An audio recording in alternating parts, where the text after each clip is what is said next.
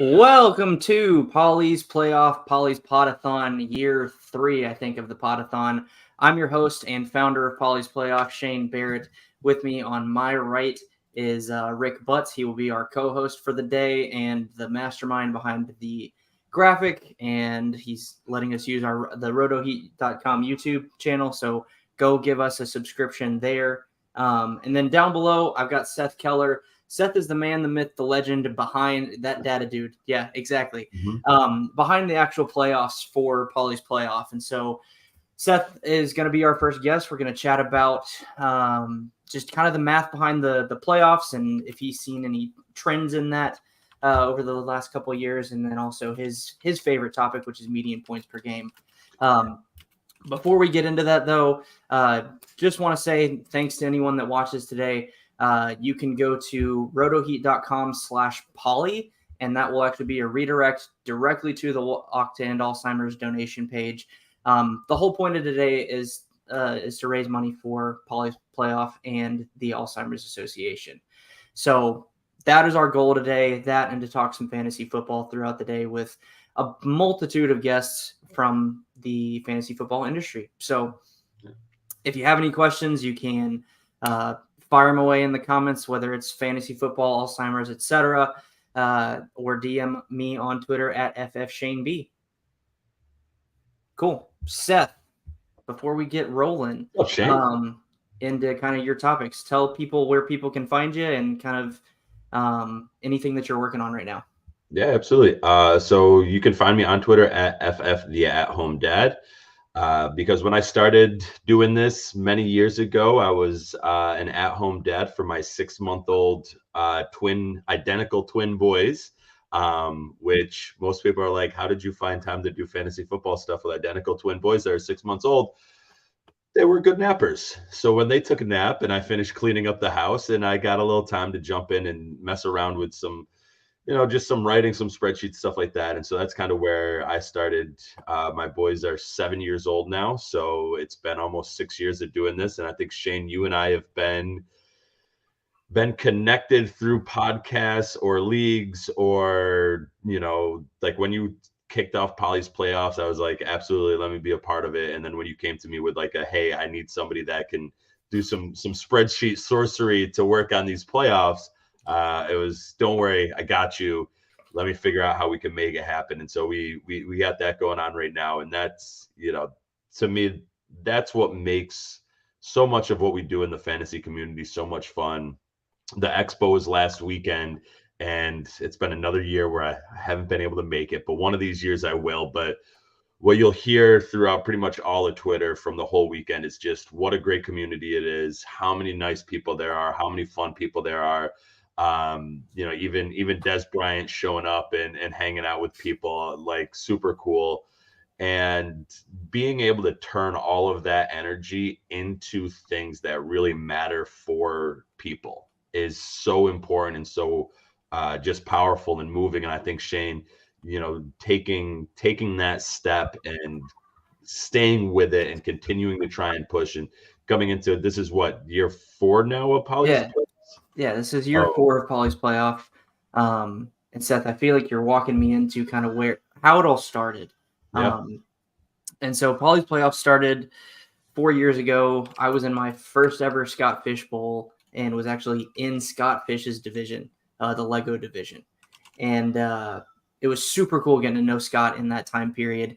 And the thing that I gathered most from him and just kind of bouncing ideas off of him was, you've got a platform. At the time, I think I had like 3,000 followers on Twitter. You've got a platform. Figure out how to do good with it. And so I was like trying to figure out a cause that was near and dear to our heart. And it ended up being Alzheimer's. So if you haven't checked out pollysplayoff.com, this story is on there. But my wife's grandmother passed away from Alzheimer's in 2019. And obviously before that had been affected by it.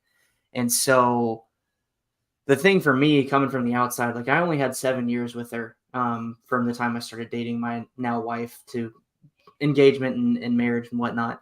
And I only had those 7 years of memories, and I only really saw the decline of what Alzheimer's can do. But my wife her dad, and the rest of her family, like they had years and years of memories that they were losing because she wasn't eventually able to, remember who my wife was even. And so ultimately, that's where being in Scott's division, having a platform and trying to do good kind of all came into one spot. Was the year that she died. The following year is when Polly's playoffs started.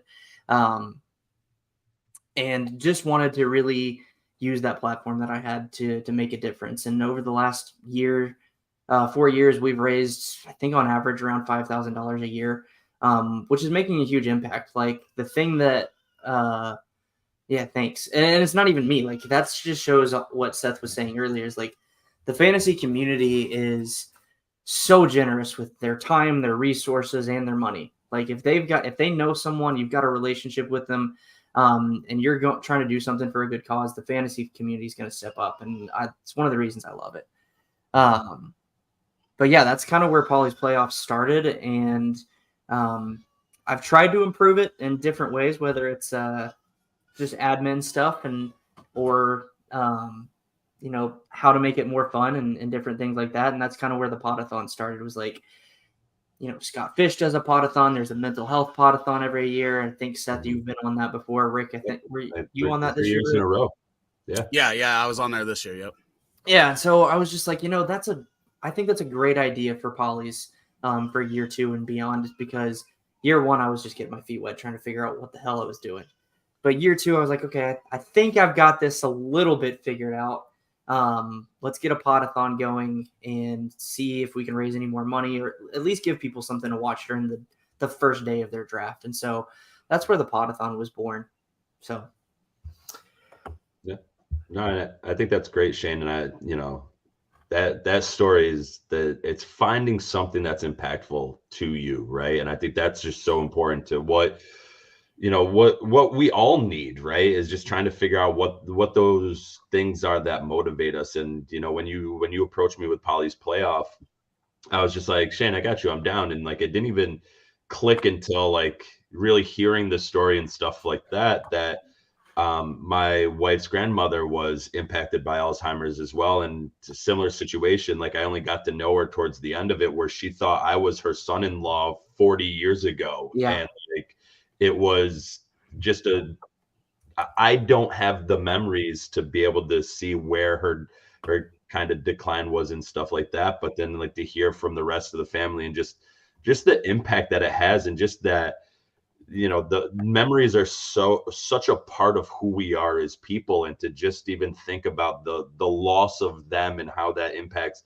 not only the person, but the person that was in the memories with you, for them to like lose that, it's almost like you're losing part of that connection that you had with them. And so I think that's something that, like I said, I didn't put one and one together until like really hearing your story like the first time around, and just being like, oh my God, I was like, it just hits another level of connection. And so there's people across the world that are impacted by this, that that's a shared moment that can bring people together. And by having a podathon, by having something that you enjoy doing, like fantasy football, and then providing another way to connect, is just going to strengthen that community and strengthen that ability to connect, because sometimes it's difficult to have those connections when it feels like you're the only one that is experiencing what's going on with Alzheimer's, or with your life, or with anything that becomes difficult. So once again, big shout out to you, Shane, and everybody that kind of helps make this happen. Rick, for jumping on into the podathon and being a co-host the whole time, like, and everybody else that's going to be way better than me, that's going to follow throughout the rest of the podathon. Like, huge shout out to all those people, just giving time, which some people don't realize is such a valuable commodity. Just giving time to be able to jump in and be a part of it and help raise, that little bit of awareness is just a huge success already. And then what comes out of this is just icing on the cake. So once again, huge shout out to you, Shane. Thanks, man. Well, and you triggered something in my brain too. One of the questions I have on the form for Polly's Playoff is, have you been affected by Alzheimer's? Or have you and your family been affected by Alzheimer's?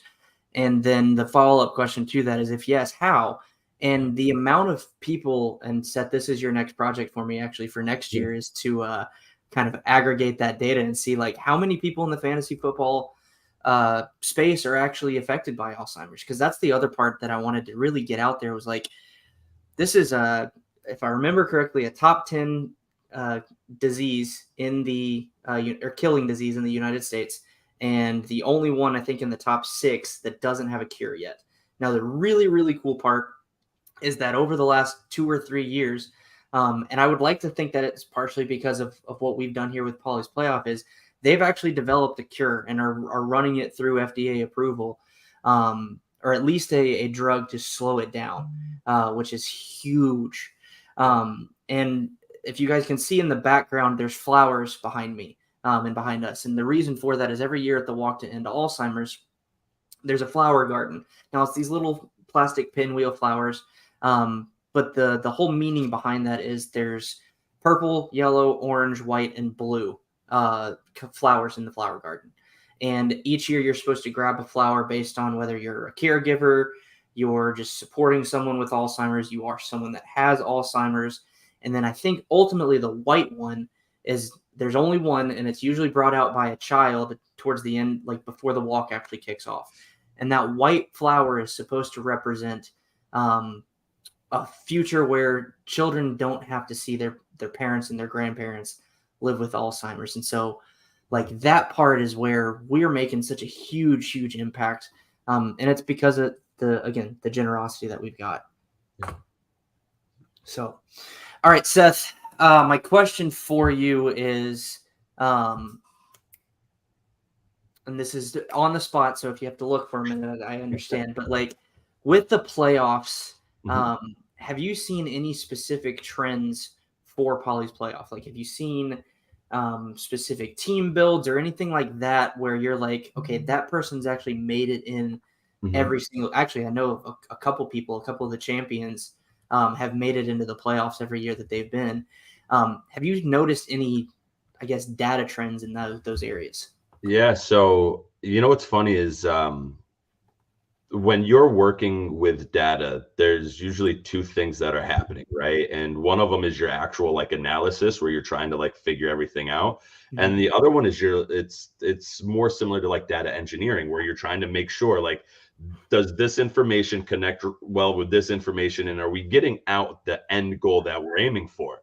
And so even though I was in the playoffs last year, let me put myself right on the back there. And then I was also trying to work through like making sure like everything was working out properly. I was so much more focused on like, did the top 50 people move on to the next one? Did the top 100 people move on to the next one? And then there was the one point where I was like, Shane, I missed it by 0.25. I'm going to go ahead and round this other team's score down. We can do that, right? Like no one's going to know I didn't do that, everyone. I missed the second round by legitimately, I think it was like 0.25 points. Yeah. But it was, you know, I was just so much focused on that I didn't spend much of the time in the actual like analysis realm where you're looking for trends and whatnot. But I will say, I think one of the things that helped me, and I feel like works in a lot of these type of tournaments, like you mentioned the Scott Fish Bowl, Polly's Playoff has a similar one. Any type of tournament where the field narrows down, significantly at each week, you almost need to think of it as, when you get to that point, it's kind of like a DFS tournament where it's like you're not looking for levels of consistency at that point. You're looking for, I need a guy that can put out like massive numbers, because if he doesn't, we're done. And so that's like the piece that's like, you know, how do you project that becomes the biggest question. And if anybody ever actually cracks that code, you know, that's the biggest piece, right? But it's really just trying to figure out like, all right, if I put a guy like an Adam Thielen who's going to get me probably like 10 to 12 points, that's cool. But if I put a guy like a Zay Flowers on the team that can get me, he might get me 5 points, but he might give me 25 points. Those are the type of guys that when you get into at least the playoff sections, because you have to win throughout the season in order to get to the playoffs. Yep. But at least when you get to the playoff season, that's what I notice is that the teams that have those home run type of guys, they're the ones that when they're in the playoffs, you see significant runs. And when you can put them together and you can get kind of like a who's a good example from last year? Was that, I think, Cam Akers, when he came back from his Achilles, he had like 2 or 3 weeks at the very end where he was like a 20-point PPR scorer. If you get something like that, that's huge, because that's what is going to continue that momentum in the playoffs. And if, like I said, if he puts up a 5-point game, well, guess what? If you started a dude that got you 10 points, you're going to be out anyways. The dude that got you 10 points and has got you 10 points and 10 points and 10 points and 10 points and 10 points, you're going to be out with that anyways. So you might as well roll the dice, take your shot, and put in that dude that could have that 20, 25, maybe 30, 40 point score. Take your shot with them and see what happens. Yeah, well, and it's funny that you mentioned that, because I think I went too heavy on that for my own personal draft last year. I had like Jalen Waddle, Hollywood Brown. I had all the guys that you would think of like as speedster wide receivers, because I was thinking ceiling. Yeah. And I think last year was the first year that I actually didn't make the playoffs in my own tournament, which is pretty good. But that and injuries, I think, are what ultimately were my downfall. But I think there's got to, like you said, there's got to be balance in the first half of the season so you actually make it into the playoffs. Yep. But you still got to have enough ceiling that when you actually get into the playoffs, they can hit that. Yes. And that's I don't know, that's a fun thing to balance. And I think there's one person that I know who's made the playoffs every year. He was actually our first champion, and it's Leo Grandio, I think is his last name. You can follow him on Twitter at Smooth1074. That dude has it figured out. I need to have him on and ask him, what's your strategy going into the draft? Because he's made the playoffs every year. I think he's made it to the finals at least in 2 out of the 3 years we've had so far. And so he's someone who does have it figured out. And so that's someone who I need to pick their brain for. I mean, now that you have that, Shane, send me his username, and I can pull all of the Poly playoffs rosters, and we can sit down and go through and just figure out like who were the guys that he was running with, so that that's how you can find those trends out. And that's a little bit of the magic behind the playoffs, is being able to pull all the league IDs and the user IDs and be able to find out like what people are there. All right, I see it in the chat. Got you, Shane. Now another little added project for me. Cool. Rick, I believe you have an update on something that we were looking at, which is, what's the percentage of people that are in the fantasy industry that are affected by Alzheimer's? You're on mute. I will unmute myself. Just looking at the data, 320 registrations for Poly's playoff this year, and 190 said they were affected. So just under 60%. Yeah. I mean, to even just say more than half like that, that's a large number. 60% is a large number. Yeah. I mean, even like Rick, you haven't said it yet, but if you like right now on the show, like both Shane and I have been impacted by Alzheimer's. Like you might be the one lucky one that hasn't at the moment. And so that's like, unfortunately not. My grandfather was hit with that, and really? it is, I don't think anything's been harder to watch than the deterioration of a man you look up to. Yeah. Yeah. I mean, obviously that's something that's the tie that kind of binds us all together at the moment, right? Is not only fantasy football, but also being impacted by Alzheimer's. So it really is like, that's something, I think it goes back to what we were talking about before. It's creating those connections. It's creating those avenues of communication, of just like, hey, like Rick, what you just said, like that watching someone you look up to deteriorate, right? Like that right there it's hard. It's painful. Like, my grandfather right now is going through some similar stuff like that, where it's not Alzheimer, but it's cancer, and his second round of cancer. And like, I lived with my grandparents for a little while when I was a teenager because of some messed up family stuff, but whatever. And like he taught me how to do so many different things. He taught me how to respond to so many different things that,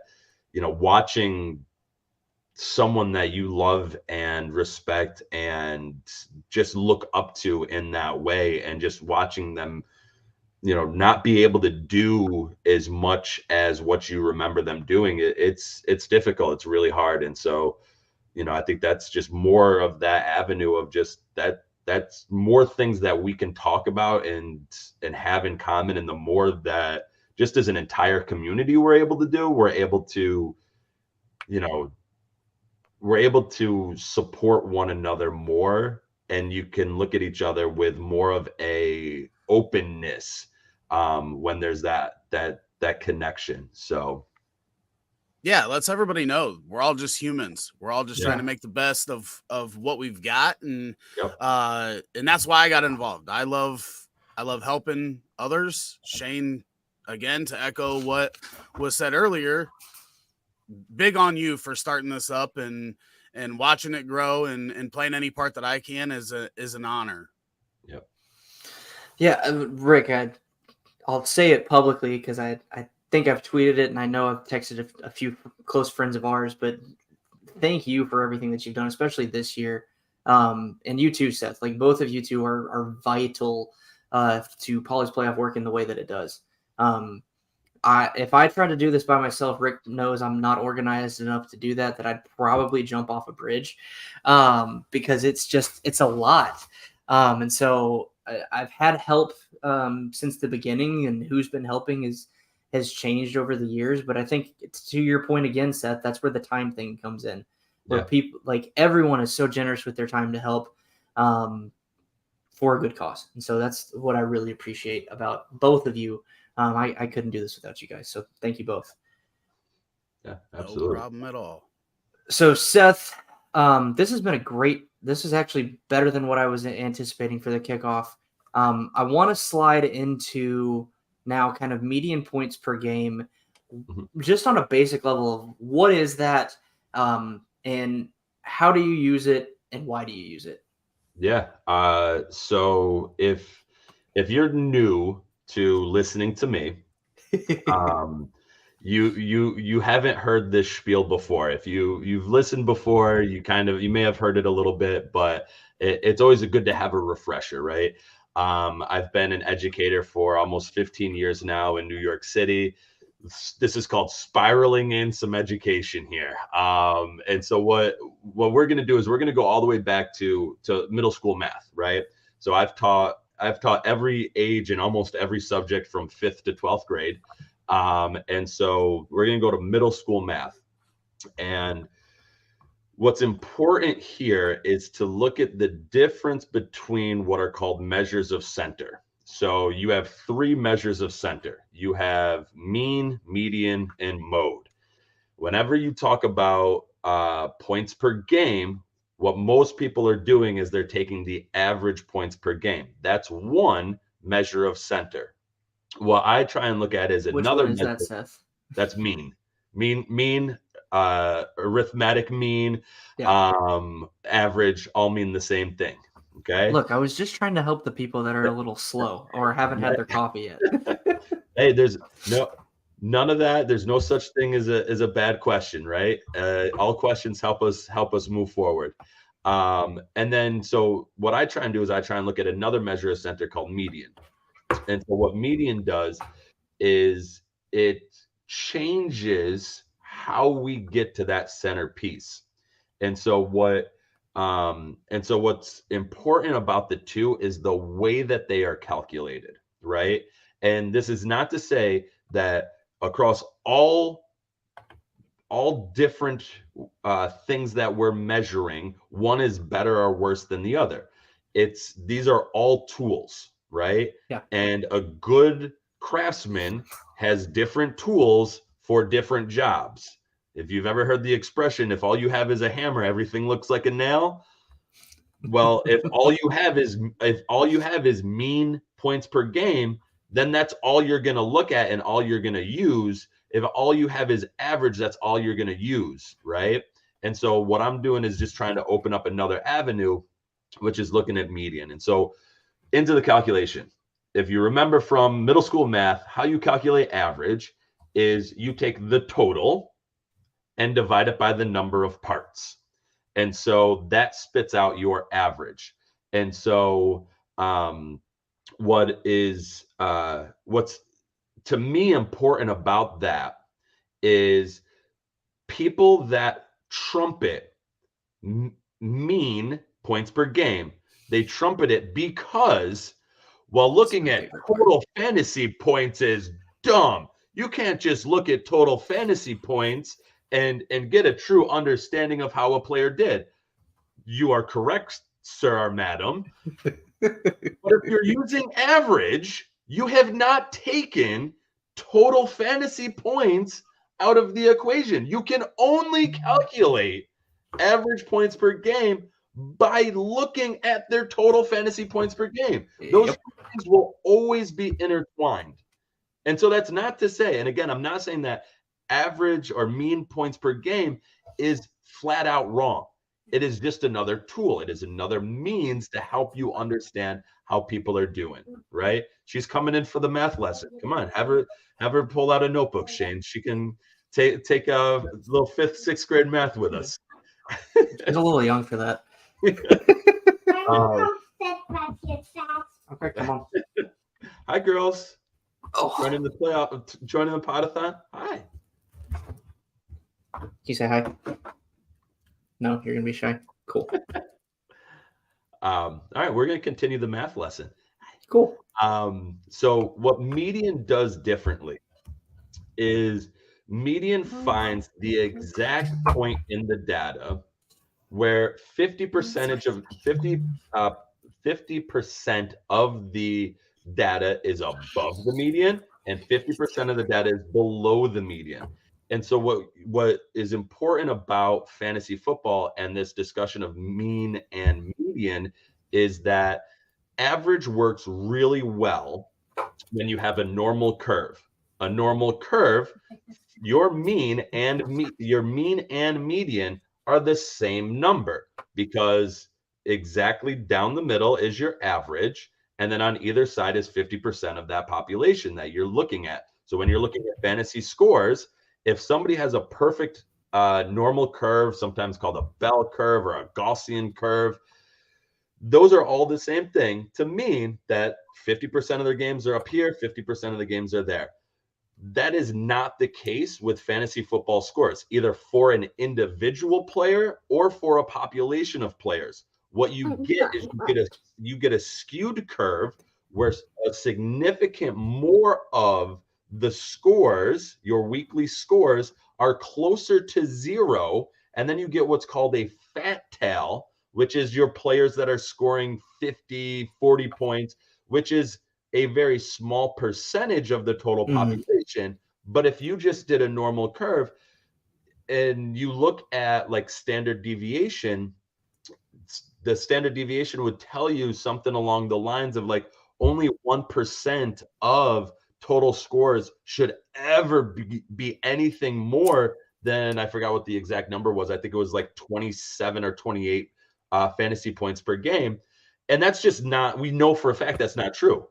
Like we every week we get 30-point scores. And so if you're using a normal curve, you're overestimating the low scores and you're underestimating the high scores because of the way the scores are actually curved. And now this actually plays in beautifully is Shane, is that you were talking about how do you balance ceiling and how do you balance consistency. And so when you look at median points per game, it gives you a little bit of, it gives you that 50% of their games are above this. If you look at their average, and this is another thing that I've done in the past, if you look at their average, it'll say you can calculate how many games have they scored above their average. And now that gives you a little piece to look at of, if they score 60% of their games above their average, even if their average is a little bit lower, that's somebody that can hit those higher numbers than what their average actually is. But again, because of how fantasy scores just are naturally, most players actually have a lower percentage of games above their average. And again, because of how average is calculated, where Joe Mixon's 50-point game, this is good for people. Joe Mixon's 50-point game last year went and massively skewed his average. And that, again, is because of the way, if you plot out and you make a little graph of those fantasy scores, you make a histogram, that's where you're going to see like that 50-point game way out here, but then all those other ones down here. And you can see that with a lot of those. You can see that by looking at median, by looking at average. I'm going to throw one more in there for you too. Look at percentiles. It's a very similar thing. If you look at your 75th percentile, certain guys are going to hit that 75th percentile, and that number is going to be a lot higher. Those are your ceiling guys, because that means that in a whole season that they have these 5 games that are well above that 75 point talk there. So, well, and Seth, the whole reason that Taco jumped in, and Taco, we were just talking on Friday night. Absolutely. A little something different in my coffee on this podcast. Same here as well. But Taco, how's it going, man? Welcome. It's going good, man. I forgot that there was calculus in fantasy football. I'm sitting here talking about derivatives and integrals and histograms. I'm like, damn, fantasy football 502. That's not even calculus though. This is how I know how many people got real good middle school math education, because this is 7th grade math according to New York State standards. And I only teach in New York State, so that's the only one I know. But it's funny because I got my Regents diploma from New York State. I'm like, when do we cover that? That's hilarious. Mm-hmm. It's probably a little earlier than I'm used to recording with both of you. So thank you both for hopping on this morning. Absolutely. Taco, we'll get to welcoming you in just a minute, but the one thing I want to say is, like with Seth, the whole reason that you and I started talking about median points per game, and kind of the reason I love it, is I was trying to figure out a way with my dynasty rankings specifically on how to find those guys that are hitting kind of in that 75th percent quartile more than they are in the 25% quartile, and also to avoid the guys that are in that 25% quartile. So that way, just like you said, you can figure out the 50% guys are probably going to technically be your floor guys.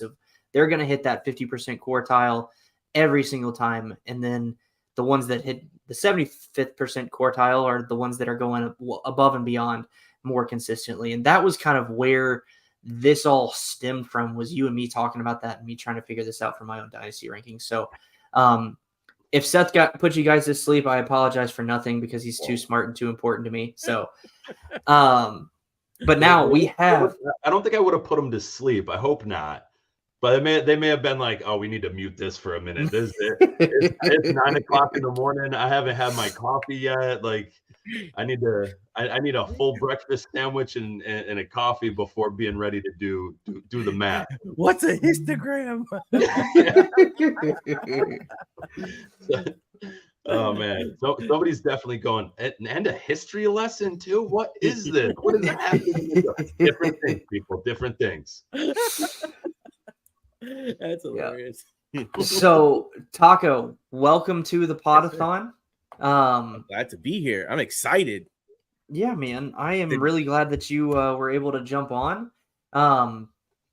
What we're going to transition to now is talking about kind of the first 3 rounds of your draft. And I feel like this kind of goes well with what Seth was talking about too.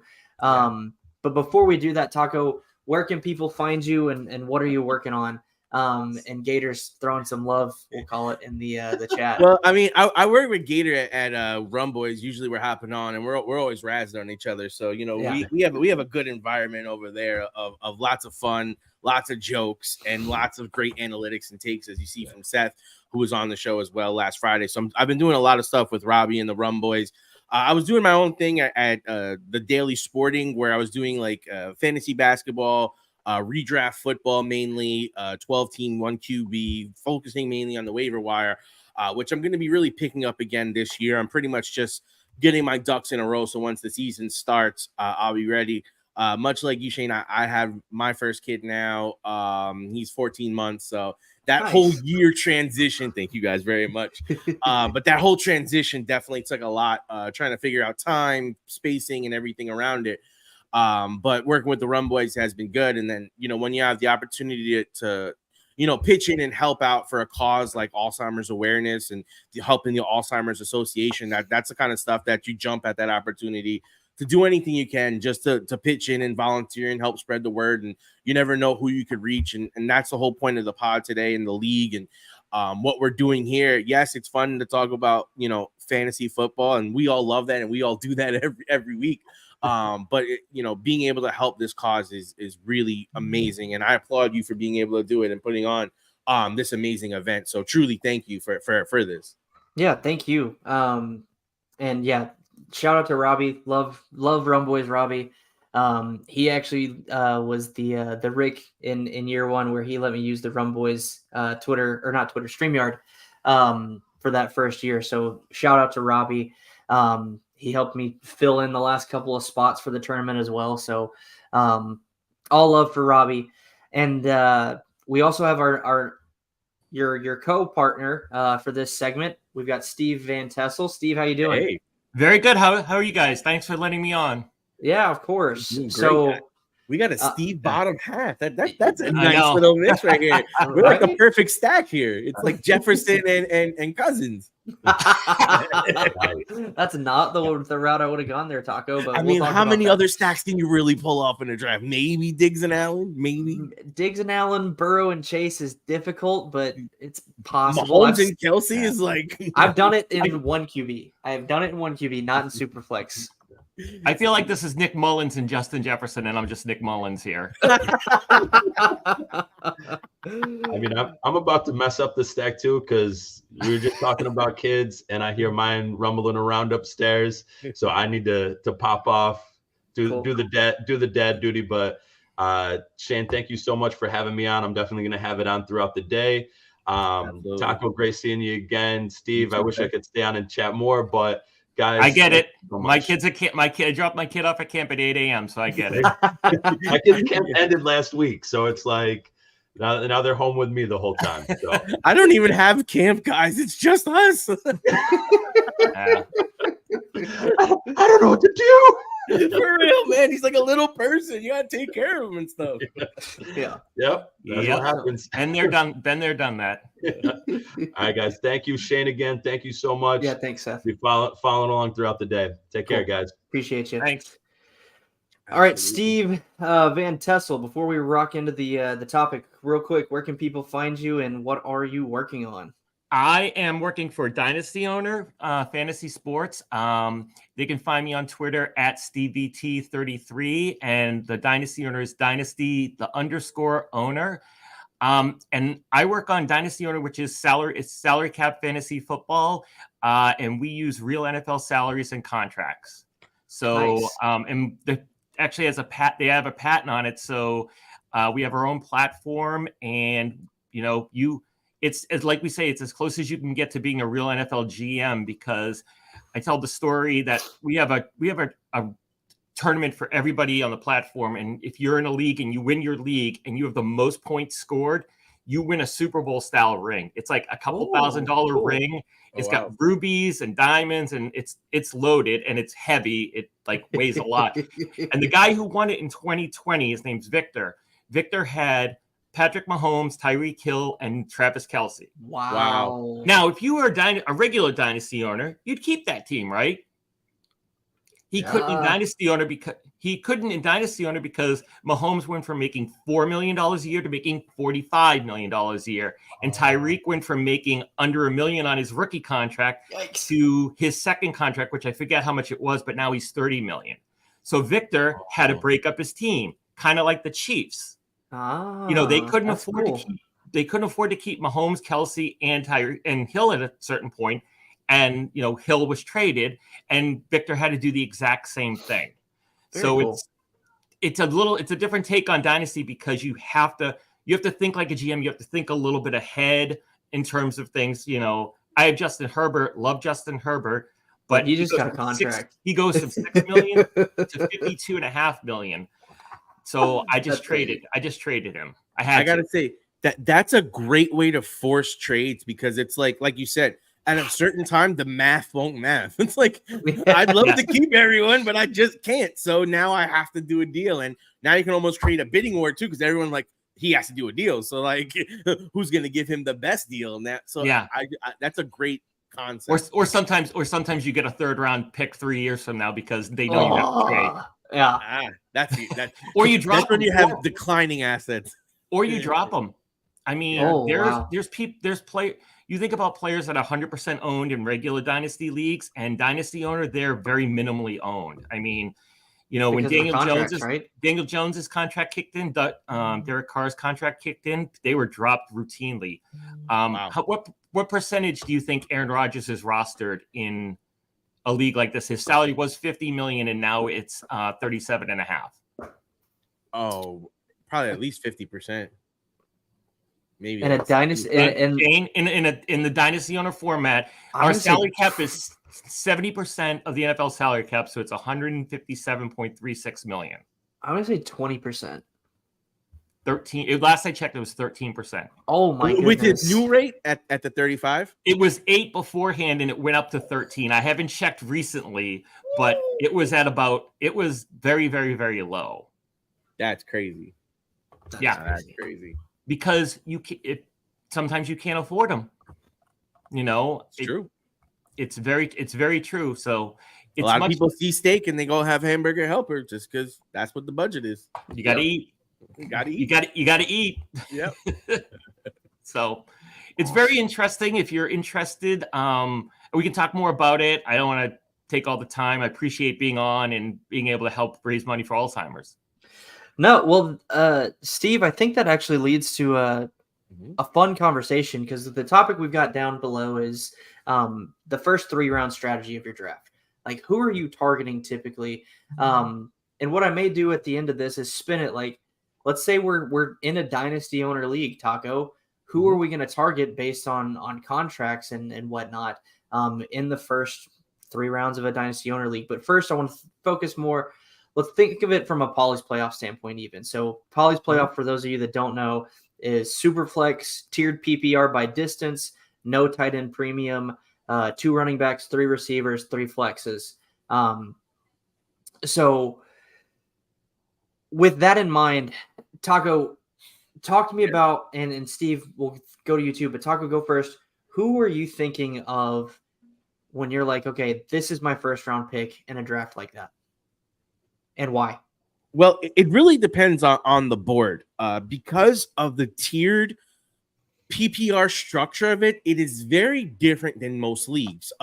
There's also a little bit different in QB scoring because it's 5 points per touchdown, but -3, if I believe, for an interception. Yep. And that adds an extra -1 if it's a pick 6. Exactly. So you could be looking at -4. So inefficient quarterbacks immediately kind of become not that valuable. So if you're able to get a high value quarterback, you'd want to do that, you would think.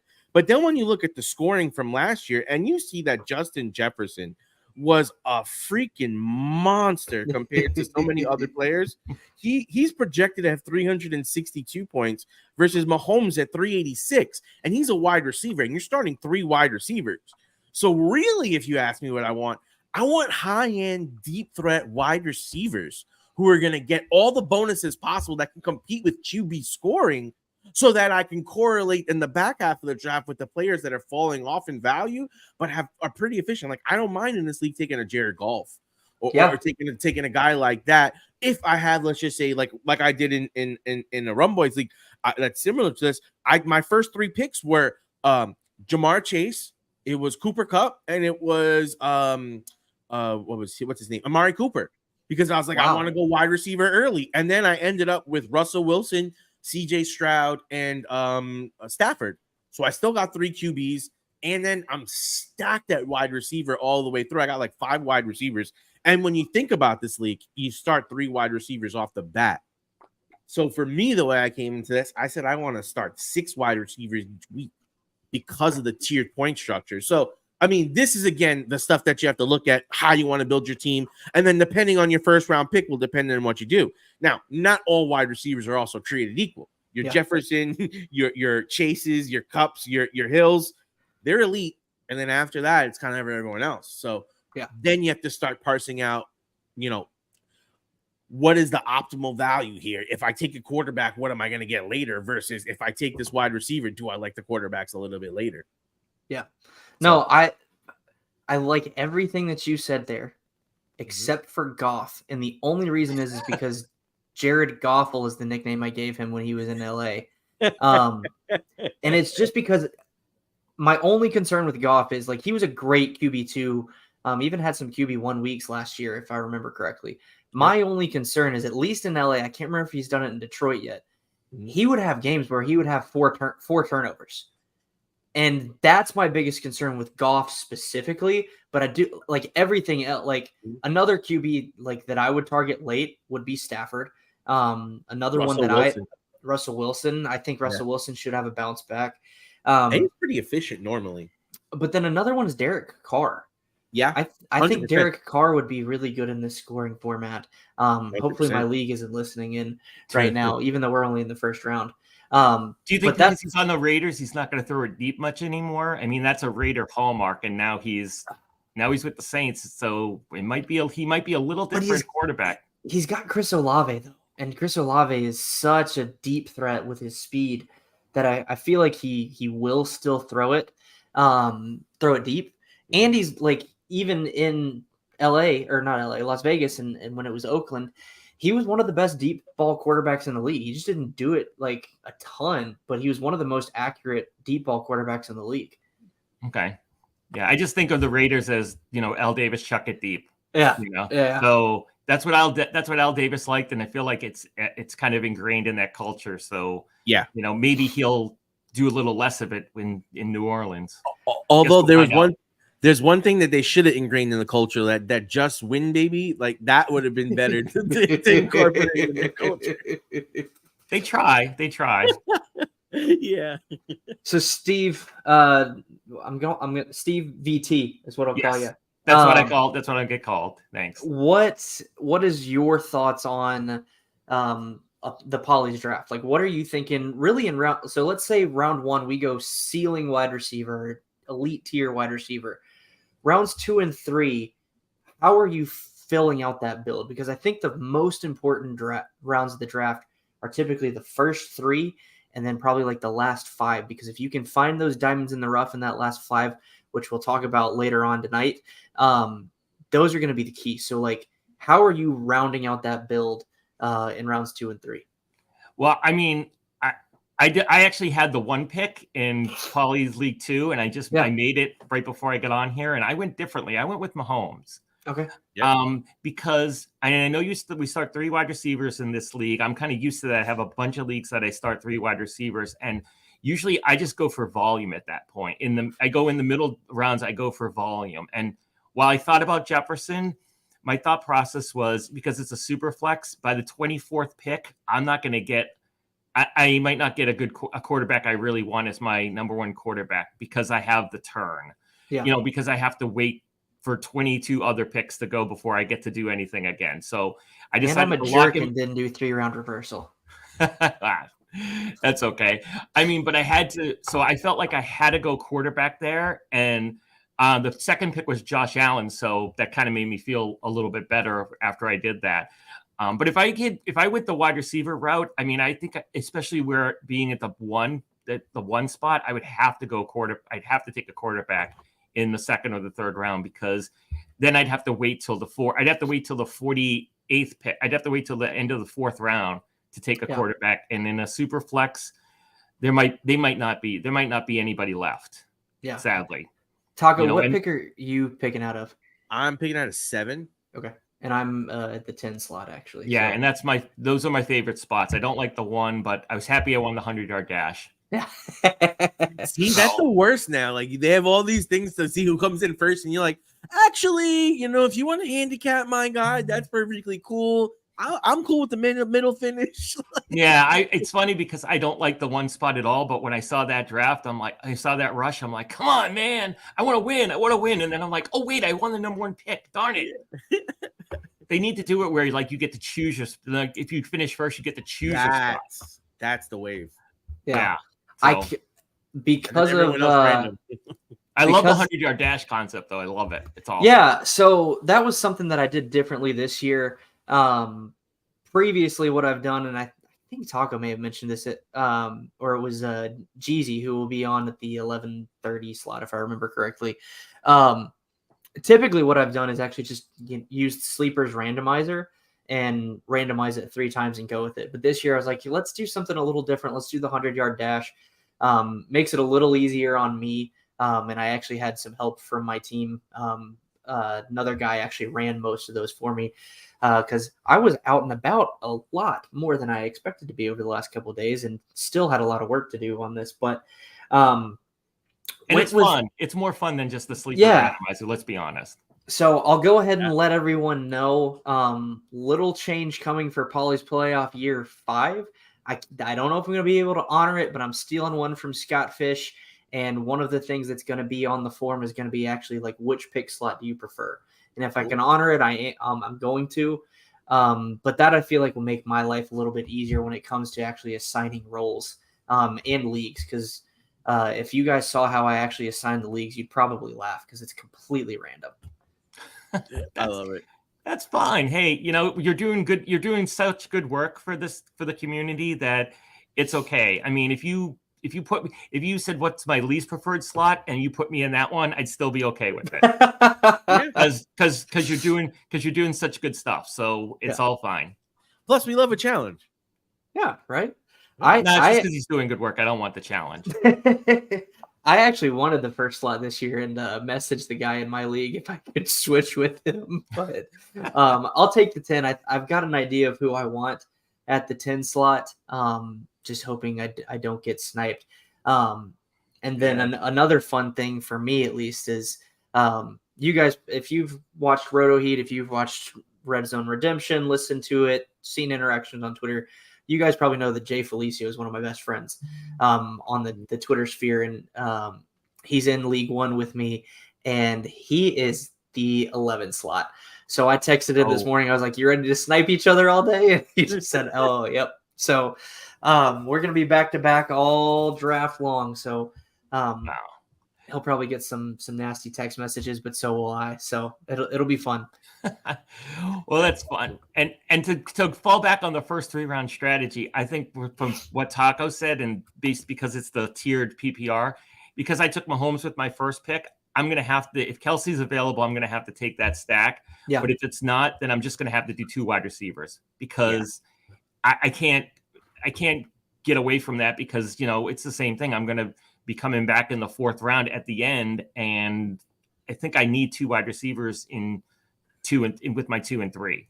I mean, I feel like it's, I guess I'm going to count Kelsey as a wide receiver, but I need 2 pass catchers.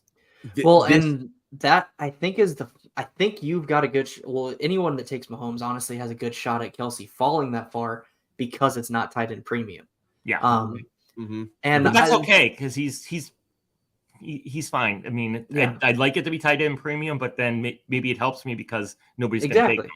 Yeah. Well, and that was kind of my thinking is like part of like I wanted to make this different like than the other tournaments that are out there because there are a ton of great charity tournaments. And if you aren't in those or don't know what they are, follow me because I'm usually retweeting them on who they are. But it's just some examples off the top of my head are obviously Scott Fish Bowl, Warrior Bowl, Baby Bowl, which I'm in for the first time this year. And I'm super excited about. If you guys know the Fantasy Moose, he actually started a Hunger Games themed tournament. Yep. I'm in it. I am too. I'm picking That's out of the pretty cool. 5 slot, and my partner is picking out of the 8 slot. And we've been texting back and forth. It's been pretty fun.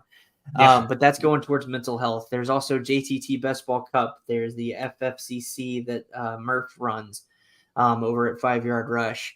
I'm trying to remember there's the Teacher Bowl that AWL Sabermetrics runs. Like there's so many great charity tournaments out there for fantasy football that you guys can go and support or join even. And it's just they're all a ton of fun. And I just wanted mine to be a little different. So I went Superflex tiered PPR because it's my favorite and non-tight end premium. I like the third round reversal as well.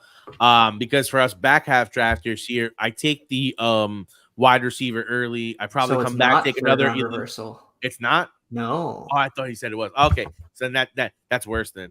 That's that first pick having a little advantage. Nah, I'm fine with. I mean, hey, I've actually never done a third round reversal draft, so It's interesting. Yeah, It's very interesting. it does sound interesting, but I think it makes the back half of the draft like supercharged, Yeah. supercharged. Well, 'Cause, and like right now, I already think it's better. Taco, a couple of people in the Discord mentioned thinking about doing third round reversal next year. And part of the reason I didn't is because I know it's designed to make it more even for the back half of the draft. But to me, to your point, Yeah. I feel like it makes it more supercharged in the back half.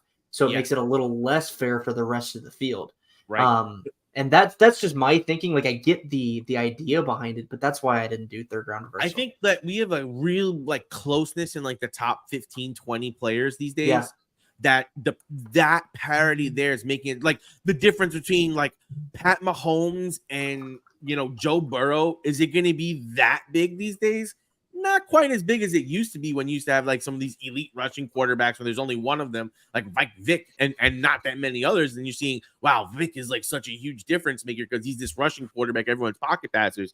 Now there's a huge mix of guys all throughout where you can kind of like get someone a couple of picks later, and yeah, he's not Pat Mahomes, but he's serviceable enough. And then that second pick that I get on the way back is so much better than the guy you're getting 24 picks later. Much to his point, it's like you take Pat Mahomes and you hope that you have 2 really good wide receivers left or 2 receivers that you really want to start. But in those middle picks, you might get someone that's a little bit less than Pat Mahomes, but then you get that first shot at that second player who actually could still have top 15 or top 10 upside. Yeah, that's why I don't like the one pick, because you just have to wait too long, and there's so many great players that get taken in the in between. It's just really hard. I just find it to be the hardest spot to draft from personally. I'd rather have the 12 turn than the 1. Yeah. So I like being in the middle because you avoid a lot of the runs. Like yes, or you can control right in the middle of it. You can stack someone before, or you start the run, or you start the runs. 100%. You start or stop them. Yep. So. I mean, yeah, I like the same theory because it's like if I see 5 or 6 running backs go, and I'm like, I'm okay with not. I don't want the 6th best running back out of this run. I'll just jump on the wide receiver I really like, and then or finally be like, now it's time to swerve and grab that tight end because everyone forgot about it, and now he's worth it. Yep. All right, Taco, we are about to wrap up this segment. I do have a comment here from Robbie saying, as long as you don't hype up Hollywood Brown, Listen, I need you to elaborate on this just so we can get under Robbie's skin a little bit. So Robbie is an extreme Hollywood Brown hater with prejudice. Okay. Oh, okay. What I explained to Robbie is, listen, at the end of the day, fantasy football is about volume. And the volume that you can get out of a Hollywood Brown, considering they're going to have so many negative game scripts, so many games where they're down, so many games in the fourth quarter where you're going to see Hollywood Brown getting deep targets after deep targets because they just have nothing to play for, and this kid needs to get film on. I think that's where he's going to supersede his value of around ADP, like 60. Yeah, well, and to your point, and Steve, I'll throw it to you after this in just a sec. Who else do they have? Like Rondell Moore hadn't done anything. Greg Dortch, the Human Torch, is the same size as Hollywood. And then they've got Michael Wilson, who I really like as an unpaired or unripe. I can't think of the word. Jesus, an unknown, if you will. Yep. And he's also the only one that's above 5'9". And Gator brings up a good point from Colt McCoy or Clayton Tune. Listen, just enough to get it going. The thing that I don't understand with the narrative around the Cardinals is that they're tanking for Caleb Williams. Like, yes, we all know they're going to suck. But they've got Kyler on a decent, like not a decent contract, but a big contract that's hard to move him. And yes, he hasn't underperformed in my opinion. So I think at some point he will come back. And our next guest is actually in the background, Dr. James Ferretti. And we'll be talking about Kyler in just a minute, but hi boys. I just don't get the narrative around Kyler not playing at all this year. And so we'll talk about that in a minute, Dr. Ferretti. Steve, before we let you go, what are your thoughts on kind of Hollywood Brown this year? Are you drafting him? If he's available when I think about him, sure, but I'm not sure. I like the Cardinals. I really just like James Conner kind of as the only one because he just is going to run. Yeah. They don't have any other running backs. And I always liked Zach. I always personally liked Zach Ertz last year for the first 6 games. When Hopkins was out, I was a big Zach Ertz fan because I just figured he was going to be the number 1 target for Kyler. And now he's hurt. So, I mean, hopefully, Doctor, you can shed some light on him because I do have him in a few places that I really could use the tight end. So I'd really like to use Zach. But we'll see if I can do that. But I don't know. I'm not sure I really want too many Cardinals just because, and in Dynasty Owner, you talked about Greg Dortch, the Torch, but he's only $1 million. So he's actually not a bad player in a Dynasty Owner format. And as we discussed earlier, his roster percentage in Dynasty Owner is like 90% plus. Wow.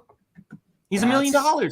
Yeah. I mean, that makes sense. He had a bunch of double-digit point games, and we have bench scoring at Dynasty Owner. So if you have starters and then you have a bench and a practice squad, and the guys on your bench get 25% extra added to your total score. So, a Greg Dortch, you put him on your bench and he scores you 10 points a week. I'm okay with that as effectively we have a flex and 2 starters. You're talking like your wide receiver 5. Yeah. Getting you points. So he had some sneaky games last year where he got like 11, 12 targets, like 9 catches for 100 yards. Like, where'd this come from? Yeah. Well, out of nowhere. That was going to be the other thing that I brought up about Hollywood was like his target share when DeAndre Hopkins was out those first 6 games was astronomical.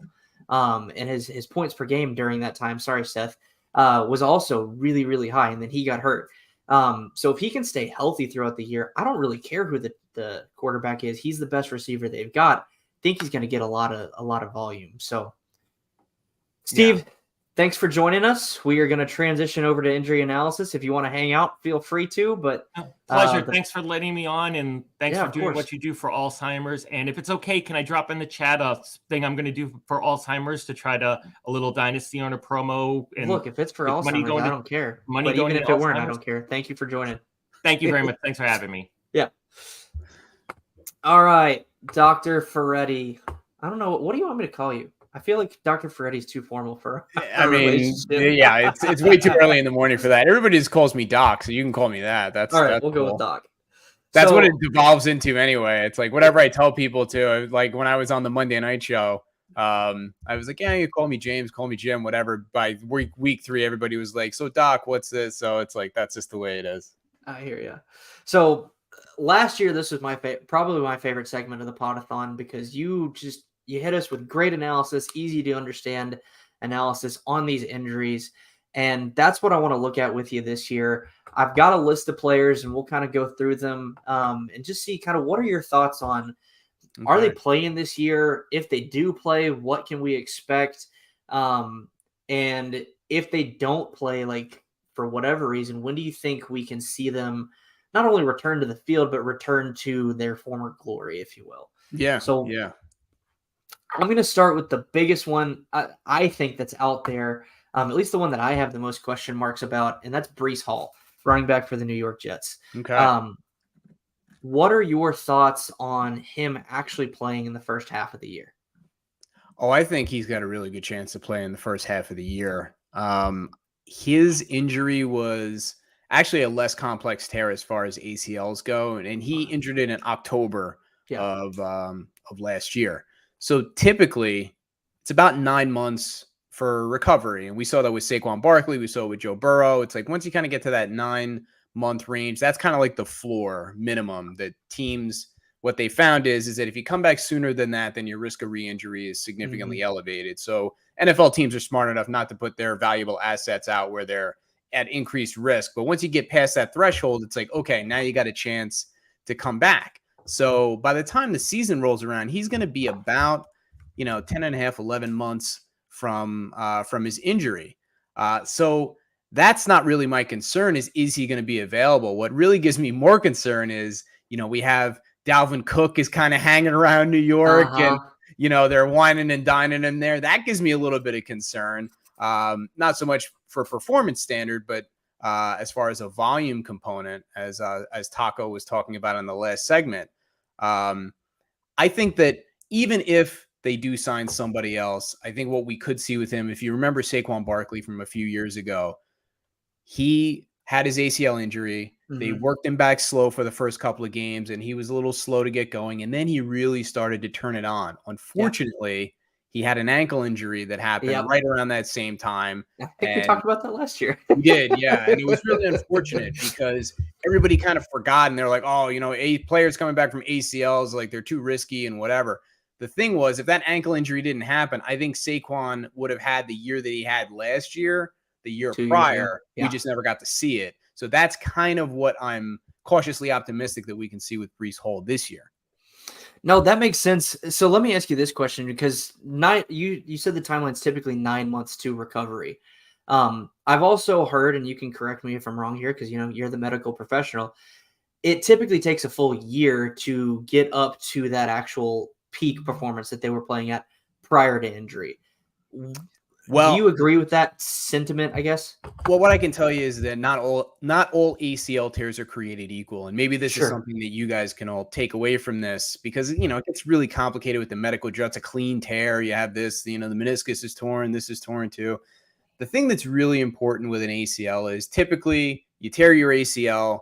You typically also tear your medial meniscus and your medial collateral ligament, or your MCL. Yeah. That is kind of part and parcel with an ACL tear. If that happens, it's not that big of a deal. The thing that is a big deal is if you tear your LCL, your lateral collateral ligament, which is what J.K. Dobbins did a couple of years ago. And that, as we saw, extended his time period for recovery. He had some complications where he had to go in and get a cleanup, and there was some scar tissue in there. And then when they were done with all that, the last 5 or 6 weeks of the year, then we really got to see J.K. Dobbins be what we expected J.K. Dobbins to be. But all that talk in the beginning of the year of like, oh, he's not going to go on the pup and he's going to be fine right out of the gate, like that never materialized. And he needed pretty much half a year in order to kind of just get back to normal.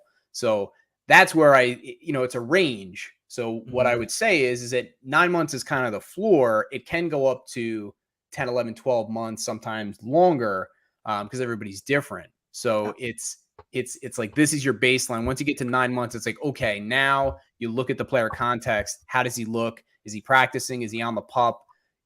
How are things looking? And if they're looking good, then you're like, okay, this might actually happen. But when you add that LCL component to it, that's when you can kind of expect longer and maybe up to a year. Does that make sense? Yeah, no, that makes perfect sense.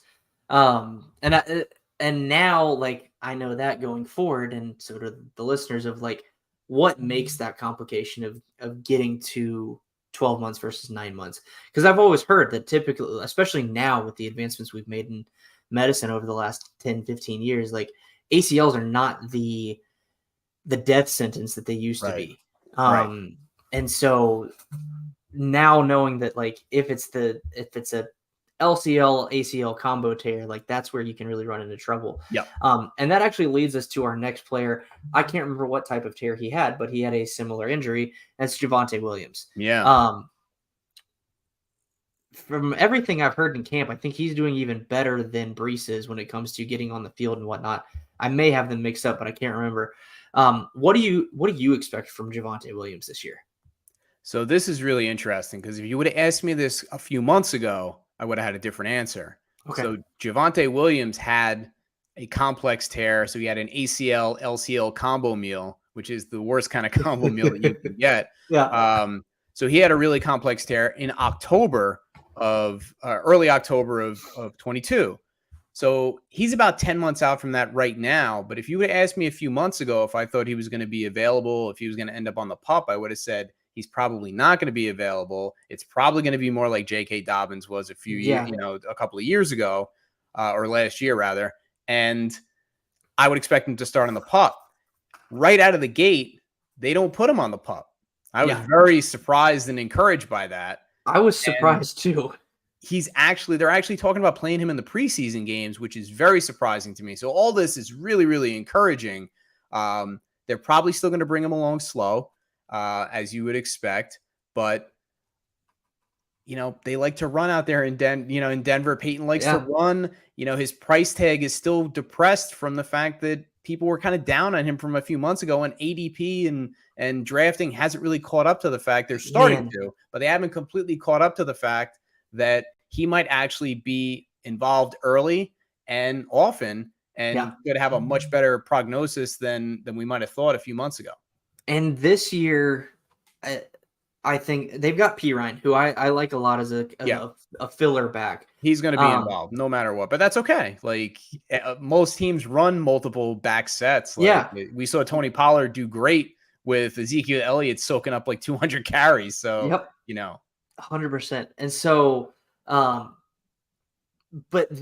it's not someone, I don't think Pirine is level to, or on the level of what Melvin Gordon was at when Gordon was in Denver before he was let go last year. That being said, I think this is the first year where we might see Javonte get like a real lion's share of the carries, because he's always been in a 50-50 split in the NFL. So I absolutely, and my whole point that I'm trying to get to is, like, to your point, I've been trying to take advantage of ADP, where I'm taking him as my RB3. I've taken him as my RB3 in multiple best ball drafts and other drafts as well, because then I don't have to necessarily rely on that production early if he is slow to come back. But then when he does come back and he gets up to full speed, I'm ready to rock and roll, man. Like I'm really excited. I think he can be an RB1 this year without question. And I'll do even one better. I've done some best ball drafts where I've done 0 RB, and he's my first running back in round 7 or 8. And I'm just like, fuerte, baby, let's go. Like I'm ready. Like if this works out and he ends up being an RB1, this could be really nice. So, I'm really, really optimistic. And again, that ADP difference. So you talk about Brees Hall, kind of 3rd, 4th round. He was going in the 3rd. Then Dalvin Cook came around. Now he's kind of going late 3rd, early 4th. Javonte Williams still going in the 7th, 8th round. I've seen him get pushed up, steamed up into the 6th in some drafts, but he's still kind of consistently going in the 7th and 8th round. That's a big range where you could have similar outcomes. Yep. All right. Let's get to our first non-running back of the show. And it's someone we were just talking about, Kyler Murray. I'm going to ask you this. Do you see Kyler Murray playing in the first 6 games? I think that's kind of right where the line is. I think it's 4 to 6 weeks. That's kind of what I've been thinking for a few months now. When they put him on the PUP, that kind of reinforced that. I got to be honest with you. There's a lot of different opinions going around there, and there's a lot of irresponsible opinions going around where people are like, I just don't think he's going to play all year. What's that based off of? Well, I just don't think he's going to play. All right, but what's that based off of? Well, I don't think he's going to play. All right, cool. Good talk. Like You got to give me I'm something so more glad than you that. said that. You know, like the guy's getting paid what, $50 million, and Yeah, you know, it's he's a something competitor. Like, this ridiculous. is his job. If he can play, I feel like he's going to play, and I feel like he's got a decent chance to be able to play within 4 to 6 weeks. Yeah. Maybe longer. Setbacks could happen. That's always a possibility. But if things continue to progress the way they've been doing it, you know, I don't think this 10 to 12 week stuff that people were talking about, you know, a few months ago, or that he's going to be out for the whole year. Like, I just don't see that materializing unless there's a setback or something else catastrophic happens. So you ask yourself, what's that worth to you? What's 12 weeks of Kyler Murray with him potentially being your quarterback coming down the stretch, going into the playoffs? You know, is that worth something to you? I think it's worth something. I mean, if I remember correctly, his highest finish has been QB3. And now I got to go look at Sleeper real fast to see how many games he played in that season. So while this is loading, but yeah, that's a great point. And so, like, I actually took him as my QB3 in Scott Fish. That's great. Now, it was a little bold because I went Derek Carr. I picked out of the 12 slot in Scott Fish. And I went Derek Carr, Bryce Young back to back, and then the next round around, I took Kyler Murray as my QB3. So I took 3 QBs, 4, 5, 6. So, Jay, we'll come back to this comment in just a second. But speaking of injuries in the Cardinals, target share, Zach Ertz just got cleared. Oh, that's exciting. That is huge because The thing that I guess I'm concerned with Ertz is that he could potentially get cut. I did see that rumor flying around in the offseason. But if he's healthy, do you think there's a world where they keep him? I do. See, the thing with Zach Ertz is I've always had a soft spot for the guy. Sure. Going back a couple of years ago. I mean, this guy, you know, he was a high performing tight end. But a few years ago, I was on a show with some of the guys from Going for Two, and they said, who's a guy that you think could make the top 6 for tight ends? And this is Zach Ertz coming off of a really down year before he had his big year. And I was like, I think Zach Ertz. And they said, oh, you're crazy. You don't know what you're talking about. You know, are you an anesthesiologist? Are you getting into the drugs at work? And sure enough, he finished his tight end 6. So because he made me look so good on that, I always have a soft spot for him. But we have to be realistic. He's, you know, I believe he's 32. He might be going in. I think he's 33 already. Yeah. So he had surgery in November. 9 months after that for his ACL MCL tear. So I don't believe there was an LCL component there. So 9 months would have him back in late August. As of yesterday, when I was doing research for this, he wasn't cleared to practice. So the fact that he's cleared to practice is really encouraging because prior to that, all the news was kind of universally bad. As far as, you know, the arrow was kind of pointing down. Now it's, you know, I wouldn't say it's like wheels up for Zach Ertz, but yeah, it is encouraging that he's at least got the potential to be involved. And I just want to interject one thing because those who do not remember history are doomed to repeat it. So all of the stuff that's going around with the Cardinals this year, and I'm not saying this is going to happen, I'm just putting it out there.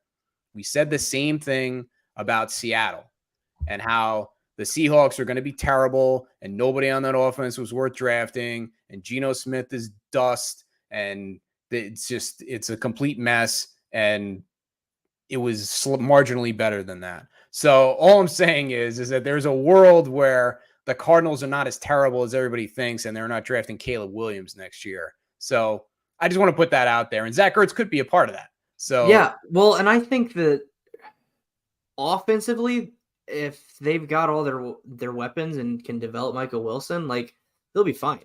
The defense is going to be hot garbage. Yeah, well, that means, you know what? In fantasy, we like defenses that are hot garbage because that means big plays. That means high scoring games.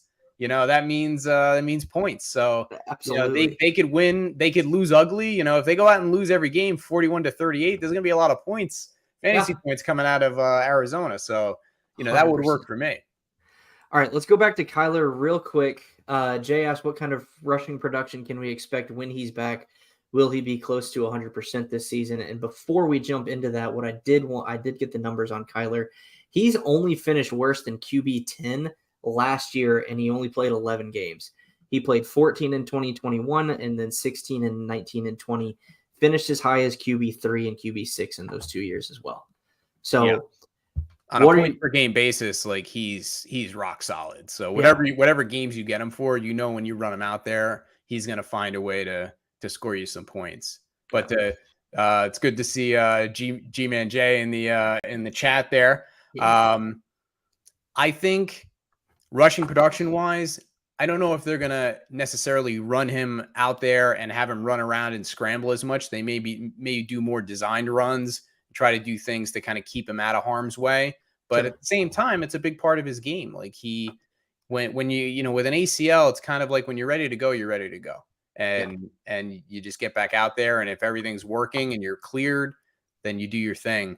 So I think once he's back out there, he's going to be pretty close to what we're used to from Kyler Murray. And even if you see a little bit of a downtick, let's say he's 10% less rushing than what you're used to. That's still really, really significant. Yeah. And a lot of points. So I would be encouraged by everything that we're talking about with him. Awesome. All right. I'm going to jump around on the show sheet on you a little bit here and go to another quarterback tandem, if you will. Okay. And that is the San Francisco 49ers quarterback battle of Trey Lance and Brock Purdy. It might be a menage a trois at this point with Sam Darnold. Yeah, well, later on we were talking camp battles, and I did include him in that, but I put "ooh" on the show sheet because that's just gross. But let's hit Brock Purdy first. Okay. If Purdy is healthy, it seems like they want to go that route. What do you think the odds of him being healthy enough to start week 1 are? Pretty high. Okay. And do you think that they will go that route if he's healthy, or what do they need to see from Trey Lance, not only from a health perspective, but from a football perspective as well, do you think? I got to be honest with you. I like Trey Lance as a player. Yeah. I think it's one of those things. There's a lot of narratives around this. I won't get too deep into it. I think he's a good football player. I don't think the situation in San Francisco is going to work out. And I think that there's personality issues there. I think there's ego. I think there's stylistic things. So what's been happening with Trey Lance is people are saying, well, if he was good at football, then Kyle Shanahan would start him and not Brock Purdy. I think that's kind of a simplistic way of looking at it. I think there is some things that Brock Purdy brings to the table that Kyle Shanahan favors more than what Trey Lance brings to the table. Another team might be very interested in what Trey Lance brings to the table. And if given that opportunity, I think he would do very well. I just don't think it's going to happen in San Francisco. So given that, unless Brock Purdy has a setback or he gets injured again or something else happens, I think he's going to be the starter week 1. And I'll even go as far as to say that if something happened to Brock Purdy and Sam Darnold was healthy, Sam Darnold's probably the week 1 starter and not Trey Lance. I think Trey Lance is going to be the number 3. And it's not even a doghouse thing. I just think it's a personality conflict. It's a stylistic conflict. And Kyle Shanahan's not going to start Trey Lance unless he literally has no other choice. And until that happens, we're not going to see Trey Lance at San Francisco. It could happen. Brock Purdy could get hurt. Sam Darnold could get hurt. He could have no choice. But Kyle Shanahan's son could get hurt. Yeah, right. And then who's the emergency quarterback? Because now they get to have that. So, they may start him. They may start pulling people out of the stands before they start Trey Lance. But I think at some point, I don't know if it's going to be this year. I don't know if it's going to be next year.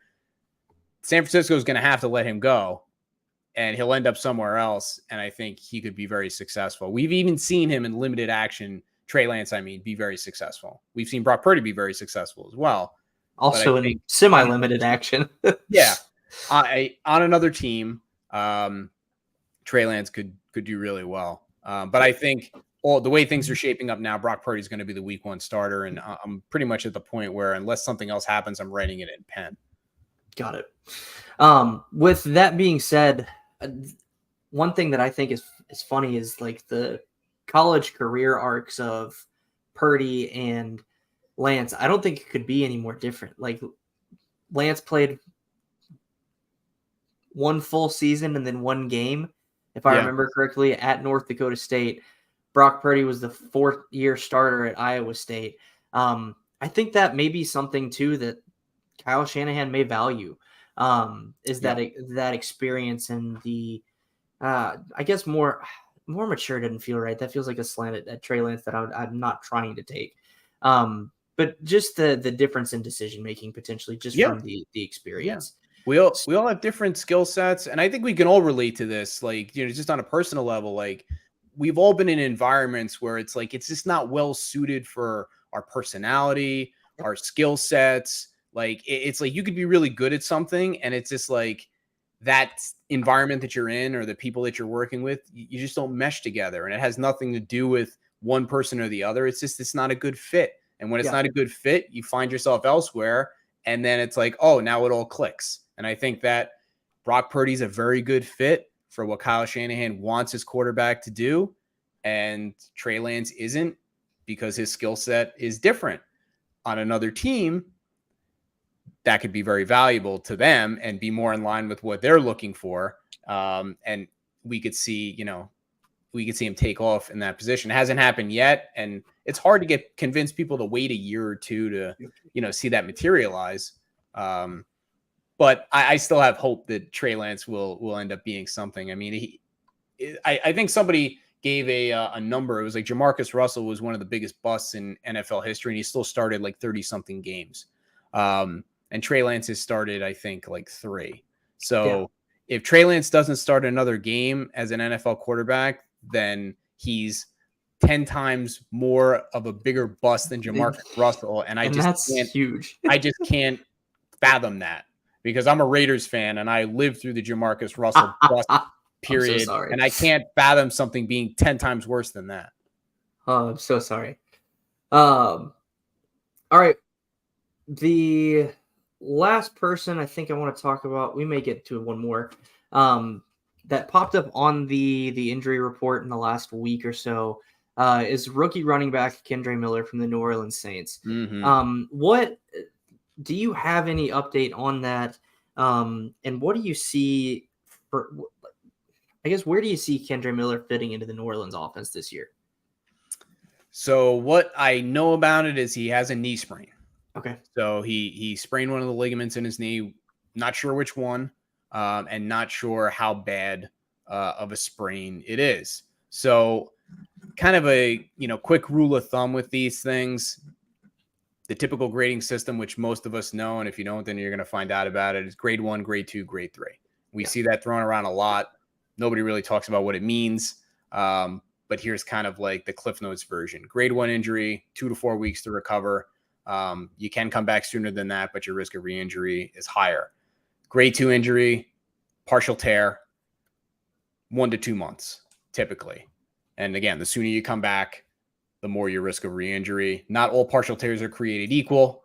You can have a little bit of a partial tear, or you could have a partial tear where there's like 3 fibers are holding the thing together. Both of those are grade 2 injuries. So there's a wide error bar, a wide range of what we're dealing with grade 2 injury. And then grade 3, complete tear. Usually you need surgery right away. There's no question about it. So I don't think he's dealing with a grade 3.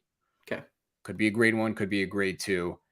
Usually when it's a grade 2, that's when they're talking about he'll be available week to week. We're evaluating things like that. I'm not really hearing that.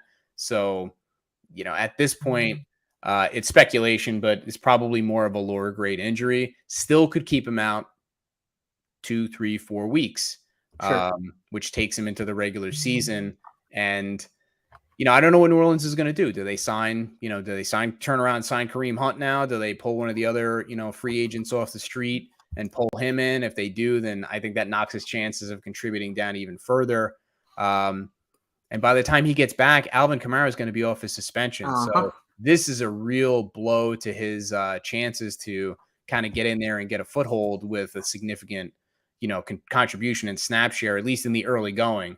Later on, if Alvin Kamara gets hurt, if Jamal Williams gets hurt, if they don't sign somebody else, and now he's recovered, then it could flip around the other way. So I'm not completely out on Kendre Miller, but it does, unfortunately, and don't shoot the messenger, throw a lot of cold water on, kind of some of the steam that he was getting, both coming out of the rookie draft season and going into the year with Alvin Kamara's suspension looming. And, Yeah. And, questions about is Jamal Williams, is he a 1-year wonder type thing? And, I think so personally, but yeah, well, that's a topic for another day. I don't know if he's going to score 17 touchdowns again, but he's exactly in other places, and he can definitely shoulder the load.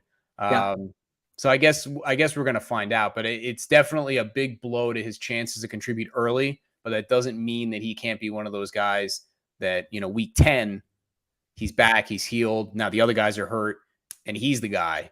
Yeah, and he carries people to fantasy championship. So I could see that happening too. Yeah. Well, cool. Thank you, Doc. Before I bring in our co-host and next guest, where can people find you on Twitter and anything that you want to plug here? Now is the time, sir. Awesome.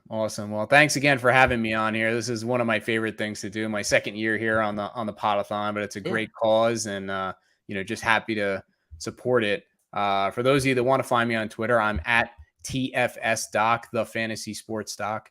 And I'm at goingfor2.com.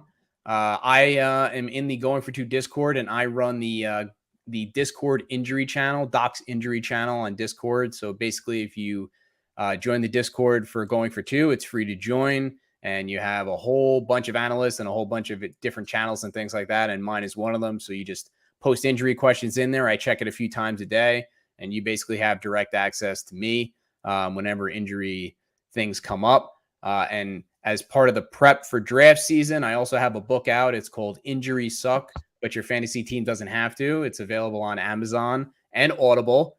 And the Audible version is narrated by the sexy baritone voice that you're listening to right now. Nice. And it's really geared towards doing what we did here today, kind of trying to take the complicated world of injuries, make it something that's attainable, digestible, and really give you the opportunity to get a leg up on your competition, because sometimes you just don't have time. Like something happens and you got to make a quick decision. And it's like, you want to be able to run it through your filter. You don't have time to talk to an injury expert or go onto Twitter or get the news or, get an update. It's like, you need to make a decision now.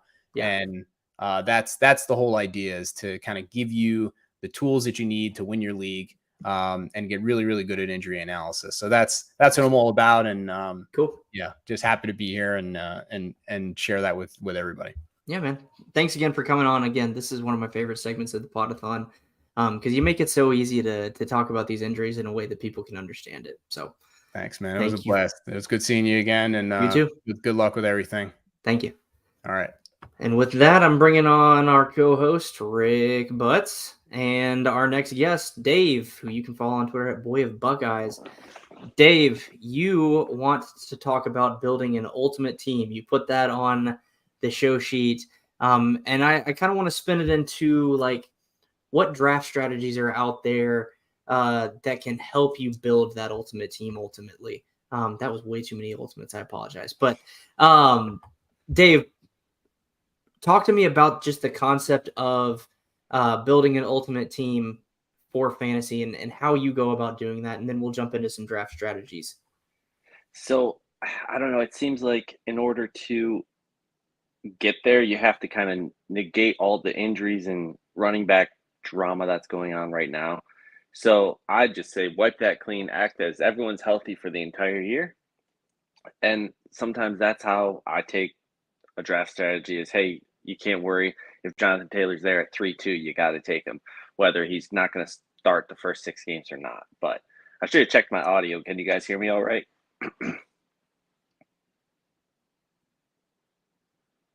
Hello? Yeah, I wasn't good. I was muted. You're good. You're good. Oh, okay. Gotcha. I was like, oh, great. There goes that opening spiel. Nope, it was perfect. How's it going? No, I agree with you 100%. I think a lot of times we get way over concerned with the injury that hasn't happened yet. And people tag people as injury prone, and you just don't know. They could have been injured the last 3 years straight, but then this is the year they're fully healthy, or they could have never missed a game. I mean, look at Hopkins last year. He had missed like one game in his career due to injury. Obviously, he had the suspension at the beginning of the year, but then he ended up missing games for the first time for injury in a long time. So I agree with you 100% on that. And you're so right. Because Lamar Jackson, he earned injury prone, right? And then it took someone just a couple minutes on Twitter, and then they're like, "Time out! This guy's missed like 6 games in 3 years. What do you mean injury prone?" And that is when I was like, "Holy crap!" And 2 of them were for COVID or something like that. So you're absolutely right. They just get that tag, and it's probably not deserved. So. And not all injuries are created equal anyway. I mean, you look at Keenan Allen early in his career, and he had the spleen issue or whatever that was, where that's just a freak thing. Like that could happen to anybody. And then he was healthy for like 3 years straight, pretty much, and barely missed any time. So yeah, I'm 100% on board with that.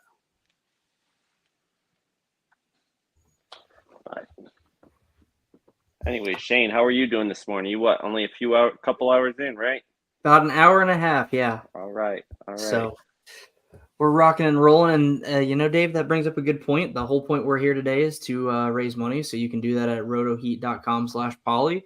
Again, we're donating to the Walk to End Alzheimer's fundraiser to help end Alzheimer's. So if you can donate, please do. If you can't but want to share the link, I will not be opposed to that either. So. All right, let's jump into some draft strategies here, because I think you two were talking about the building of an ultimate team while I was taking a little potty break. The one that I like, we'll just start with it. We'll rip the Band-Aid off because I hate it. I've done it a couple times on accident. Is zero running back. I feel like a lot of people are pushing zero running back now, especially with the kind of the market for running backs, just in general with the NFL. But Dave, what are your thoughts on zero running back? Do you do it a lot, or yeah, we'll go with that. I'm a very stubborn drafter because I always zig when everyone else is zagging. And that's why last year I have these teams loaded with Nick Chubb and Eckler and Barkley. And yes, great, I won, the first year startup. But now I'm in serious trouble because those guys aren't going to get me much here. But I am not a fan of doing what the crowd does, which can get me in trouble down the road. But right now I'll make the money and I'll win the championship. But yeah, it puts you in a corner when you start doing what everyone else isn't. As far as zero RB, I still have yet to do that. I just can't be that committed to sucking the life out of a position like that. But, yeah. Well, and I think that brings up 2 good points. The first one being, I don't like to go into any draft really with a specific strategy. Like I'm going to do zero running back or I'm going to do zero wide receiver or anything like that. But then 2 is you got to kind of be able to pivot on the different aspects of what happens in the draft, because every draft is different. So I kind of like that. Rick, are you a zero RB guy? I used to be real heavy zero RB, but with the landscape of the NFL changing the way it has over the past 4 to 5 years, I think it's a little bit harder. But like you said, I try to stay fluid, and I try to zig when everybody else is zagging, and just try to take the best player available at all times and then work everything out later. Well, yeah, and that's a great point too, especially in like your normal redraft leagues or even in polys, because I do allow trading. Like you can take a player and gain scarcity or advantage even at a position, and then trade it for your team need later. So I like that a lot. The next strategy I have on here, ironically enough, is robust running back, and that's something that like I love to do. In Scott Fishbowl, my first 4 running backs were CMC, Eckler. What are you doing? CMC, Eckler, Chubb, and then I took Kamara a few rounds later because he was a value at that time. So I love, like, we'll talk about it later with Kyle Senra. I love running backs when it comes to fantasy, at least. So, Dave, it sounds like you would like to go robust running back when you can, when it makes sense to. But I guess where's your head on just robust running back as a general strategy? I don't mind it. Again, I guess if everyone else is is picking wide receivers, and I'll take that money up front from the startup right away. I'll pay for a couple of years in advance. I just find it very hard to, because you look at the running backs right now, who are you going to get 2 firsts for? In all reality, and that's tough. 2 years ago, you could get 3 firsts for Jonathan Taylor. I think we probably all got 3 firsts for Jonathan Taylor a couple of years ago. Some guy just wanted to know if I would give 2 firsts for Etienne, and I was like, those days are gone to me. Just because Tank Bigsby, everyone's crapping on him, but he could have a shot. He could have a shot at going 70-30, 60-40. So I think I haven't seen enough people crapping on Tank Bigsby because I want to get him as much as I can. There you go. But I mean, I think further down the road you go, especially with the way that the NFL is treating running backs right now, we really aren't going to have a workhorse here. Probably, as I would say, as soon as the season after next, just because of the way that the NFL is treating them. They're not paying them, they're overworking them, and then sooner or later, like Ray G was saying, at what point do they say in high school, look, don't play running back, play wide receiver if you want to take care of yourself down the road. And then that'll really make playing fantasy football more of a pain than fun to me, just because you take such a vital position and you whittle it down to split it between 3 guys, and then what? So who knows? That may also change the running back scoring in the future. We may have to change it to a tight end premium, a running back premium to get some juice out of it. So that's just my thought. No, I that makes a lot of sense. And I think, like, Rick, tell me what you think on this. The only true workhorses that I think are left, or potentially left even, are really Derrick Henry. Girlfriend, what are you doing? Are Nick Chubb, Derrick Henry, and I would probably throw CMC in there. I think CMC may be in more of a committee just because of what Shanahan likes to do, but I still think he's going to get the lion's share in that backfield. Rick, what do you think about kind of those 3 names as being the last of a dying breed of workhorse running backs? Yeah, I mean, I think there's a couple other guys that kind of fit in that mold with Saquon, JT, if he plays. He's supposed to report to camp and if he plays, but it's just that's why I've changed my strategy so much, because there's those few guys you can basically count on one hand, and then everybody else is kind of the same, right? They're all trying to find their portion of a backfield split. And now we've got teams that are even going 3 heavy at running back, like, the Eagles right now. Everybody's minds are blown, not knowing if it's Gainwell or Swift, and where does Penny fit in, and even Boston Scott. And then, my team, Chicago, you've got 3-headed monster there. Everybody thinks that screen to Khalil Herbert means he's the dude forever, but it's more murky than that. So it's, I think it's more important to get one of those guys, if you can, that are the dude in their backfield. And then you start, the volume-based drafting at running back to try to get some of these other guys that are in splits that, can help fill out your running back room on your fantasy roster. And it's even not the same. It used to be like handcuffing was so important, because if the main dude went down, then the handcuff was coming in and getting that whole workload. And it's not that way anymore either. Now they're bringing a third back. Yeah, you could have 2 guys go down, the top 2 guys go down, and then you have your 3rd and 4th guy that come in with the same type of split. So it's a lot harder to do that type of stuff anymore. So it's again, it's just one of those things where you have to see how your draft falls, where you fall in your draft, and where those guys go. And then I think there's a lot of guys that people anticipate, like you were talking about Etienne, of being a workhorse back, and there's just I don't know that their value matches that expectation because of the guys that are behind them, Bigsby getting involved, and Tony Pollard, and maybe Deuce Vaughn after the hype he got. If he's the number 2, maybe he's getting 12 to 14 touches a game. Makes it real hard, and trying to figure out who's going to be the guy, and then how efficient are these guys going to be? Because that's one of the biggest things now is you've got some guys that aren't getting a ton of touches, but they're so efficient because 6 of them are carries and 4 of them are receptions, and that's balancing it out a lot more compared to the guy that's getting 14 carries but maybe only 1 reception. So it's very interesting to see how the league is changing, and the plays getting so much closer to the line of scrimmage with screen passes to running backs and wide receivers and whatnot. It's just, it's making fantasy a lot of fun because it's not the same. I remember when I first started playing, it was get Sean Alexander and Priest Holmes and just take their 400 touches a year and be happy with it. Now it's like, who's going to get the more valuable touch in the backfield rather than the guy that's getting all of it? Where does Najee Harris make it close to that list for either of you?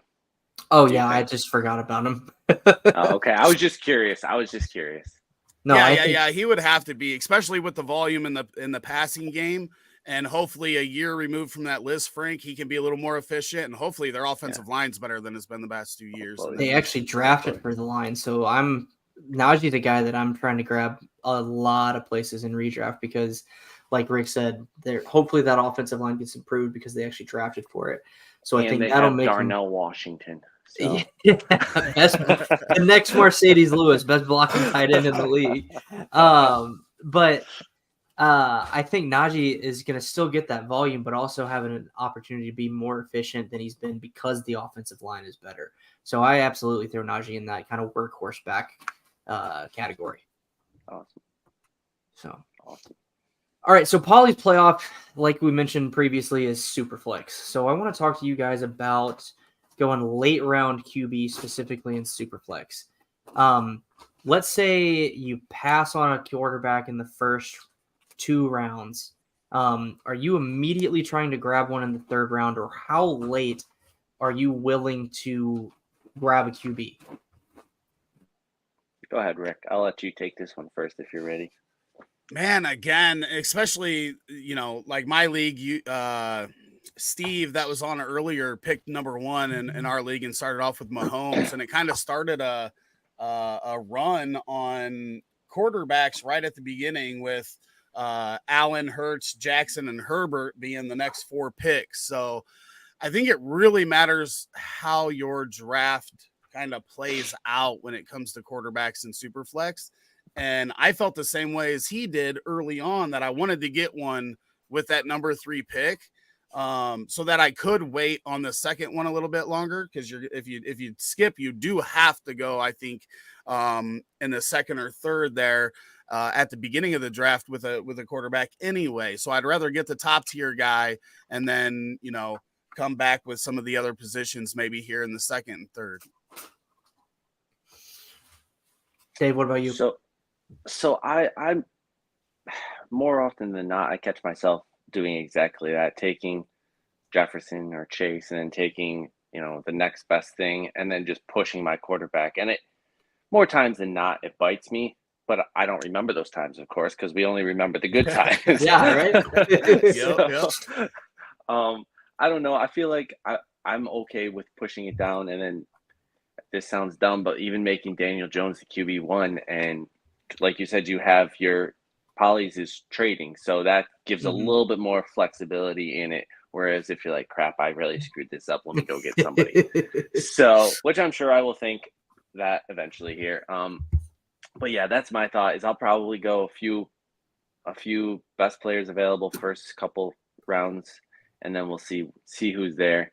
But yeah, I have no problem kicking the can down the road for QB. Not a problem with that. And I will say, when there's not the QB penalty of interceptions and that, then I'm definitely willing to push it back, right? Yeah. Because then I don't really care who my 2 starting QBs are. They're typically close enough in scoring that if I like having the positional advantage at wide receiver because of the 40-point boom weeks, especially in a tournament like this. So if you have enough of those guys that are capable to get those really big boom weeks, then that can kind of set you apart and insulate a little bit of the lack of the high end quarterback scoring. But when those penalties kick in and you're looking at guys that do throw a lot of picks or fumble a lot and are going to lose a lot of points, kind of changes that landscape a little bit.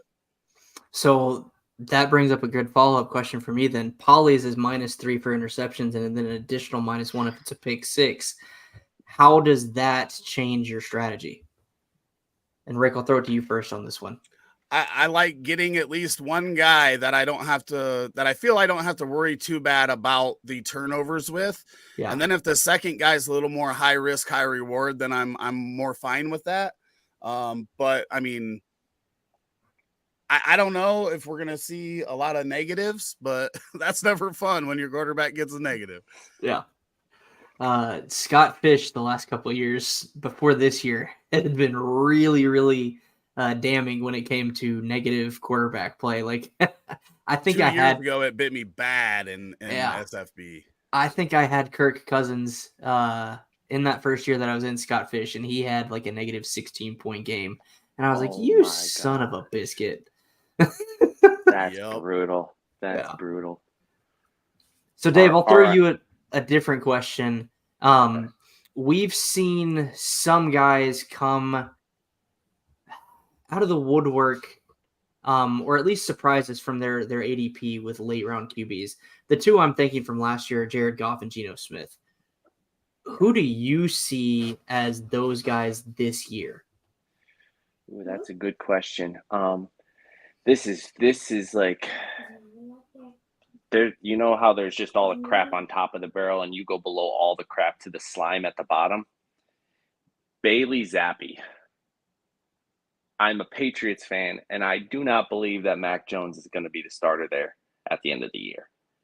I truly believe that Bailey Zappi is going to surpass him, and that sounds crazy. That sounds stupid, but I am just not a McCorkle fan. The Patriots fan base is not a McCorkle fan. Everyone is hoping that the offensive coordinator is going to kind of help him, bring him back, put him on track, bring him back to what he was never really anything in the beginning.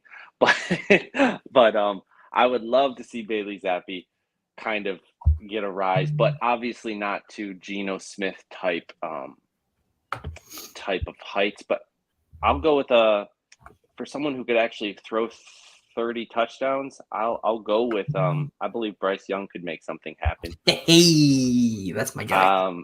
There you go. I believe something could happen there.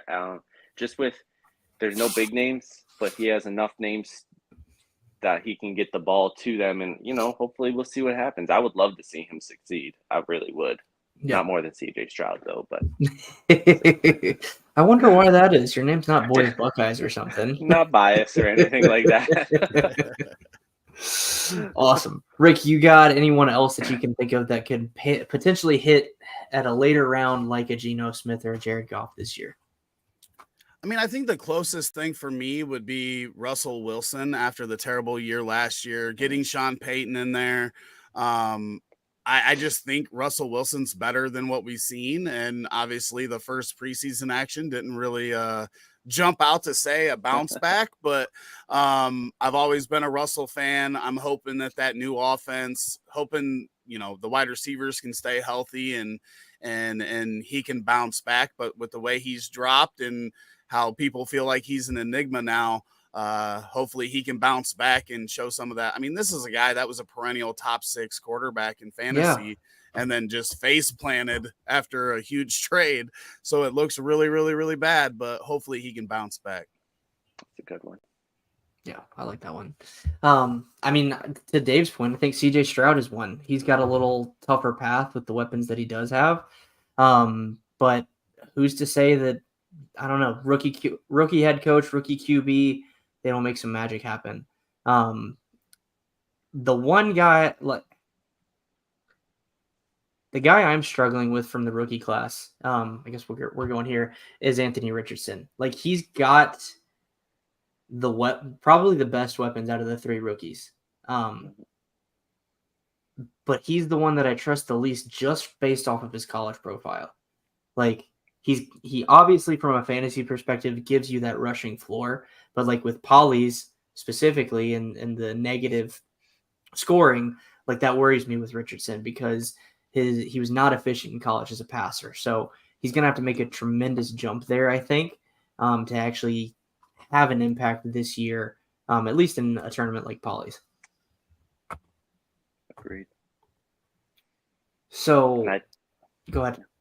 No, I was just gonna say, and I think if Taylor doesn't play, that's gonna hurt him even more.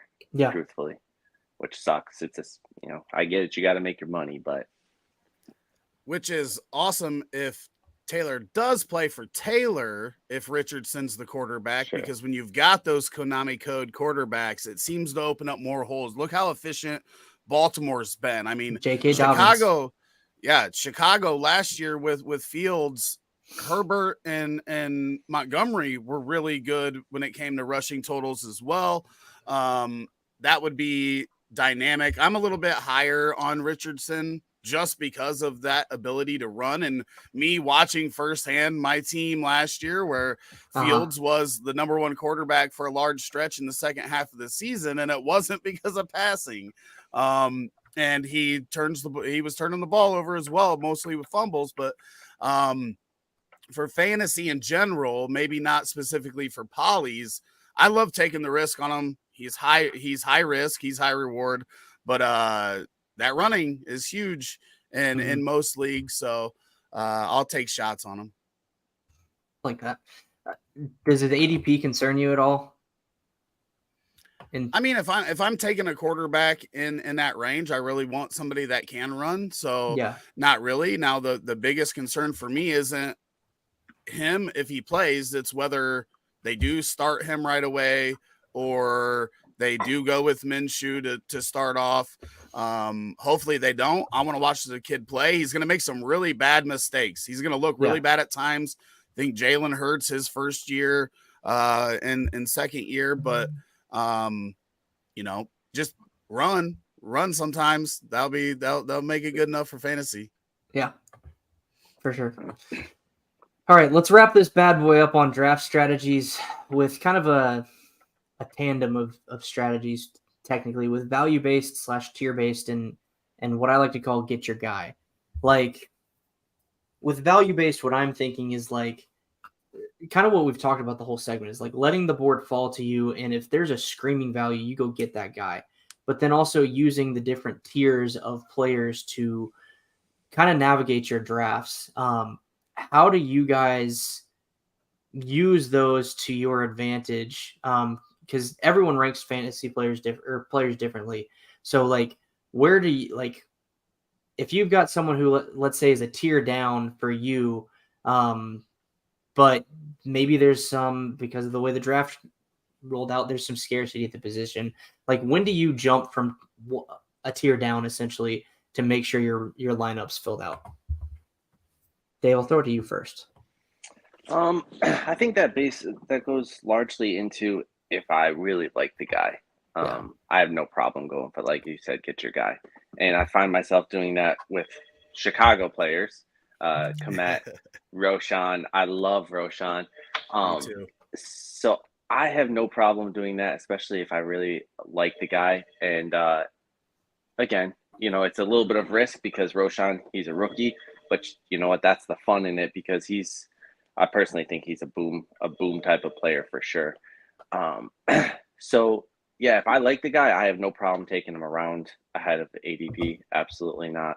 Even I mean, Komet last year, I think I took him. That sucks, but I think I took him in the 6th round in the Scott Fish Bowl. Ouch. Woo!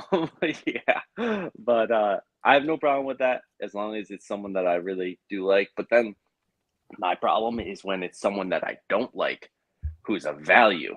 Yeah. And then you kind of like, okay, now it's Trey Lance at the 4.8. I'm not a huge fan of him, but people are. So then that's where I battle with myself, because then it's like, okay, you kind of have to take someone that you're not a fan of, but you know what? It's okay. It'll all work out. Yeah, for me, it really depends on the tier, because I don't think all tier breaks are created equally either. Yeah. Some of them are bigger gaps, so I'm not going to reach for a guy a tier down if there's somebody left in that tier. Other tiers, it's like they're virtually the same, so I may reach into that tier below to quote unquote overdraft somebody according to my list. But I do think that every league that you're in, I tell people this all the time when they ask me how to get better. So, well, first decide what is your main goal. Like, are you just playing to have fun, or are you playing to win money? You got to be honest with yourself. Are you picking off of bias, or are you, picking for value?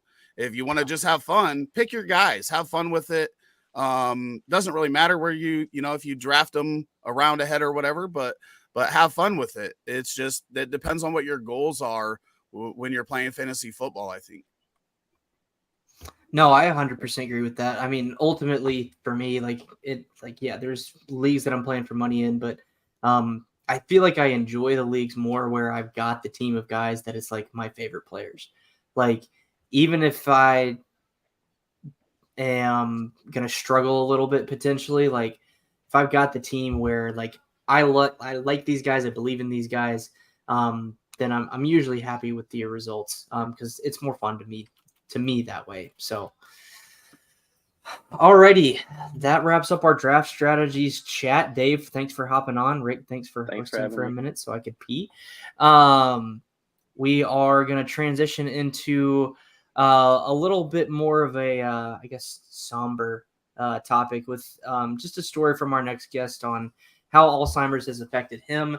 And that to the point from the kickoff earlier is really just to kind of talk about how Alzheimer's affects almost more than half of the Poly's playoff field. So if you extrapolate that out to 60%, fantasy football Twitter, yeah. What this story to me is really just an update on like how it's affecting people in our industry directly. So, Dave, before I do that and bring on our next guest, where can people follow you, and is there anything that you'd like to plug? No, I'm just a big time casual fantasy football fan, Boy Buckeyes on Twitter, and thanks for having me on as usual, and thank you for doing this. This is always a good time. It's my second year, and I appreciate everything you do. Cool. Thanks, man, for coming on and the support you always give. Thank you. Take care. See you. And with that, I am not solo on this section. I'm bringing on beloved guest to me, Stompy, who I think it was year one of the Podathon, shared a really kind of touching update on how how Alzheimer's has affected your family specifically. And you said you had a good story for me for this year, but before we jump into that, where can people find you, and is there anything fantasy football related you want to share that you're working on?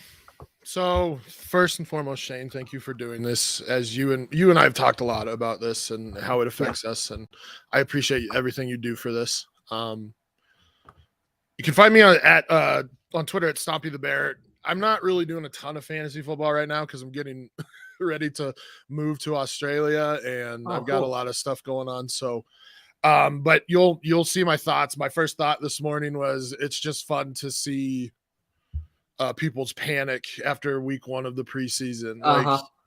Especially as a Denver Broncos fan right now, I'm just like, oh my God, you guys shut up. It's a new coaching staff. It's a new system. Like week one wasn't going to look good either way. So that's always funny. And then, like I said, nothing really going on fantasy football wise.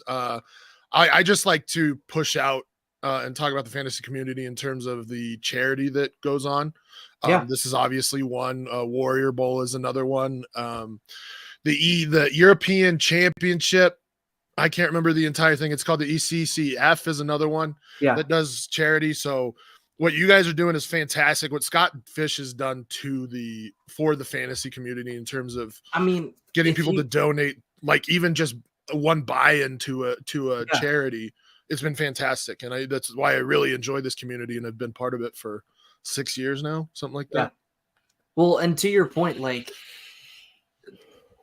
I love what Scott's done, because if you go talk to the guys at Warrior Bowl, Baby Bowl, JTT Best Ball Cup, the ECCF, FCC or FFCC that Murph runs, like all those different charity tournaments, and me too. Like the one thing that is like unilaterally mentioned is that Scott Fish somehow inspired us to go start that tournament. So just from that, like Scott's inspired and made such an impact, not only with what he does with Fantasy Cares, obviously, but in so many other realms and charities. So Huge shout out to Scott Fish. I just shout out to the entire fantasy football community in general, because you guys, since I've joined, have been fantastic in terms of giving. My best example is when, unfortunately, when Mike Tagliere passed away, and we ended up getting him like 300 or maybe 500 plus, his family $500,000+. So it was just, that's why I always come back. I will never leave this community, regardless of if I'm like participating in the community or not. Sure. Well, thanks, man, for the update on fantasy. Let's talk Alzheimer's, man. Yeah, man. So sorry to bring everybody down here. I actually signed up to initially, but I had some emergency things going on. So yeah, I mean, those of you who don't know me and haven't followed my, I guess, story with Alzheimer's, my father passed away in 2015 from complications of Alzheimer's at 67 years old. So, and then his sister also passed away a few years prior to that, and then their mother, my maternal or paternal grandmother, also died from Alzheimer's, all early onset. Yeah. So yeah, I mean, and I'm very, very afraid that I have a high risk of it. Which is why I mean, there are the selfish things that I have, and I'm really appreciative of people who donate to Alzheimer's research, because it may affect me one day. Yeah. So yeah, I guess my story. So I already mentioned I'm a Denver Broncos fan. Yeah. So grew up in Colorado, surrounded by Colorado sports, and obviously pretty typical father-son relationship, bonding over sports and yelling at each other over sports and stuff. And I don't know, we've dealt I wouldn't say we've dealt as fans, but like Denver Nuggets were terrible for a long time. The Avs at one point were terrible. Luckily my dad was able to see the first two Avs championships. He was not coherent enough probably to see the Denver Broncos one, this latest Denver Broncos one. But the one that the two that have really kind of hit hard, and it's been more in the last 2 years, and I apologize if we'll see if it brings me to tears. But the Avalanche won in 2022. The NHL champion, or the Stanley Cup, in 2022. And I remember he would take me to old McNichols at times, and we would go to watch those games, and we really bonded over hockey specifically, obviously, because basketball was terrible. So they won. So that was a little hard, but the hardest one was the Nuggets winning a championship, because again, there we go. I mean, they haven't been good ever. He never saw them. I mean, he saw them when they had like Carmelo and stuff, and got to the Western Conference Championship, but he never saw them do what they did in the last few years, and that really hurt. And when they won, I had a breakdown. I had a mental breakdown because of it reminded me of my father. And you know, it's a happy, sad thing. I miss my father. I wouldn't say it every day, but I mean, it's been 8 years, and I still miss him. And it's just times like that that remind me why. And it was tough, but it was happy. Yeah. And so it was just hard to,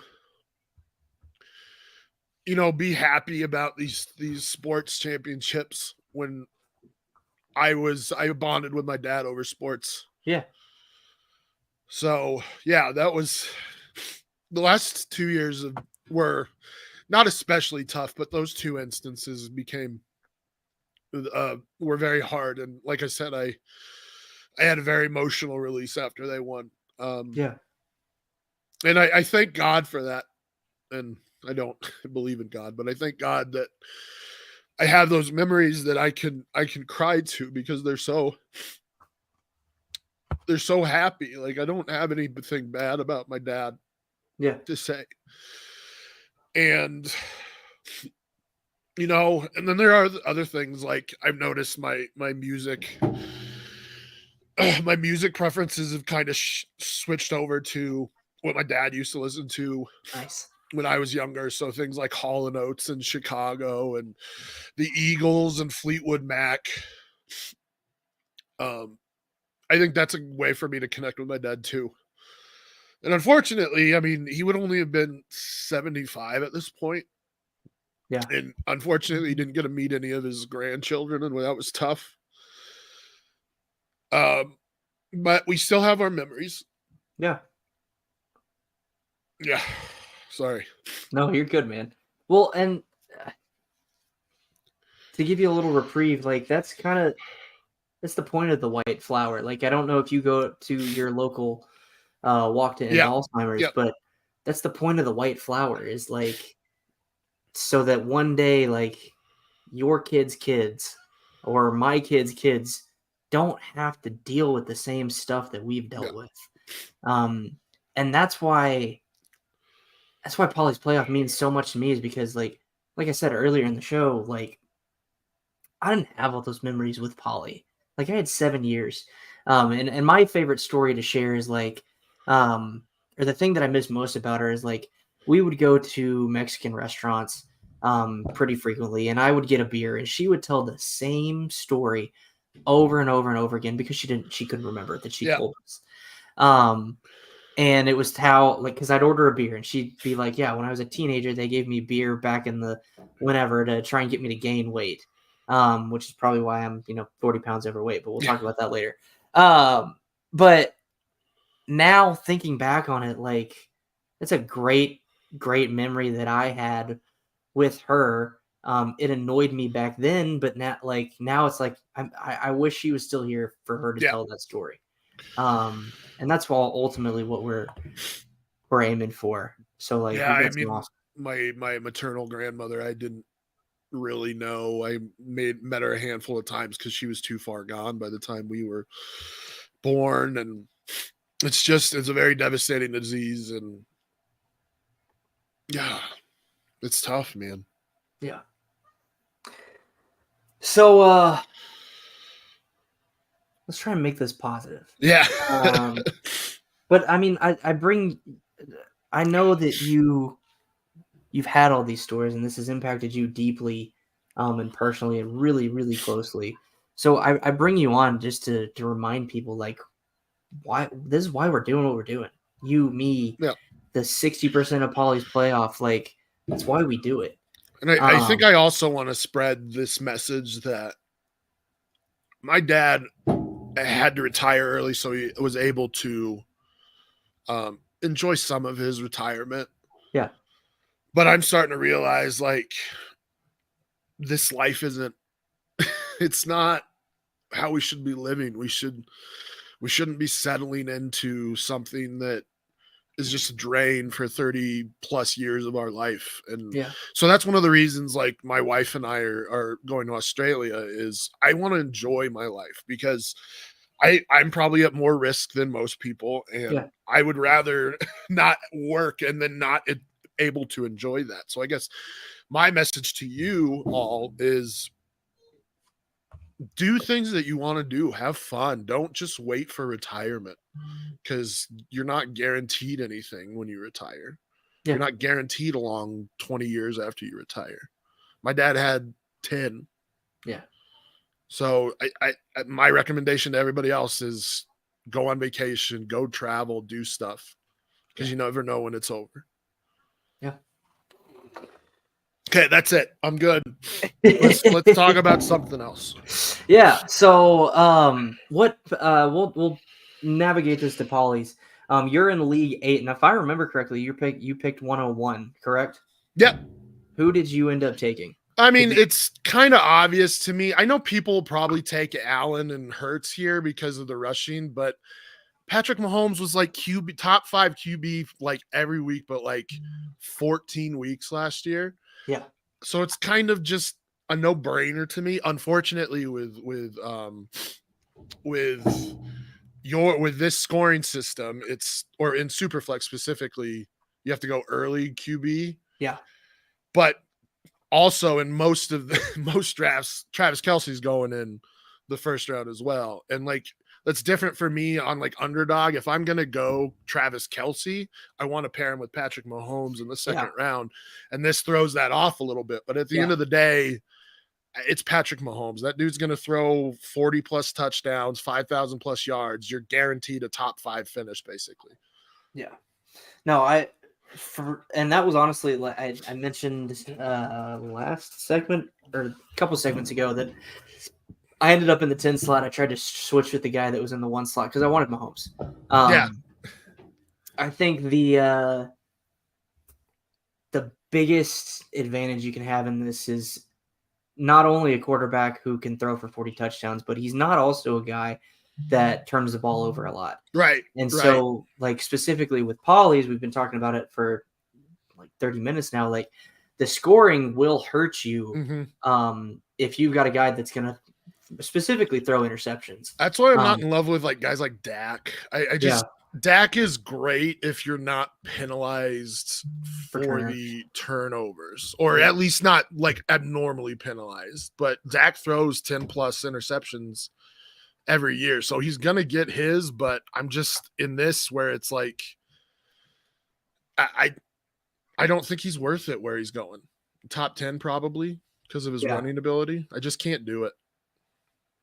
No, and so I mean, I love Dak, but I wouldn't take him as my QB1, where I think some people may end up taking him. I'm comfortable with him as a QB2, which I think is more realistic. But I don't think I would take him as my QB1, even though I do love him. But with your Mahomes kind of take and just thinking about the Chiefs in general, what are outside of Travis Kelce, like your face just, you already know what I'm going to ask. Like, who's going to be the most fantasy relevant player on the Chiefs that's not Travis Kelce or Patrick Mahomes? I don't know. Sky Moore. Okay. Listen, because we don't know what Pacheco's doing. Like, he's on the pup, isn't he? Or is he still not practicing? I can't remember if he's on the pup or not. Do not remember. We've all been disenchanted with Clyde Edwards-Helaire, so he's not somebody that people are going to reach for. I don't like Rashee Rice as a rookie. He might be good in the coming years, but I don't like him as a rookie. Kadarius Toney got another goddamn injury. So that's like 4 injuries in 3 years for that dude. Yep. Who else is there? Oh, Richie James is actually an interesting one because you can get him very, very late, and he's, because of the Toney injury, he's starting to get some touches. Yeah. So yeah, I mean, it's probably Pacheco because I think they used the way he used him. They used him last year. They'll probably give him 200 plus carries again. Yeah. But I'm not. There's one name that I don't think you mentioned that, from a redraft perspective, has me intrigued. Who? Jerick McKinnon. Oh yeah, no.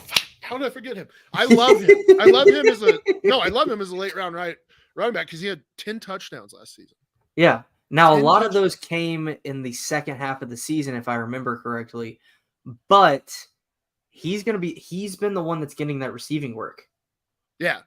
No, I'm with you. And it's like he can get you 400 yards on the ground, but he's going to get you 50 receptions and a lot in the red zone. Yeah. Because it seems like Kelce and McKinnon were the go-to in the red zone for them. Yeah. So, yeah, I mean, I like Sky more because he's going pretty late and people are off of him. Yeah. And he's a second-year wide receiver, so I always kind of try and get second-year wide receivers if they're dropped. Because I'm like, dude, why are you not believing in a second-year wide receiver that he went the second round last year? Yeah. So it's just like on a very explosive offense. So that's another one. I would take a flyer on Richie James, but everybody else I'm just not. Get me out of there. Yeah. And that's the only viable stack for them is Mahomes and Kelce, because that's going to end up being 1,300 yards and 8+ touchdowns. Yeah. There's another second-year wide receiver that I really like. but I'm trying hard to not give in too much to the camp hype. But I know from college the talent is there. He's just dealt with injuries, and it's Justin Ross. What do you think about Ross? He's another guy that I've been adding with Flyers late, Yeah. especially an underdog, as like my wide receiver 7. Yeah, I think that's great because, and he just had injuries, but I remember, was it his freshman or sophomore season that he blew up? It was his freshman year. I think it was his freshman year, and they went to the championship. Yeah, and so that showed me a lot. He's just been injured, but he's an athletic freak that's a boundary player. So and a red zone threat. So I mean, that's another guy. Yeah, if you're like talking like 18th round, I would definitely take a flyer on him. Yeah, cool. All right, I've made you talk about your rival team way too much. I apologize.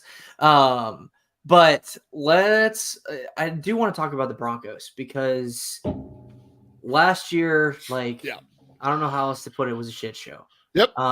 It was. And so I'll ask you this question first. Like, what do you think were the problems with Hackett specifically? Like, for me, I think he was just not prepared to be.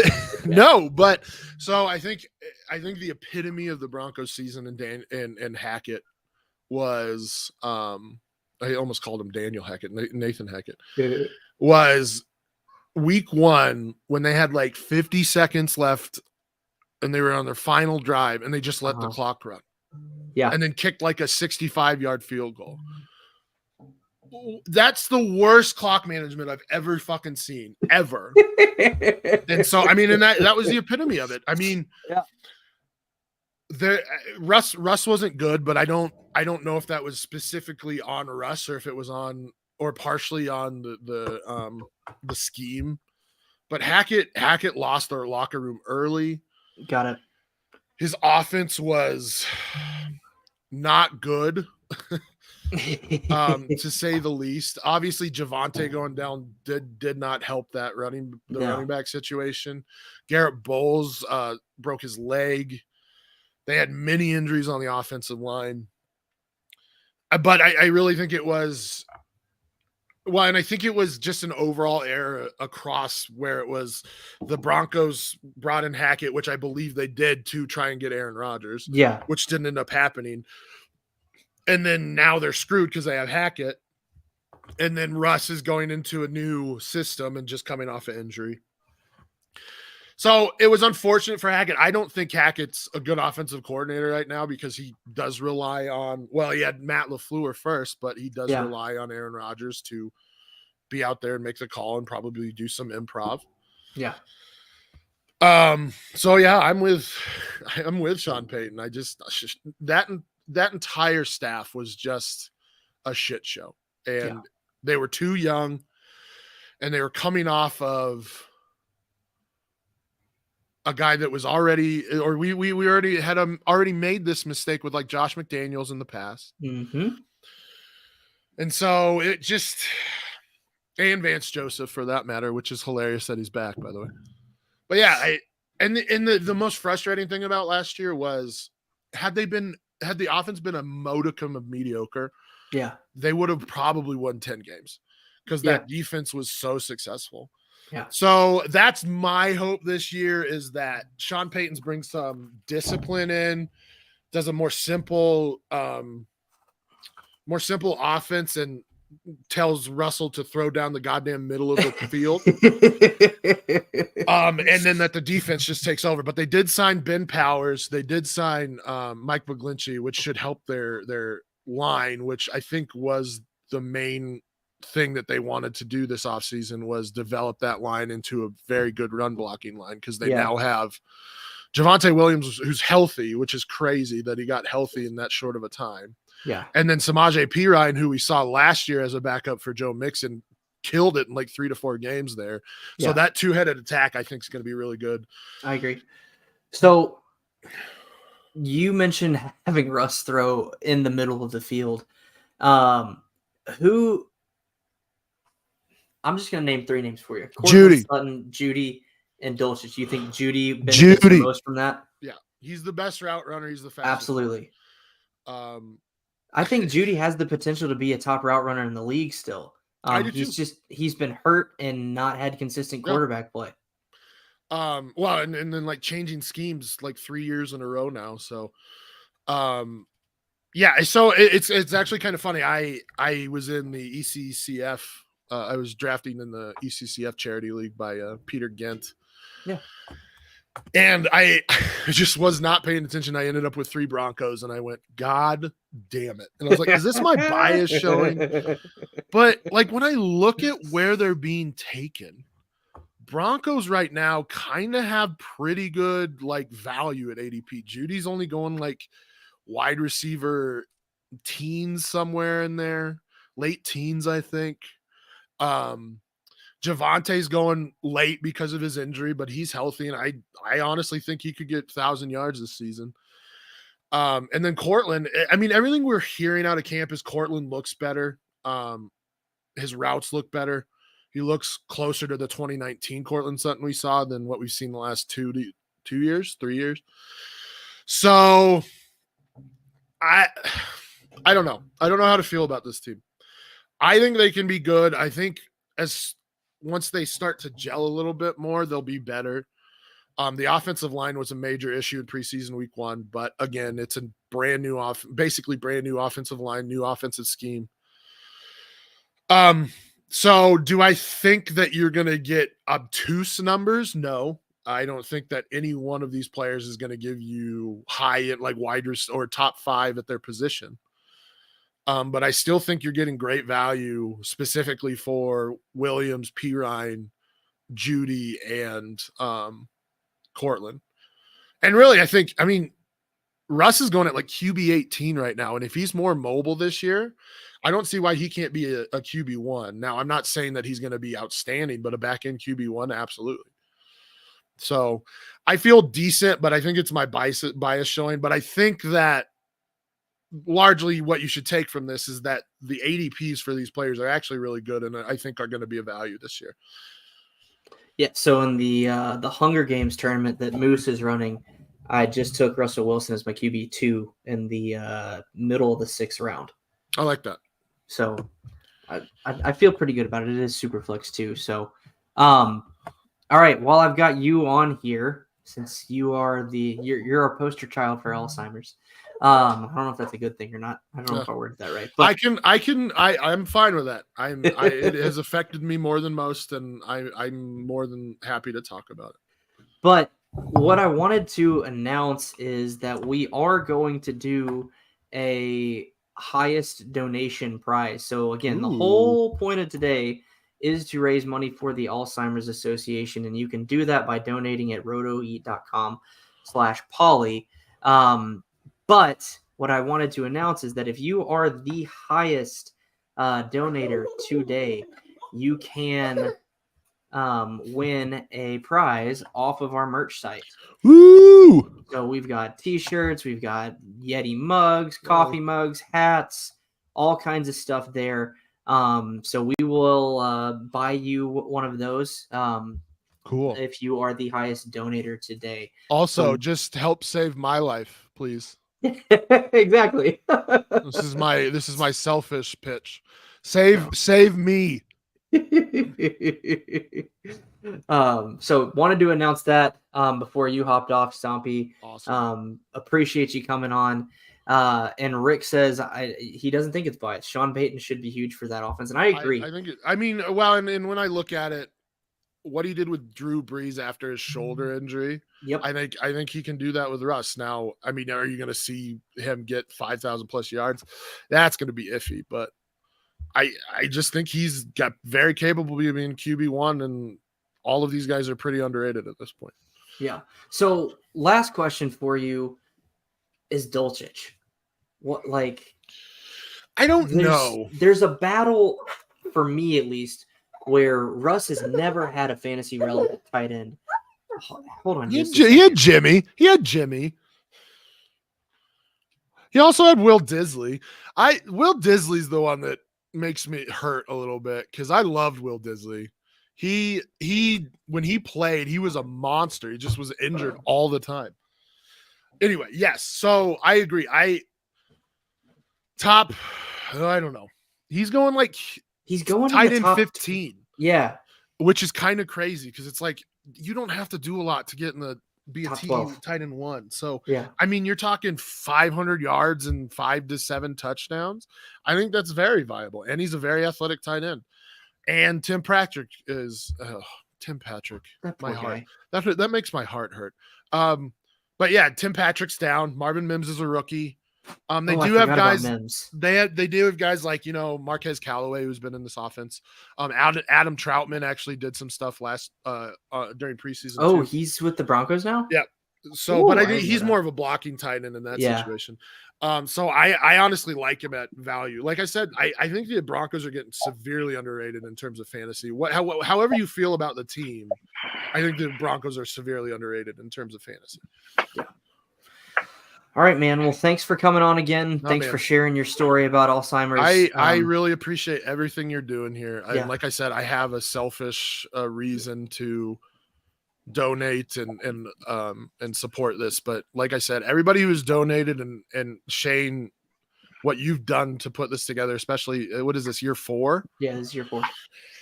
It's been fantastic, and I really appreciate you. Yeah, thanks, man. All right, we'll talk to look, you soon. Yeah. I'll just say this. I already announced one of the things coming from a change for Poly's playoff year 5 next year, but I've got some things in store that I think will make Poly's playoff year 5 awesome, the best one yet. So if you guys can stick with me through this year, let me and Rick figure out how to get me organized. Year 5 is going to be awesome. So thanks again for coming on, Stompy. Yeah, man. We'll talk to you soon. Thank you, everybody. See you, man. All right, and that leads us to our next guest. I only know him as Jeezy. I know his first name, but I'm not going to share that because this is Jeezy. He's coming at us, I think he said basically live off of Buccaneers camp. I'm still sweating. Well, yeah, you're in Florida. What did you expect? But Jeezy, if you guys don't know him, you should give him a follow. His Twitter handle, I believe, is in here. I'll take the banner off so we can see that for a second. Is @officialACG. With the underscore in between there. And if you guys don't know it, he's one that I haven't mentioned his charity tournament because I figured I'd let him talk about it. He runs a specific charity tournament. If I remember correctly, it is for canines that help with Army veterans and things like that, or even just work within the Army. So Jeezy, before we jump into the camp battles and things like that, which I've got some very specific questions for you coming from Buccaneers camp. Tell us a little bit about who you are, what's your charity, and where people can find you. Yeah, man. First of all, appreciate you having me on. I always feel like, charity tournaments and just spreading the word for just, the fantasy community at large and just what we can do. The great things we can do when we, collectively come together. But yeah, I've been trying to get in this for a while, but it's just, this finally came together this year. So I'm grateful for you having me on. But who I am, I mean, honestly, I'm just a guy, like at its core, I'm just a dude who is a fantasy football degenerate. I've been playing since, I was 19 years old. And I mean, got to be there. We'll talk about that in a minute. Yeah, fantasy, everything, from baseball to fantasy NASCAR. Just we can get it in. We're gonna do it. And I recently, when COVID wrapped around, a lot of people were home. A lot of people were online. And so while I've always played fantasy football, and I've had my own core of friends and stuff like that. I just wanted to take it to the next level and just tap in with the fantasy community at large. We go on, I guess, X now. Is what it is. Yeah. But but yeah, just getting with the community and just networking and just essentially becoming, friends, acquaintances, associates with, people like you and just everybody, and just really seeing, D-Gens, really, we're, listen, you fantasy, whatever, we're here for it. And we have upset spouses nationwide at the amount of money we pour into our leagues. At least this one we can kind of explain. Well, babe, it's for charity. It's for a good cause. At least this one we can maybe get a pass for. Yeah, cool, man. Tell us 17. I'm actually on the clock. I'm League 17. So I'll open it up to you. Do you want to make your pick while you're here? I'm going to. This is a no-brainer. Okay. Honestly, I hope it's a super Here, hold flex. on 1 second. I'll get your league pulled up. You're 17. Okay. Yeah. Let's get this draft room pulled up. Now we'll come back here and we're going to present this. But yeah, I mean, essentially, just as a fantasy football degenerate, and just as a guy who likes networking with people, I don't pretend to be an analyst. I leave all the number crunching and the film study to those with the patience and the time for it. What I do is I go back and I'll read y'all stuff. I'm like, all right, you guys do the hard work, and then I consume it. I watch podcasts, listen, and then I ignore it all, and I do what I want to do in my leagues. But I very much greatly appreciate the efforts, and I just love to show support. So that's really where I come from. I come from just a fantasy football fan, someone who loves being in leagues, running leagues, and I created my own tournament because why the hell not? You know what I mean? Exactly. Again, the biggest takeaway I had from being in Scott Fishbowl my first year was like, you got a platform. If you can do something with it, do it. Mm-hmm. So we're on the clock. And so there was about 2 guys who I was looking at number 4. And one of them went. Honestly, I figured both of them could have gone. Yeah. I didn't have a plan B. Like, we would have really been winging this one if both of them went. Yeah. I am notoriously anti-quarterback in Superflex leagues. Okay. Like, you can ask anyone who's been playing fantasy mocking with me. I mean, if it last year I was in this fishbowl and I don't think I grabbed my quarterback until like round 4 or 5. I just didn't care. Wow. And I mean, I went to the semis with a loaded skill position team. And so it's funny, Jalen Hurts, you see him at the 3. In my tournament last year, his average draft position was around 30 overall. Wow. And on average, he was the QB9. But, I mean, he went as early as QB6, as late as QB12. In my fishbowl last year, he was QB12. He went at 211. Obviously, there's no way he's making it past 5 in anybody's league this year. No. He went at 102 in League 2. I was kind of hoping he would have fell to me here at 4, but I'm not surprised he's not there. So what I'm going to do in typical GZ fashion of screw the quarterbacks, I'm going to grab the most no-brainer skill guy here. Justin JJ. We're just going to gritty all over Poly's playoffs this year. I like it, man. I like it a lot. Cool. So all right, I got one more thing we got to jump into before we go to camp battles. We may have a leader in the clubhouse for the newly announced contest, and that is the one and only Prue Patel, followed up on his promise, where if we got to 240 people, he was donating $240. Well, he just donated that $240, so we're up to $265 for the day. And I actually, because of that, hit my goal, my personal goal for our team on the Walk to End Alzheimer's website, which was $1,000. So me and my wife both have our separate pages. Most of you donated to her page. So she's up over like the $5,000-$6,000 range. And my personal page is at $1,000 now. And that combines onto our team page for what our total fundraising is. So thank you, Prue. Can anybody beat $240 today? Let's see. So a lot of people understanding the happy wife concept. Yeah. So Jeezy, let's talk camp battles. And I'm not gonna mince any words here.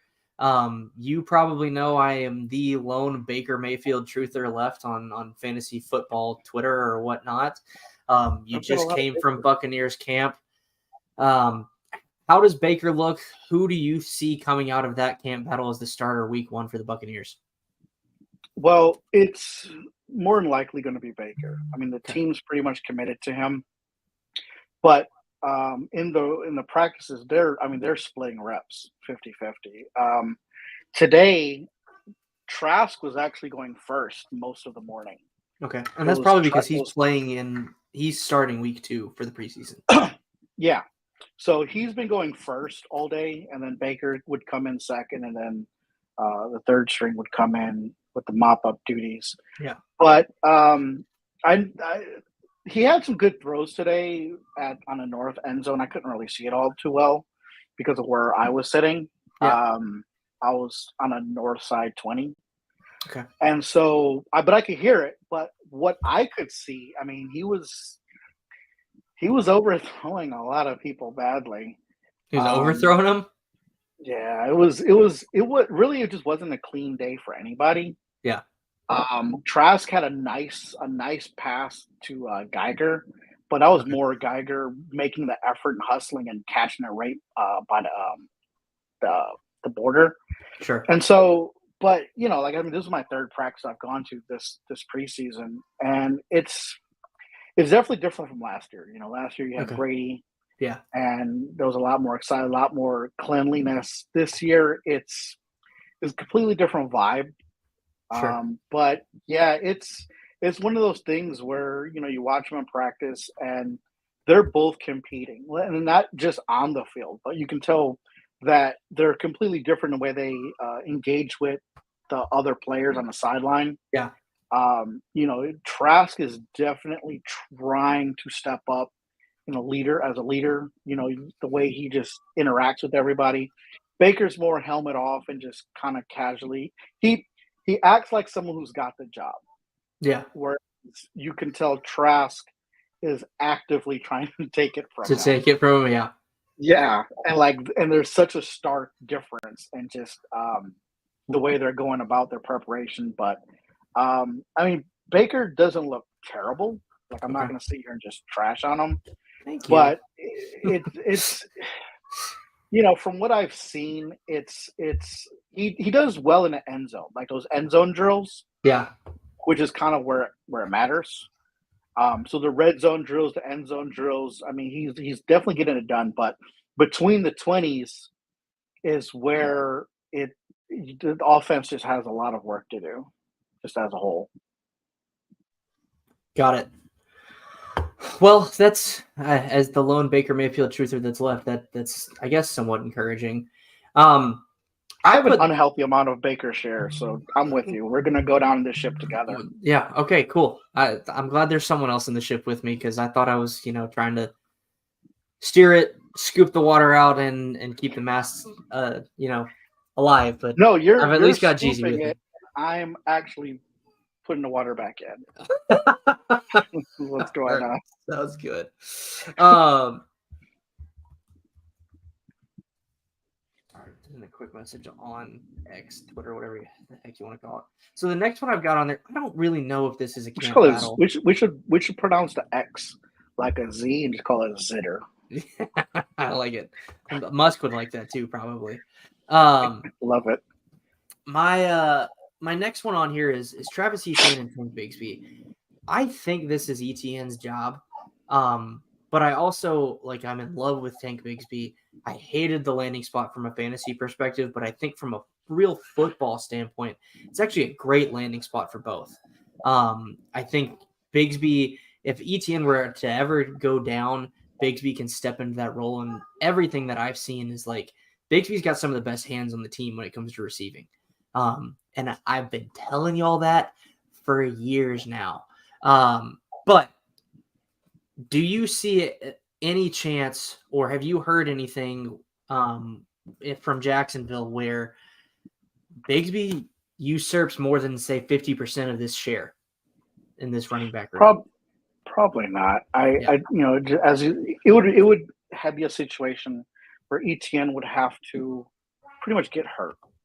From what you see, a healthy Etienne is an Etienne who already has rapport with Lawrence, and he's 1 year into this system. And so from a talent perspective, I don't see Etienne losing the job. Although what will happen is you're going to probably see more of a, I don't know, probably more like a 60-40 because when you've got a weapon, you don't leave them on the sideline. Yeah.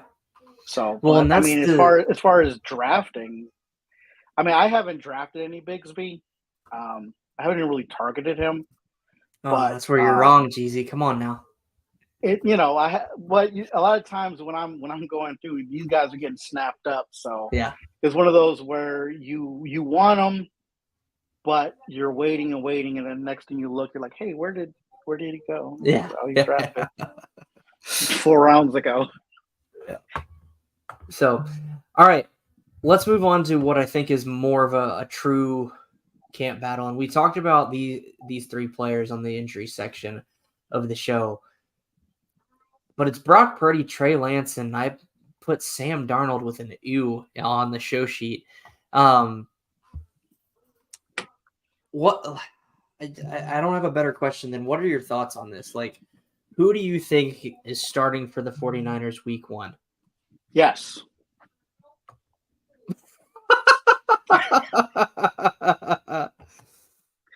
I was reading the article, and what they were expressing was the idea was that Darnold would likely start out the gates, struggle as he will, and then they would put Trey Lance in there, struggle, and then by the time Purdy is fully healthy, then he would basically come in and take over for the rest of the season. But I mean, we're how many years into the Lance experiment? 3 or 4. And at a certain point, you've got to just ask yourself: Is this going to happen or not? I know this is for this season. There's a lot of question mark quarterbacks that are really like Jordan Love in Green Bay. Mm-hmm. Obviously make Baker in Tampa. The Trey Lance, Purdy. That's just going to be one of those things where it's whoever just grasps the system the best and just maybe stays healthy. Because apparently quarterbacks just don't stay healthy in San Francisco anymore. Players don't stay healthy in San Francisco. I swear they always get hurt. I'm gonna need CMC just to keep it together. Yeah, right. If nobody else, I just need him to keep it together. But yeah, this is a very interesting season. If you're just as a fan, as just a football observer, because there was you had a decent rookie class come in of quarterbacks, and then next year you have another solid quarterback class coming in, and so all these teams with quarterbacks with a few years under their belt. Maybe it's their first time to shine. Maybe it's their second team trying to get revive their career. Mm-hmm. This might be it. This 2023 season is going to be make or break for a lot of quarterbacks that are probably going to find them. I think Baker's going to end up a backup quarterback. It's all said and done. He doesn't jump off the page as a starting quarterback. See, right now. I think neither one of them. Pre-2021, I would have vehemently disagreed with you. But ever since he injured his shoulder, I think in week 2 of the 2021 season, he's just not been the same Baker. Like, there are still plays where he'll make a throw that it's like, okay, that's the Baker that won the first overall pick. But we don't see it nearly consistently enough to where now I'm to the point where I still love him. But I think I agree with you. I think he'll be a great backup to where he can be a great spot starter too if you need someone.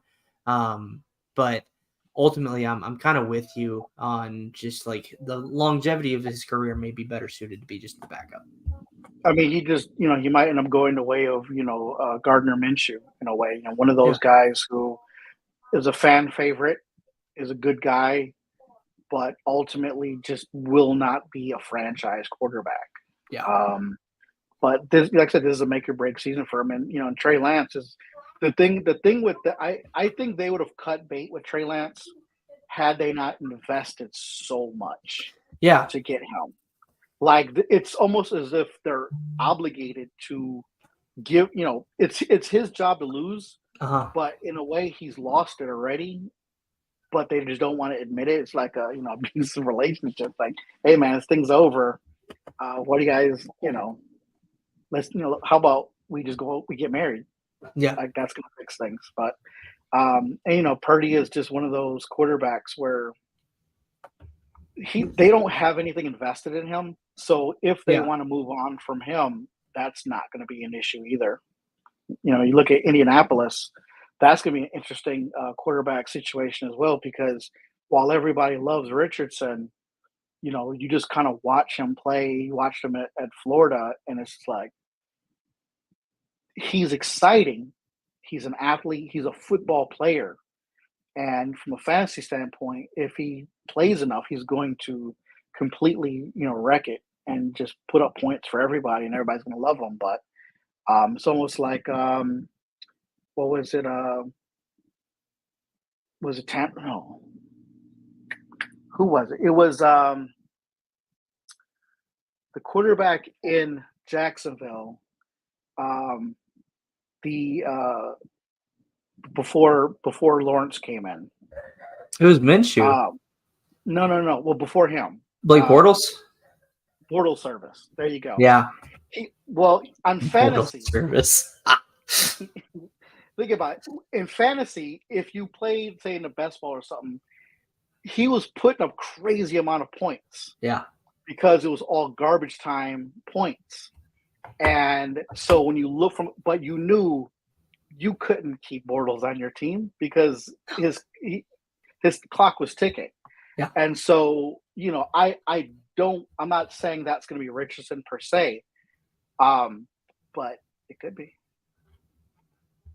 He could be one of those guys that's exciting, puts up points, but in real life, if he doesn't actually become a franchise guy, he'll just go the way of many quarterbacks before him. No, I'm with you there. All right, let's move on to some running backs for camp battles, because I think I've got 3 situations on here. We'll try to get to all of them that I think are very, very intriguing. The first one I think is the most interesting, and that's what's going on in Seattle with Kenneth Walker and Zach Charbonnet. Walker's still hurt? I hammy right now, doesn't he? I think so. Here's my question to you, Jeezy. Do you see an offense in Seattle where they're both fantasy viable? Yeah, I don't see why not. If when you had that 2-headed monster of Chubb and Kareem Hunt in Cleveland, and both of them were rolling, both of them were fantasy viable. Obviously, it doesn't help.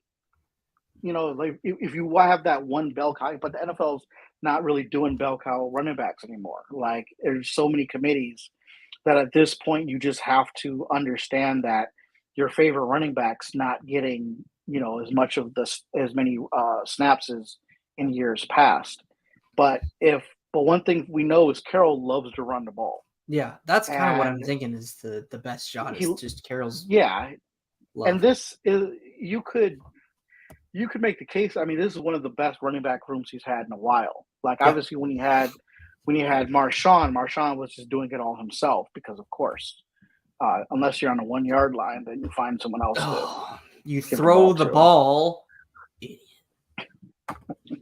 But one of the things I don't mind in this situation is when you have Walker and Charbonnet, splitting. In theory, you're going to keep them both fresh, especially down towards the end of the season in fantasy world. That's when you want them the most. You want them around your playoffs, and so with Charbonnet, he might not hit that rookie wall that a lot of running backs hit if he's not, being overused because you've got Walker there. Yeah. And just the simple fact that you talk about franchises with just the worst training staffs. I mean, the running back curse in Seattle over the last ever since Marshawn left It was one of those things that is such a concern, but at the end of the day, talent wins out. Mhm. And as good as Charbonnet is, I mean, he's not as good as Walker. I So think Walker's Walker is more talented. He's way more talented, and so there's no reason for him to get the line. It's kind of like, you know, the AJ Dillon, Aaron Jones situation. Yeah. Aaron Jones is the guy you want in that offense. You know, Yep. years in and years out. I mean, he's not. I mean, he was the number one receiver at one point.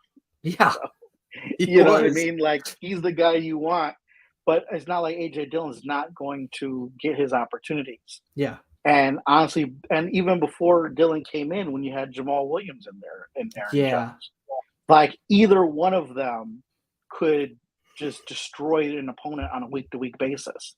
Like one week it's, you know, Jones, one week it's Williams. And so I don't mind these when you've got two extremely talented backs going at it. But at the end of the day, I'm going to take Walker every time. And if you can get Charbonnet as a handcuff, go ahead and grab him. Yeah. Because he's, especially at best ball. So that brings up a question for you, just real quick. Like, when it comes to handcuff running backs, are you trying to grab your own? Or are you trying to grab everybody else's? Or are you not grabbing handcuff running backs? Yes, A and B. Yeah, I'm with you there, honestly. Yeah, like it depends on who my starter is. Yeah. And who their handcuff is.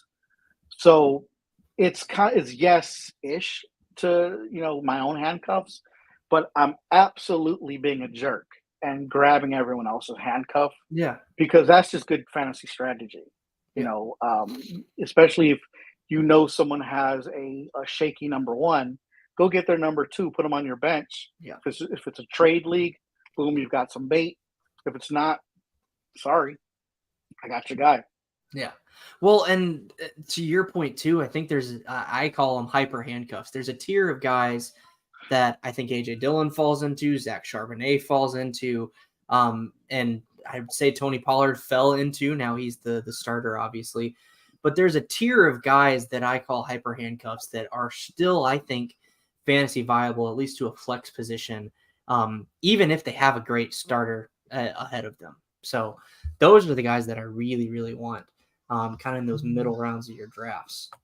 All right, I promise I didn't mean to ask you all Florida questions. What about Jaylen Warren? How do you feel about Jaylen Warren behind Najee Harris? Dude, I wouldn't call him a hyper handcuff, but you know, he's Kareem Hunt would have been one of those. Yeah, Kareem Hunt is definitely a hyper handcuff, but I think Warren is probably just a tier below. He's a true handcuff, I think, where if Najee goes down, Warren's getting the work, and that's a guy that you definitely want. But I think Najee right now is just going to get a ton of volume, so I wouldn't be expecting more. Yeah, agreed. I wouldn't be expecting more out of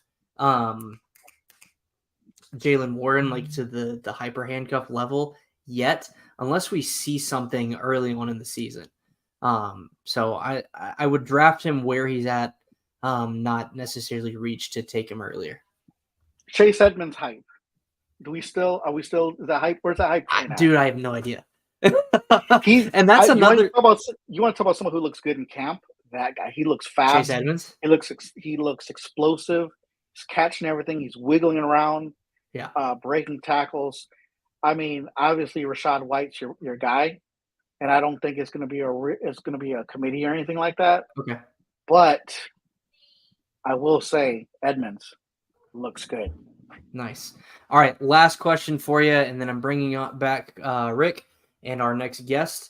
The Miami Dolphins. Who do you think? This one's really confusing for me because they drafted A-Chain, they've got Raheem Mostert, and they got Jeff Wilson, who I all feel like are the same player, basically. And their problem with running the ball was between the tackles last year. So I don't feel like they've solved that. Who do you think can come out of that situation and be that number one running back in Miami? No. No, nobody. No, I don't want anybody. I mean, in a best ball draft, I'm grabbing as much A-Chain as possible. Yeah. Oh, my alarm was supposed to wake up. Time for work. Give me best ball A-Chain all day. Okay. But as far as set it leagues, I don't want anybody in that offense. No thanks. In the running back room specifically, not just the offense. No, the running back room specifically. Yeah, give me their receivers. Yeah, I was like, you don't want Waddle or Hill? I won't tell you a story on how I traded away Waddle. I don't want to hear your pain right now. For Pickens. Oh God.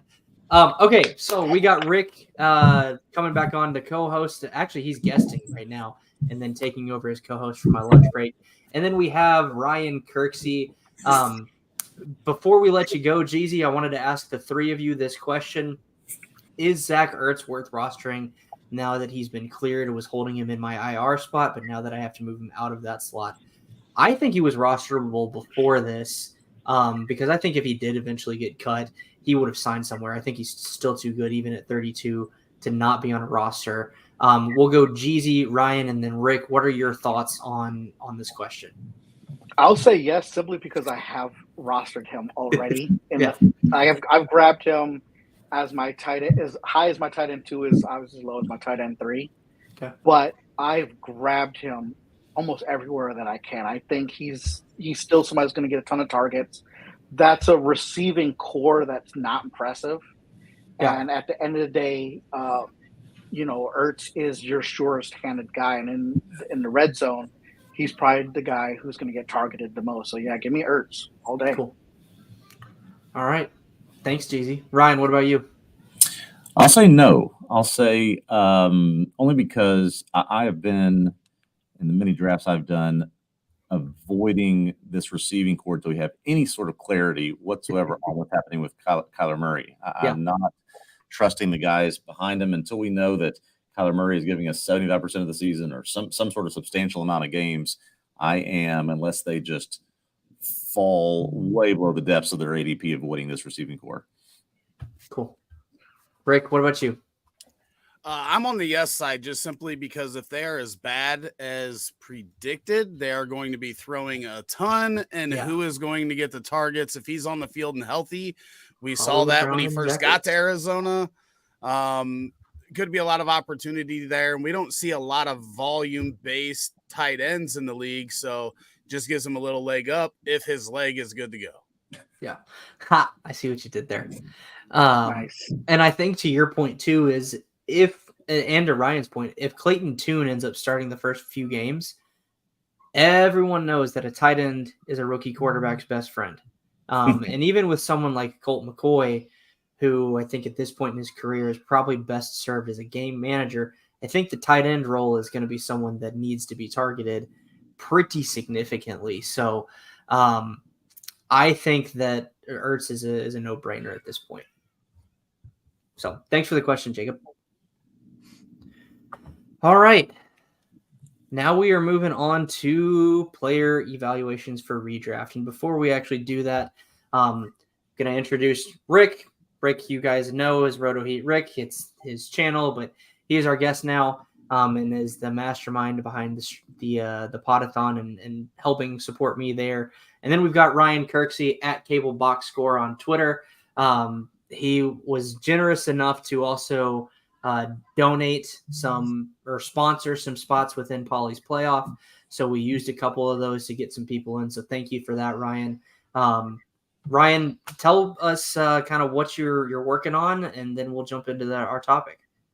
Yeah, happy to do that. Let me just, if I can, just for a minute, say how incredible this is, what you're doing with this tournament, with this Podathon. I'm just thrilled to be a part of it.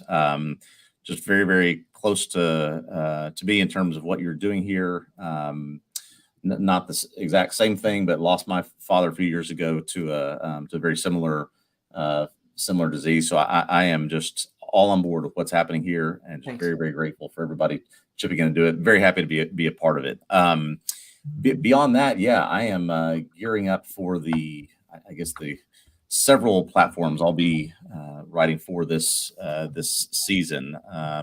I will be on Razzball. I will be on Fantrax. I will be on Fantasy Six Pack. I will be on Fantasy Data primarily this football season. Maybe we'll throw another one in the mix before then. Who knows? But kind of have a piece a day coming out during the season. So gearing up for a lot there. I'm going to be doing an air yards report for Rasball. I'm going to be doing a fantasy recap for Fantrax, DFS work for fantasy data, and probably some dynasty work for fantasy six packs. So kind of touching all the quadrants, as it were. Nice. Awesome, man. Rick, I'll get to you in just a second, but we are going to say sayonara to our Florida man, Jeezy. Thanks for coming on. If you guys don't follow him already, it's @official_ACG.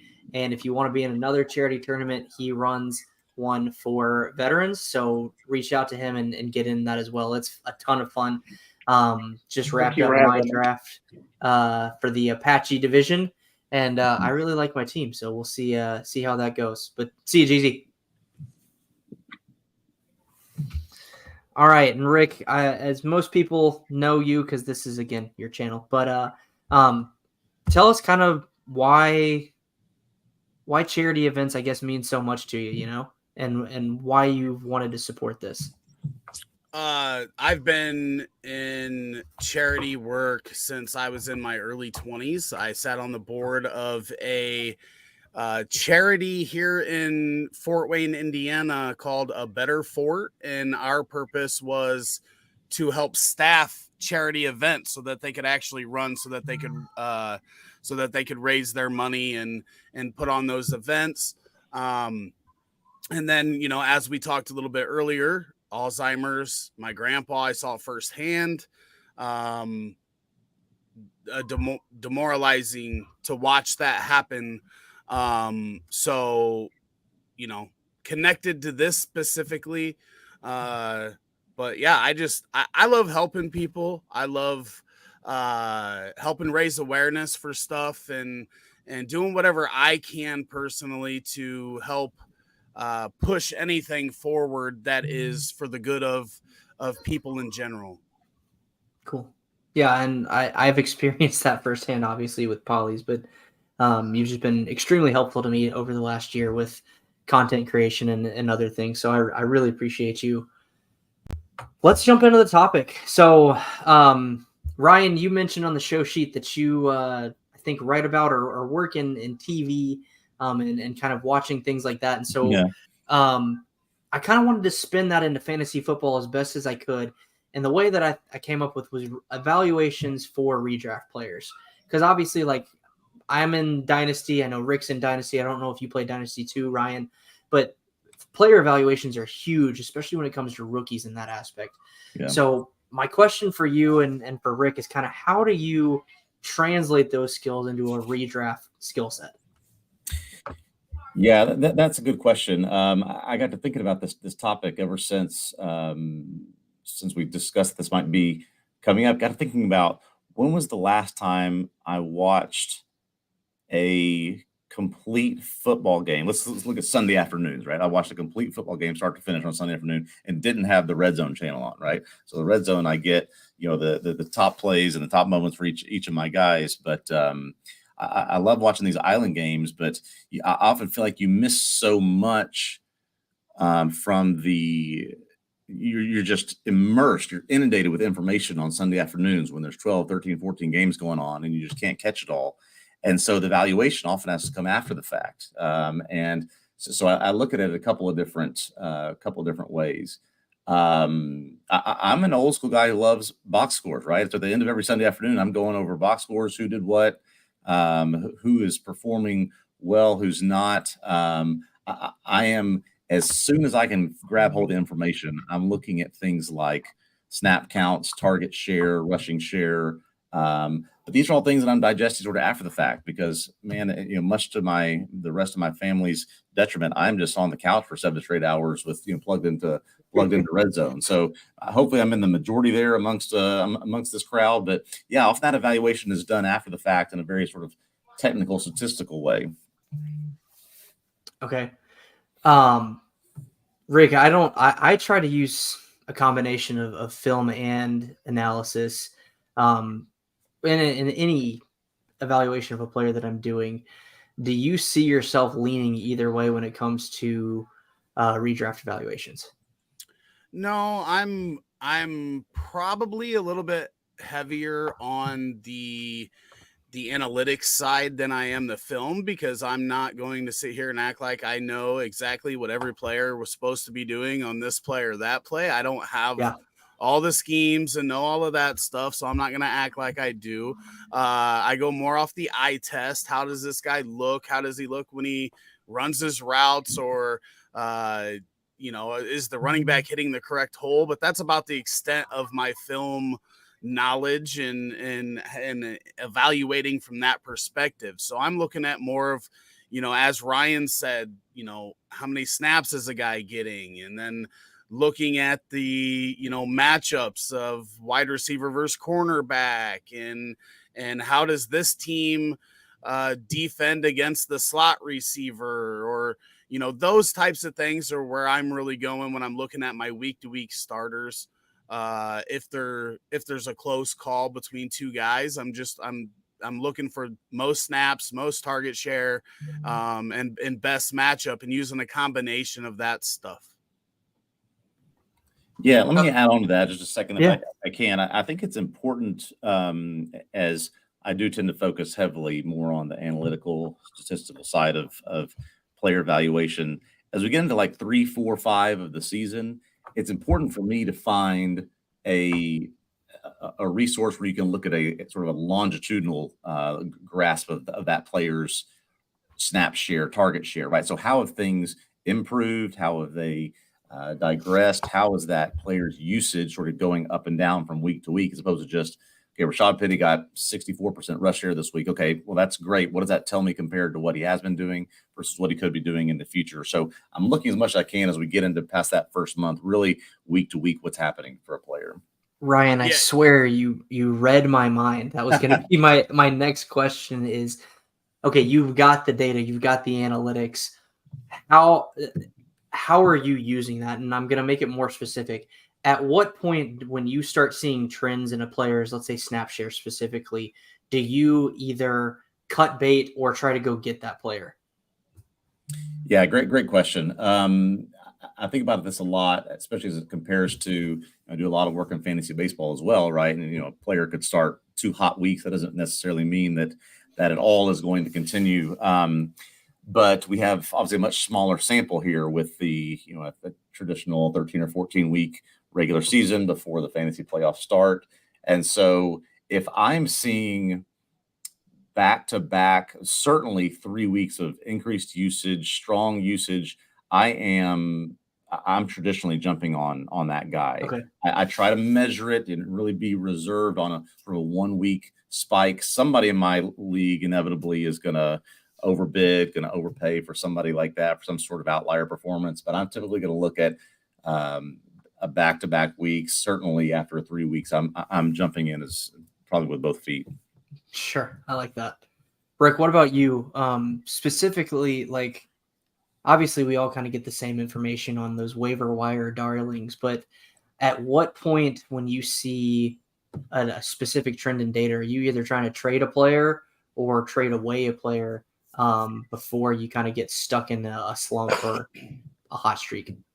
I think it depends on what we're looking at. For example, converted air yards is something that's not very sticky, but a guy can have a hot 2 to 3 weeks, and you just know that his numbers are way above the norm, and you're going to want to move off of that player sooner rather than later. So, target share can be a little bit more sticky, and you can kind of see where, if they're not converting on that target share, where you can go buy somebody before their price tag goes up. So it really depends on exactly what that trend is for that player.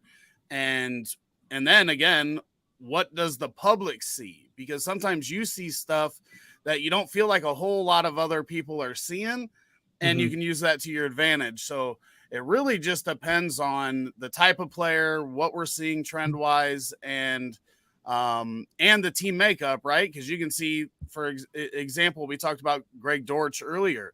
You can see trends with him, but Hopkins is coming back, or maybe Hollywood Brown's coming back from an injury. So that gives you another thing where you think it would be sticky if they weren't coming back, but you might be able to get out and get some value before those bigger target share guys come back. Yeah. And I'm going to traditionally make a point, and I guess this typically happens on Tuesdays, to read through 5 or 6 waiver wire pieces at various sites. I'm going to listen to 2 or 3 waiver wire podcasts and sort of see where there's overlaps, with a sense of, okay, this is where people are going to go, and then try to compare what I've seen maybe on Sunday night and Monday, where those market inefficiencies might be, where I caught something that maybe the general public is not, or where the popular waiver wire is headed. And so if there's something there that that's so hard now, but maybe that I've seen, but maybe the majority have not, I may be more inclined to jump the gun there, knowing that, there could be something here, but next week, it might be more people on it than there would be this week.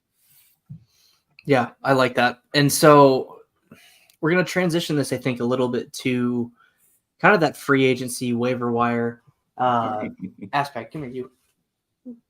Where, I don't know. I don't want to toot my own horn, but like one thing that I did with my podcast previously was it was basically a waiver wire show.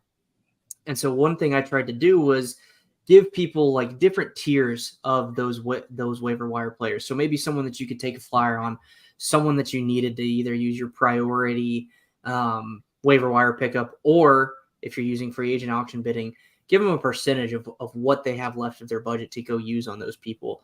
So I guess my question for you guys, and Ryan, we'll start with you, is like, how do you prioritize in waivers who you're going to go get?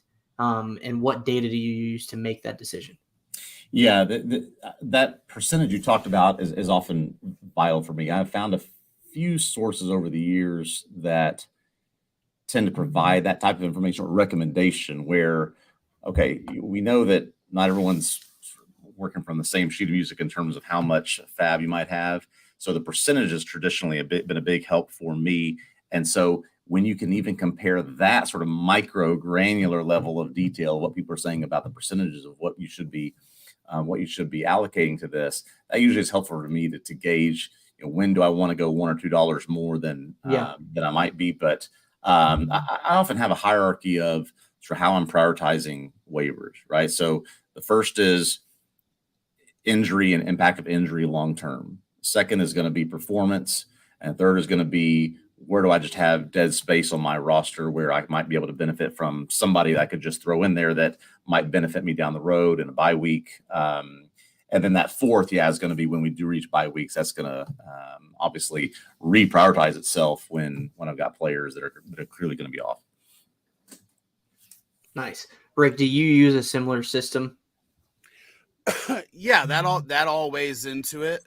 I'm somebody that is I'm willing to take more risks than the average player, so I'm always trying to get in early on a player rather than wait until the week that you're going to need them, and then everybody else knows about them. So then you have to prioritize more of your budget for that player, or if you're in a league that doesn't have a budget but you're going by waiver wire, I would rather be able to snag a guy without using my priority waiver. Even if I have to stash him for 1 to 2 weeks before he's going to play a part in my league. Now, obviously, when you do have a player on your team that gets hurt and you have to get somebody to replace, to flex, then you have to go above and use probably more than you would like to use on that specific player, but you need it. So it really depends on the situation, but I love to try to find the pieces early, identify those trends earlier than everybody else, and you're going to miss on a lot more of them, and they're never going to make your starting roster. But if you're only spending 1 to 2% of your budget to try to get them, then you're not killing your opportunity to get one of those players that you're going to need later either. Sorry, I was being elbowed in the face by a hair fixer. For those, your hair looks great. He said your hair looks great. Can you say thank you? Thank you. You're welcome. Just because she's been here a couple times. This is Alice Collier. This is our oldest. She's 5. I had a good question and now I forgot it. Let me, can I retort, not retort, but maybe just add a layer, something Rick said. I mean, ask him a question, which is, do you said you're a little more risky on than the average fantasy player. So I find if I join a league, say, I've joined this tournament, this playoff for the first time, and there'll be other leagues, whether it's on NFBC or other places that I'll play with people I've never played with before. Do you find yourself slightly, I guess, more aggressive in those types of leagues than, say, I've got a couple of home leagues where I play with people for 10 or 15 years, and I sort of have a sense of, I know I can hold back, wait, be less aggressive. I tend to be more aggressive on leagues where I've not played with people before, just not knowing their tendencies. Just sort of curious how you balance that.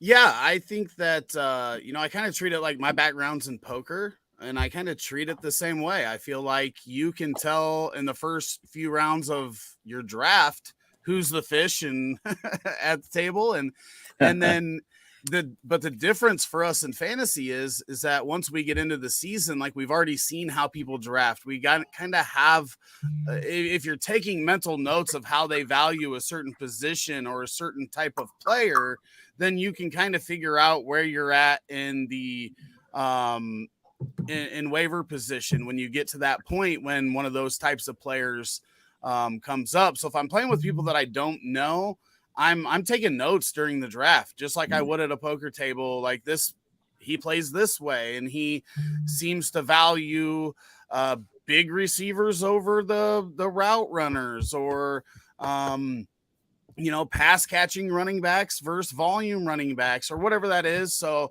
I'm kind of just keeping notes and then kind of playing off of that. And it doesn't always stick. Some people get to a certain part of the year and they're like, oh man, I really messed up my team in the draft. And then everything goes to haywire. But I am always trying to find those guys that are going to not just make impacts because of an injury or whatever. I'll take the shots on as many as those guys as early as possible.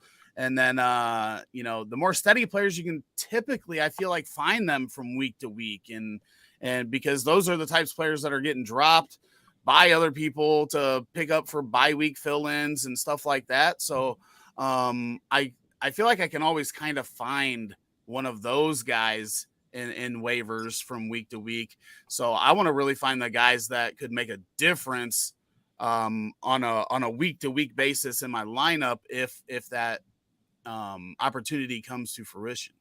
Yeah, that's a great suggestion. Awesome. Rick, just I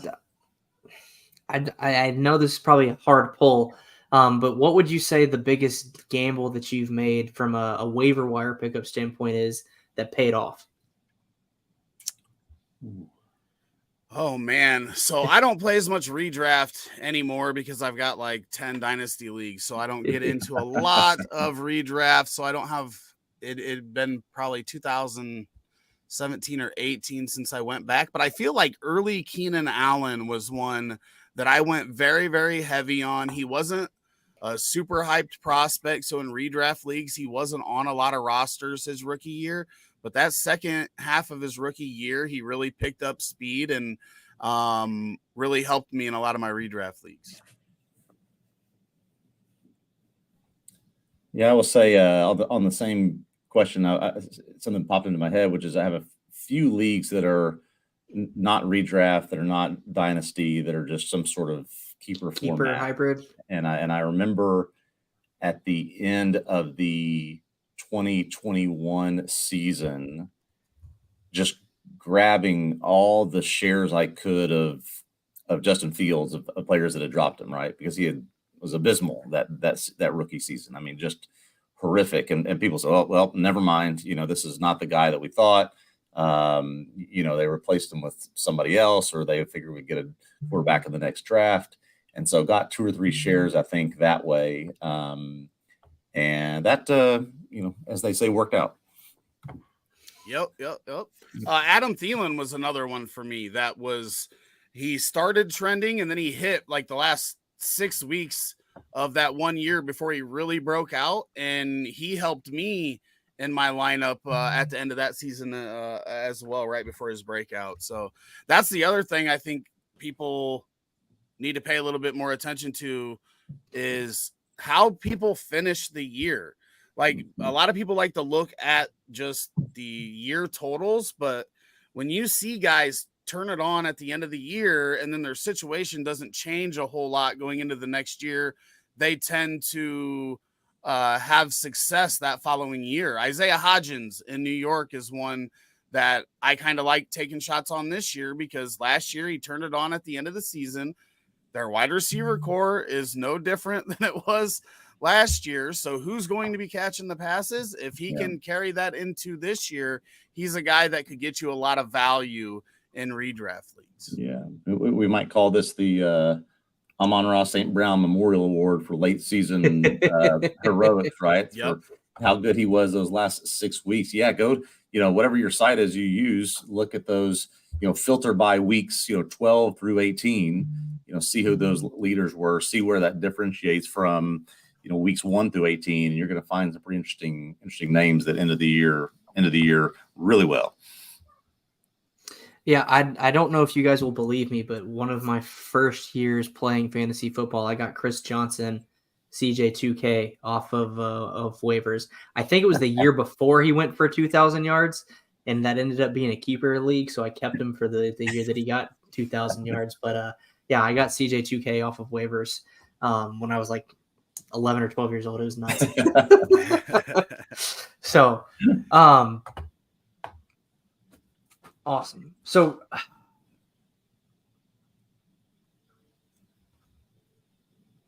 we'll go this route. So Rick, you're in League 2. You've already picked, I think Jalen Hurts was your pick, if I remember correctly. Yes, I picked at number 3, Jalen Hurts. Ryan, remind me, because I'm not looking at it, what league you were? 16. Perfect. And have you made your pick yet?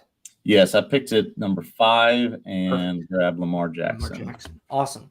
So I guess this is an easy question then for both of you.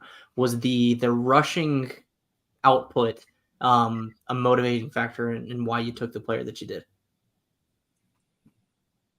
I'll just start and say it absolutely was, because I'm looking at the top 3 QBs had gone. Justin Jefferson had gone by the time I picked, and so you're sort of staring at this choice, assuming you want to go quarterback in a superflex league between Lamar, between Burrow, between Herbert, and Fields.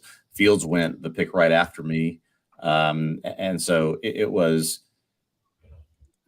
just the sense of, with Lamar, we have seen what he can do. Right, players like Fields, they may have that ceiling as well, but with Lamar, we have seen this sort of nuclear season that he can have already when he was MVP back a few years ago. And so that rushing, combined with some improved receiving weapons, combined with, we know Mark Andrews is going to be Mark Andrews, it was a no-brainer for me. Yeah, same for me. And it's also, these are the guys that have the combination of, they've graduated from early career turnover problems to now they are more efficient. They've got the Konami code with the rushing. They can still throw for a ton of touchdowns. So they've got all of it. And that's what was big for me taking there, outside of Patrick Mahomes, who doesn't run for as many yards as them. I want those guys that have the combination of being able to throw touchdowns and run for touchdowns and yards. And that's what really put him up there for me. And he has the weapons. And that's the thing. Yeah. Like you said, Lamar's got the best weapons he's ever had in his career, even with OBJ on the downturn. Yeah. He's had one guy at times in the wide receiver group, but he's never had depth at the wide receiver group. And I think they finally found him some depth there. Yeah, no, totally agree. One of those guys, Bateman, Flowers, or Beckham, is going to hit, and probably hit in a way that he hasn't had certainly since Hollywood, but maybe even before that. Well, and I think kind of to that point too is one of them will hit. I think one of them is good enough to also fill in as a wide receiver too, and you've got Andrews and a healthy J.K. Dobbins. Like Lamar's, I think, a really good pick. And to your point, and to your pick, Rick, like the Eagles are going to be really freaking good this year. Like they're an embarrassment of riches. So I think Hurts is a fantastic pick with what he's already done from a fantasy perspective, but also now you've got a ton of talent to surround him as well. So Yeah, hopefully at some point the NFL draft quits catering to the Eagles and letting superior talents drop to them at spots that they shouldn't be able to get those guys. Obviously, Carter was a little bit different, but Nakobe Dean and I mean they just Nakobe keep Dean getting was guys steel. at values in the NFL draft, and it's crazy. They're so good. Their roster's so good. Yeah, it is. All right. Well, our next guests are in the backstage. So, Ryan, before we let them on, and I'm actually taking a little break, so Rick's taking over hosting duties. Gonna let you plug yourself again and see kind of anything that you're working on, anything specific you want to mention, and where people can find you. So, have at it, Ryan. Yeah, the list is too long to go through. It confuses even me. So I just suggest go to X or Twitter or whatever we're calling it these days, and find me at Cable Box Score. Whether you're interested in fantasy sports, whether you're a fan of TV, I do a lot of writing and podcasting about TV. So go find it all there at Cable Box Score. I'll be all over the place this football season. And guys, I just again really appreciate it. I cannot thank you enough for what you're doing, allowing me to have a little bit of a voice here. Real quick, Ryan, before you go, because I'm a huge TV buff, where do you stand? What tier is Taylor Sheridan in? What tier is Taylor Sheridan in? Oh my gosh. I will say I have not seen any of the Yellowstone spinoffs or the 1923 or any of that yet. I think that he has got a moment to sort of cement himself and his shows as sort of this generation's just real keystone TV maker, right? I mean, he has had these incredible hits over the years. Yellowstone, I just find to be fantastic. I was discouraged at sort of this I don't know, it was a mutiny or sort of this disruption with Kevin Costner and sort of how that all ended. But I'm really hoping they land a plane on that show. And trust me, I've got his shows queued up to hit all those spinoffs and sort of deviations of them soon. Well, we'll definitely talk more about that on X. I love talking TV. So nice to meet you, Ryan. Absolutely. Thank you guys so much. Yeah, thank you for coming on. And with that, we're bringing on the Dynasty Hot Sauce boys, Mr. Larry Monkey and Justin at Run DFF. Before I take my quick lunch break and Rick takes over, do want to mention we are running a contest where you can win something off of our merch site for the highest donation. Right now, the leader in the clubhouse is at $240. So if you can beat that, you'll make a significant impact and win a free something. And so remember to donate at rotoheat.com/poly. And with that, Rick, the floor is yours. I'm out of here till about 1:30. All right. How we doing, fellas? What's going on, Rick? Shane taking the hour lunch break, huh? Yeah. He just says, screw you and your lunch. I'm gonna take off for an hour. How you guys doing today? Why don't you tell everybody a little bit about Dynasty Hot Sauce? Well, you can find us on the internet, pretty much everywhere, all the socials. We drop an episode once a week. You gotta I don't know. I don't know, Justin, anything you want to add? I mean, we have a little E next to our podcast. Yes. It's not a little E, it's a big E. Yeah. It depends on how much beer has been drank as to what the show is going to be like as well. So it's always a spin of the machine there. No, we go all year round. We have guests on. Sometimes we just, the two of us just take care of the show. But yeah, man, check us out. We got a Patreon. We're all about the Patreon. So hey, we have some fun with our patrons and. Yeah, you can find us on baby. You can find us on Twitter. It'll never be X, Rick. It'll never be X. I hear you. I've been around since the beginning. I can't go changing what I'm saying. Makes it difficult. Yeah, it's weird, man. You see, I pop open my phone and just the icon on my phone is like, whoa! I have to look over my shoulder real fast. I'm like, oh, it's just Twitter. It's like the X. right. Yeah. So I see we've got here on the sheet some favorite settings for your fantasy league. So are you guys more dynasty or are you more redraft? What's your niche there? I mean, we are primarily we're both dynasty. We call ourselves a dynasty podcast, but we kind of cover it all. I mean, we're into fantasy football. The next few weeks are going to be very redraft centric, but because we both have some home leagues and stuff like that, and then we do the charity stuff. But yeah, my we're phone's mostly dynasty guys. My phone blows up a lot this time of year with just like friends and people come out of the woodwork wanting to know this question, answer that one. What do you think of this guy? What do you think of that guy? You know. Yeah. But yeah, man, I call it charity league season, because that's what it starts off with, the eliminators with the best ball stuff. That kind of like kicks off fishbowl season, and then once fishbowl starts, and then next thing you know, all the other charity leagues start blowing up. And I've been in Polly's for a few years now. I think this is my third or fourth Polly's playoff. So yeah, I'm excited. I always like to support a good cause, and Shane does a good job with this. So appreciate the efforts he puts in. Is Alzheimer's something that has affected you guys or your family? Actually, I went about a month ago to look at assisted living for my mother. So she's got early onset Alzheimer's. So, yep. Yeah, it's hitting home for sure right now. Yeah. Sorry to hear that. That's life. That's life. Let's bring it up. Yeah, let's bring it down before we can bring it back up again. Let's do this. Well, that's why we're here. That's why we're here. Raise money for Alzheimer's. Got to raise that awareness. Yeah. I don't know if you guys heard earlier, but I went through the registrations for Polly's, and 60% of the field has been affected by Alzheimer's in one way or another. So there's a lot of people out there that are affected by it. So that's why I got involved. I was affected by it. My grandfather. So love what Shane's doing, and raising awareness and money for trying to end Alzheimer's here. So, but yeah, man, as far as like, I mean, we like I said, we do it all. We cover it all. We do it all. We play it all. And some of us are particular to certain settings. I mean, we're a big tight end premium podcast. You always hear us talking about a heavy premium. The more the merrier, when it comes to the tight end premium. Yeah. But, Larry would put 5-point tight end premium if he could. I like it, man. I like adding that value to the tight end, man. It makes it more. I'm just doing a dad's league at home, like a home dad's league for my town. These guys, these poor friendly guys. with a bunch of softball and soccer parents, and I was like, hey, you guys want to do a league? Yeah, I'll run it.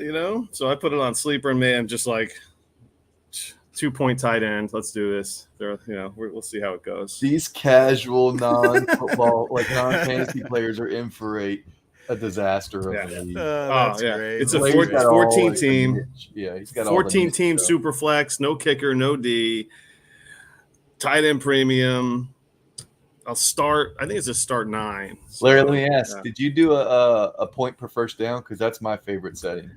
I did not. Oh my gosh! What are you doing with your life, man?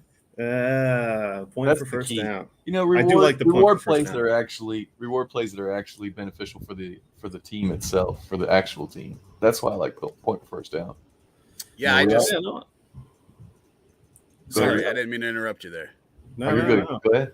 No, I just started a new dynasty league, and we drafted in July, and we did 1.75 tight end premium, and then we did 0.25 0.25 for passing touchdowns, and then 0.5 for receiving or rushing first down. So that's the first down bonuses that I've used in my leagues. Yeah. We've been doing at least 1.75 for tight ends here over the past couple of years, and anything that we've started up as well. So it's really with you there. So Justin, Larry's the tight end premium guy. What is your favorite? Well, besides the point per first down, in the redraft settings, I like weekly payouts, like high score for the week, because it keeps your league really involved all through the season. It's week 13 and someone's 2-11 going into or 2-10, whatever, going into that week. They might not be interested at all, but you throw in, hey, here's $20 for this first. If you get the high score this week, everybody's setting their lineups. So that's an easy way to keep people involved. That's one of my big things, because we're all playing for a little bit of fun, but a little bit of money as well most of the time. Yep, I love that one. In our 250 leagues and our 250 dynasty leagues, we do $50 a week for the first 15 weeks of the season to keep people involved, make sure they don't check out. You can still win even if your team's eliminated. That's a great one. If you can get everybody on board for it. I love that one. Heck yeah. I like it. I like it. I like the. Some people don't like the negative points. Some people like just mainly positive points because it's fantasy. You're here to have fun. You want to have a good time. You don't want to get hit with negative points. Here it comes. We call this the Matthew Stafford. I already know what's coming. Justin knows me very well. It's the pick six, baby. Give me -4. Give me -2 for the pick and a -4 for the pick six. So you're throwing a negative touchdown if it's a pick six. I think that's fair. But if you're a Matthew Stafford owner, you definitely don't like that. That's Can you imagine people back in the Matt Schaub days playing with? Oh, now you're touching a nerve with Justin. There. He's the Falcons guy. Matt Schaub. All right. So, what about do you guys like length of touchdown, like bonuses for that type, the big play bonus? Yeah, well, Justin's a girth of touchdown guy from where I know he's a big fan of the girth, right? Yeah, Larry, sure. Let's go off the rails. 10 minutes in this joint. We got to go off the rails a little bit. This is the hot sauce podcast. We got to go off the rails just to teeter a little bit. I had no idea you were drinking at 12:40 on a Monday morning. Oh, you're right. Well, you know what? I'm staring at full disclosure, I'm staring at the beach right now. I'm on a family vacation. Oh, nice. And they're all right over there. They're right over a hill on a beach. And I had to run back to the house. And I was going to set up like a fancy display. And I'm like, you know what? The sun's bright. I would just be like a silhouette, and it would just look really weird. So I'm just on the deck facing the house and making it simple. I'm making it so that y'all can see my lovely face. Yeah, we did in the Hot Sauce Listener League. We did long, like 40-yard plus touchdowns. What did we say, Larry? Let's see here. Yeah, I was trying to look. I don't know if you can hear that chime in the background, but I'm in a Polly's league right now that is entering the second round. Oh yeah. How's it going for you so far, Larry? I had the 102. I had the 102. Who do you think I took at 102? The 102 super flex. Yeah, so it's either Mahomes or Hurts. Who'd you get? I got Hurts. I took Hurts. Yeah. I got him just because I like. So one thing I do like to do, I like to mix it up. I'm in a lot of leagues, and I like to diversify. I like to pick up different guys. I like to have a little bit of everybody, sprinkled everywhere. And I don't have Hurts really anywhere. Getting back to that Dynasty Hot Sauce Listener League, I picked up 2 guys in the rookie draft. Our rookie draft's going on right now. A lot of stuff going on in the Hot Sauce Listener League. It's a 3-copy league. We just did a dispersal. Now the rookie draft, and when that's over, the startup for the 3rd copy is occurring. It's in the same month. Anyway, I just traded in to the rookie draft and picked up Michael Wilson and traded in again and took Tank Dell. Why not? Who cares? Let's do it. You know what I'm saying? I like it. Had a couple potential bodies on the team. And Justin just traded into that draft too. You took your boy. I took Stetson Bennett. Yeah. I got too many picks, so I had like 3 fourths and 2 fifths, which are really thirds and fourths because we draft some future firsts in our draft. But I had too many of them. I don't have enough roster spots, so I consolidated. Moved out of this year with a couple picks, and then I was like, screw it, let me just go get Stetson Bennett. Stafford could easily be hurt again, and then I got me another trade piece in a 14-teamer. One thing I can say is, our standard league, for as far as just like me and Justin, I mean, it has to be super flex. There's got to be a tight end premium. I don't care about kickers or defenses. Oh, so. Wait. I was going to say, I'm glad you clarified defenses because you do care about the D. So. Oh, look at this guy, huh? Oh, yeah. Yeah, I think those are kind of standard. It's got to be that. That's where I've moved. I'm sure you guys know back when it was basically just 1 QB standard, wasn't even really PPR. The evolution of fantasy football from that point to now where we saw PPR creep in, and then super flex was kind of a niche thing, and now that's becoming way more popular. I think tight end premium is the next evolution of the, to creep into the average players pool of leagues. So Right. I'm definitely with you guys on all of those settings. Are there any other settings? I like a small point.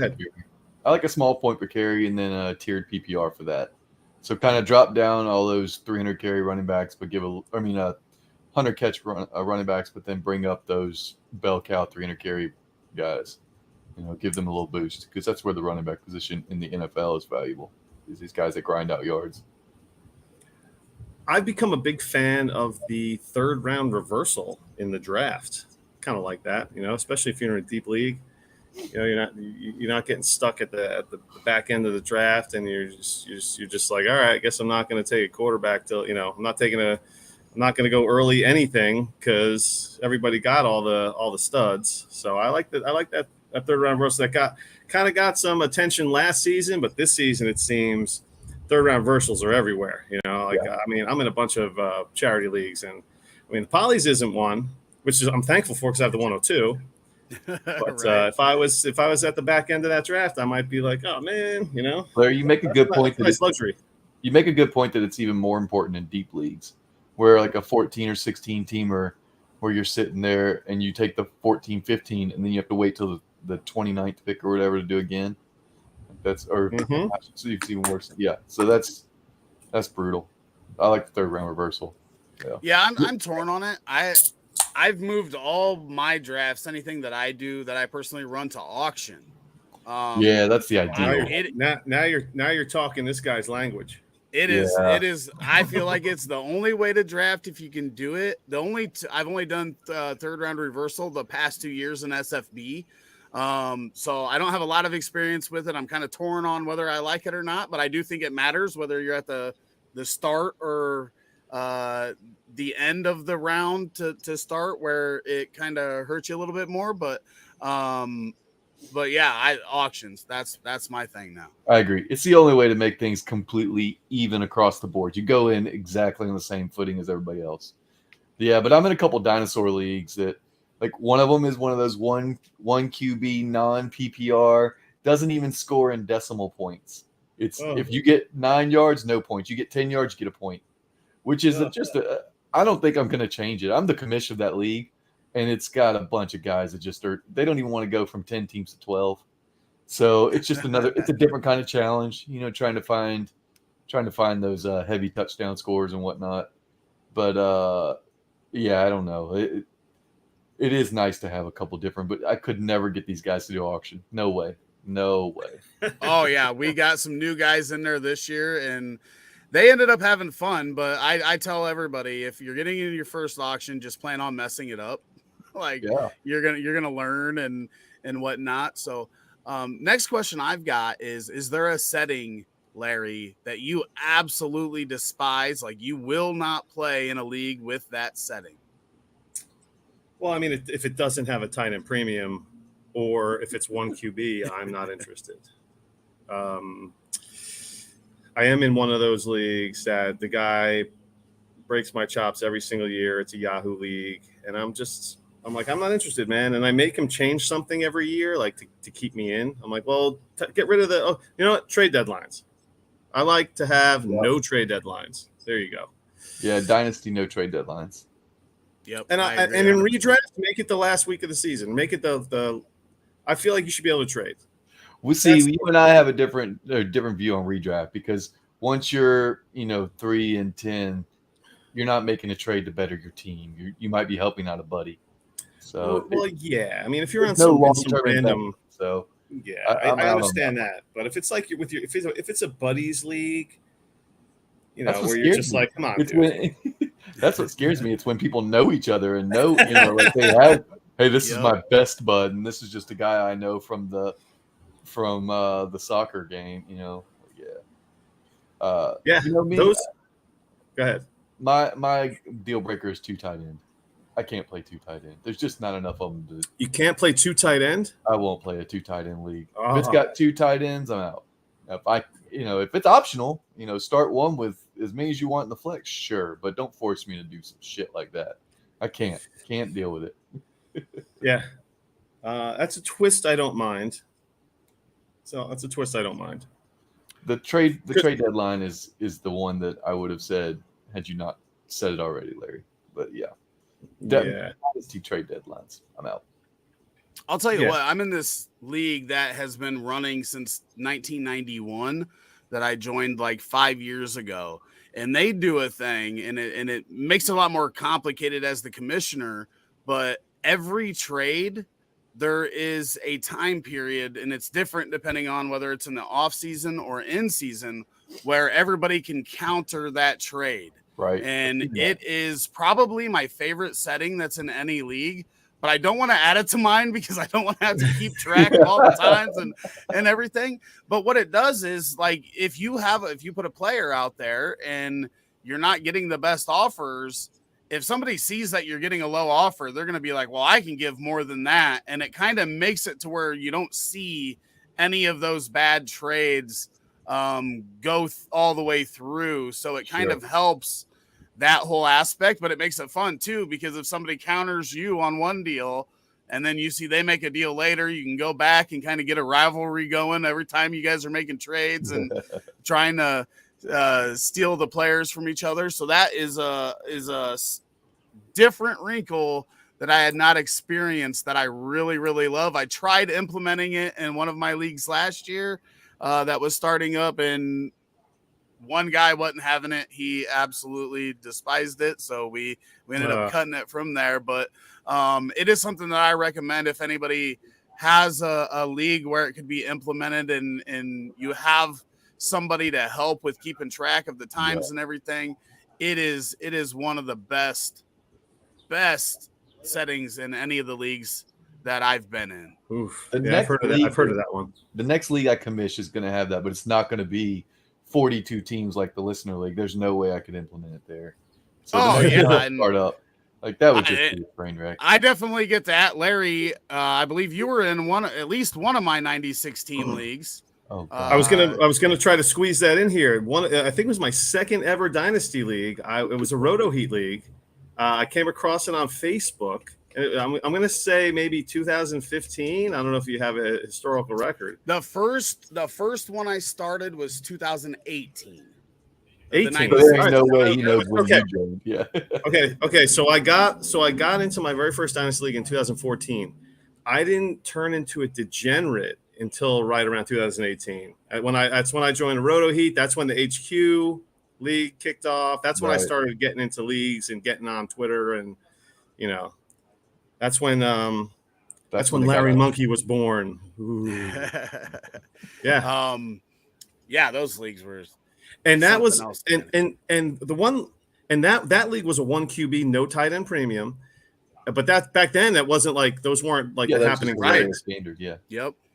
But the thing was, I could not get lucky with a tight end in that league. And a lesson learned, I always make sure, because of that, I was always chasing tight end in that league. I make sure I never chase tight end in any of my leagues. I always like to have a nice, solid. It's a position group that I don't want to have to worry about. Let me worry about mixing and matching the wide receivers and running backs and stuff like that. Let me get my QBs under control. Let me get my tight end room under control. Then I can just kind of, pick apart waivers and trades and fill those other two positions. And it was from the worst. Well, when you draft David and Njoku, it's like tight end one. That's he was how super hyped back then. Hey, look, if you just held on to him for like 7 years, you were good. Right. If I only didn't draft him, if I just didn't draft him, who knows where I'd be? The 7th year breakout. Gotta love those ones. Like what do you do with Njoku? I mean, his value is probably not as high. Probably has never been higher than it is now, right? Should you cut bait on him right now? Maybe when he was a rookie, he was pretty hyped when he was a rookie. But other than that, I would have to say this is probably the highest he's been. But also, if Watson is Watson from before all the nonsense, then he's got the best quarterback and best offense that he's played in as well, I think. Yeah. And the thing with him, he looks so great, but he never finishes a game. He always gets hurt in like the first half, and it's always an ankle or something. He always makes some ridiculous acrobatic attempt at a catch, and he may or may not come down with the ball, but you can count on him like He's coming gonna up come down limp. with an illness. Right. He'll be leaving on a cart at some point. Yeah, I feel as much as I love that guy, and I've churned through shares of him, man. I still have him everywhere too. I should really just wait for him to get that touch. Hopefully, cross my fingers, he gets out of a game and he scores a touchdown, and then just try to flip him for anything. Simon in the chat said he went into the finals with CJ Uzama 1 year. He'd never do that again. I think he didn't win that finals. Yeah, that's rough. I don't blame you, dude. What were you doing with CJ Uzama on your team? Was he playing for the Bengals then? To speak on this a little bit, and as we wind down, I had one other question for you guys, but we've talked a lot about tight ends during this period as well. So, Larry, why don't you start us off here? Give us one deep tight end sleeper for 2023, and then do you have any setting that you've never played with that you would love to implement into a league here in the next, maybe not this year, but maybe 2024? Wow, a setting that I'd love to implement. I mean, well, I'm really taking advantage of that with this dad's league. It's a 14-teamer, and I put all the bells and whistles in it, and I'm kind of taking advantage of that this year. These are guys that know that I'm like the fantasy football guy, and I feel like they want to complain, but they're kind of afraid to speak up. So they're just kind of rolling with it, But I'm hitting on all the, like I sat down, we had Lindsay Rhodes on our show when I first talked about how I'm doing this dad's league, and her and Justin just like bombarded me with, no, you can't do that to these guys. You can't do that to these guys. And then me and Justin, then it was like the finished product. And then me and Justin went through the settings, and he was like, no, these guys are these poor guys, they're so casual. Yeah, poor. So yeah, yeah, I mean, I did the third round reversal, and I added the 2-point tight end, and I just bonus stuff, just nothing egregious, just like a point here, a point there for that, point there for this, yardage. I know Justin likes the yardage bonuses, right? Like passing yardage and rushing yardage. Yeah, 100, 300, yeah.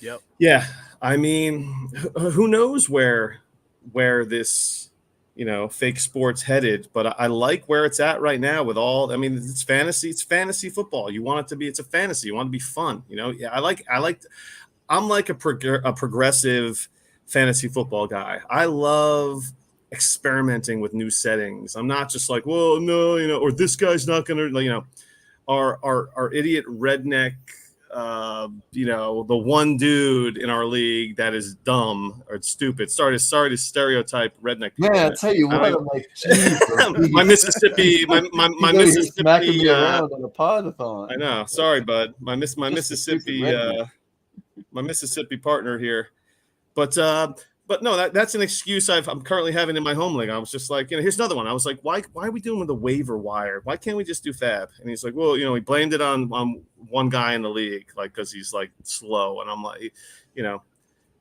just do it. Who cares? Come on, man. We're all in our we're all been playing fantasy football for 20 something years. Let's evolve. Get rid of the waiver order. So I get to sit on my waiver pickup, hoping for like a big injury for 10 weeks. While all these guys are getting plucked off the waiver wire. I don't know. I just took this conversation. I don't know where we were headed, but well, now I need your sleeper tight end. I know you've got one for us since you're the big tight end premium. I love all the rookie tight ends. I mean, when I say all of the rookie tight ends, I'm really talking about in my opinion, the big three, the Kincaid, Laporta, and Musgrave. They're getting a lot of buzz. They're running with the first team. And I know it's all. How did Musgrave end up in the big three? I didn't expect that. He even went M. He even went M on the. I was 100% sure it was Mayer coming. You haven't really heard much about Mayer, man. Have you? Have you heard much about Mayer? I mean, the big three for me is Musgrave. That's not bad though. Okay, so I'm sleeping on Musgrave. Let's put it that way. He's my sleeper.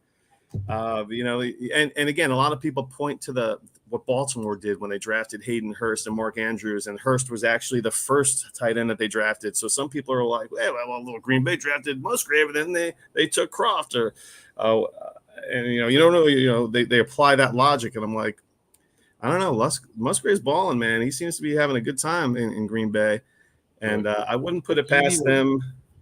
if you need a late guy, forget Musgrave. All right, go to Jawan Johnson. That's your guy. That's your guy. He's going to be on the field. He's going to see targets because the Saints like to target tight end. So he's an easy one. He had a little mini breakout last year, and he's just primed with a better QB situation. Well, Justin, you didn't really answer the question. You said deep sleeper. You should have went Jimmy Graham. The backball Saints tight No, end. I'm not talking about like sleeping in a nursing home. All right, that dude's in a walker at this point. I mean, that dude did get hit on his bike a month and a half ago, and then was up running around the next day. So he had a big laceration on his leg, and now he's back the in original. NFL. He's the original Jimmy G. He's the OG Jimmy G, right? And for those that want a cool team name, there you go, the OG Jimmy G. And he should be allowed to dunk the football over the goalpost. He should be the only person in the NFL that's allowed to do that if he scores this year. If he still can. Yeah. Right. Oh, if you think he get it, if you think he's lost his ups, can he jump? Maybe a little bit. So, Justin, is there a stat that you here to close this out that you would like to try that you haven't tried yet? So a setting. I want to play a vampire league sometime. I've never played one. Oh, that's nice. That's always been one of my. And I've listened to Ryan McDowell so much, and he's back in the day he used to talk about vampire leagues a lot because he had one going on. And one of these days I'm gonna just make one or join one. I'd like to be the vampire, so just to play from that scenario. That's one that I've wanted to check. I should have let you know he was starting out a new league. I'm in a Ryan McDowell league, and he just came up with a new vampire style dynasty league. It's pretty crazy. I did not get in the league just because I'm in one of his kitchen sink leagues, and that's just it's out of. I need to you got to sit down and really think about these McDowell leagues are crazy. I'm maxed out on bandwidth right now. But yeah, the dynasty stuff. Yeah, I should have let you know because Ryan's leagues are he's on the ball at least. He pretty much drags everyone along with him. Everyone's like, oh, okay, I forgot to do this. Okay, I forgot to do that. Okay. Well, fellas, it was great talking to you for the last half hour. To speak to Simon, I just got back from the expo. Hopefully next year we can meet out there if you guys make it into the expo. It's a great time. This is my first one. So any last things you guys want to say real quick about the Dynasty Hot Sauce podcast? Well, forget the podcast. Get over and donate at what is it? Roto Heat. What's the link? Rotoheat.com/Polly will redirect you to the walkathon donation page. So we appreciate that. We appreciate everybody that has donated and will donate in the future. And we appreciate you guys coming on and talking some league settings with us. Check us out. And Rick, we'll get you on the show one of these days, man. For sure. Hey, sounds good. Hit me up anytime. Appreciate it, man. Thanks for having us. All right, Scott, glad to see you made it in here. Welcome to the Podathon. Why don't you introduce yourself to the people? So I'm on two separate platforms. I'm on I-80 Sports, different nights of the week. Just depends. We're going through our football schedule now. And I'm on Let's Talk Sports 3 nights a week. And I host my own show, the Scott Cobe Show, on Thursday nights at 7:00. So I'm on both of those. And big time fantasy player. So this was easy to get into 2 or 3 years ago. So nice. Now we've been asking everybody here, is Alzheimer's something that has affected you personally? And is there anything that you want to say in regards to that? Yeah, it infected my grandfather a few years ago. We had to look for assisted living. I know that other people have said that in the past on the Podathon. So it's a terrible disease, and Shane and his wife and everybody else that's involved with this, much respect, much appreciation to you guys for bringing this to the forefront and trying to find, help find the cure for it. So, well, we appreciate you for coming on and speaking on some ADP values. Now, I didn't get any other context in here on the show sheet of where this ADP is coming from that we are talking about, but I have some players. So do you have a specific ADP that we are going to be discussing here for these players, or are we just talking in general here? We're just talking in general. In general. Okay. So the first player up is Deontay Johnson. So how are you feeling about him at his current ADP?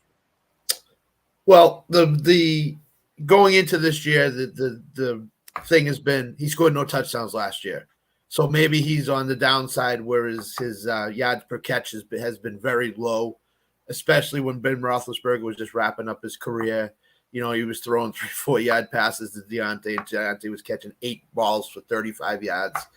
So where he's going currently, I like his ADP. I think positive regression is about to happen for Deontay this year for sure. He's going to catch a few touchdowns. They're going to throw a little bit more than they did last year. I think the Kenny Pickett confidence from the coaching staff is now becoming more and more in it. And you'll see as the preseason goes on and into the season that Pickett will throw a lot. And I know George Pickens has been the highlight reel video of the day every day that you see. But I think Deontay's that solid guy that you can get, you know, in the 9th, 10th, 8th round, someplace in there that can bring you back maybe 5th or 6th round value. So, yeah, I agree with you 100% because he's a volume receiver. He's going to get a ton of targets where Pickens is, I think, going to be, you know, way more inconsistent. He's going to make those big highlight reel catches and everything, but Deontay Johnson is not going to have 0 touchdowns in 2023. That is with the volume that he got. Like, that's one of those stats where you say that'll never happen again. Like, I'm pretty sure the target to touchdowns was the worst ever. Like, he just got way too many to get 0. That's an anomaly, and that is going to improve a ton here in 2023. Plus, to your point, with passing more, they look to bolster that offensive line this offseason, which would help with that whole thing in the running game and being able to do more of the play action pass with some more efficiency. So I'm with you 100% there. Yeah. Plus, Najee has not been the Najee that everybody expected him to be in his first 2 years. I know injury has cost him a little, the toe injury and stuff like that, but they're going to have to pass in certain situations. They're not going to be ahead in every game. So Pickett's going to have to throw. Yep, 100%. Next player up here that we've got is Mike Evans. So do you think he is a value right now, or does the quarterback, there's not even really a word to put on it because we don't know. Is it Trask? Is it Mayfield? Is it going to be a week by week thing? Does that worry you? And do you think he's a value, or is that dropping him to where he should be because of that risk at quarterback? It's dropping him to where he should be because of the risk at quarterback. I think Chris Godwin's going to be the better receiver that you can get in Tampa Bay. If it's Baker Mayfield, he's going to lean on the short passing game, short, quick passes. So that's why somebody like a Cade Otton at tight end is going to be phenomenal for them, because I think Baker Mayfield and Kyle Trask are both going to throw that quick, short pass that Godwin loves to catch and then make the moves after he catches it. Mike Evans just, he's got that 1,000-yard streak. Every year he's had 1,000 yards. It just worries me, the consistency of the deep pass from Baker Mayfield, and we haven't seen it from Kyle Trask yet. Worries me a lot that they can be consistently targeting him downfield. So that was going to be my next question, is if you think that 1,000-yard streak is going to end this year for Mike Evans because of this quarterback situation. I think it is. I think the focus of the passing game is going to be more Godwin and Otton than it is Evans. Will Evans get 800 yards? Probably somewhere in there, I think. So if you're looking at Evans, you're looking at probably, I don't know, 8th to 10th round picking him, and that's where I've seen him go in drafts. So. All right. I think they may have to throw enough if they're as bad as we're expecting that he could still get to that 1,000, especially with the extra game that he didn't have early. But we've already seen Mike Evans kind of be inconsistent in his career from a game-to-game perspective, like on a season stat line, but he'll have like 200 one week, and then the next week he's got like 35. Well, hell, we've seen the one game where he had 3 receiving yards for 3 touchdowns. So I'm definitely with you. It's definitely a risky pick there, and it kind of sucks because I would like to see him extend that a little bit because I always liked him as a player. Next up, go ahead. I mean, what did we see against Carolina last year, late in the season? 8 catches, 200-something yards, 3 touchdowns because they were trying to get him the 1,000 yards. So, if he's close, they're going to target him, uber target him to try to get to the 1,000 yards. So, yeah, especially if they're out of the race and the game doesn't really matter to them. Next up is a guy that has been polarizing for the last few years, but perennially underrated at wide receiver from season's beginning to the end. Tyler Lockett. Where do you stand on him this season? He's the preferred target in Seattle, I think. Geno Smith absolutely loves him over Metcalf. Metcalf's going to get his yards, yes. But Lockett is that type of guy where, he slips to like the 8th round every single draft, every single year.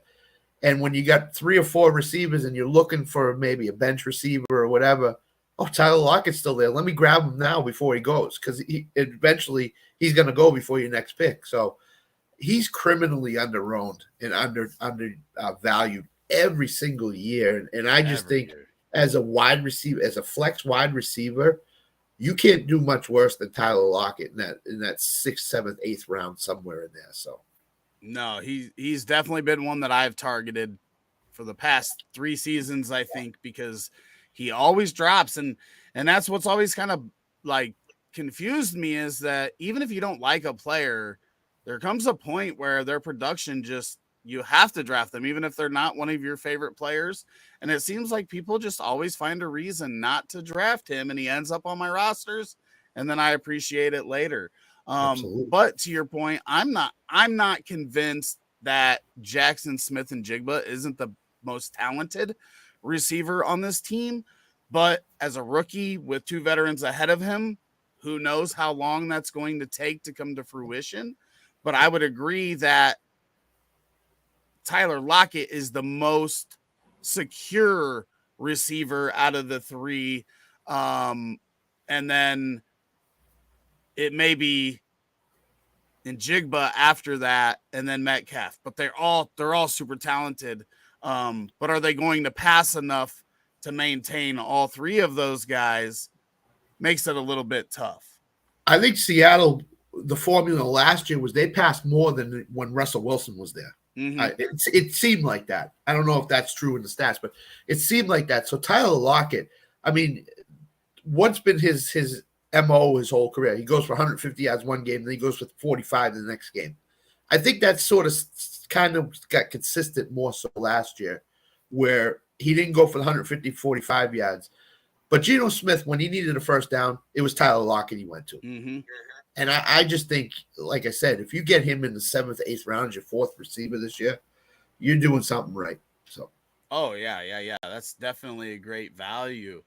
The next one up on the list is a guy that last year people weren't really sure. He had been in the doghouse in 2021, kind of had a nice little streak at the end of the season, and people were wondering if that was the Brandon Ayuk that we were going to get in 2022 and put together a solid season. But where are you at on him going into 2023 with, Brock Purdy coming off the injury? Looks like he's going to be ready to go to start the season. But then the question mark, if he doesn't go, you've got Sam Darnold or Trey Lance behind. Where do you stand on Brandon Ayuk, where he's going at in drafts right now? I think he's the best pure receiver that the 49ers have. Debo catch the ball and take it 75 yards, and he can run the ball too. But I think when you're looking for best receiver on that team, I think it's Brandon Ayuk. I just think that reports out of 49ers camp have been very glowing. He was, so to speak, in Kyle Shanahan's doghouse. Kyle Shanahan made it a little bit tougher on him. and he came out of that fine, and he had a great end of the year last year. So I think that if he can get the same page as Brock Purdy this year, I think he can have a phenomenal year.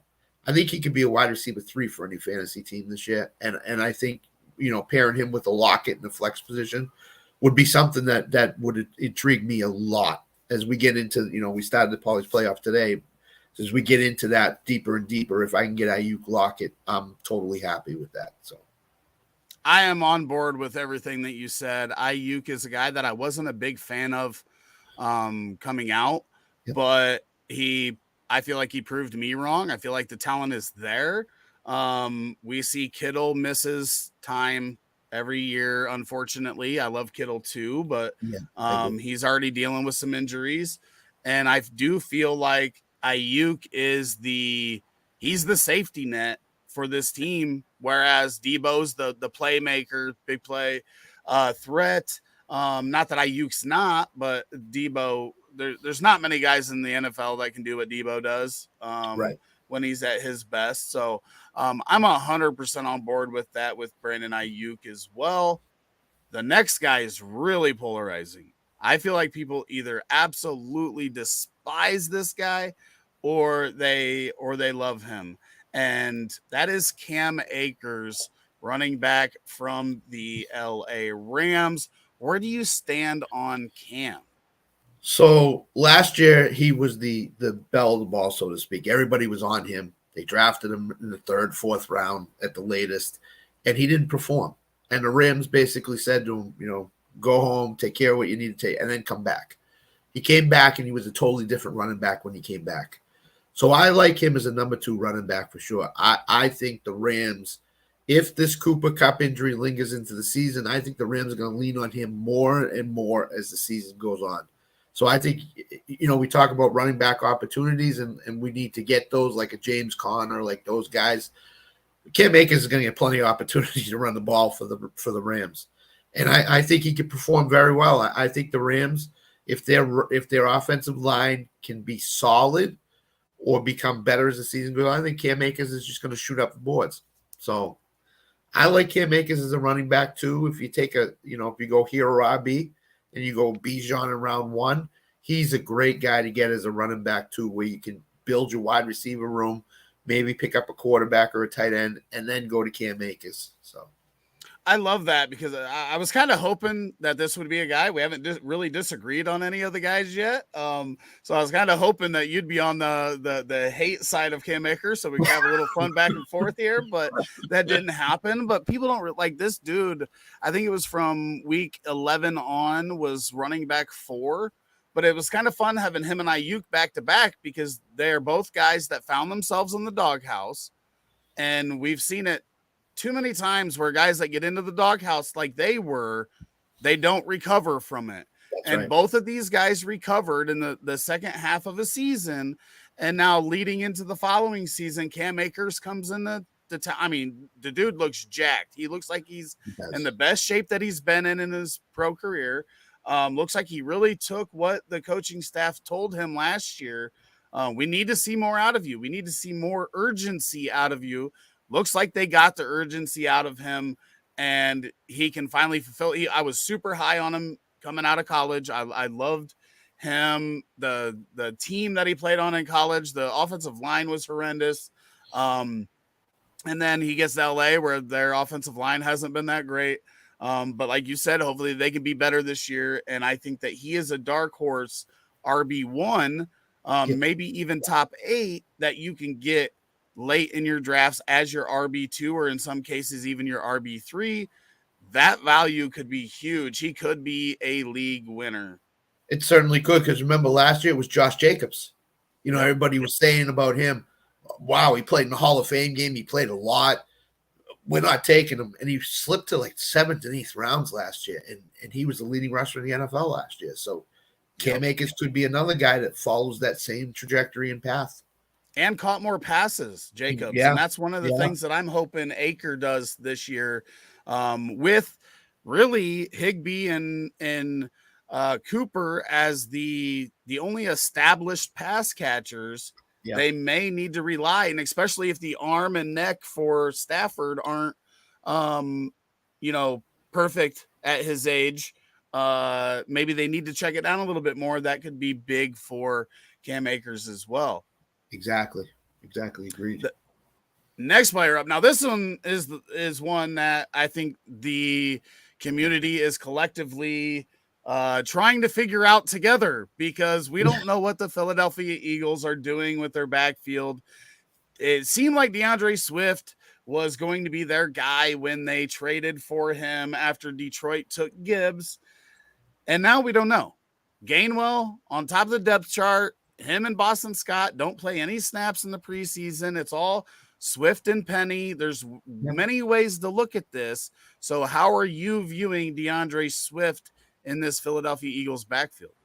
Well, all of a sudden this week, I saw the Kenneth Gainwell Twitter explosion happen. Oh, he's on top of the depth chart. He's this, he's that, he's everything else. They traded for him. They obviously wanted him in Philadelphia. Sirianni has a role for him mapped out in his head.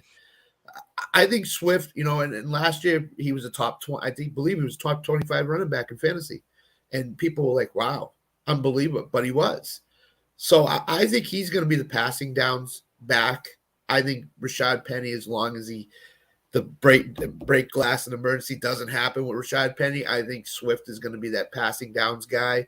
And I think if Penny does get hurt, I think Gainwell might slip into that Penny spot. So I think Swift is going to catch a lot of balls this year from Jalen Hurts. I think they're gonna use him in the slot. They're gonna just use him all over the place. I'm staying away from him. I just got to see him prove it to me for a whole year that he can stay healthy, that he can perform, keep performing like he is. So I'm gonna stay away on DeAndre Swift, but in the right spot, anybody can be taken in a draft. So yep, that's what I'm looking at. I'm on board with you there, because I've never been a big Swift guy. I never thought that he was going to be a 3-down back in the NFL like a lot of people thought he was going to be. There's been at times where I thought I was wrong, but he's also had some hampering issues. He hasn't missed as many games as Penny, but there's always a question mark next to his name. And people do forget that when Rashad Penny's on the field, in his career, he has been one of the most efficient, dynamic runners in the NFL. So if he's healthy, if they're both healthy, I do agree with you that Penny's probably going to get a lot of the carries, and probably a maybe 65-35 split there on the carries, with Swift getting a lot more of the pass catching, moving around, playing in the slot. I think would be good for him. But I don't want any of them, because I don't know. There's just too many question marks around the whole situation. And as much as we would love them to care, the Sirianni does not care about our fantasy teams and making it easy on us. So I've been staying away from them as well. Next up, and we talked about him a little bit ago, but Russell Wilson at quarterback. What do you think about where he's going after a year that I don't think any of us really anticipated seeing from him in his first year in Denver? Seemed like Pete Carroll knew something was going on with him, because he trained him as fast as he could. I'm a little nervous about Russell Wilson. I saw that they played in the second quarter of the preseason game against Arizona, and he didn't look great at all. Now, the offensive line didn't protect him that well, didn't give him a chance to throw. So maybe that's it. Maybe Sean Payton's working on some things here. Who knows? But I'm a little nervous on Russell Wilson. I'm afraid that Stidham's either going to take over for a game or two here at some point, or Russell Wilson is just the guy that just has fallen off the cliff. And who could have predicted that 2 years ago when he got traded? So I'm gonna stay away from him too, along with Swift. He needs to reestablish himself as one of the top 12 quarterbacks in NFL and fantasy as well. So I've been a Wilson truther forever. I've always loved Russell, but I'm starting to get worried. I wasn't worried like all off season. And then seeing the way that they did perform. Now, I'm not worried about the end of the second quarter stuff. This is a new offense, a Sean Payton offense. I do think that, Peyton's offense is a benefit to him because it's going to be more short. Russell doesn't need to be slinging it down the field. We're not even seeing that as much in the entire NFL anymore as early in his career. So I'm hoping he bounces back, but I am worried. It would be sad to see such a great quarterback fall off that hard and stay down like that. Don't see that very often. So I'm hoping he bounces back as well. But I'm willing to take shots on him because it's later. At that price, we can get, we can stream quarterbacks off the waivers if it doesn't work out. So that's where I'm at on him specifically at ADP. And I've been a Wilson guy all my fantasy life too since he's come into the league. And I think he might start slipping a little bit, which would be great value for him if he slips 2 rounds, say. So. Yep. Next up is Joe Mixon, and questions are: we've got an aging running back with legal issues, and in the offense, we would want a guy like Joe Mixon to be in, and his competition from last year that was taking a lot of touches is now in Denver. Yeah. But what are we doing with Joe Mixon right now? Is he somebody that we can draft, or do we?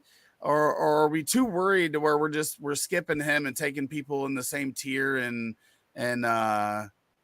just alleviating that headache that we're gonna have to deal with? Yeah, I'm very worried about him. I think this off the field stuff and the Bengals asking him to take a pay cut and reworking his contract. If you remember, even in the Super Bowl, every big spot, Samaje Perine was on the field. And I'm surprised they let him go because I thought they liked him enough where they were going to re-sign him again. But this Chase Brown has a role, and his role may expand as the season goes on. Mixon had maybe 1 or 2 big games last year. I remember he had the 5 touchdown game with Carolina. Yep. I remember he had a game or 2 where he ran the ball very well. But I'm just worried this year. I just think all this off the field issues have probably taken away a little bit out of his concentration in his mind. And I think Chase Brown is going to get that Samaje Perine role eventually this season. And that's going to cut into Mixon's production greatly. So I would stay, again, another guy would stay away from him, Mixon. I'm a little more, I'm willing to take some risks on Mixon. I would like it to be another round, maybe 2 later, but we know how this whole, how long it can take before the suspension comes in. Alvin Kamara just finally got his from the 2021 Pro Bowl. Yeah. And then we see he only got 3 games and was on video kicking the crap out of somebody. So the suspension stuff doesn't scare me as much as just what are the Bengals going to do with that offense? And then you've also got the Joe Burrow question marks. I think he's going to probably be fine by the beginning of the season, but I'm also worried about like re-injuring that calf injury is more of my concern with whether Joe's ready or not, early or late. I'd almost rather them keep him out the first couple of weeks and make sure it's 100% healed before bringing him back. If that's, I'm obviously not a doctor. So, but that stuff worries me because who knows where that offense goes if Joe Burrow's not around. That's right. And then you need the touchdown upside with Joe Mixon. You do. He's got to get double digits this year. He has to get double digits to return value. If he doesn't, he's not going to get enough yards on the ground to return 3rd round value. He's going to more return 5th or 6th round value. So, and for some reason, they've just never thrown to him as much as I felt like they could. I don't think he's a liability as a pass catcher, but they've just never really used him heavily in that role, like you've seen from guys like Kamara and whatnot. Yep. Next one up is who I think is probably one of the top 2 or 3 third-year players that everybody is really hoping breaks out big this year, and that is Kyle Pitts, tight end from Atlanta Falcons. Are you still drafting him as the tight end 3 to Kelsey and Andrews, or have you dropped him a little bit after the disappointing 2022? I've dropped him a little bit. I think TJ Hawkinson in that Minnesota offense is the tight end 3 in my rankings, in my mind. So I think Pitts is probably in the 6 or 7, tight end 6 or 7 for a lot of people. And I think this could be the year that he doesn't meet expectations, but comes a lot closer to expectations as he has in the past. I think there's only 2 guys on that offense that are going to get targeted a lot, and it's Pitts and London. So to me, if Pitts can stay healthy and play a full season, I think he, with Drake London's ascension up in the wide receiver landscape, I think Pitts could be in for a solid season this year. Yeah, I'm with you. It's been confusing, the usage. Obviously, last year the injury as well, but the usage has been confusing, and I do think that Mac Hollins, a guy that I think was top 5 in routes run last year, is going to get targeted quite a bit as the wide receiver 2 there. But I also feel that Atlanta might still be pretty bad on defense and going to have to throw a ton. Yeah. And if Ritter can take a step forward and just be serviceable, there's plenty of targets to go around to everybody, and Bijan and the running backs included, because we know they use the running backs in the passing game as well. But I'm hoping that Pitts breaks out. He's an unbelievable talent and prospect. And hopefully Atlanta finally figures out how to use the combination. They have a lot of young talent on that team. I'm looking forward to it. As we close out here, Scott, why don't you let everybody know again where they can find you, and add anything else in that you want to know, whether it's Alzheimer's or anything else.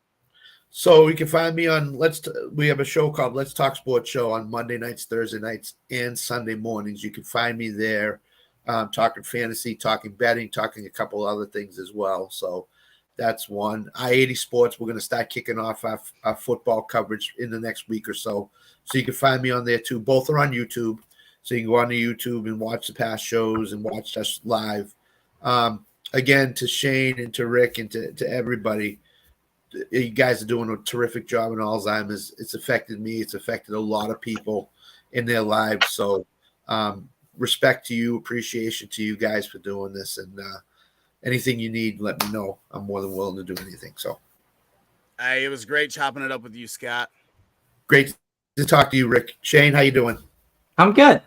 Nice and full on KFC. That may have been a bad decision in the long run, but I'm gonna get more fill-in texts from Shane here throughout the day than I'm expecting. Hey Rick, do you think you could run back to the computer for me, please? No, I should be good. I might need a nap at some point, but that'll be tomorrow. So guys, take care. It was great being on and great talking to you guys. Yeah, thanks for coming on, Scott. All right, take care. And with that, we bring on. Look at this guy. What is up, gentlemen? Sully, we haven't been on a stream since probably the last Sunday morning we did last season. Those are about to pop back up here, baby. You betcha, brother. Looking forward to those.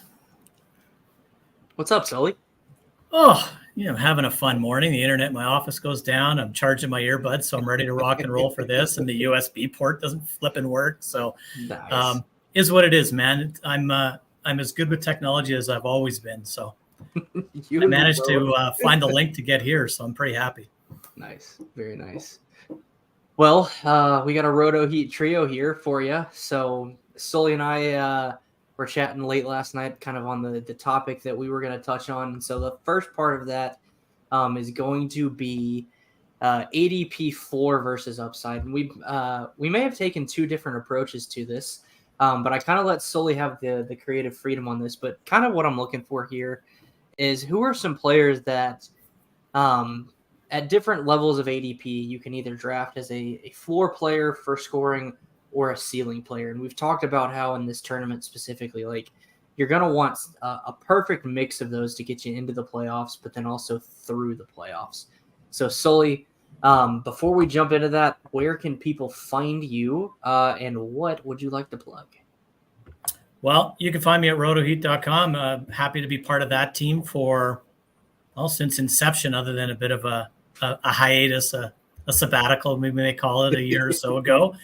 But no, pleased and proud to be part of that team and happy to be here doing this. I'm on Twitter. I think my handle's there somewhere at RotoHeatSully, or I'm on X. I don't know what the heck we call it anymore. But us old heads just call it Twitter. We've been dealing with it for too long to go calling it X. Plus X meant different stuff when we were. And then for a while I was like, is it 10 or is it X? Like I was so confused. So I'm out. It's Twitter. That's where I'm at. Looks like Rick and I with Bryce will be firing up our Sunday morning start sits, which is a ton of fun. I think last year I lost about $100,000 in bets to these guys that I own, so I got to make that back. Other than that, doing a few different ranking. I'm gonna need that in USD too, just so you know. I keep forgetting we bet in real money. I forget about these things. And just helping out with rankings, right? I got my guillotine league rankings up there now. I think I did some tight end premium, which was fun. I've never ranked that before, so that's what we're doing, and we're continuing to rock and roll. Awesome. So before we get into it, real quick, has Alzheimer's affected you, family members, in any way? Yeah, my mother's mother passed away years ago when I was in college, and it was tough. Like, she was such an awesome woman, and probably the hardest part of it all for me, and especially my mother, was in the last, I'd say, 6 to 8 months of her life, when we went to visit her in her home, she didn't know who we were. So I just played the role of whoever she thought I was. And I took a lot of comfort in thinking that wherever she was at that moment, she was happy in that moment. So it was my responsibility to enrich her in that current moment. But man, she was such an awesome woman, like tons of life in her, super energetic. Probably like everyone else we've discussed earlier today, right, is we've all lost loved ones or known people that have lost loved ones, and they've all been great people. It's been, 20, 30 years since she passed. But as soon as I saw that Shane was doing this, an opportunity to give back to something that hits close to home, I've made it a pretty solid effort in my fantasy participation the last couple of years to focus more on charitable contribution leagues, donating a portion of the leagues I commissioned to Fantasy Cares. So this was easy for me. Fun to play fantasy football, as always. Fun to play with guys like you, and just awesome when we can do it for something that means as much as this. Thanks, man. Thanks for sharing that. And I think what Rick was probably getting at was like almost 60% of the tournament has been affected by Alzheimer's. And so just getting people to kind of come on here and share how they have has been really impactful. So I feel like this is a good time to mention too, you can donate at rotoheat.com/poly. And we are running a contest for today. The highest donator will win a piece of merch. We've got coffee cups, travel and regular t-shirts, hats, different things like that. And the merch link is on also at polysplayoff.com. So if you want to go there and just buy your own, you can too. Cool. And just let everybody know, I want to keep making this clear. We created the short link, rotoheat.com/poly. That doesn't go to the RotoHeat website and you donate to the RotoHeat website. That redirects you to the walkathon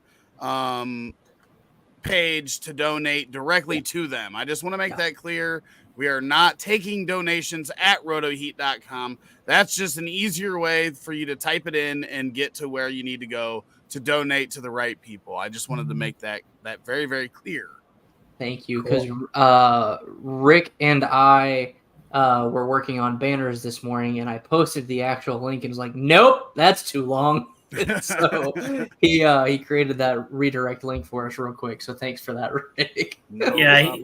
He kind of knows a thing or two about that stuff. So just a little bit. So I try. Cool.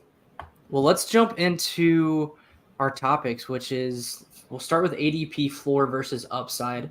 And so solely on the show sheet, we're just going to start at the top. You've got row 1 of Joe Burrow at QB4 and Russell Wilson at QB18. So we might as well start there. My interpretation of this, as you and I went back and forth late last night, is I just took current ADPs and who I thought was at at an ADP that was more their floor or their ceiling. So start with Joe Burrow, whose ADP is currently QB4, finished his QB4 last year, behind the same 3 that he's behind in ADP right now. I don't see how he gets into that top 3. He had set a career high last year with 257 yards rushing. He scored 5 rushing touchdowns, also a career high. As great as he is, as great as that offense is, I don't think he has the rushing chops to get into that top 3. So that's an example of a guy that I think you're drafting him at his ceiling. Now, if you're drafting QB4, that's great, right? Like, fortunately for me in Pauly's playoff this morning, picking it out of the 8th spot, Burrow fell to me. That was an easy decision. So I felt like I got a deal there. But he's an example of a guy that I feel is being drafted as high as he's going to get. Gotcha. And then, so I guess my follow-up to that is, do you think with the weapons that he's got in Chase Higgins and Mixon, I don't even know who's playing tight end for them at this point. Irv Smith Jr. We might talk about him later. Interesting. Okay. Do you see a world where he can get to? I don't think QB1 feels like a stretch for him. He's got all the talent in the world, but there's just those top 3 of Burrow, Hurts, and Mahomes that rush enough. Do you think, let's say QB2, do you think he can crack that? Because there was the year, I think it was 2019, Dak ended up at QB2, and I think he had some rushing, but not a ton.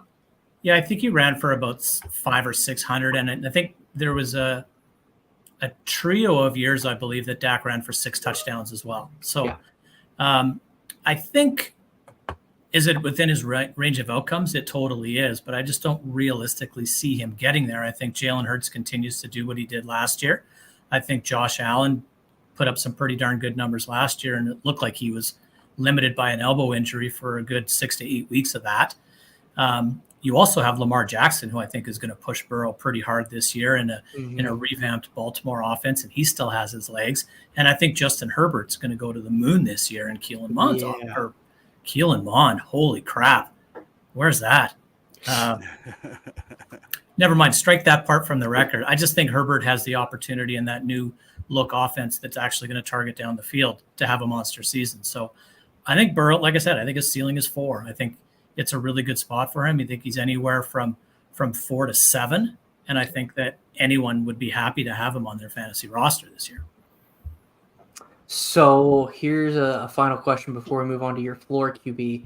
And let me make sure that you don't have. Okay, you don't. Forgot the other Justin too. Yeah, whatever.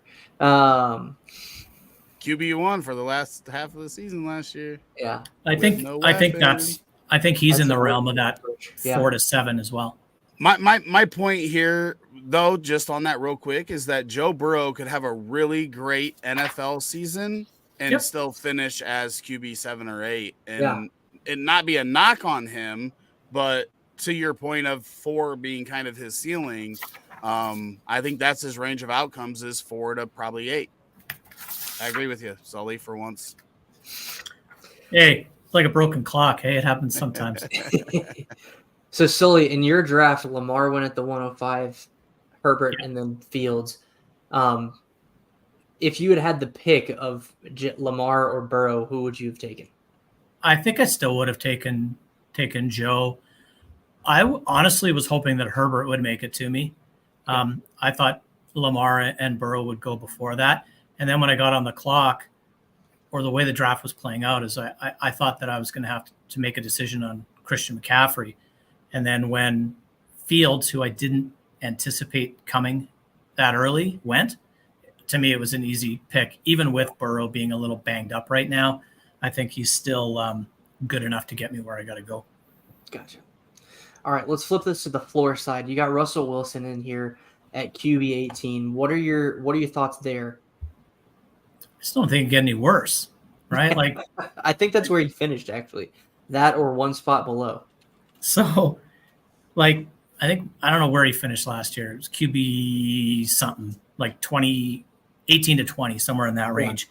He had a 3.3% touchdown rate, lowest of his career. His interception rate was the second highest of his career, next to his rookie season. This is a guy who finished as a QB1 9 straight years to start his career, was a QB2 in the year before last, missed a bunch of time with a broken finger. And then he landed in Denver, and everybody thought, here we go, right? He's got great weapons all over the place. And Nathaniel Hackett just proved to be a guy who didn't know anything as soon as he put on the head coaching headset. Like, he just lost his mind. Yep. You know, you look at the last 2 games that Russ played without Hackett after he was fired, and he averaged over 20 points per game. I think he was a QB1 in the last 2 weeks of the season. So add in Sean Payton, who knows a thing or two while running an offense. You know, Payton's already done the smart things like getting rid of Russell Wilson's private office and garbage like that. Like, you know, don't worry about cooking, just worry about doing your damn job. And I think that's what he does. And they didn't trade any wide receivers like they talked about. Excuse me. Unfortunately, Tim Patrick went down yet again, but I'm higher than most on Cortland Sutton. I love Jerry Jeudy. Javonte, who I didn't think would play, looks like he's going to play. Don't sleep on Samaje Perine. There's some pretty decent tight end talent there in Dulcich.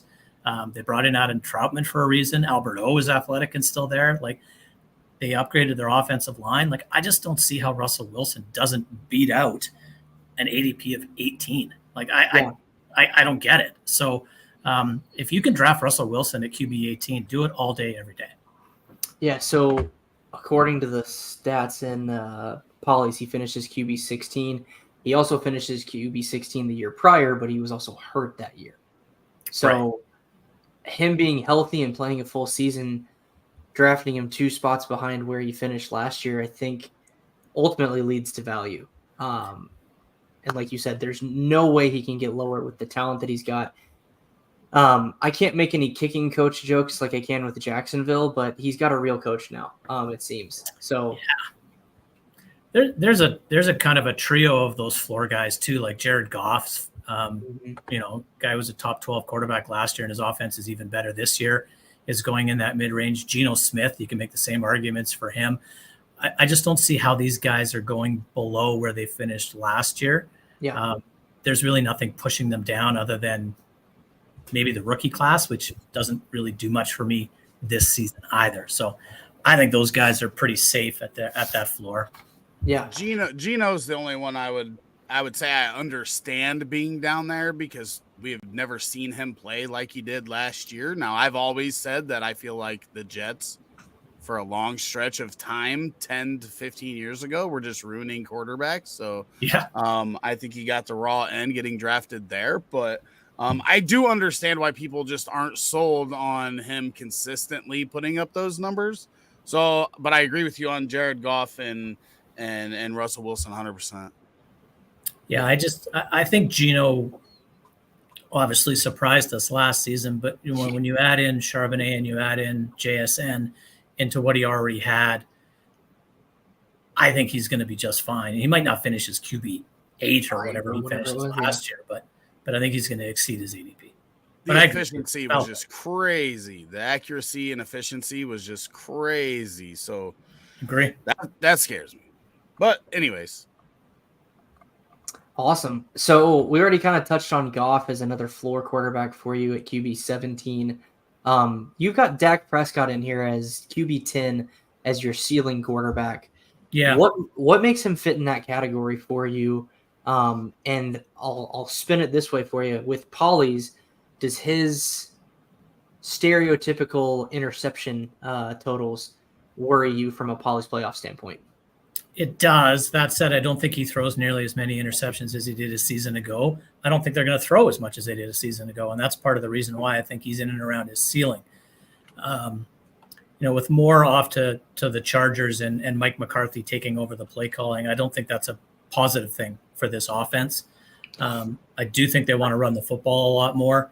I think Dak will still be fine. I think he still has the ability to finish in that 12 to 16 range at quarterback, but he was QB 10 last year. I think he's a guy that should be declining down instead of these other guys that we've already talked about. Doesn't run as much as he used to ever since he kind of blew up his foot there. He's got some weapons. He lost his main tight end. We did bring in Brandon Cooks, who I think is ridiculously underrated and will be a great wide receiver too for them. CeeDee Lamb is still an exceptional wide receiver 1. I just think it's a volume thing. I just think he's going to throw the ball less. They're going to try to control the clock more. It's kind of what McCarthy tried to do in Green Bay.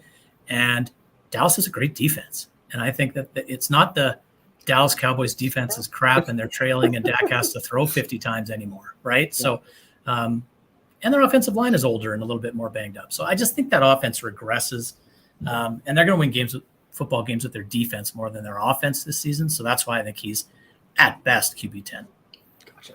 That makes sense. Yeah, and we talked about the 8 guys earlier that we had in that top 8, and we didn't even talk about Trevor Lawrence. We didn't even talk about Aaron Rodgers. We didn't even talk about Daniel Jones, who was a top 12 quarterback last year, or Matt Stafford, who's coming back. So there's a lot of people vying for those spots. So I agree with you on the Deshaun Watson and Tua are 2 guys too. And right. I think you can throw Kirk Cousins in there too. And I know he doesn't run, but the additions of Jordan Addison into that offense should propel it forward as well. And that is a team, sadly, with a horrific defense. So they're going to throw a lot. And the other point that I wanted to make, though, is you said you thought he threw less interceptions this year, but we have to remember that he threw 15 in 12 games last year. So if he plays more, he still might lead the league, but it may be a smaller percentage of his throws go for interceptions. But when we're talking about Polys specifically, there still may be a lot of interceptions in there. There definitely could be. I just think he's going to be asked to make throws that are more within his capabilities than he is in an offense that really targeted and pushed the ball downfield last year. Like Dak seemed to lose his mind at times. Like he threw some really, really crazy interceptions. So yeah, he'll still throw some. And the scoring format of, it's -3 for an interception. And then -1 if it's a pick 6. And that Dak likes those. So it could be a little troublesome there. But let me put it this way: he's not a quarterback that I am targeting in this tournament or any other, really, for that matter. Yeah, gotcha. All right, let's move over to running backs. I'm chomping at the bit to get to your second running back on the floor side.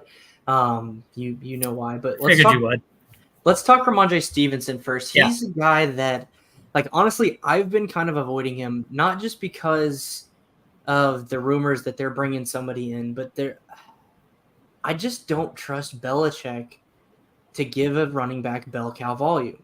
There's always going to be that guy, the Jonas Gray that comes in and scores 300 because Ramondre's got a tweaked ankle or something. And then, so I've not been in on Ramondre Stevenson. You've got him as a ceiling guy that it sounds like you're probably avoiding at RB10. What are you ultimately doing with Ramondre Stevenson? He's a player I love, and I hate his ADP, to be quite frank. I think Bill Belichick showed us last year that he doesn't really know a whole hell of a lot about the offensive side of the football. Yeah. So with those 2 clowns running the offense last year in Patricia and Judge, Mac was clearly frustrated the vast majority of the season because I don't think they really had plays. It's kind of like when you get together with your buddies and you go, you run to that tree and go left and you go to that way. That was pretty much their offense. So they have an actual offensive coordinator this year. They've added Juju Smith-Schuster and Mike Gesicki to that offense. So they're intermediate depth pass range target guys. Like I saw Mac Jones dumping off the ball, not as a last resort, as an only resort last year. And Ramondre had something like 80 or 90 targets last season. And the vast majority of them came because there was nowhere else to go with the football. I think that's a little different this year. He also benefited greatly from Damian Harris not being able to stay on the field last year. I think they have 2 running backs. Is it Kevin Harris and Pierre Strong? Are those the other 2 guys? Those guys are viable, especially in the passing game. So I still think Ramondre is a top 12 to 16 running back. I just don't want to draft him at running back 10 right at the beginning of the 3rd round. I feel like I'm taking him at his ceiling. What do you think, Rick? I mean, I love Ramondre. He's one of my dark horse RB1 overall guys. I just think he's so much more talented than everybody else in that backfield, and he can do everything: catch passes, run. But there's just so few workhorses that I feel like there's a number of guys that can jump up there. But it depends on how the draft falls on whether I'm taking him there. So your floor guy here, and we've only got a few minutes, so we should probably speed these up. But Zach Charbonnet, RB38, why do you have him at the floor? I just think he's a good running back, and I think at that cost, I'd rather draft him than Kenneth Walker at his cost. And ultimately, I think Zach Charbonnet might be a better running back than Ken Walker. I heard the guys talking earlier. Shane's not here; his Wi-Fi crapped out, but he said that he thought Kenneth Walker was way more talented, and I'm like, I don't know. I don't know. Without those big plays last year, we're not that high on him. So yeah, I'm a big Charbonnet guy, so I'm on board with that. Next up, ceiling RB13 Breece Hall. Yeah, this is a guy that I'm on the opposite side of again. I like him a lot this year, but tell us why you don't. Again, a player I really like, and I don't like his ADP. I think Breece Hall ADP, is clearly coming back from a significant injury. Historically, running backs take a little bit of time. You look at what Saquon did in his first season back. You look at Dalvin Cook. Guys struggle out of the gate coming back from this type of injury. J.K. Dobbins a year ago. The list goes on and on and on. Unless you're Adrian Peterson, you pretty much don't come and hit the ground running. So I don't think he starts the season for one. I'm not buying what the Jets are selling. Everything they've done this offseason has told us that he's not, by drafting Abanikanda, by walking Dalvin Cook through everywhere and cutting his meat up for him at lunchtime. Like, they wanted him, and he turned them down based on how they were going to use him once Breece Hall came back, allegedly. So I just think the Jets are telling us that Breece isn't going to be ready to roll. And if he is, I don't think he's going to be 100%. So I think it's going to be very challenging for him, as good and as talented as he is, to hit that RB13 ADP. There's a great segment at the beginning of this podathon where we were talking with, and I don't want to get the Seth. No, Dr. James Ferretti, the injury James. But he was talking about how Breece Hall's ACL wasn't as bad as those other guys that you mentioned because he didn't tear his LCL, which is a huge difference. That's what we learned. Me and Shane learned this morning. So that's a great segment to go back and watch. Not a doctor. Right. Me neither. But I just wanted to bring that up because we learned that because I didn't know the difference between all those ACL injuries too. But I'm barely a fantasy analyst. I am not a doctor. Tank Bigsby, RB52, was the next one up. Shane really wants to know about this one. Yeah. Well, go ahead, Sully. I mean, you know my love for Tank Bigsby. RB52, I feel like is stealing. That's flex level at worst, and there's too much talent on this Jaguars offense for I think Lawrence and Peterson to know what to do with, to where I think Bigsby will stumble into plenty of work. And if you've seen anything about camp videos, they're raving about Tank Bigsby's hands, saying he's got potentially the best hands on the team, which I said it a couple of segments ago. I've been telling you guys that for 2 years. Like, he can catch. Auburn did not use him enough in the receiving game. Now, he still had a decent target share because he was Auburn's offense, but he also had to play with mediocre quarterback play that was typically caused by poor offensive line play. So I love Tank Bigsby. I hated the pick from a fantasy football perspective, but the long-term real football perspective, like, there's too much potential, I think, for Bigsby to just smash the RB52 ADP. I agree. I loved it from a fantasy football perspective, and I love Travis Etienne, though, is the other problem. I'm not, and I don't, and I'm not a landing spot guy. I'm more of a draft capital guy, but nonetheless, I just see Tank. You and I talked about this months ago when I was on your show the first time. We did the mock draft, and you took him before I could. Right, and I was on once before with you when we talked about rookie class, and I think I had him like as my RB3 or 4 in this class, and I just see such a well-rounded running back, can run between the tackles, can catch the football. He's going to probably be the goal line guy in Jacksonville. Etienne really struggled in that role last year. I think he might be a better running back than Travis Etienne, and I look at Travis Etienne in the same way I look at Clyde Edwards-Helaire in terms of we thought he was going to come into the league and light the league on fire in a pass catching capacity. Yeah. And it didn't come to fruition. Same thing with CEH. Now, Etienne's a better running back than CEH, don't get me wrong, but that's the link I draw there. I just see RB52 is like a joke. He's probably going to finish in the top 30 this year. And I would not be surprised if he outscores Travis Etienne. And I'm not even kidding. Wow. I know you're not the only person that thinks that. I know Jeremy Populars, Pope FFH on Twitter. He's a huge Bigsby guy, doesn't like Etienne, thinks that Bigsby's way better. And I'm just sitting here like crying because, again, I love both of them. I would love a world. The ideal world for me is where they finish as top 10 RBs together, like Kareem Hunt and Nick Chubb did a few years ago. Obviously, that's I don't know how plausible that is anymore with the way that today's NFL was, and I know that was just a few years ago. But I love Bigsby, I love Etienne, but if Bigsby finishes outside the top 40 running backs, I'd be shocked. He's too good. Agreed. Totally agree. So, all right, let's jump over to our wide receivers. Sure. And your ceiling guys are both very, very intriguing to me. So we'll start with the first one, and that's DK Metcalf. Being drafted at an ADP of wide receiver 15, and you think that's his ceiling, correct? I do, and I find it very interesting that in the last 2 seasons, so 2 years ago, Tyler Lockett outscored DK Metcalf in fantasy points per game. He finished ahead of him in the wide receiver overall standings a season ago. And since the Seahawks added Jackson Smith and Jigba, Tyler Lockett has been the guy that seems to have taken the big hit in terms of ADP. Yeah. And DK has been Teflon. Nothing stuck to him. He hasn't moved at all. He finished as wide receiver 16 last year. So I don't know how it goes up in this offense that's added yet another running back that's probably going to get some touches. DK's ADOT dropped to the lowest of his career last year with Geno.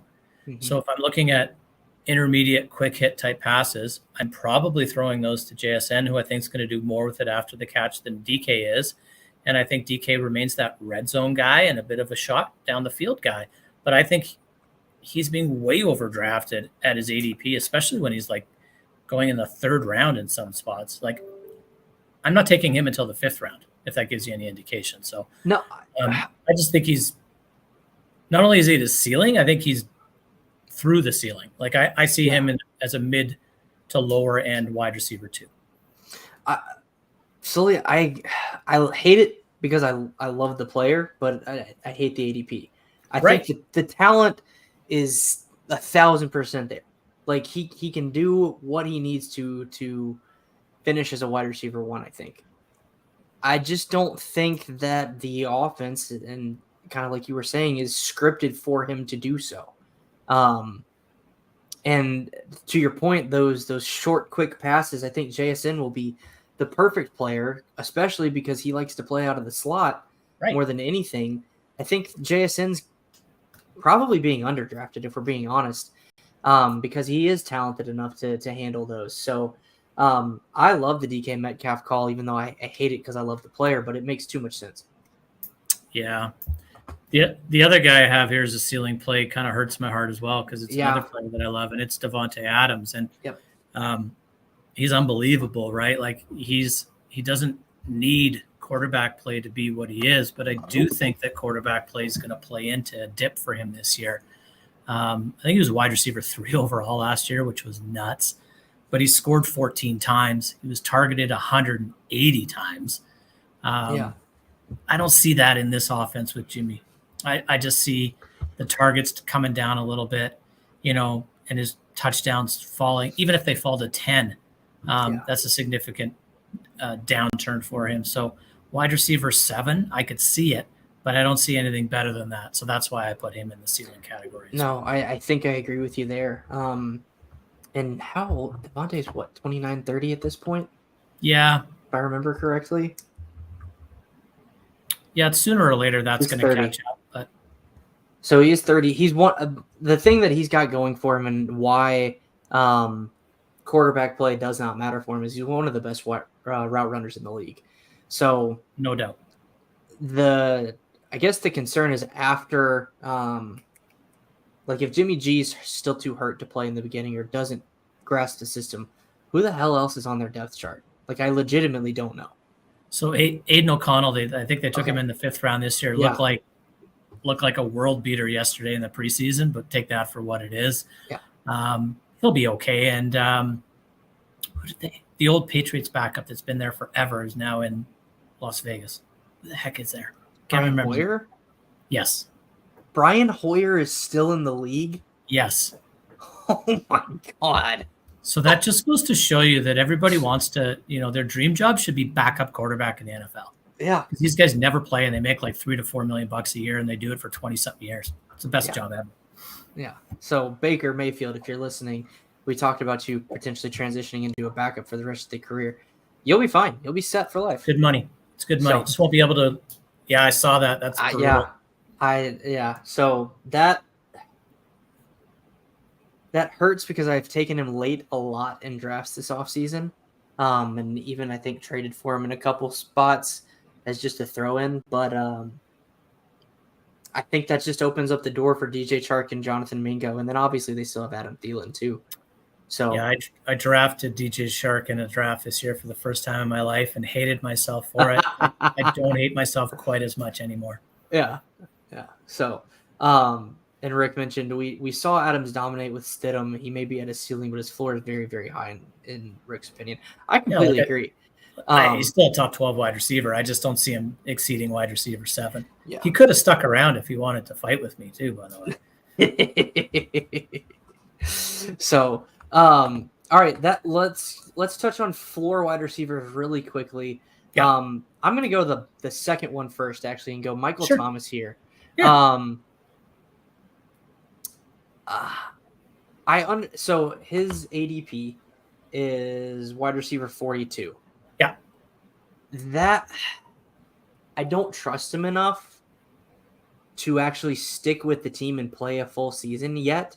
To be comfortable drafting him there. Now, I completely agree with you that he's being drafted at his floor. I don't even know if that's right. I think he could actually he could finish lower than wide receiver 42 just because we don't know if he's going to play or not. He could have a bad day, get, mud on his boots or something and say, I don't want to play today. And that drop is his production. Yep. But at the same time, he is still a value. So talk to me about why you have Michael Thomas here real quick. So we all remember when he finished as the number 1 wide receiver overall in 2019 and set records and averaged 23.4 PPR points per game. The following season, he finishes wide receiver 95. The year after that, he didn't play. And last year, he finishes wide receiver 117. So maybe wide receiver 42 isn't his floor. But inside of those numbers, in the 2 healthy games he played last season, he averaged over 24 points per game. The year that he played and finished as wide receiver 95, it wasn't as good. He averaged 12 PPR points a game. Yeah. Michael Thomas just needs to stay on the field. And if he stays on the field and he plays half the games this year, he'll exceed wide receiver 42 because he's still going to be a primary target in that offense. That offense cannot, in my opinion, run through Chris Olave and Juwan Johnson alone. They need that other component. He can be a really talented Hunter Renfrow, for lack of a better term, if we want to use Carr as the analogy of a quarterback. Yeah. I just think that Michael Thomas destroys this ADP if he stays on the field. And of course, that's a massive if. But every indication is that he's healthy this year. Every indication that he's participating in everything team related. I think it was a Sean Payton dislike more than anything else in that building. That building now no longer has Sean Payton. So he looks happy and he looks healthy. So his ADP is around 9, round 10. That's where I'm throwing darts for upside plays anyway. He's the perfect guy for that, in my opinion. I don't need safety if at wide receiver, in rounds 9 and 10. I'm going to shoot for upside. So that's why I put him here as a floor guy. I just think he can crush it if he gets the opportunity. No, I'm with you 100%. I think he is a absolute value. I just worry that the bottom can fall out on his ceiling if he doesn't play. And I don't trust him enough right now to always take that gamble. I have taken it a couple times, but I think we're in agreement for the most part. Yeah, he needs to be your wide receiver like 5'6", not 3'4". Yep. Yeah. All right, and then the last wide receiver we've got on here is DJ Moore, Mr. 4 touchdowns. I can't believe I'm about to say this. He might be playing with the best quarterback of his career, and that hurts. That hurts me as a Baker truther, but Baker did not look good in Carolina, and we'll talk about that at some other point. But Fields could be his best quarterback that he's played with. They built up his offensive line, and they've got a solid wide receiver too in Darnell Mooney that I think can help take the pressure off DJ Moore. How high do you think he can finish? So you've touched on a couple of my points. So in his 5 seasons, he's averaged 208 PPR points a game. Basically, he's been a wide receiver 2 his entire career, mainly because he can't get in the end zone. But here's the guys that he's been catching passes from in his career: Cam Newton, Taylor Heineke, Kyle Allen, Garrett Gilbert, Will Grier, Teddy Bridgewater, PJ Walker, Sam Darnold, Baker Mayfield, and Jacob Eason. So where does Justin Fields rank on that list of quarterbacks? Second, third at worst? I could put him behind Cam. Yeah, but it was unfortunately washed up Cam. Right. At that point in Cam's career. So he very well could be, right? Yeah. The best quarterback he's ever played with. Yeah. Even in this low volume passing attack that we would anticipate Chicago to be. They'll throw more than they did a year ago, but they probably won't be in the upper half. They'll probably be in the bottom third in terms of pass attempts. Honestly, if DJ Moore can get some touchdown luck, like if he can score 10 times, I think he knocks on the door of being a top 12 wide receiver this year. Heck, if he just doubles what he's had from a touchdown perspective and gets to 8, I think he's got a really good shot at it. There's a stat that escapes me, but I think Justin Fields was the most accurate quarterback in the middle of the field last year. There was a threshold of attempts, but I think he was the most accurate in terms of completion percentage in the middle of the field. And DJ Moore eats all day in the middle of the field. Darnell Mooney, to your point, can stretch the field. They also have Cole Kmet, who's going to help take the pressure off as well, and 3 really capable guys in the backfield. So I don't think you can just walk in on DJ Moore in this offense. Their offensive line is better, like you said. Pains me as a Vikings fan to praise the Bears like I am, but I think he's going to have his best season of his career. Well, and they've got a sneaky wide receiver 3 in Chase Claypool. Chase Claypool can get his act together. I'm out on that one. I think who'd they draft? Who'd they draft? He's the guy I kind of like. Can't remember his name. I don't remember either. I must really like him. Tyler Scott. Is that right? Yeah. I think he potentially is probably not this year, but in the years to come, they're probably wide receiver 2 because I think Mooney probably leads.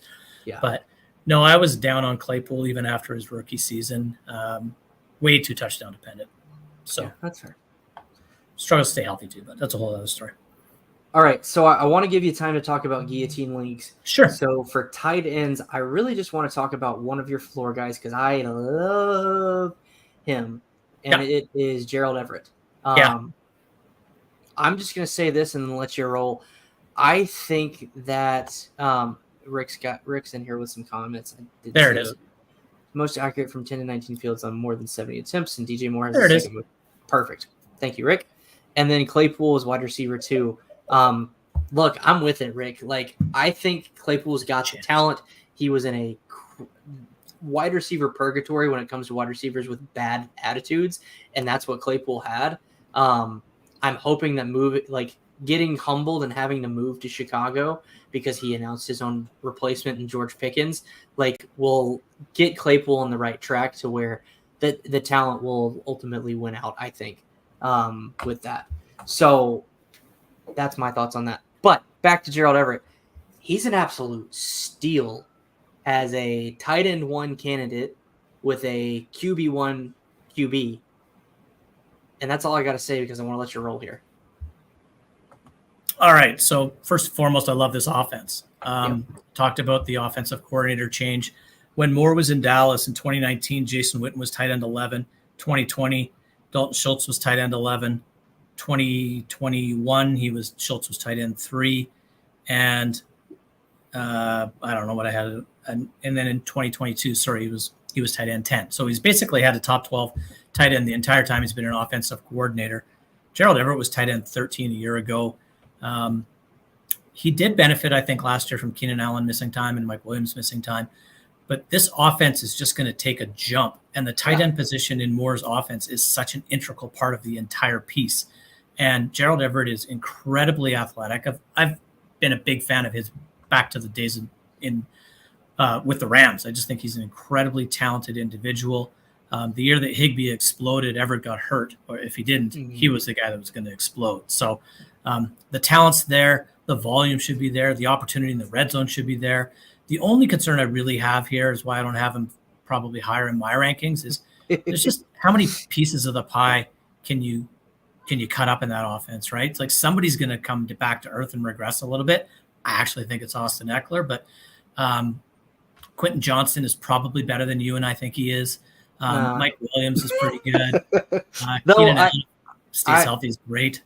I think you and I agreed in the offseason that Quentin Johnston was being severely overdrafted because he was a body catcher.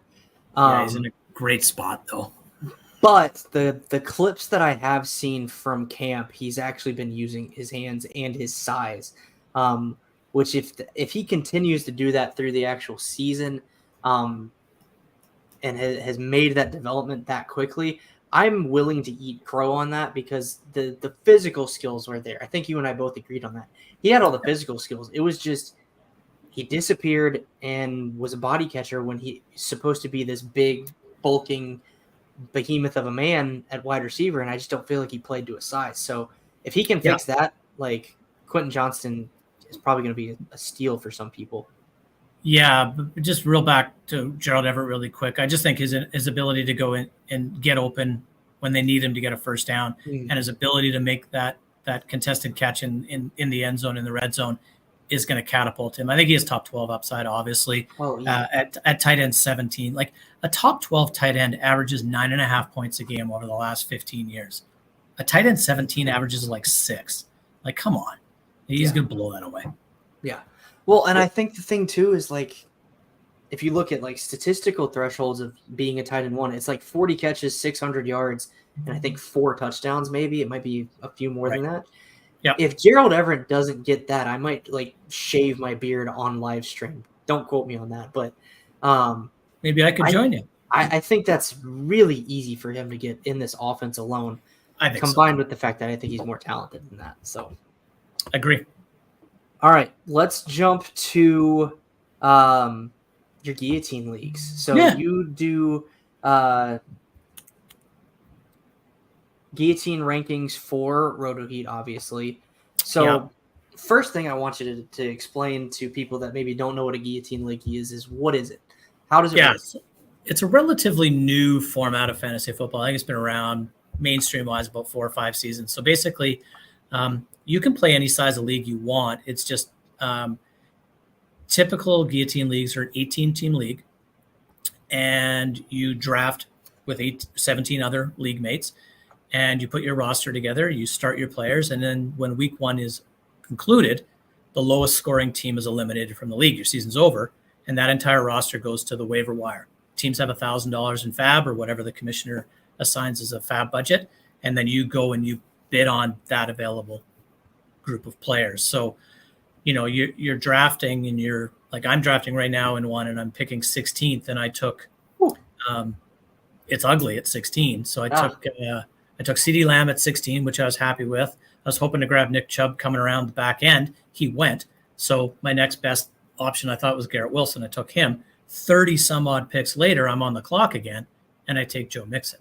So the fun part about all that is all 3 of those guys have the same bye week. So in normal fantasy leagues, like week 7 this year is ridiculous. Oh, it sucks. It's ridiculous, right? So those guys are all playing in week 7. So in a normal fantasy league, you're like, okay, well, I just won't win in week 7. In this format, you go home in week 7. So you got to figure some stuff out, right? So, but what makes it really interesting and fun for me is that you don't have to worry about winning your weeks. You just have to worry about not finishing last each week. And then you go to your waiver wire and you can pick up, like I wanted to draft Nick Chubb. Well, I could just add him off the waiver wire if that team gets chopped. So it's a fun league. It requires a lot of attention and a lot of focus. I've never won one. I run one every year. I've been in a bunch.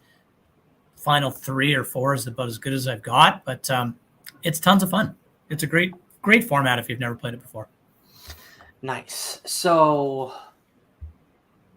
with that being said, like, what's your typical strategy going into that initial draft for a guillotine league? So where it differs a little bit from, say, a traditional redraft league is I really do focus on filling my starters first. Okay. I don't worry so much about the backup running back with upside. Is here I try to get a guy early. I also really like to go early quarterback in this format. So I think in my rankings, I have Travis Kelce at 2. And the reason I have him at 2 is he had 100 more points than any other tight end last year. And I think that's a good pick at 111. Holy crap. Yeah. I just think he's a difference maker. So try to find difference makers. And I really like the top 3-4 quarterbacks with their legs, what they can give you, because those guys give you a floor. Even if they have a bad day throwing the football, they give you enough of a floor to probably propel you through another week with their legs. So that's where I differ in my strategies. Like normally in a 1 QB league, I will wait 10, 11, 12 rounds to grab my first quarterback with my only quarterback. Yeah. But in this format, I won't. Like I'll take one early. So I'm 4 rounds into this and I haven't taken a quarterback yet just because 3 of them went in the first round. So I'm going to peel back and wait. But that's sort of typically my strategy. I like to try to get guys with later bye weeks as well. So if you can survive in this format, your roster gets infinitely better with each passing week because you're adding that talent off of the waiver wire.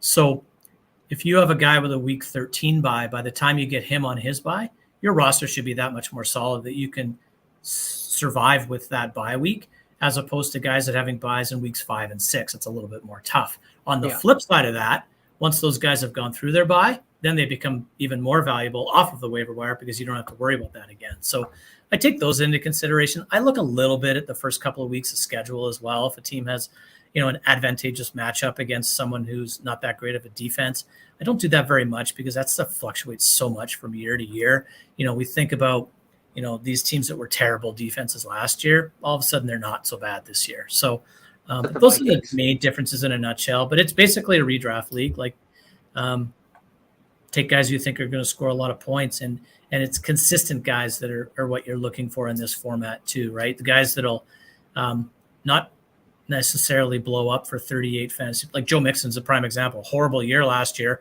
1 week where he had like 48 points, right? Freaking points. Who did I just draft? Joe Mixon. So there you go. Yeah. Okay, here's a fun question, I think. When it comes to your waiver strategy, once those teams have hit the chopping block and are dumped into the waiver pool,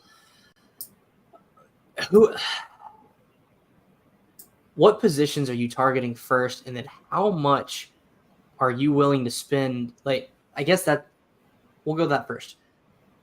Who are you typically targeting first, or what positions are you typically targeting first? So it's a cop-out answer, but I target the guy who I think is going to help my team the most, right? Okay. So if I look at this draft I'm in right now through 4 rounds, I need some running back help. Joe Mixon is my top running back, and he could be fine.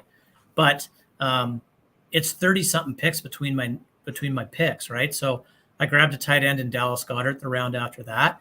So when it gets back to me, the running backs that I'm looking at are running backs probably 35 through whatever, right? So that's probably where I would try to target.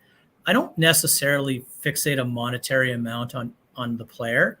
What I've tried to do in the last couple of years that's worked somewhat for me is by the midway point of the season, I want half of my fab still. So cash is king in this format.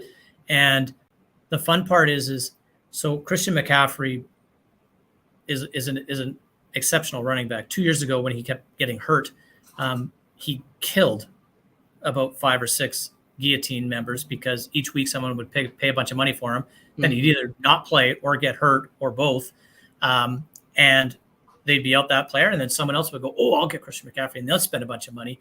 Like I think in my league that I was in, he added them all up. And it was about $3,000 worth of fab that people had spent on him that year. And he didn't really play. Wow. So, but the fun part is when you're bidding on, so if the Christian McCaffrey owner is eliminated in week 1, when you go to your waiver wire in week 2, someone will pay $600-700 of their $1,000 budget.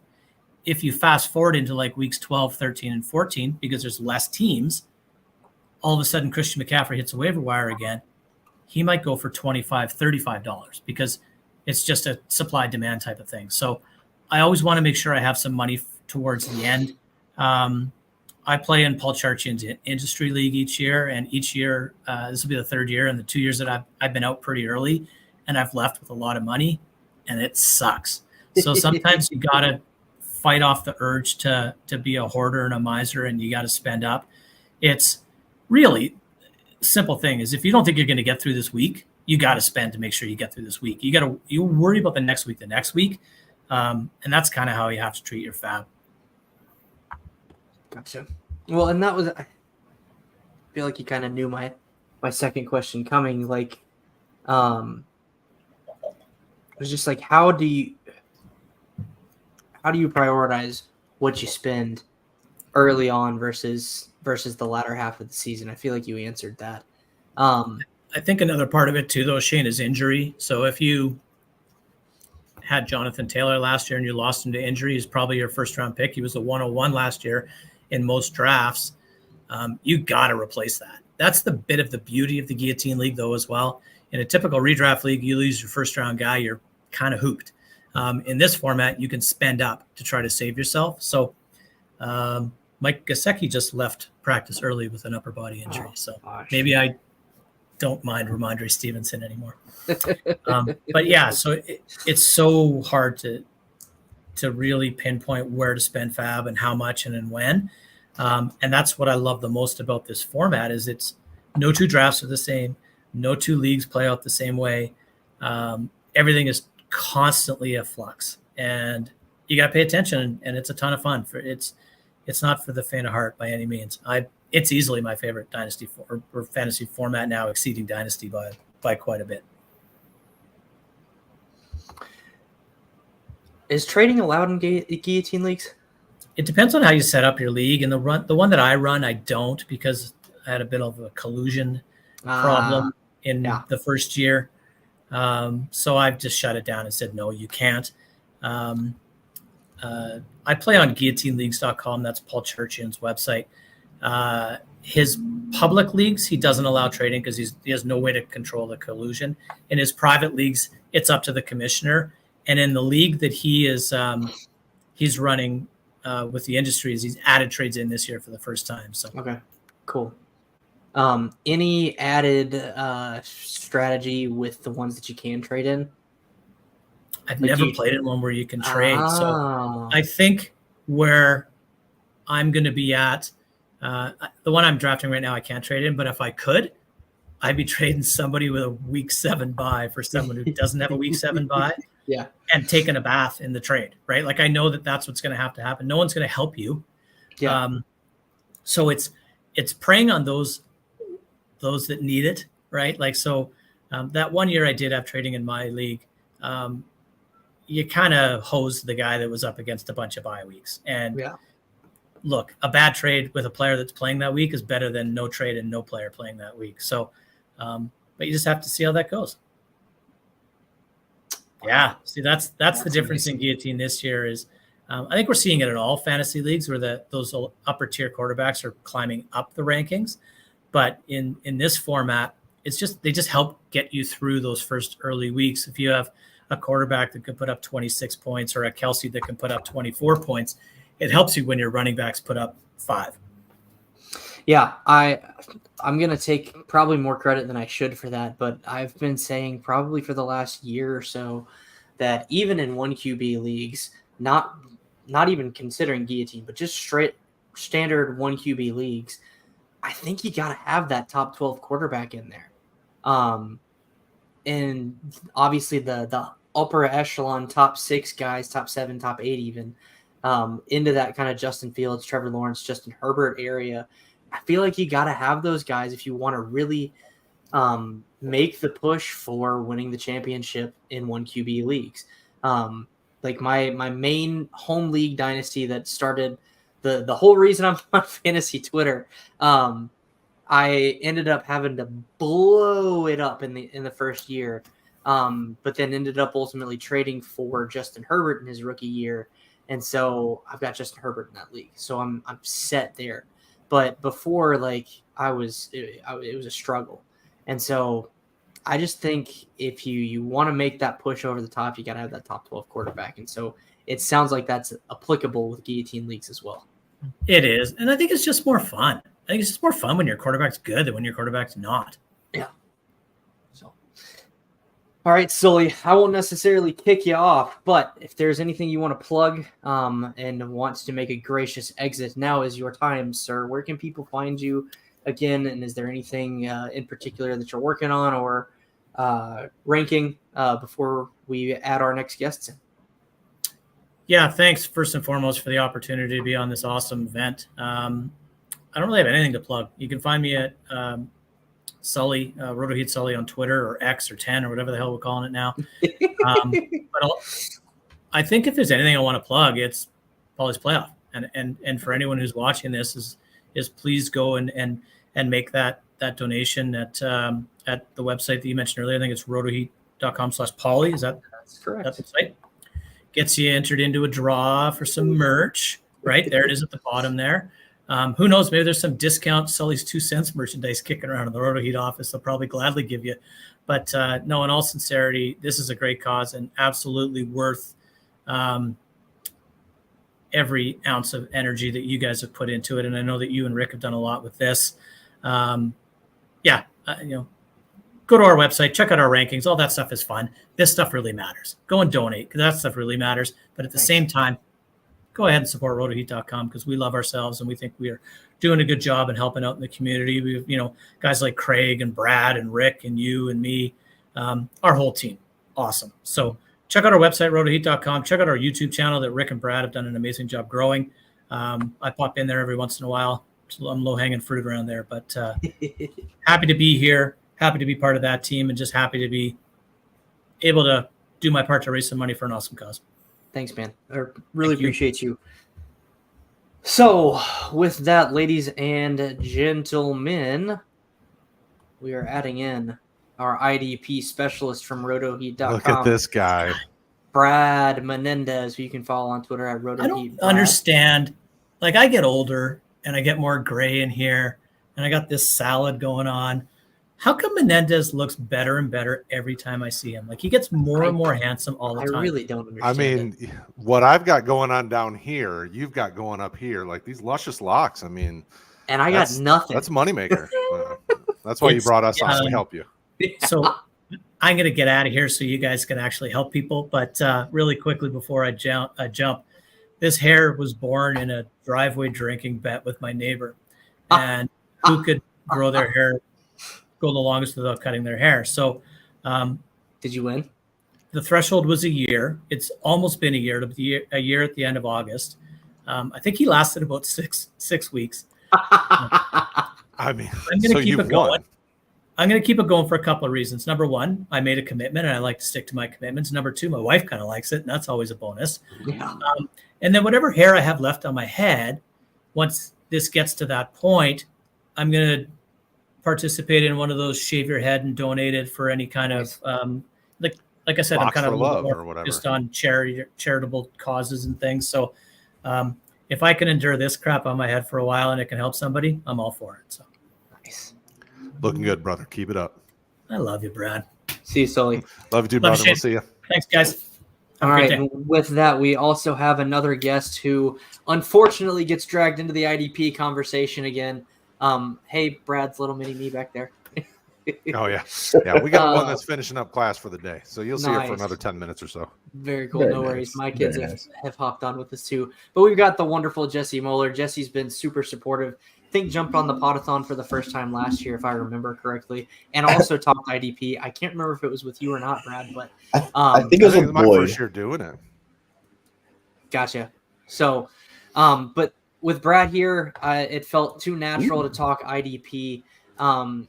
So, and Jesse was kind enough to oblige in that as well. So, before we get jumping into the IDP, where can people find you guys? And anything in particular that you want to plug? Brad, we'll let you go first.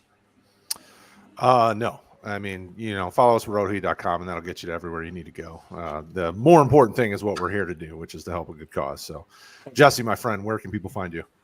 All right, so I don't want to plug too much content because that just gets monotonous at a certain point. But you can find me on PTW or the League Winners. Those are the main places I write content for.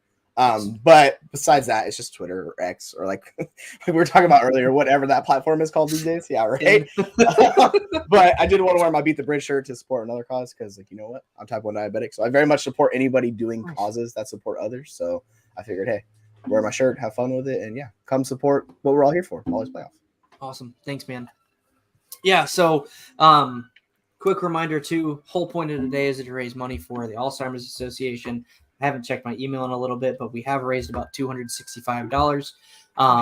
Now 240 of that was from Prue's donation because he is a man of his word and matched his donation because we hit 240 people. But if you can stomach a donation of $241 or more, then you have a chance to win some Polly's Playoff merch. So get in there and donate, even if you can't do 250. We are charging along towards a goal for our team of, I think, $10,000 as an entire team. And if I remember correctly, we're sitting at about 7,000, maybe $6,456. That's awesome. So we're about 64% of the way. The walk to end Alzheimer's for Greenville is in October, if I remember correctly. Obviously, if you don't live in Greenville, you don't have to come to my walk. Like, that'd be super cool to meet some of you in person, but you don't have to do it. You can sign up, even be on our team, but then go to your local walk. And you can find all that at walktoendalzheimers.com. So that's my spiel. Let's get into the topic of IDP. Well, let's be honest. I love the Carolinas. I would be down there in a heartbeat. Every time we go to Florida, we stop in the Carolinas. There's a restaurant my oldest daughter will make us go to, which is over by Hilton Head, I think. Okay, it's called the Lunch Lady. It's called the Lunch Lady. It's like this little hole in the wall, like the most amazing restaurant. And now every time we go to Florida, we have to stop there, even if it's out of the way. And so Carolina's a blast. I love being down there. Yeah. I love stuff like that, little stories where you have to hit the certain spots on your road trip, and it just creates those memories over year. You're like, this is like the 10th year we've gone down there. You know where we're gonna go. It's stuff like that. I love doing stuff like that every time. Yeah, it's good memories. It's a blast. But yes, IDP. We're here for the defense, right? It wins championships. Yeah, it does win championships. Defense wins championships. Offense wins games. I live by that. I had a really good question. Maybe it'll come back to me, Brad, on just kind of how defense plays a part in your drafting of the offensive side. Like, and I can't remember what it was, so hopefully it'll come back to me. But let's jump into. I gave you 3 categories yesterday, and you were kind enough to come in and fill that out for me. Let's start with players to watch, because you've got, if I remember correctly, the 3rd overall pick. He might have been the 2nd. I don't remember. Houston was weird, but Will Anderson Jr., who, like, I'm an Auburn fan. I've watched Alabama dominate for way too long. That dude is a menace. And so why is he your first player on your players to watch? Well, I think he brings a different style, but he's also, they've built this defense for players like him. So when you look at D'Amico Ryan's former NFL linebacker, now head coach, like, he's trying to build San Francisco's style of defense there in Houston. And he needs his Nick Bosa. Well, Will Anderson's supposed to be the Nick Bosa, right? He's supposed to be the guy that bends the edge, that just destroys tackles and makes them look silly on his way to the quarterback. and you only saw him for a few snaps in New England, but if you looked at that film, and I watched those, I think it was like 6 snaps he might have played. Watched them over and over again. You saw college in the NFL. He bent the edge, got around that tackle, got back there and wreaked havoc. And I don't necessarily think he got a sack, but he affected the game. And that's what they're looking for. So I think in IDP purposes, he may not be elite in year one, but he certainly is going to show us why he was one of the top 5 picks very quickly. Yeah. Jesse, I don't know about you, but in IDP drafts that I've done, like, I was probably stupid early on Will Anderson Jr. just because I knew how good he was going to be. Have you, Jesse or Brad, have you taken him anywhere that you were like, yeah, I took him early, but it's going to be worth it? So just the caveat, my one IDP league we were in, they disbanded it because they wouldn't improve the scoring, and it was like shallow rosters. So it's like a couple years ago, our buddy got Micah Parsons in like the 4th round because nobody wanted to take IDP players, right? Because it's so shallow. And of course, and he was like a top 5 defensive player as soon as he stepped on the field. So yeah, no surprise, his team was a championship contender from that point on. Yeah. I think this draft class is kind of interesting because there's not a lot of true difference makers as far as like guys you can count on. They immediately step in and they like put up like, a bunch of tackles for a loss, sacks like that. There are a couple linebackers who I find interesting actually. So it depends on how you want to look at it and how the scoring is, because if it's traditional IDP, right? Like linebackers are king. So, we got Sanders, who's very interesting. Like he's a freak athlete and he's in Denver, but like, I don't know how often he's going to be on the field and how much they're going to use him. So it's kind of interesting comparing him. And then of course, Jack Campbell and I'm low on Jack Campbell. Yeah, he went really high in the draft, so I don't know. But I mean, obviously they have a plan for him in Detroit. So if he's going to be on the field early, he's going to be valuable because he's going to get on snaps. He's going to be making tackles and stuff like that. So if you want to look at somebody who's going to make an impact early, it's probably going to be him at the linebacker position, just because the way they used him and how they want to use him, I think that's very interesting. So he's the one I would be like focusing and keeping an eye on. And then of course there's all the D linemen like we could talk about too. Yeah. Oh, so Jesse's absolutely 100% correct. I mean, this class is got a lot of question marks, but a lot of potential as well. So, I mean, and nobody should be looking at IDP in typical IDP leagues. I mean, you really shouldn't be thinking about them until early to mid second at the earliest. But I did see that's people for your Bosa's and your Parsons and your TJ Watts, right? Oh, well, yeah. So rookie draft. If we're talking, if you're talking a startup, I mean, if you're drafting an IDP before round 6, probably middle of the 6th, I would question it because you don't really need to, you know, like 6th round on. That's when I really start looking at my high end IDP guys. Gotcha. For sure. No, so I think the earliest I took Will Anderson in a rookie draft was like the 112. I have seen a few people take him in the late first.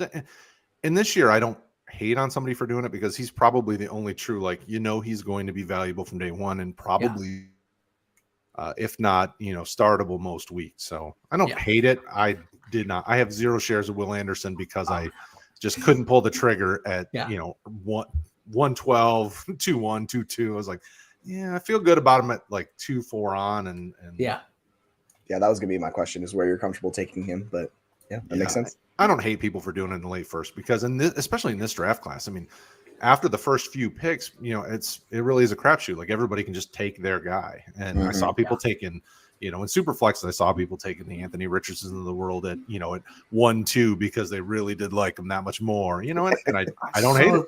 I saw Anthony Richardson go 101 in multiple rookie drafts this year. Yeah, I've seen that, and I'm like, okay, all right. But I can't hate on it, right? Like you've got your guy. I mean, there could be potential knocks on all these guys. Bryce Young with his size, CJ Stroud with Kenny Handle pressure.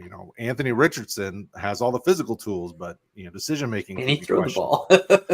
So it's like, okay, well, take your guy, take your shot, and be happy with it.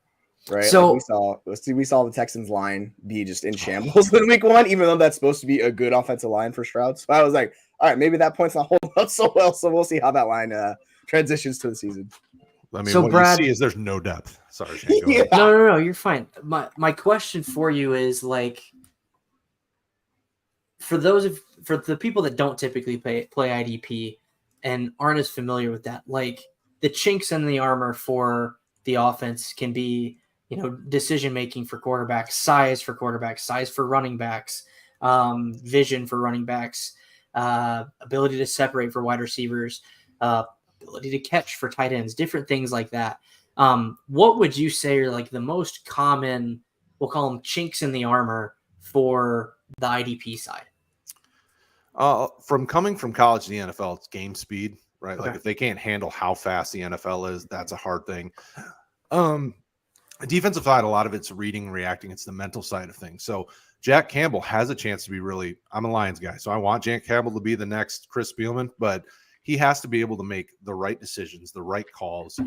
When it comes to the linebackers, you're probably top 1, 2 on each team really have a chance to be fantasy relevant, but they have to be able to pick it up, understand the reads, understand where they need to be at all times. I mean, it can be very difficult because going from a college defense, which could be more basic in certain situations and not as complex as what some of these guys are going to see in the NFL, it can be hard. So speed and the knowledge side of things are really the two big ones that will keep a guy off the field. I mean, look at what Seattle has dealt with over these last 4 or 5 years trying to redo the Legion of Boom. They keep drafting toolsy guys that just can't pick up the speed of it and can't, develop another move. Like they're really good, bull rush or a speed guy, but they can't develop anything else. Well, they can't stay on the field but for 1 or 2 snaps, and that loses all fantasy relevance in my mind. Yeah.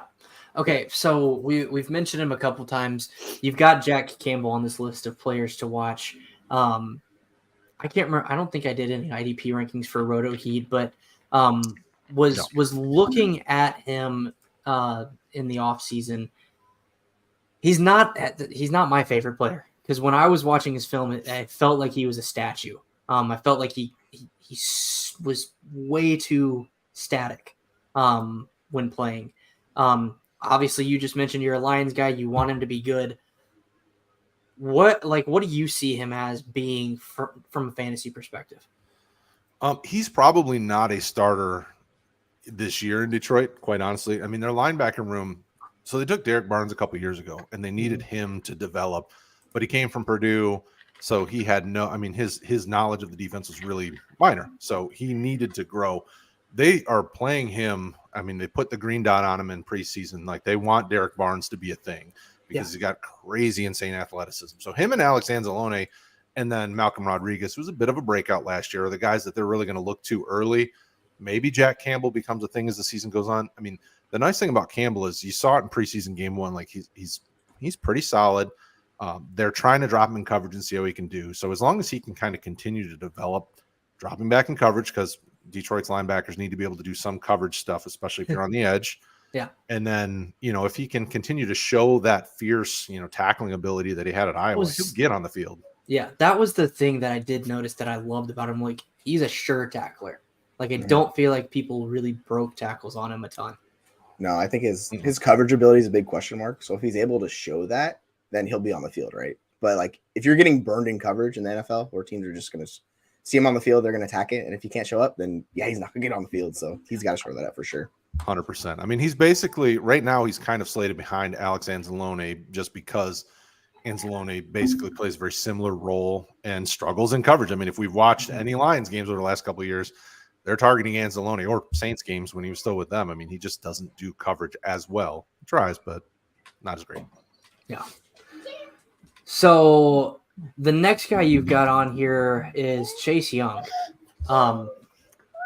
I'm just going to try and put this as lightly and politely as I can. What the heck do we do with Chase Young?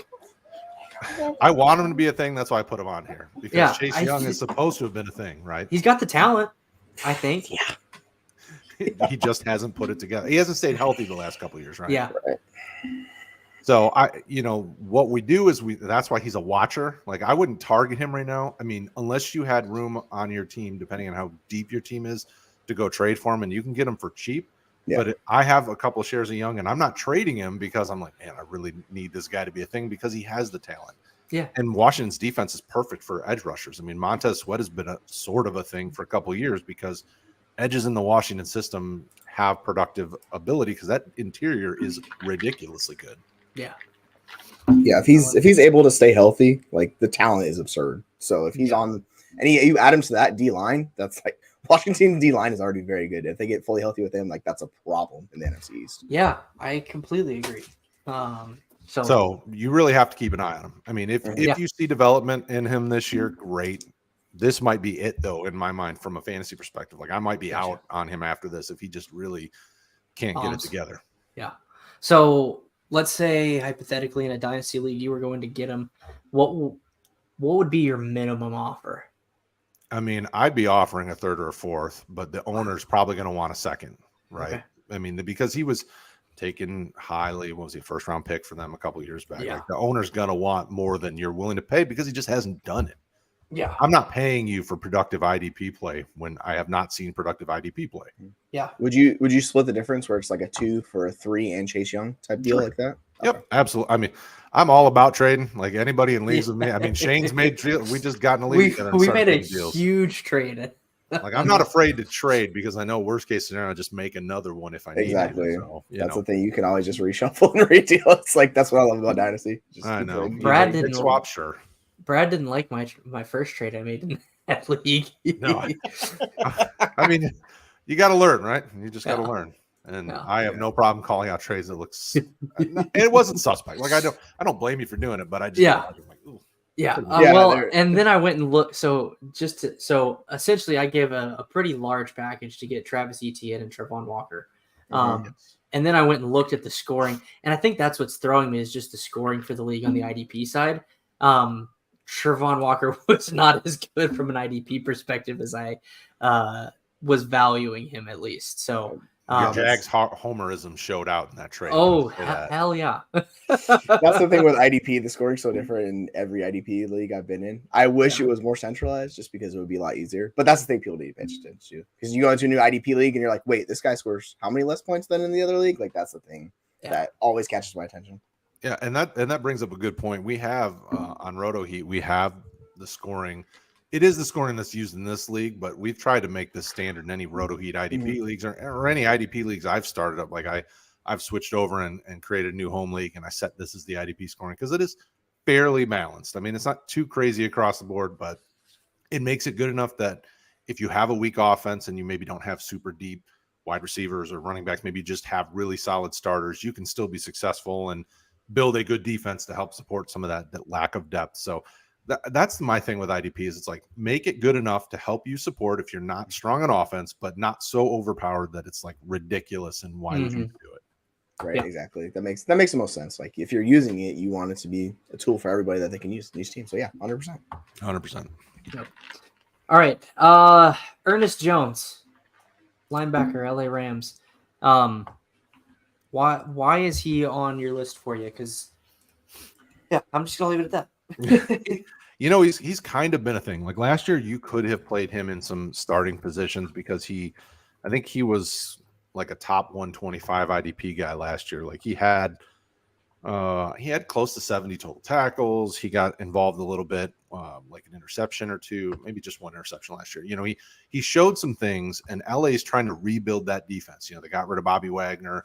They still have Aaron Donald, so that, you know, there's always going to be some pressure up the middle there.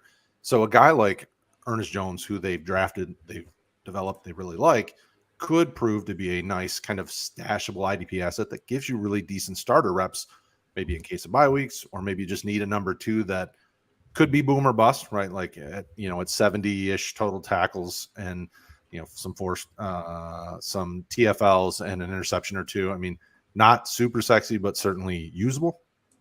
And that defense needs something. I mean, they're still trying to figure out who they are and build that identity. So they're changed over. Jalen Ramsey's gone. I mean, Jones could stand to see a lot of action there in the middle if he stays healthy and stays on the field. Gotcha. All right. Cameron Curl. I feel like I saw a post at some point or even heard a segment. It might have been on Good Morning Football. I can't remember.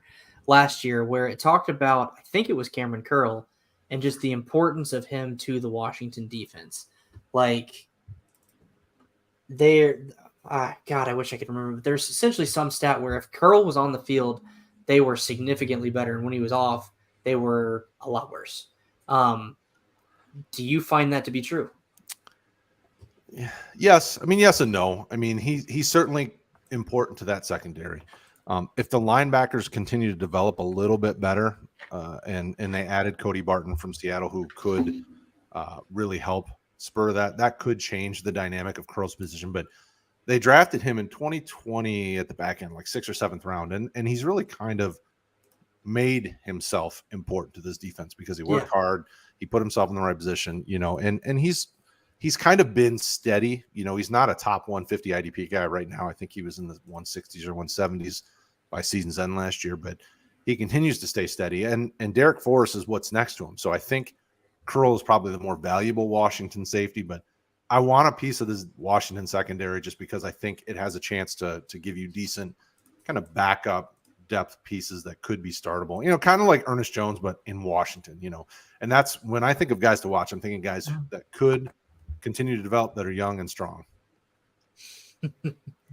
Feel free to hop on, Craigie. Yeah, man. Put your money where your mouth is there, homeboy. Sitting over there running it. Oh, that's too funny. I got to make up for it because he doesn't talk to me on Monday nights anymore. All right, because I don't want to butcher this person's name. Let's move on to studs that you were fading this year. Alohi Gilman. Okay, that's what I thought, but I didn't want to butcher it just in case. I'm with you. But I had to Google it first. Let's move on to studs you're fading. First one on here is Zaire Franklin out of Indianapolis. And you put some notes on the show sheet. I guess my biggest question is, can't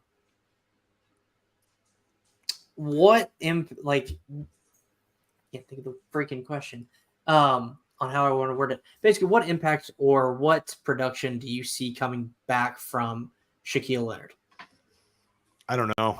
I mean, I loved Shaq before he got hurt, but the guy stayed hurt for the last 2 seasons, basically. Pretty much.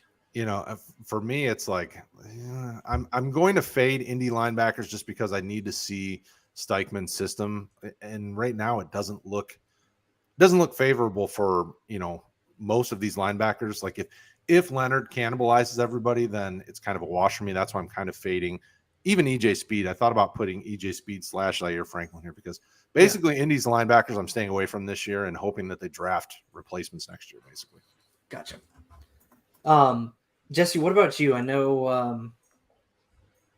I just know like Shaquille Leonard. I feel like was one of those top tier linebackers that you mentioned earlier, where linebackers are king in standard scoring, and then like Brad mentioned, like he's missed the last 2 years.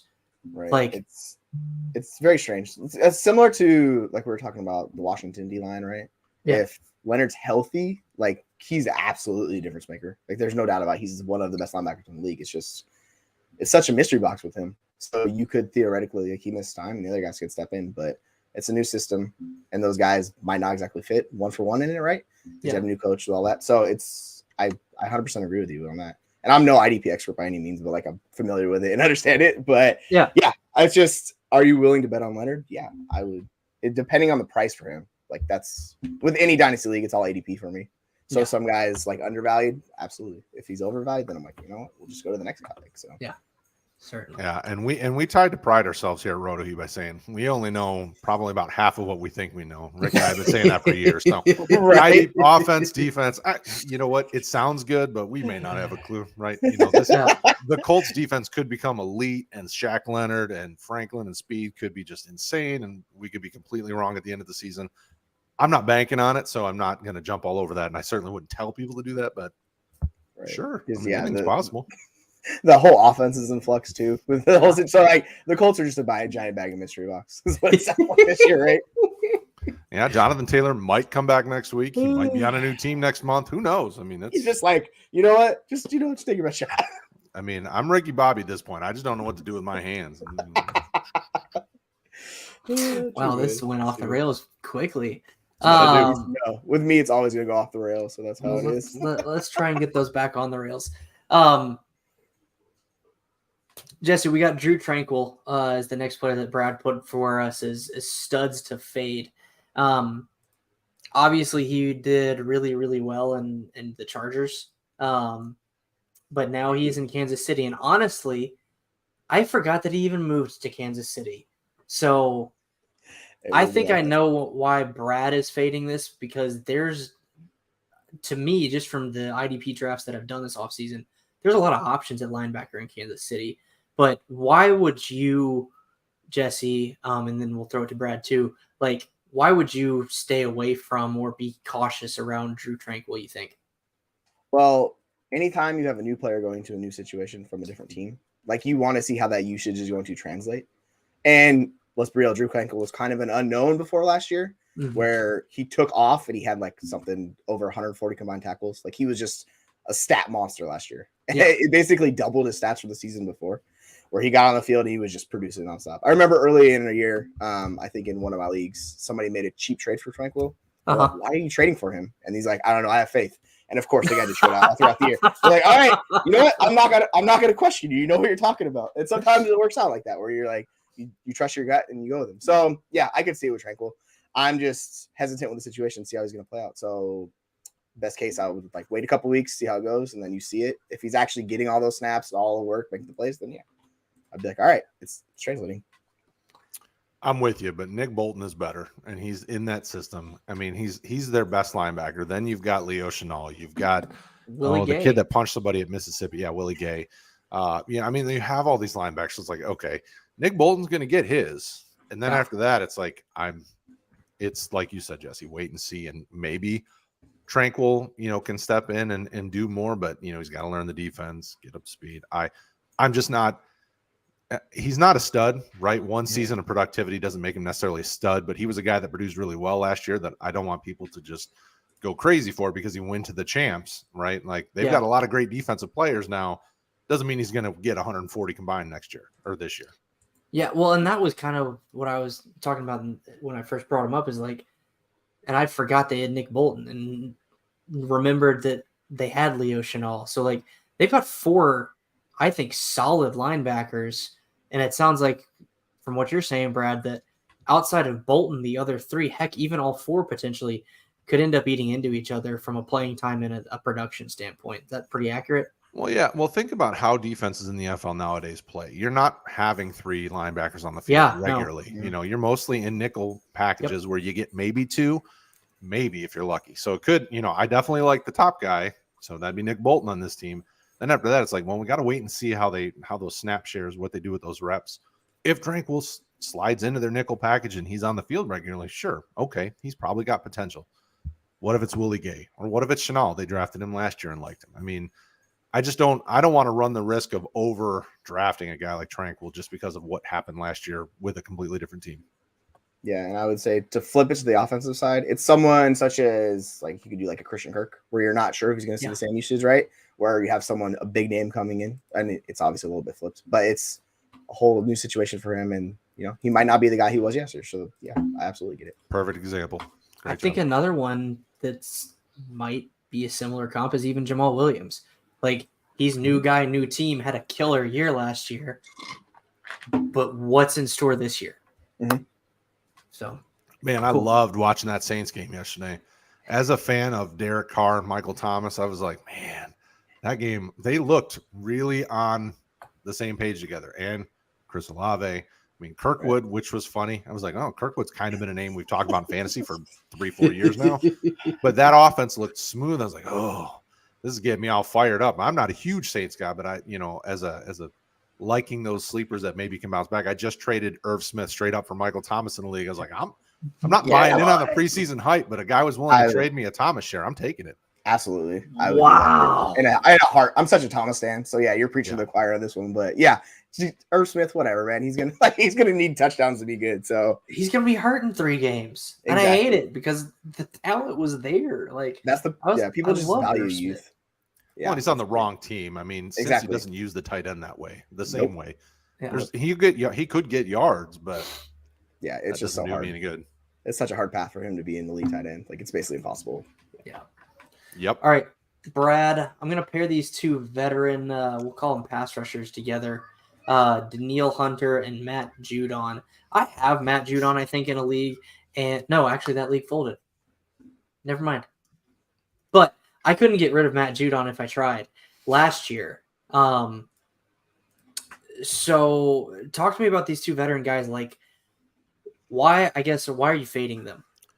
For me, it comes to age. I'm definitely an ageist in fantasy football. Once a guy hits 28, 29, 30, I really start to go, okay, how do I get out? Yeah. At what point can I flip him, get a younger guy that I might like or a draft pick? Do I have the ability, the roster construction in such a way? And Hunter and Judon are both names that produced recently that I'm like, all right, maybe there's a guy who thinks he's contending that I can flip him to that maybe will get me something I want in return. Judon is in a fine scheme to continue to be productive, but hitting 30, at some point the wheels start falling off. And I'm just not a guy who buys into the, well, he can keep going and keep going and keep going, because there's just not that many guys that can do that.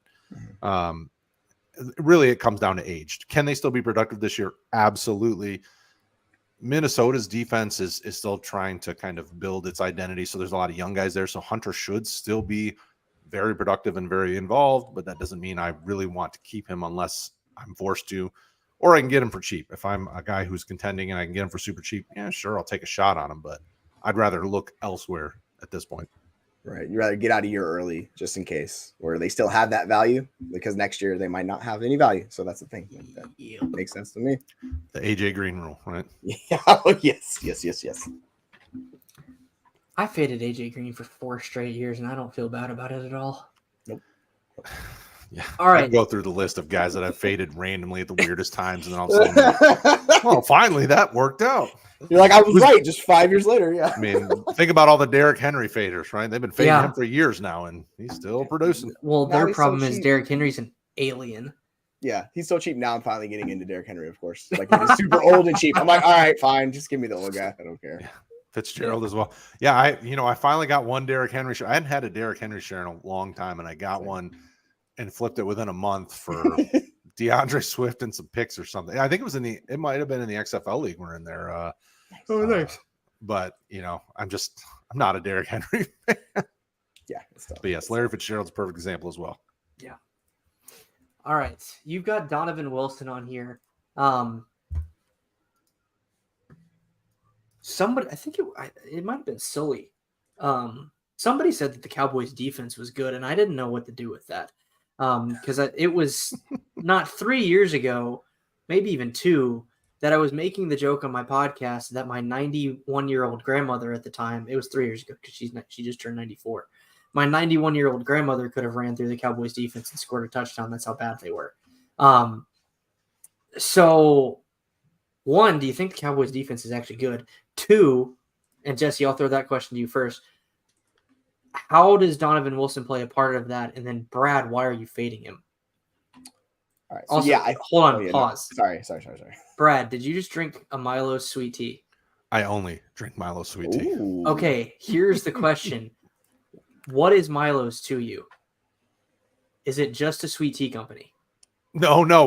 When we went down to Florida, we stopped and I actually got a sweet tea shake or whatever they do at the Milo's restaurant. I didn't even know they had a Milo's restaurant. Yeah, that's my point. What? The most disgusting thing I ever drank, and I drank it loving it because I love Milo's sweet tea. So I'm from Alabama, where Milo's exists. Now, obviously, they distribute their sweet tea throughout the country because you can get it here in South Carolina. Brad, do you live in Michigan, right? No, I'm in Indiana. I'm in Fort Wayne. Okay. I did live in Michigan, and they do sell it in Michigan as well because I was just up there last weekend and got some while I was up there. Exactly. So that's ultimately my point is that, like, my wife and I talked about when we first moved here. Do people outside of Alabama know that, like, Milo's is not just sweet tea? Like, there's an entire restaurant. I didn't until we went to Florida and we saw one as we were stopping. I'm like, oh. I felt like the heavens open, and I'm like, oh. So I stopped in, ate some okay food, and had a disgusting sweet tea shake, and was like, oh, this is wonderful. Man, their burgers are so good though, and their chicken fingers. It was fine. Like, I like the food. I would definitely stop there again if I needed to stop somewhere. Hit a fast food joint on the way. But most of the time when I'm traveling, I want to stop at the rinky-dink hole in the wall local place that people love, not a chain restaurant. Yeah, that's fair. That makes sense. Okay. Back. So, okay. Rewind. Jesse, defense for the Cowboys. Do you think it's actually good? And what part of that do you think Donovan Wilson's going to play? And then Brad will throw it to you for why are you fading him if he's an integral part of the offense or defense?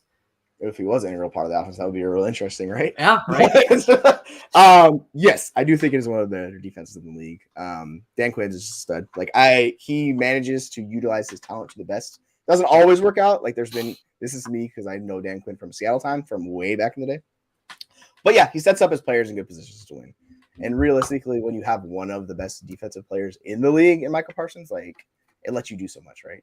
Yeah. And then they added Mozzie Smith, the first-round pick. He's dealing with an injury as far as I'm concerned, so I'm not really sure, how that's going to be for him. But they added another guy to the D-line just to help, just get more pressure. like another big name, right? So then that sets up the back end.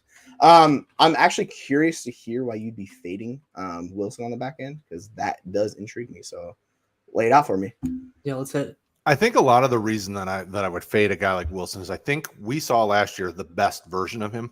And with the improvements along the D line, the young linebackers like Damone Clark, Jabril Cox, some of these guys that are developing and growing, I think it just could potentially cause him to not see the type of production he had last year. So I'm typically with the 1 year wonder type guys that people are starting to hype up, I tend to fade those guys until I see, when Craig and I were on the Monday night IDP show on Roto Heat's YouTube together, we would always say, we got to have more than 1 year production to really buy into a guy's hype. And Wilson is like 27, 28 years old already. He's already starting to peak and break out at 27, 28 years old. I'm just not super into something like that. I would rather take a shot on a younger guy or a guy that's been doing it for a couple of years, because I should know what to expect. Where Wilson, outside of last year, he didn't have a season over 50 combined tackles, I don't think, if I recall correctly. It was very low numbers over the last few years. Can he be productive? Absolutely. Am I fading him? 100%. Yeah, he just might not live up to the expectations we set for him, so that makes sense. And I'm curious, like with like a lot of offensive players, we have thresholds we hit, like they have to be improving and taking these steps by this year. Is it the same with you for like IDP guys and like different positions, like compared to like the DNs, compared to the linebackers and the safeties and stuff like that? Or is it more they're each kind of on their own little bucket? Well, so you get some of these, I would say they're probably each in their own bucket, but typically what you see is you'll see these random older guys break out that have just been around for a while. Like Will Compton was a solid, productive guy for a long time and never really broke out, but was just a team guy. Team liked him, brought him in. He would get a little bit of run and get a couple games where he had some production and then nothing, or you have a guy like Donovan Wilson who breaks out for a year, but he's been in the league for, 4, 5, 6 years. I mean, you see some of those where you get those, for lack of a better term, one-hit wonder kind of seasons, and those can happen. Now, I think there's always the breakout age for a player, but when Dallas had drafted safeties that they wanted to be productive, and they were pushing those guys hard, so they eat into reps of other guys, and it kind of becomes a wash. So Donovan Wilson is a good football player. He's lasted for a while. He fits Dan Quinn's scheme, but if he had a breakout at 28 years old, I mean, it's like, how much longer are you really going to see that breakout before they're looking for the next man up? Because now they're going to look at drafting his replacement. And in IDP, I want to be ahead of the curve, not behind the curve. I don't want to be the last guy out on a player. Makes sense. Absolutely. All right, and the last one. This hurts my Notre Dame fan heart, but I think I get it, especially with what we've already talked about. Harrison Smith, safety for the Minnesota Vikings. I'm assuming that this is because of age, because at this point, from NFL standpoint, he's older than dirt. Anything to add on that, Brad? Well, and you've kind of seen you've seen his peak. I mean, his peak was, 3-4 years ago, and you've really kind of seen him take a little bit more of a descent over the last year. I think either 2020 or 2021, he had solid production, and then last year it was kind of a little bit dip. Wasn't amazing. I think he was still a top 100 IDP player, but it just seems like the writing's already on the wall for him. And it's like, I mean, he's already in his mid 30s almost. I think he's 33, 34 or something. So yeah, age definitely plays a factor, but you're already seeing a decline. Yeah. Makes sense. All right, let's move on to, I think the one that I'm most excited for is the breakout incoming. I'll let you talk about your guy from your team first, but then we'll talk about another Notre Dame safety that I'm pumped to see on this list. But first, hit us with Kirby Joseph. I can't talk. That's not good for later. But Kirby Joseph, safety out of Detroit. What makes you see a breakout incoming for him? I mean, every time Aaron Rodgers threw the ball, he was intercepting it. That was fun. His rookie season, we weren't really expecting much, but then you saw some ball hawking ability. And I think the way this Detroit defense is developing, it's still relying on a lot of young guys to be productive. But Kirby Joseph looked really solid as a guy that I wasn't sure was ready for the fast pace of the NFL game, and looked really good. So I would expect. We've already seen CJ, kind of get nicked up in training camp, but he's going to be a guy that's going to be moved all over the formation. Tracy Walker's still coming back from injury. They've got, they drafted Brian Branch, who's amazing. Like I think he may wind up stealing a lot of reps from a lot of guys this year just because of how good he is.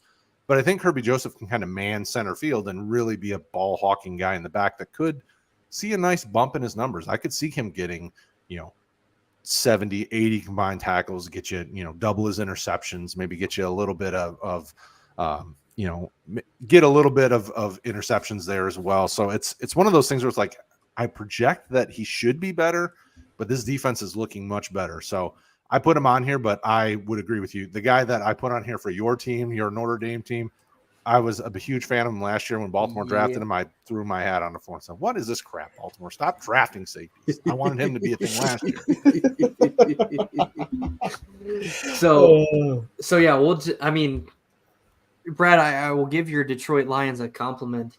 Thanks. I feel like they've drafted and built this team really well over the last 2 or 3 seasons. Yes. To where they were talking about it on Good Morning Football earlier last week, where like Green Bay and Minnesota should be like disrespected because people are picking Detroit to win the division. And I'm like, have you seen what Detroit has built? Like stud offensive line. They got a good running back in the draft. Have a number 1 wide receiver. They drafted a young tight end, one of the best offensive lines in football. And then on the defensive side, they've got the home wrecker in Aiden Hutchinson. You talked about their linebacking core. They have 3 safeties because I didn't even realize. Well, I forgot that CJGJ was there.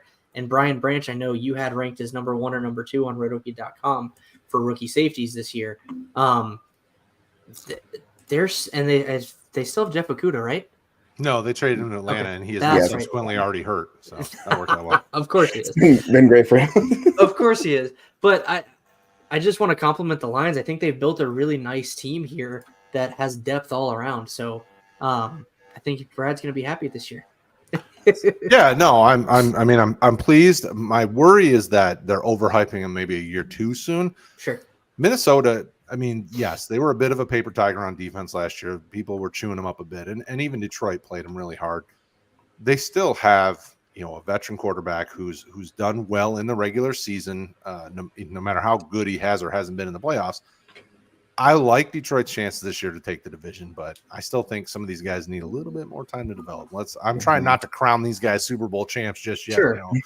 Peter Schrager on Good Morning Football, on the other hand, is crowning him like the next big thing. I'm like, dang, Schrager, I love you, but let's slow this down. You're like, take it easy. Look, I won't crown them Super Bowl champs yet, but I do think they're easily a playoff team.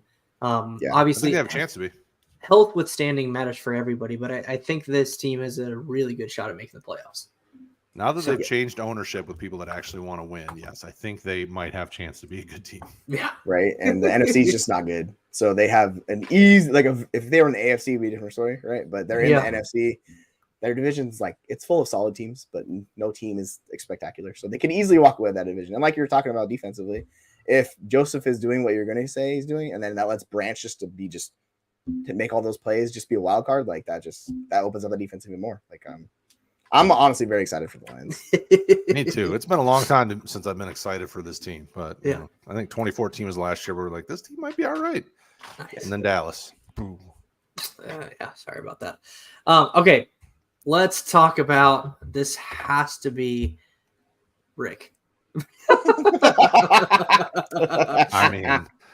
I'll remember that come Bears week. I'm just saying I'm technically logged into where I can post that comment, and I did not post that comment. Oh no, I know it's Rick. We have a story history Bears Lions, right? Yeah. So his name was Rick. All right, we've hyped him up and teased enough. Kyle Hamilton is the next guy you have on here. The dude, for me, coming out of Notre Dame, going into the NFL, had incredible instincts and closing speed. And then I loved the landing spot for Baltimore just because historically they've been incredibly good at developing defensive players. So why – I feel like I'm asking the same question over and over again on these different categories, but why is he on your breakout list for this year? I mean, he's going to get starting reps this year, and that's really the reason that I think we should see him take the next step. You know, they moved on from Chuck Clark, which was the sole reason when they drafted him. I was like, oh, what are they doing? Because I figured Chuck Clark was going to be in this defense and playing that position for a few more years. So with nobody in his way to take his position from the get-go, he should be a day one starter in a defense that always produces good safeties in IDP. I mean, they're at least playable safeties in IDP, sometimes really good safeties in IDP. So I'm all in. I like Kyle Hamilton. I thought, you know, I know his numbers in the combine last year weren't spectacular, but I thought he was the best safety in the class last year. Even though he didn't obviously produce Jalen Petrie-esque numbers, you know, I still think he's still the best safety from that class. And I think we'll see that over the next few years. Yeah. All right. Now I get to talk about my new favorite NFL team in the Jacksonville Jaguars. Devin Lloyd is the next guy that you have on this list. Talk to me about Devin Lloyd because, you know, I'm the one area that I need to learn more about for my Jaguars fandom is the defensive side. I know obviously they've got Trevon Walker and some other guys that have come in, but what are your thoughts on Devin Lloyd? Well, and let's not discount your hometown team. Like Carolina's a fun team. Like I want them to be productive and successful. I like Bryce Young as a player and Brian Burns and what they've got going on. But Jacksonville's another one of those where you're like, man, you feel good rooting for these guys because they seem like they're trying to build the right thing. Yeah. Devin Lloyd, I really wasn't sure what to make of him in the draft because of where he went. You know, Devin Lloyd. Remind me where he played college. Was it Utah? Yeah, he was at Utah. Okay. You know, but he produced really well as a rookie. I mean, he was like a top 100 IDP player last year, I think, in overall scoring. I think you'll probably see pretty similar numbers. I think he kind of stays in that category of, you know, he's probably in the top 75-ish overall when we get to the year end. And that's a breakout for me. Like the guy's now done it twice in a row. We can consistently say he's probably a top, you know, 20 linebacker in IDP. That's breakout type numbers. And that's in my mind what a breakout is the guy that is consistently doing it, was a rookie, did it year two, continue to go. Like if Jalen Petrie does it again this year, Jalen Petrie is a breakout. So, you know, that's what I always look at when I'm looking at a breakout guy. But breakout can quickly turn to bust. So who knows? No kidding. Well, so I'll with that definition, and maybe not even from an IDP standpoint, but though I think he has some potential even as a corner. Jesse, I'm throwing you a lob here. Tariq Woolen. What are your expectations for Woolen year two? He was someone that I predicted was going to be successful just because he's 6'4" and then ran the fastest 40 time or one of the fastest 40 times in his combine. So like, what are you expecting from him? He's a freaking condor, man. Like the guy is giant. He's got super long arms and he runs So yeah, I was kind of surprised he fell where he did, just because if you want to chase traits, like that's the guy you're going to chase traits in. But you know, the Seahawks getting Devin with the 5th overall pick, they add him to that secondary, so that lets Tariq kind of focus on what he needs to focus on, and he might actually get more balls thrown his way. Because depending on how Weatherspoon does out the gate or not, they could just shift more to actually attacking him, or you could see his numbers actually go up. But he was incredible as a rookie. Like I don't think you could have expected him to be better than he was. Like he was lights out from day one. Yeah. And we didn't know what to expect because he's day 3 pick, right? So it's like, what are you going to get out of those guys? But he was fantastic. So another year in that scheme with the Seahawks, like I think it's just wheels up for him. And the Seahawks, if Witherspoon is who he is, like they could be having 2 of the top like a paired corners in the league. So it's really exciting. Like obviously I'm a Seahawks fan, so I am a little bit biased with how I talk about this, right? Why I asked you though. Yeah, exactly. He just set up to smash this year. So it really comes down to the back end and the safeties. Like if those guys take a step forward, it's going to allow the corners just to focus on what they have to do. And I'm really excited personally. Yeah. Well, that's the great thing about Pete Carroll's defense. Like if he finds the traits guy, the guy that fits what he needs him to do, it doesn't matter what round he gets him, he can be a superstar. Sherman was 5th round? I mean, 5th round, I think. Yeah. You've seen plenty of guys, as long as they got this, and that's why Witherspoon will be potentially a fun add to this defense because he has those traits, big, long, has the physicality to him. Like that's the thing that scares me. I have some Tariq Woolen shares in those leagues where you have to start a corner. And it's like, I don't know how I feel about this, because now I feel like, typically I rotate corner. I don't draft a corner. I just find, I play matchups, especially when you have to start a corner, because it's such a crapshoot as to what you're going to get week in and week out. And Witherspoon makes it a little more nerve wracking, because I feel like people are going to target him early till they see what they've got in him. Mhm. And that could affect Woolen, because if he's not getting anything thrown his way, he's going to have to somehow rack up the tackles. And, corners aren't exactly doing that every day. No, not so much. Yeah, like he was incredibly just a lesser known version of like what the Jets have, right, with Gardner. So like if he does it another year, the fact he's not playing in New York, like he's going to be that guy that you can see on billboards and everybody knows who that guy is. Nice. All right, Brad, let's talk about the Green Bay pair that you have on this list. Quay Walker and Rashawn Gary. I feel like Rashawn Gary's been on the breakout list for like 4 years. So what do you think is going to have Gary really step up into that actual breakout that you're looking for, that I feel like has kind of been predicted at least the last 2 years? And then with Quay Walker, what step do you have to see him make for you really to consider a breakout for this year? Well, and Walker finished as a top 100 guy, if I remember correctly. I think he might even been right around the top 50 when it came to IDP overall scoring last year. So Walker might already be there, but it's kind of like the rest of these younger guys. I need to see it another year. Rashawn Gary, maybe it's the Michigan homer in me, because I'm a Wolverine through and through. Yeah. I anticipate seeing him. I got to see double-digit sacks this year. I feel like he got close to it 2 years ago. Last year, you didn't get to the double-digit sacks. I think he only had 5 or 6. I need to see, 40-plus combined tackles. I need to see double-digit sacks. Like, he has the tools to be able to do it. That defense is going to be on the field. I mean, Jordan Love's going to have bumps along the road. This is first year starting. Defense is going to be on the field for a while. So I need to see Gary really, bump up those numbers, and he has the tools to do it. So I put him in this category, but he's kind of like Chase Young. It could be getting to the end of me putting him in these potential breakout categories. Like, I love you, brother, but you got to do something for me. Stop making me look like an idiot because I keep calling your name. Well, it wasn't even calling you out. It's just like my mom's whole side of the family's Packers fans, so like I follow. Yeah, I follow along with them for that purpose, and like Gary's been on these lists of potential breakout, and it's like, what piece is missing with him to where he can finally put it all together and actually fulfill that? I mean, the tough thing for the way the Packers defense is deployed, I mean, they just rotate a lot of guys in. So some of it is usage. Some of it's been being on the field. He's been nicked up a little bit here and there. I mean, so it's kind of tougher. I mean, as you get into to the middle part of his career, I'm hoping that we see that increased production that could make him valuable. Quay Walker, on the other hand, is already valuable. I mean, like I said, he was pretty productive last year in IDP.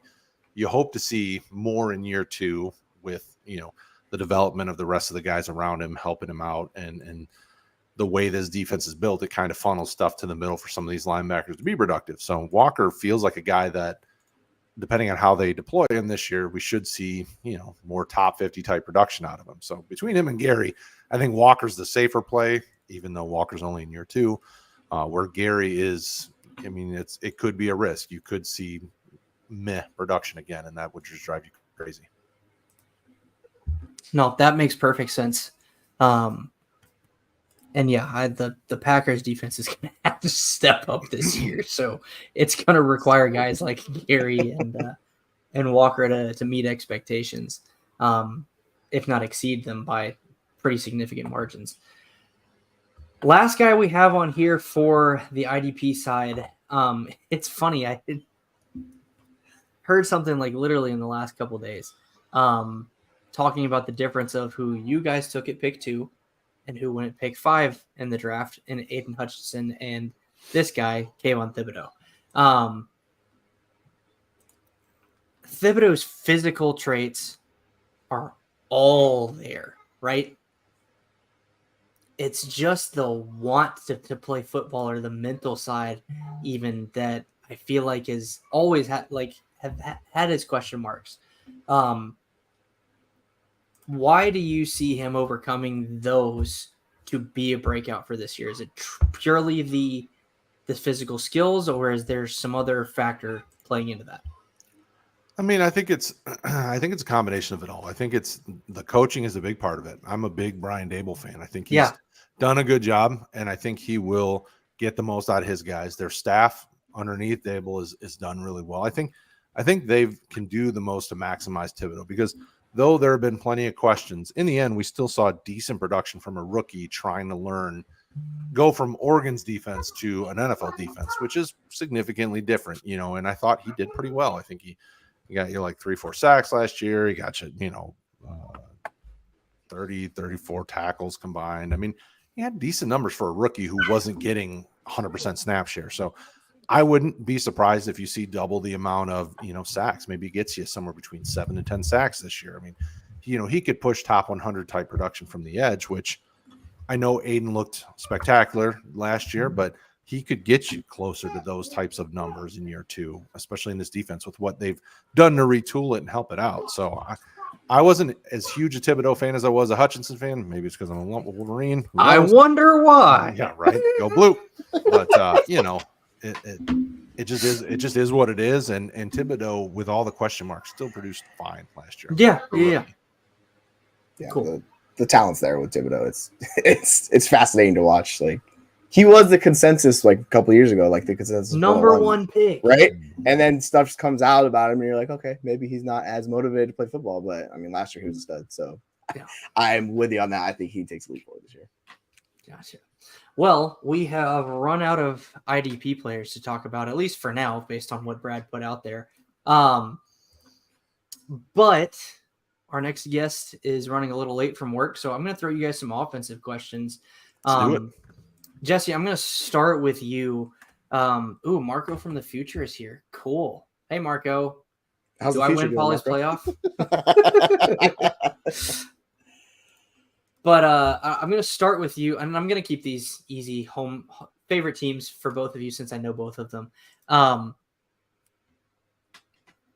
For you, Jesse, like what are your expectations out of the running back room and the wide receiver room? Okay, so the running back room is a giant bag of mystery at the moment. Walker just got back. Like, we just got notification that he's just back practicing. So sweet. Should be wheels up. Should be fine. I expect Walker to be the 1A. Charbonnet is going to be the 1B. It just comes down to goal line work, like realistically, and it's been hotly debated between those two all season. But it's Walker's job. Like, he's not just going to all of a sudden just get replaced by Charbonnet. That's not how that's going to work. But for PPR, he could see some of that receptions and some of that goal line work, and then it gets closer to a split. Gotcha. The wide receiver room is like one of the best wide receiver rooms in the NFL. There's not much depth, but those top 3 are just chef's kiss, right? JSN is going to be, they're going to run the most they're going to run most of the 3 wide receiver personnel they run in probably Pete Carroll's tenure, just because of the personnel they have, right? So JSN's going to be on the field a lot. He's just not going to see all the snaps. So he probably won't outproduce Lockett and outproduce Metcalf, but those 3 could all be top 36 wide receivers this year. Which means if you believe that, you should 100% be in on Geno Smith, because it could be one of the best offenses like that we've seen since 2017, give or take, from Russell Wilson Seahawks. Like, it's going to be dynamite and lights out this year. So I'm really excited. And then, like, on the offensive line, they have the 2 tackles, the bookend tackles, with another year in the system, right? So the line's getting better. There is some question marks on the inside, but where it is, it's all coming together. So if the line holds up, which it should, like, it could be a top 5 offense this season. So I am. And this is like speaking without my bias, as much as I try to speak without my bias with the Seahawks, right? But it's going to be one of the better offenses we've seen from them in a long time. No, I agree. And Brad, I'll ask if you kind of what you think about the Seahawks too. But like, my only concern from a fantasy perspective is DK Metcalf, because if what you're saying is true, which I think it is, I think they could all potentially be. I think some things would have to hit perfectly, right? Yes. To have them all be top 36 wide receivers. But I think the least person who will benefit the least from that loud noises will be exactly. It will be DK Metcalf. I think if the other 2 are producing like you think they are going to, I think that ultimately eats into DK's target share. So I think it was actually Sully last segment mentioned him as people are drafting him at his ceiling, and we don't necessarily understand why at wide receiver 15. it's hard not to like what happened. You know, Gino's got, I mean, this wide receiver room is strong, but it wouldn't surprise me if we're talking about JSN as like the top, you know, off-season buy candidate because he doesn't get the sexy numbers because Lockett's there and whatnot, but Lockett will be gone soon. And, you know, and it's one of those offenses. It's like nobody really anticipated Gino being the man. But then once he did, it's like you feel pretty good about it. The guy was hanging around the league for a long time, really never got a chance after the Jets and just kind of landed in a real good spot. I would almost consider, because Gino's, you know, age, going back to the age thing, I would almost say, you know what, throw Drew Lock on your stash pile. As much as I wasn't a Drew Lock fan coming out, watching him this weekend in a game, it looks like he's developed a little bit. It looks like he's not just getting scared and throwing the ball and getting crazy. Like when you watch his footwork, when you watch the way that he was looking off safeties, I'm like, holy cow, Drew Lock, I see you. It looks like you know what football is again. You know, and so I mean, this whole Seattle team for me is like, I'm excited to see what they do and how they develop, because for a while there was like, maybe Pete Carroll's got to be done, and then all of a sudden now he's having kind of this renaissance because he's coaching guys up, and you know, and Gino's now a thing again. And I mean, it seems like he's developing talent, and obviously you don't have to develop DK. DK is a man amongst boys. He's amazing. Tyler Lockett, he's an Adonis. Yes. Tyler Lockett has been perfectly fine as a wide receiver. Like he's been very, very consistent, very sturdy, even though he's dealt with some injuries. Like the guy just does what he needs to do. He does a good job. JSN, if you pair JSN with DK in the future, after JSN's had a year or two to really get into the groove, and I mean, that's just dominant. I mean, JSN was really good coming out, and he goes to a team where it's like he's now going to learn how to be more physical from DK, and then he's going to learn more route running from Tyler Lockett. Like he's getting really good on the field coaching. But like you said, he was already good enough. Mm-hmm. And now I think, and maybe you were getting to this, so I'm sorry for interrupting, but it's my podathon. I do what I want. I'm chatty, so feel free to take it away. You know me, I'll just talk. But I think to your point is now JSN is going into a spot where he doesn't have to be the number one guy. He didn't even have to be the number two guy. So he can really focus on the craft of, like you said, learning from DK to be more physical and learning more routes from Tyler Lockett, to where when Lockett's probably gone after this year, he can step in and be potentially an even better number two than what Lockett was. I'll be interested to see how the running game plays into it, though, right? Yeah. You know, because Pete Carroll always wanted to run the ball, and now all of a sudden it's like, your receivers are better. You need to throw the ball more. Like these guys need the ball. So it's like, how does he balance that? His love for pounding the rock as opposed to the talent needs the ball. Right, because the pass rate was like 59% last year, which was 20th, give or take, in the league. But if that increases by a little bit, just because you're going from D. Eskridge as your third wide receiver to Jackson Smith-Njigba, that's like a monumental upgrade, right? So that's a big deal. Yeah, kind of, right? So yeah, you would like to see them increase that pass rate a little bit. I'm not sure if they're going to, but I wouldn't be surprised to see them at like 62%, where they're just taking their shots, you know, be a little more aggressive, open it up. And yeah, the interesting thing about Lockett is he has a fat cap hit like next year. So if they're going to move on from him, it's going to be kind of expensive. So I am curious to see if they do just move on from Lockett or not, or if they ride these three for another year after this. So I am very curious to see how they handle that cap situation, because, you know, they got to find money to pay everybody. So it's going to be interesting to see. For the longest time, I'd always worry about salary cap stuff. And then over these last few years, seeing guys move that have moved, it's like the NFL just does whatever it wants to do. And there's some guy behind the scenes that figures out how to make it work. Dude, if they want him gone, they'll get rid of him, right? The cap's not real. It's not until it is, right? And you're the Saints, and you're like, we have zero depth. Like, that's how it happens. But yeah, it's if Lockett regresses this year, which like last year might have been one of his best seasons. Like if you look at Matt Harmon's work, like he was elite. So if he regresses this year, then I could definitely see that scenario where they're like, you know what, it's not really worth it. We'll just let JSN walk into the number. He could be the number one after this following year. Like that's how good he is. Yeah. And you just let Metcalf do his thing, go deep, like just hit bombs to Metcalf and just red zone usage like all day. JSN works underneath short area quickness, and he's just unstoppable because you can't stop that, especially with linebackers in zone coverage. It's like, I wish you the best of luck with that. So yeah. I'm all up. Wheels north. Let's go Seahawks. Like that.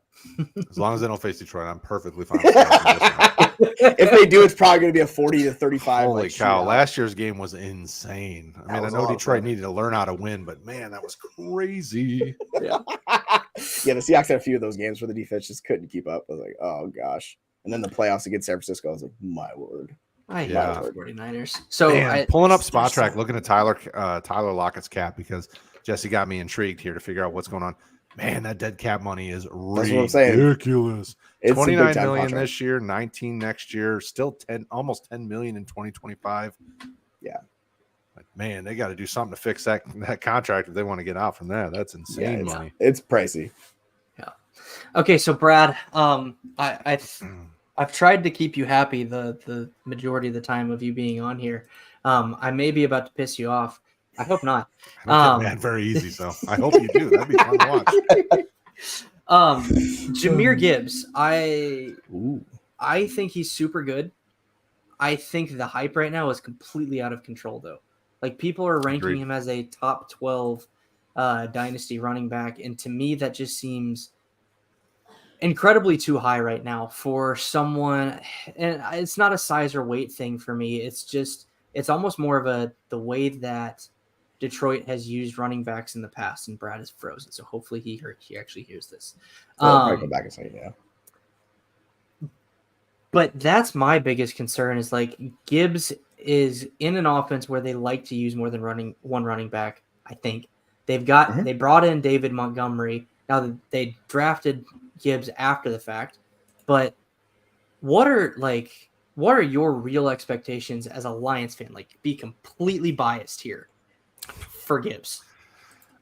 I mean, he's a weapon, right? Like, I expect Yeah. him to see more receptions and more value in the receiving game than I do in the rushing game. David Montgomery may not be the most, like, if you look at the numbers, he wasn't the most successful running back behind Chicago's awful offensive line in the last few I years. think he was actually the least efficient back. in the Yeah, NFL like his last year. efficiency numbers were not great, but he's a good running back. Like, he's physical. Yeah. He does a good job of beating up the guys as he gets through the line.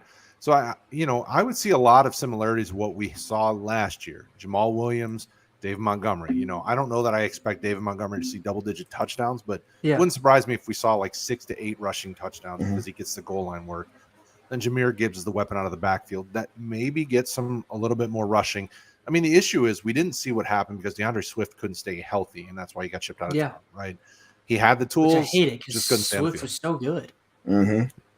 He's going to be great in Philly too. I mean, I Yeah. just traded for DeAndre Swift. The first time I finally landed some DeAndre Swift shares is when he went to Philly. Because I was like, he just couldn't stay healthy. But if he Yeah. stays healthy in Philadelphia's offense, he's going to be really good. And I expect that same. I don't see them as a 50-50 split.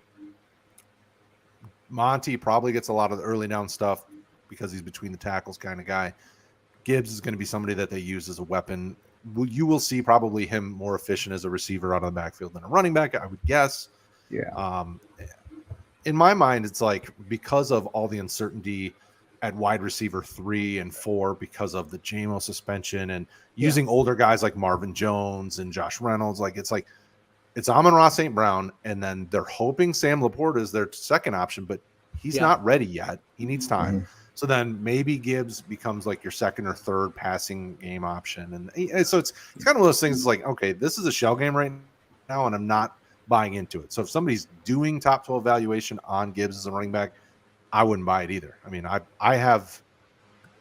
don't think I have any Jahmyr Gibbs shares in fantasy because I was not taking him as a top 3-4 option. No, I think I took him as like in standard 1 QB leagues. I think he was like my number 3 or number 4 behind my favorite receivers in this class because I was like, yeah, he should be good, but I'll not be buying him crazy expensive. Yeah. Well, and go ahead, Jesse. Oh, I was gonna say I'm kind of on the opposite end of both of you guys with that, where I'm very much on the Jahmyr Gibbs train. So I traded for him just because that pass catching profile is absurd. Like it blows DeAndre Swift's pass catching profile out of the water. Like you're talking about a guy who rivals like McCaffrey and Eckler, like those truly elite. So if you want to chase the ceiling, and it might not hit in year 1, but like if you look at all round 1 running backs, like the minimum threshold for the work they've seen is very well. And he could realistically be like Christian McCaffrey's rookie year where wasn't great on the ground. Like I think McCaffrey averaged 3.9 yards per carry, and he still was a top 10 running back. Like it's just because it's PPR and those targets are super just valuable. So if he gets 80 targets, like he could easily walk into being that guy where he doesn't need a ton of touchdowns. Now, if you're thinking he's going to be a top 5 running back, yeah, he's going to need touchdowns like Alvin Kamara type rookie season, right? Where he gets 10, 15 touchdowns, but that doesn't seem realistic. So, but yeah, I can see him being a back end RB1. Well, and I guess the question would be is with all the uncertainty at running back, could he vault himself into that conversation? Because JT is still not in camp. We've got other guys that are getting dinged up. I mean, there's so much uncertainty at some of the more key kind of RB1, maybe RB2 players that maybe some of these rookies do, kind of overshadow it. But then next year I would expect them to come back down to earth when you see healthy kind of things. So that's my fear, is that does he really catapult himself up and then kind of come back down to earth a little bit in a year or so? Because, running back shelf life is not great. And it fluctuates so much, right? Yeah, I think you have to pick with the Lions, like who you're in and who you're out on, because they can't support all 4. Like they realistically can't. You can't do JMO, you can't do Laporta. Amon-Ra, like he's the one guy we can count on, right? And then it's the other 3 you have to pick or choose. It's just a lot easier for a running back to step in than it is a tight end with Laporta. As good as Laporta is, it's so difficult for tight ends. Like we've seen it year in. It typically takes a rookie tight end 3 years to get acclimated and up to production levels in the NFL. Right, just because they don't run enough routes, so it's so hard. That's the thing. Like they have to learn the system, and they got to learn to block in some cases. That's the thing. I mean, ideally, you don't want him blocking. Like that's the scenario, right? You just want him running the routes. But like if he's blocking and not running all the routes, then it's like, oh gosh, it's George Kittle, but just not George Kittle. It's like. Well, and that's the funny thing about Detroit's offense is they sign guys specifically for the role. Like they've got 2 pass catching tight ends and 2 blocking tight ends. I mean, so it's like, well, but you probably need to teach them a little bit of blocking because you don't want teams to go, oh, okay, well, this guy's in the formation. We know they're not. He's blocking. He's not. Right, exactly. It's like, well, let's be a little bit surprising here. Yeah, if he's hitting that like 70% route threshold, that's good enough. So if he's getting there, then it's he's getting enough snaps. I want to talk about your team, Carolina, though. They're a fun watch this year, right? Yeah. I heard Terrace Marshall got carted off today, though. He did get carted off. Did you see it? They had all the notifications, and then one of them, like he was on a golf cart. The rest of them, like he left on a stretcher or whatever. And I was like, okay, that's a massive difference. I don't know which one it is. Yeah, so he was carted off at practice today. I haven't seen specifics on what happened. And yeah, I guess they're my NFC team since Jacksonville's my AFC team, but at least from a hometown perspective, they are the closest. So before we move on to them, though, I do have one question for you, and it's about JMO. 6-game suspension in the games that he did play last year off the injury. I don't want to say he didn't live up to expectations, but like, I guess just what does he have to do after coming back from suspension for you to be like, okay, this guy's not a bust? Because I know that's probably a hard question to ask because he missed a chunk of his rookie year with the injury, but just because of what production level he has had so far when he has played, I'm concerned that he's leaning more towards that. Well, I mean, the unfortunate thing with him is that people are going to, because we're in such a world where you have to have immediate results, like anything that's slow rolling gets to be hard. The guy's been injured and then suspended. It's like he's not getting a chance to spend the time and get the reps with these guys. So in my mind, this year, I've already said he's probably not really going to be a huge fantasy producer, but I'm not out on him just yet because the talent was there coming out of college. He needs to get the reps. He needs to get the time with the team. I mean, it's stuff that he's kind of shot himself in the foot. No Plexico Burris pun intended, but it's one of those things where it's like he needs that time, and in season is not that time. Like he's going to come back from a 6-game suspension and it's going to be another slow roll where he's just not getting heavily involved for, because the team has their game plan. They've got their guys, the unit's cohesive, and they're not going to try. I mean, they're going to try to work him in, but it's like, he's going to get a lot of outs and a lot of stuff that just take the top off the cover, off the defense. And let's see what happens. And it's like, he's going to need more time. So if he isn't productive again this year, I would not be surprised, but then I would still be trying to buy him again next offseason like I was this one, because I'm intrigued to see what happens with him. This team still needs that big play threat. Amon-Ra is great, but they don't have that guy, and that could be JMO. Yeah, I'm good with that. Well, and JMO, because the guys that you do have there are like Khalif Raymond and Josh Reynolds, who I think from a fantasy perspective are fine from like their ceiling is a flex level player. But JMO has that talent to take it to wide receiver 2 with some wide receiver 1 weeks in there potentially, right? Absolutely. It's very interesting. Just like he's got the ultimate context guy at the moment. Yeah. Because if it's a second year where it just doesn't come together for him, people in Dynasty in particular are just going to be out. People are going to be like, you know what? I don't want him. Just take him. So if you're still in on him, which I'm assuming people who were big fan, like I was a big fan of him coming out, like the stuff he can do on the football field is tantalizing, right? So yeah, there could be a serious buy window this next year coming around on JMO if it just doesn't happen, which it might not, because you're missing 6 games right out the gate, and that's tough to recover from in general.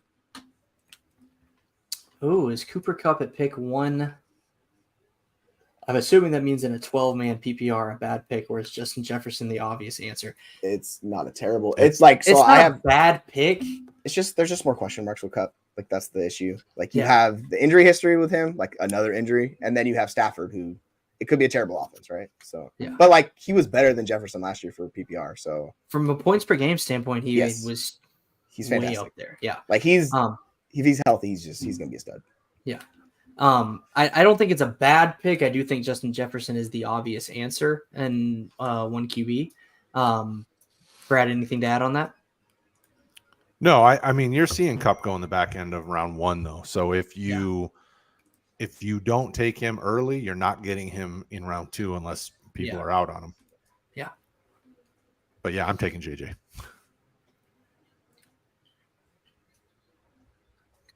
James, sorry, reading this quick. When I got JT Pacheco, James Cook as running backs, and Dotson, Cooks, Jameson, Sky Moore, and Wandale in half PPR 12-team Dynasty Keeper League, what should I draft first, RB or wide receiver? Got the 4th overall in the first round pick.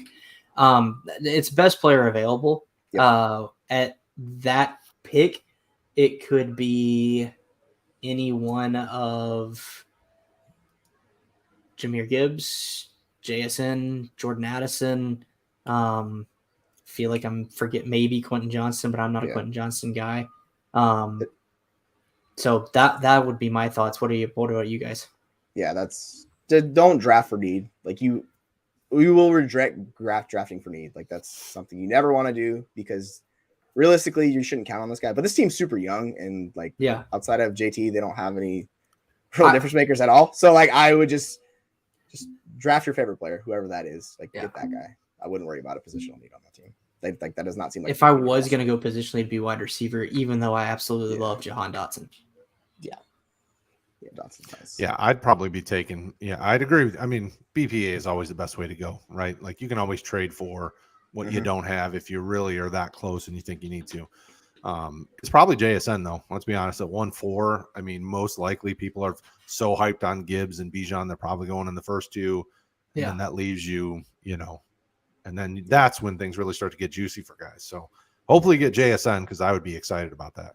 Yeah, 100%. It's him or Addison. Those are like the 2 guys that go kind of back to back. Because people are hyped on Addison now. You know what? I don't hate any of these high end wide receivers and high end in this draft class wide receivers. They all have a thing that you really like. I'm leaning JSN as my wide receiver 1 though. Still, me too. Like 100%. He's the top guy. Mm-hmm. All right, let's talk Carolina Panthers, shall we? Brad, you brought it up. I'll let you ask the questions. What questions you got for me? All right, so I know everybody's seen the funny miniature Bryce Young videos, and when you first saw him at OTAs behind the offensive line, it looked like it was bring your kid to work day. But so as the guy that's local, I love Sean Jefferson, the wide receiver coach. I actually just dropped a short on Roto Heat's YouTube channel today saying, hey, position coaches can make fantasy relevance of anybody, and Sean Jefferson is a perfect for that because he had Calvin and plenty of other guys that have been great. How do you feel about this offense and kind of its cohesiveness? So do you feel like it's because the NFC South is so open right now, do you feel like Bryce Young can pick it up quick enough to make this thing fantasy relevant and NFL relevant this season? I do. Now, we've talked about my college fandom a few times on the Podathon. Brad, I'm an Auburn fan, so I've seen a lot of, and I'm originally from Alabama. I've seen a lot of Bryce Young. That dude's like Neo in the Matrix. Like his pocket poise is ridiculous.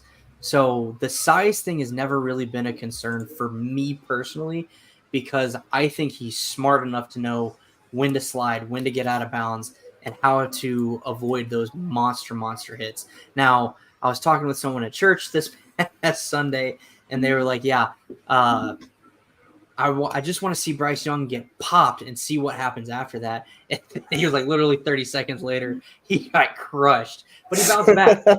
He bounced right back. And so I think, to ultimately answer your question, I do think Bryce Young is the guy that could take that team, especially in this wide open division, to NFL playoff and fantasy relevance. And I made the joke way early in the offseason, but I'm glad you brought up Sean Jefferson, because I didn't know that name.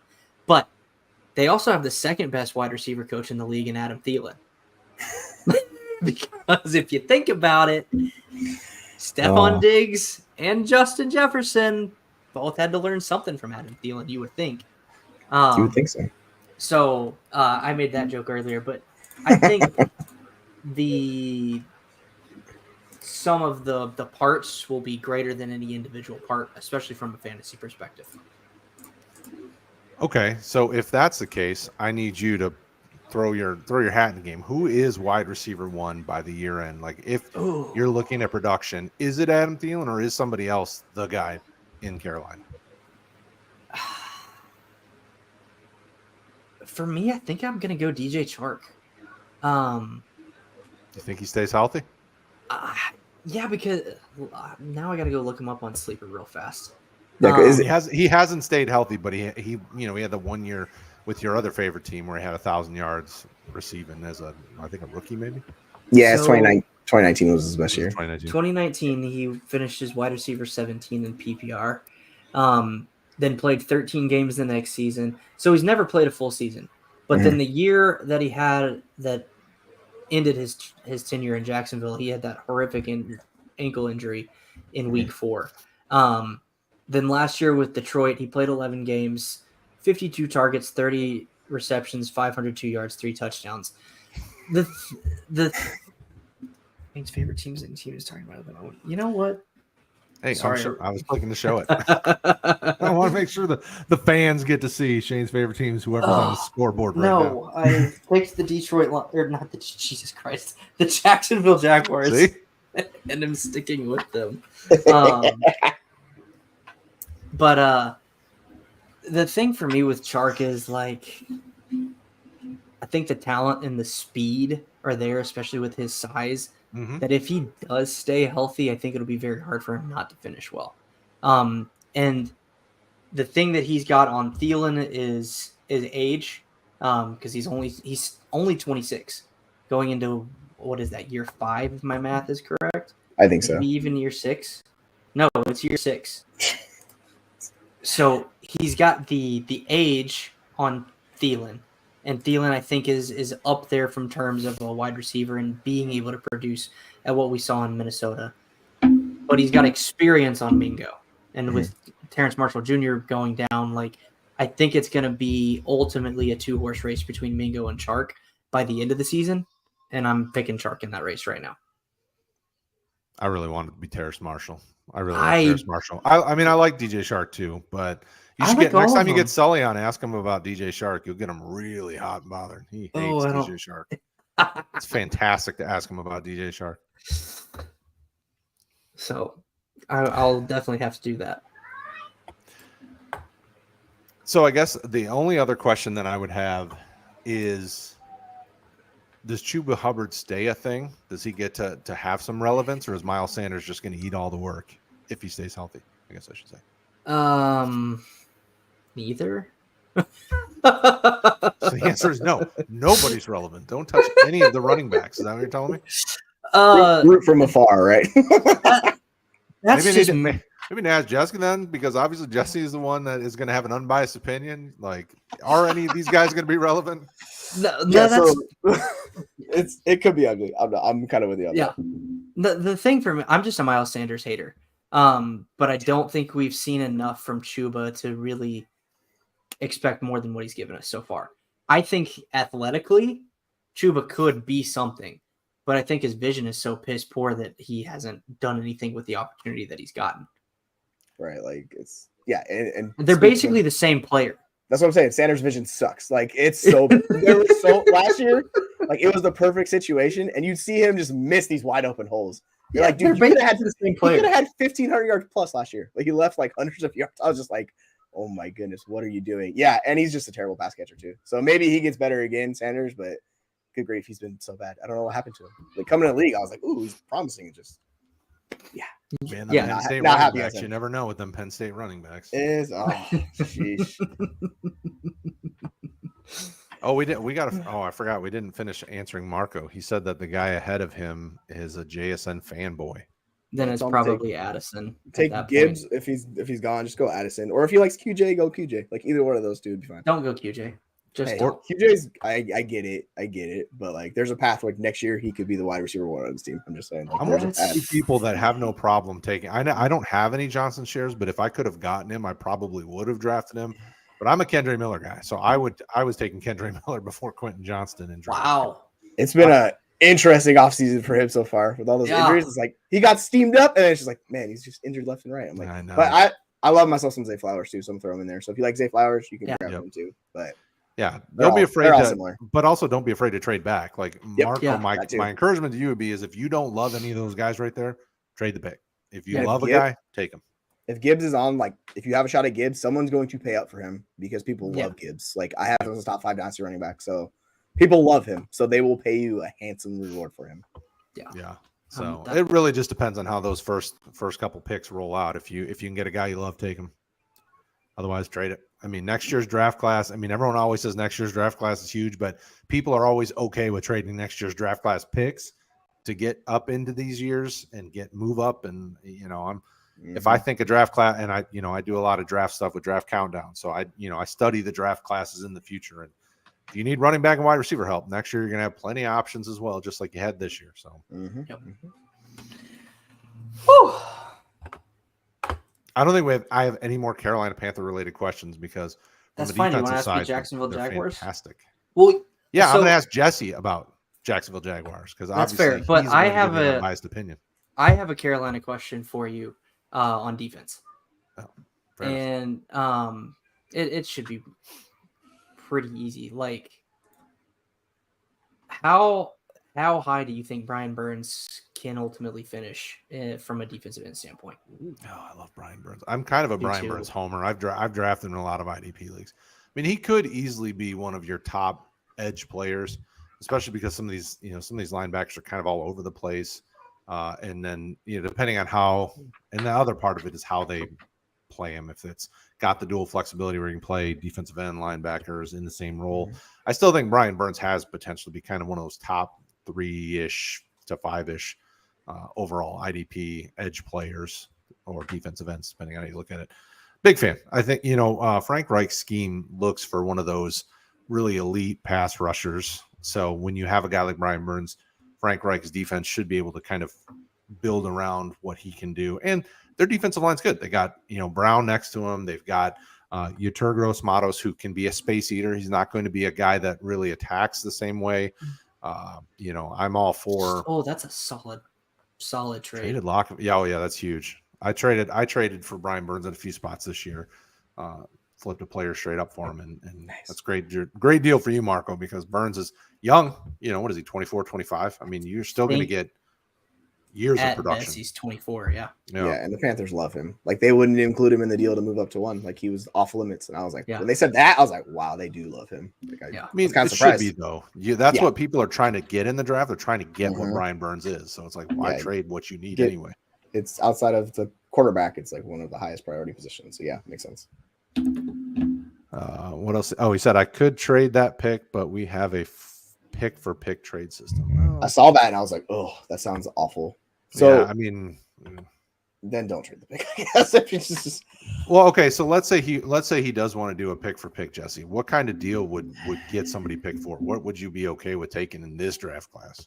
Like if I'm moving back, you mean? Like what added on or? Yeah, that's gonna be. So I have Gibbs in a completely different tier. Like outside JSN's the closest, but like if we're just using ADP, he's going multiple rounds ahead of these wide receivers.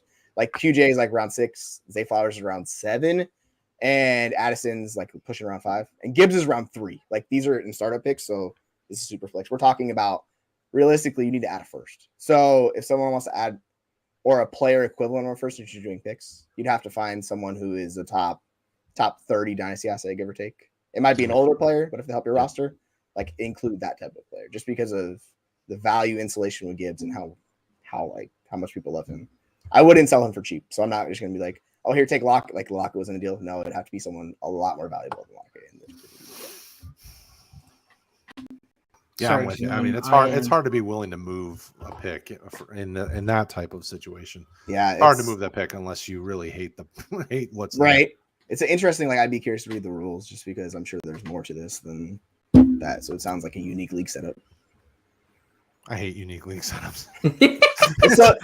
so I'll get DMs and they'll be like, "That's not for my league." I'm like, "Well, listen, I didn't make this content just strictly for your league. I'm sorry, but it's context for everybody else. Like, if you want specific league content, like give me an advance, I can help you out. But don't just like come in. Yeah. And like, no, that doesn't work for me. I'm like, well, yeah, it's not just for one person.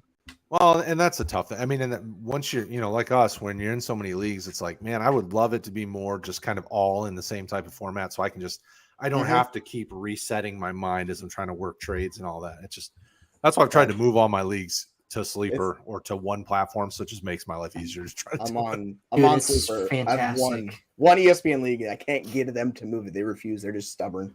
I'm like, will you please just move to Sleeper with me? They're like, no. I'm like, yeah, I didn't care. I was like, pick a platform. I mean, I like Sleeper. I don't have a problem with ESPN. Like, I would just rather move to either Sleeper or MFL because it's all, I mean, those are both real robust and it's all the same. And I just jump into my keep settings. It all in one place. It's so much easier. All right. So he said something about Waddle for like if you want to move him for Waddle, it's particularly with your team though, that it doesn't look like you're competing.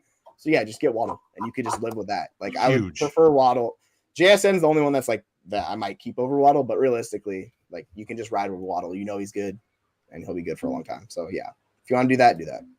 Yeah, if you can get Waddle for 4 overall, I would jump all over that because Tyreek's already told you his expiration date. What has he got, a year or two? I mean, he's not going to be around much longer. Yeah, he said, and like he was one of the most efficient players along with Tyreek last year. Like he's going to be good, even if it's low volume. 115 targets, it doesn't matter. He's fantastic. 100%. All right, guys, I am answering some questions in the Sleeper leagues for the tournament. No, you're fine. Well, then I'll just ask Jesse some questions until you're ready. Well, I'll answer them publicly too, just so they're out here too. The clock pauses at 10 p.m. Eastern time. I think it might be 11 p.m. Eastern time.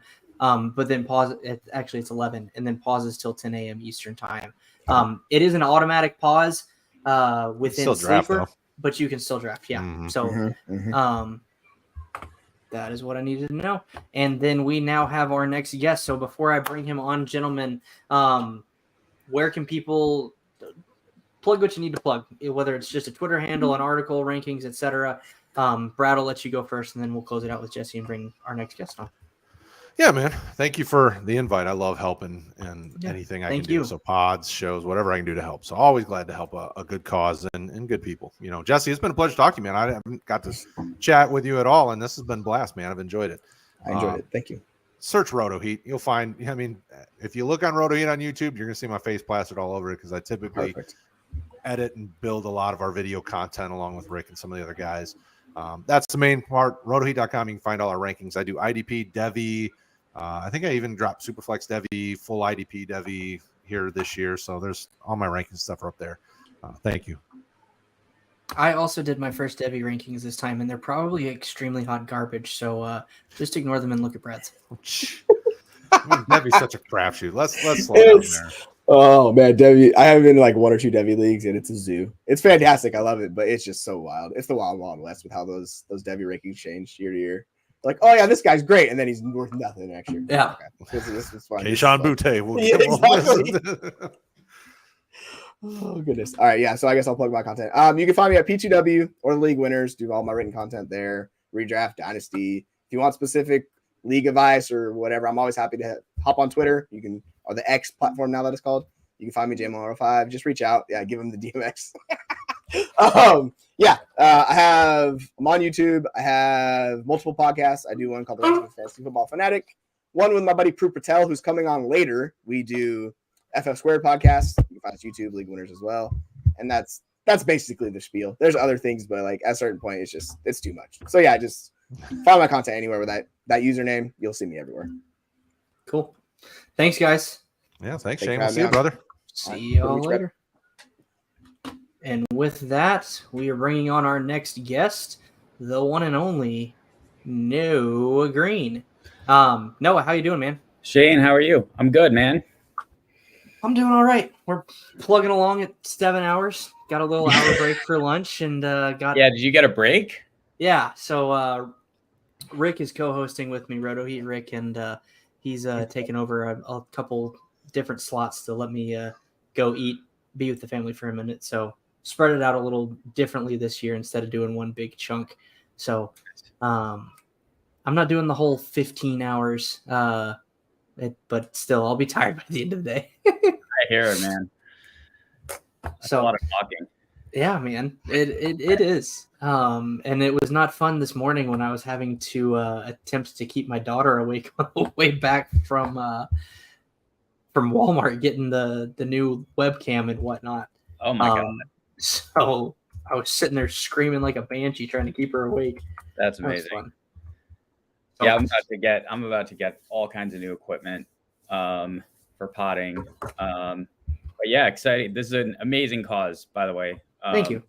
I don't have anybody in my family or friends who suffers from Alzheimer's, but definitely do with various types of dementia. And so it's a cause that's incredibly important, and thrilled to be a part of it.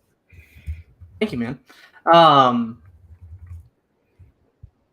And thanks for your support. Like, I think it almost, I don't want to say it means more, but I find it a little bit cooler when someone who hasn't been affected joins and is willing to give time and support. Like, obviously, like people that do have that cause, like they're fighting for it because they believe in it. They've been personally affected by it, but people that don't and still give their time, I think is really, really cool. So I appreciate you for that. Before we jump into our topic, which is Devy and C2C basics and even some college football fantasy, I am actually on the clock for Poly's playoff. So you got to make your pick. Yeah, I just got logged in on my personal one. So we're going to get that pulled up and I'm going to make my pick. Solid. So here's the board. Justin Jefferson, Jalen Hurts, Josh Allen, Patrick Mahomes, Burrow, Lamar, Herbert, Fields, and Chase. Right. So I know who I had an idea of who I was going to take here, unless somebody ridiculous fell to me, and I'm going to stick with that and go with Trevor Lawrence. Solid pick. So I'm up again in 2. I ended up with Fields at the 108. Nice. Yeah. And then you'll be back up for the what is that? The 205. Yeah. Cool. It's on 203 right now. Okay. Yeah. So if that if you come up, let me know and we'll do your pick live too. Awesome. But the whole reason we're talking about Devy and C2C is because you actually have a new show coming out. Tell people what that's about, and then we'll jump into kind of what Devy and C2C are. I do. So I'm hosting, I'm with a new and upcoming fantasy content group called Dynasty Degens, and we are launching a new podcast called Devy Degens. I'm going to be co-hosting that with Todd Vincent at Hobart Whipple. Nice. On X, I guess it's called now. And yeah, so we're launching in the next couple of weeks, actually, before the end of the month. We want to get an episode out before the season starts. And we're going to do a weekly show and talk. Nice. I actually overheard the end of that last conversation talking about Devy evaluations. Yeah. So we're going to focus a whole bunch of the show on sort of just Devy stock updates, stock up, Cool. stock down, hit some C2C waiver wire hits for both college production and potential Devy production that we didn't see coming. Kind of review that landscape every single week. I'm really Nice. excited to get to work with Todd. He's super smart. Yeah. He's incredible. There's not a player he hasn't watched on tape, and it's a little scary because sometimes I'm still catching up.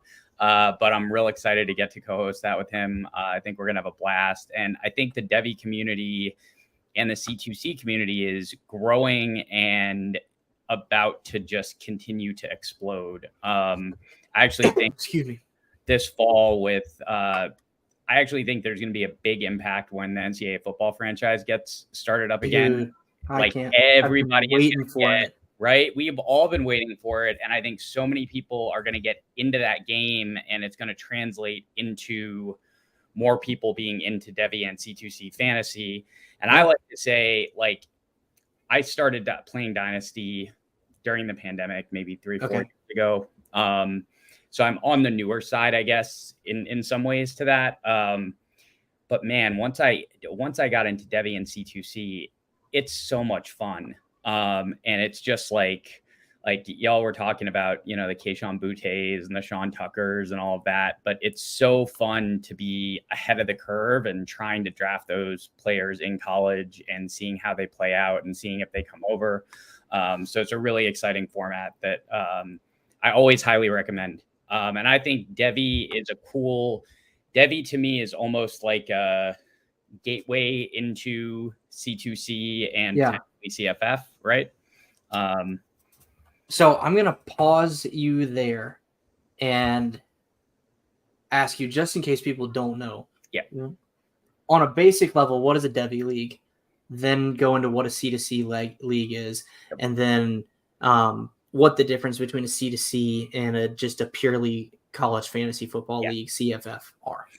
Yeah, so basically starting with Devi. So Devi is if you have a dynasty team and it's a Devi team, what that means is that in addition to your dynasty NFL roster, you will have a Devi roster. That will be anywhere from 4 players to up to 10, 15, depending on the league. How many players you have varies.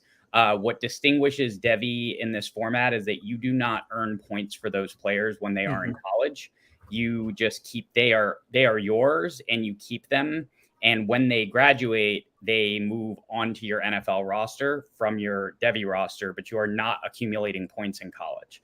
C2C is different than that because in C2C, you are actually drafting a full college roster and a full NFL roster, and you are competing on the college side and on the NFL side. And usually with those leagues, like let's say it's a $50 buy-in, $25 of the pot will go to the college title, $25 will go to the NFL level, and you'll have 2 full teams competing side by side. And then CFF, college fantasy football, is you just have a college fantasy team where you are accumulating points for those college players.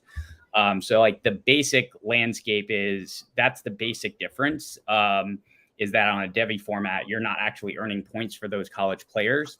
And it does change. It definitely does change draft strategy. And when you're doing it, most Devi drafts, most Devi leagues that I have seen, you don't really have Devi waivers per se. Like you're drafting a Devi roster. So you're going to go through 5 to 10 rounds maybe of a Devi draft, and then you're going to hold those players. What that means for your dynasty team is that it will certainly impacts the value of, say, draft picks going forward, because you've got 5 rounds, you've got 60 college players off the board. That's going to absolutely dilute the pool a lot. It's not going to make it dead. There are players that will come out that were not, like I like to say all the time, it's like Dalton Kincaid was on how many Devi teams last year? Probably 0%. Right? Like, not like you don't get, people think there's no value in those picks, but that's a big difference, is whether or not those players are accumulating points. Gotcha. Well, and I think to your point also, and I have not dipped my toe in Campus to Canton yet. That is the next league league type that I plan to tackle. But with those leagues, are you able to pick up college players off of the waivers? You are. It depends on the league as to how active. Like I'm in. They have like recruiting periods sometimes, right? sometimes they have a recruiting period. I'm not in any recruiting leagues. So one of the C2C leagues I'm in only allows you 4 waiver pickups all year. Oh, wow. Yeah, which makes it really tough. And then some allow you basically, some are formatted that allow you to pick up a player on to allow you to pick up players on certain weeks of the year. And some are just, I did just join a league where it's just open fab waivers. So you can pick up anyone from college at any point, which is interesting.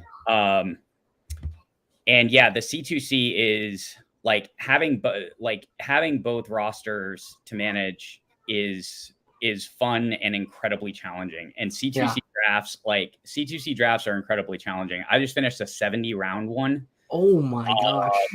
And man, it's like it goes deep as to how many players you have to know. And and that was going to be a question I have for you, because I think I've heard this before, but like when it comes to Devi versus C2C/CFF, there are certain players that, if I remember correctly, in the Campus to Canton leagues that are great for college fantasy because they score those points. But then they don't necessarily have the prospects to make it to the NFL.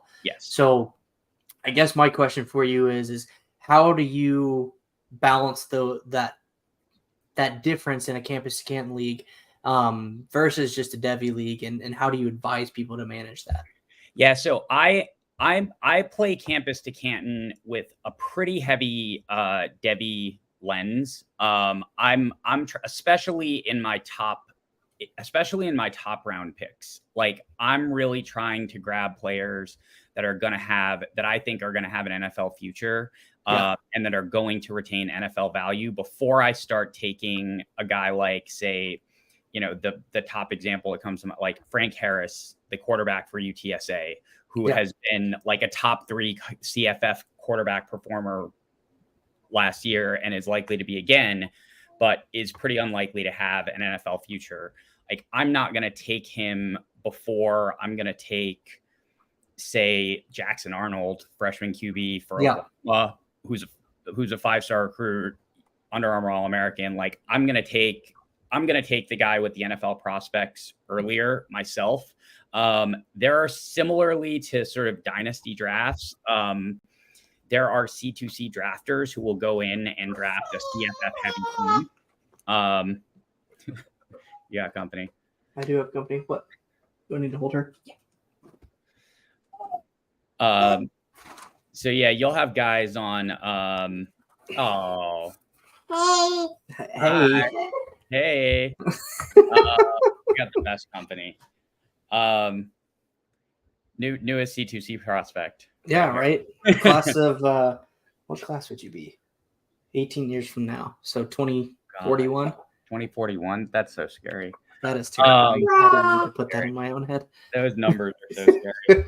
But yeah, man. Like I tend to go pretty Devi heavy. I've been loving to get guys that I think have the opportunity to produce in both spaces. Like obviously, like look, Caleb Williams, Marvin Harrison, Emeka Egbuka, like those guys are going to produce in college this year and have great Raheem Sanders, like Brock Bowers, you go on and on, right? They're going to produce in college and they're going to have great NFL prospects. It's interesting where you get into it and you start to have debates about, like one of the hot debates right now in the C2C world is around Oronde Gadsden, Rondé. So this is a fun one, right? So Oronde Gadsden the second is a receiver / tight end for Syracuse. He came on last year and then he got tight end eligibility, but he's basically a receiver. And so he's basically going to put up receiver numbers at tight end and be a relative cheat code. So he's going he is getting drafted super high in C2C formats. And the big question is, how will he translate to the NFL? He's an interesting one because his dad played for the Dolphins at receiver. He's got real NFL pedigree. He's 6'5", he's a big boy, like he's 6'5", 220, needs to add a little bulk. If he's not on your radar, he's worth putting on anyone's radar to watch because he's probably Syracuse's number one option in the passing game. And it'll be interesting to see whether he goes more wide receiver route or goes more tight end route, but they play him in a hybrid role. He's an interesting debate player. Where does he go in a C2C draft? Because he's going to have really high college production, like unicorn level production at that tight end role. But is he going to translate to the NFL?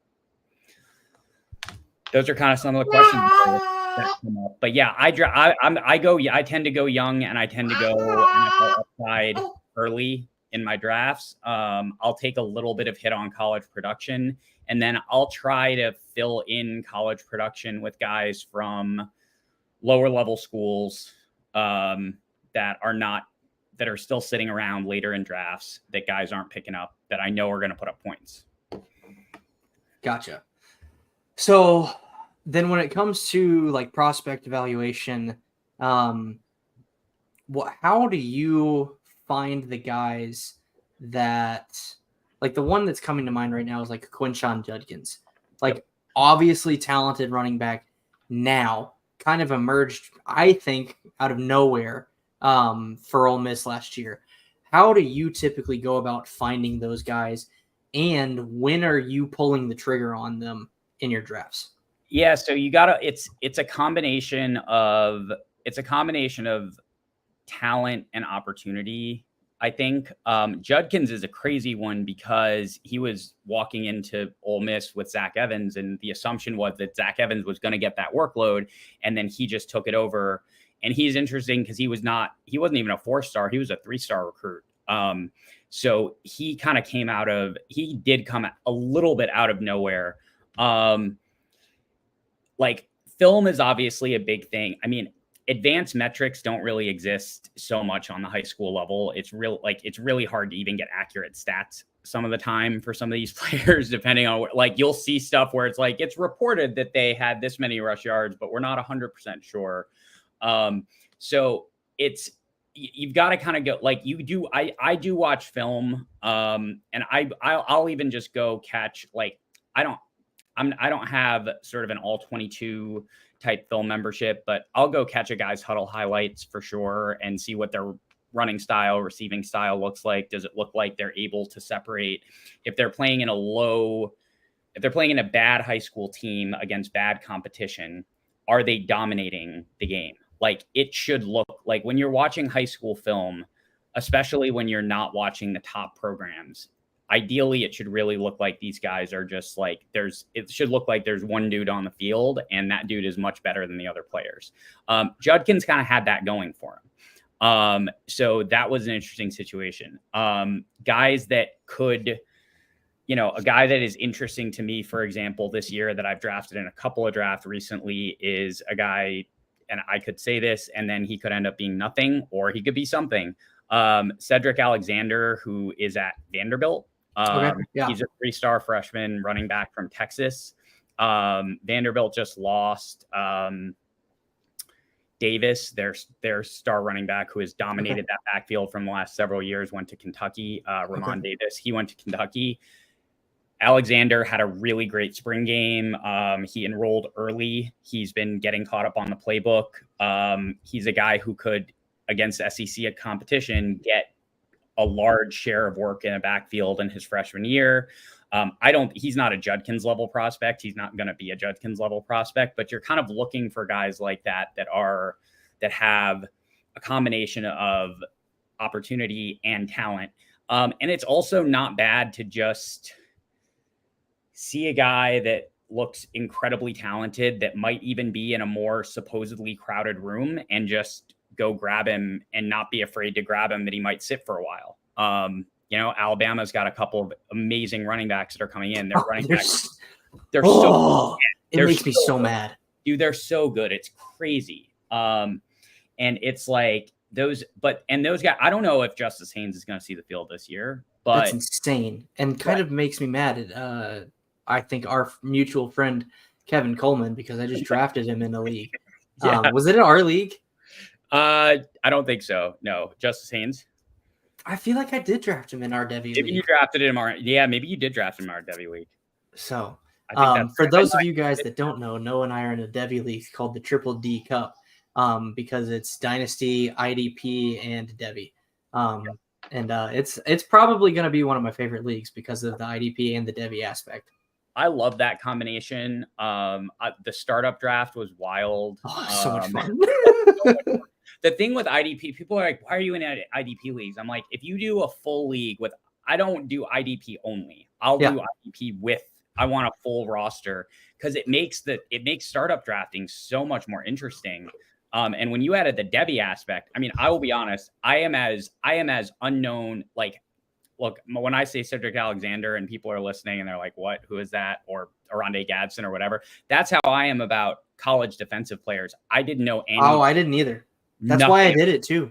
That was really fun. So it forced me to do a little research. And it was cool that you kind of said, if you hadn't said I have to spend a Devi pick on a defender, I wasn't going to.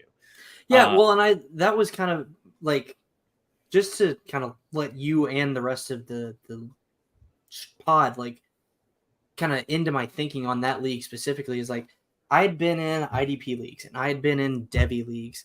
But what I hadn't seen a ton of, or really any of, was something that combined them. And as someone, like, I just love fantasy football and the different concepts that you can get in there and intertwine them. I was like, okay, the two things that I really like, I do love IDP, but I really love Devi too. And so I was like, why not just combine them? Like, it can't hurt to have one league that does both of them and figure out, because what that will do for me also from an evaluation standpoint, and probably for you too now as well, is like in your other IDP leagues, you know what you guys are coming in the pipeline a little bit earlier. And it forces me to really study those guys even more. Yep. I think that's dead right. I'm incredibly excited about it because, again, I'm learning, and you're farther ahead of this because you do 7-round draft projections a year ahead of time.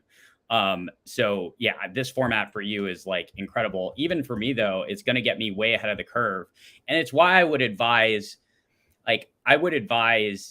anyone who plays Dynasty, it is worth your time to join a Devi league. Like, it is worth the exercise it is worth the discomfort of an initial Devi draft, which it's important to note, like, everybody is uncomfortable when they do their first Devi draft. Like, I was super uncomfortable when I did mine. And when I did my first Devi drafts, actually, when I ended up learning what C2C was and deciding to join a C2C league, because I joined Campus to Canton and got on a chat, and Felix got on an auto chat with me. And I was talking through a pick with him because I had no idea what I was doing. And he then explained to me what C2C was. And then I ended up now I'm way down the rabbit hole and I'm working on ranking hundreds of college players. And it's just a totally different ballgame and really, really fun. But I highly recommend. The discomfort is look, you're going to maybe make a bad pick in Devi. It doesn't matter. Like, you don't know, like, take a risk. And that's why I say go for guys with NFL upside. Like, looking back a year, Keyshawn Butte was not a bad pick to make in a Devi draft. Like, that was not a bad process pick. There was no way to know. That wasn't it's not like you can look back at that and say, oh, that was a huge mistake. People should have drafted him that high. They would have been drafting him again that high if the same situation was happening going into this year. And we don't know if any of these guys we're drafting high are going to turn into a Keyshawn Butte or, Zach Evans, Sean Tucker, all these guys that are going first round, and you're like, what's going on? And there are some guys that that have been going really high for years where the jury's still out. Quinn Ewers, he's been a high first, second round Devi pick for the last years. Like, we still don't know if he's going to get even first round NFL draft capital. Is he even going to start this year? You don't know. Start all year. Like, my first waiver grab in C2C was Malik Murphy, who's his backup, because he's great. So, and he's got Manning behind him. Like, yeah, we just don't. It's really hard to know. And it's really, but I think the cool thing with Devi and C2C is, like, when you do hit on guys, it's real fun. and it's worth it. It's worth learning about. And honestly, I'm a college football guy. I just love college football. So for me, it's been reinvigorating. I went to USC from 02 to 06. So I had 3 Heisman trophies in 4 years. Noah, you just ruined our budding friendship. That was the Reggie Bush and Matt Leinart years, wasn't it? Yeah. I'm a Notre Dame fan. The Bush push was illegal. Fan. Man, so you want to hear a crazy story? Sure. So in the Bush push game, before the Bush push, Dwayne Jarrett caught the blind pass, right? The cornerback covering Dwayne Jarrett was Ambrose Wooden, who went to my high school and was my high school quarterback. And Victor Abiamiri also went to my high school, was playing defensive end for Notre Dame. So it was funny when I ran into Pete Carroll on campus, I told him this, and I was like, that was such a it was such a crazy experience for me. Cause part of me is always pulling for, like, Ambrose and Vic were guys I was pulling for just from the heartstrings. But yeah, that was insane. Yeah. We went really off the rails from Devi. But I don't care because it was fun.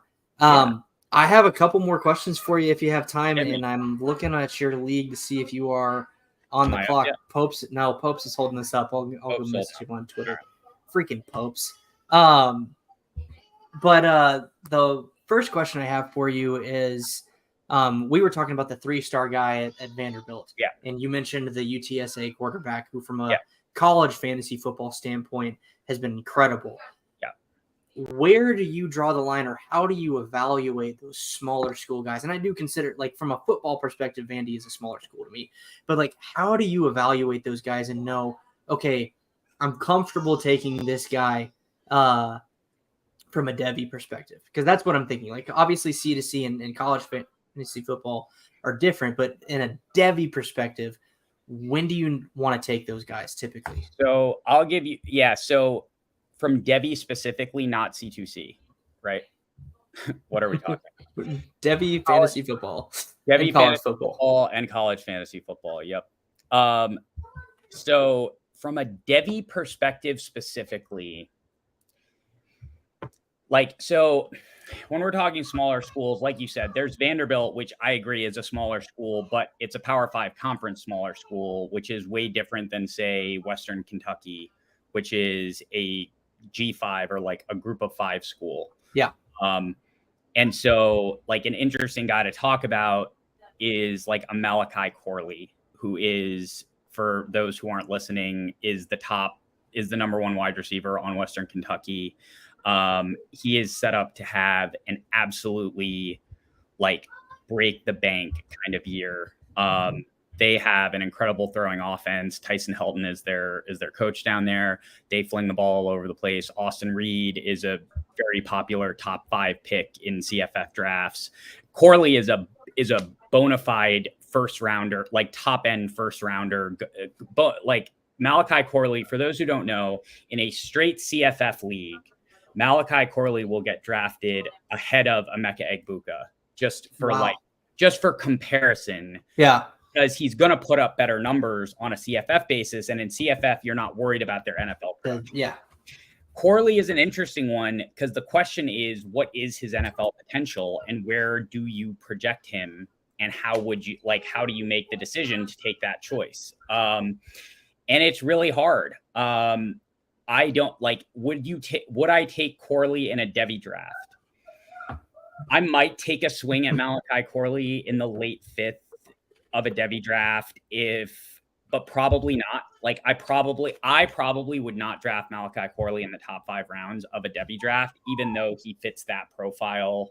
Now, in a C2C draft, I probably would draft him on that higher end because he's going to give me the C2C production, and there is a chance that he could, like, he's a big kid and he's fast and he's really good. And the question is going to be whether how good he is going to translate into the NFL. And we just don't know that. I think it's hard to see him having first round NFL upside. So, like, comparing him, like, if I'm in a Devi draft and I have Malachi Corley, who's going like 107 in CFF drafts, going to dominate college football next to, like, Jurian Dickey, who's a freshman wide receiver, 5-star at Oregon, who hasn't played a snap yet, but has potential day 1 pick possible. Like, I'm going to take Dickey over Corley in Devi. In Devi, yes. And part of the reason I'm going to take, from a strategy perspective, one of the mistakes I think people make sometimes in Devi is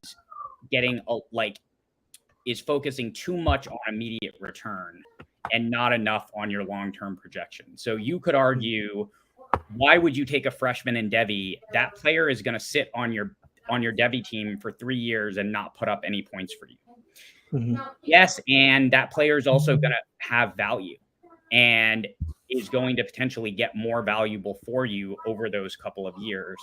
And so when you can draft those guys, what you see there's not exactly ADP in Devi, but there is a thing as player valuation and trade valuation. And when you're getting 5-star freshmen, those guys are likely to retain value. I mean, an interesting example is a guy like Ty Simpson, who was a 5-star quarterback for Alabama, right? People are still drafting Ty Simpson in the top 5 rounds of Devi drafts, even though he has not taken a snap. We don't know if he's going to take a snap this year. Like, those players are going to retain value, even if they don't hit right away.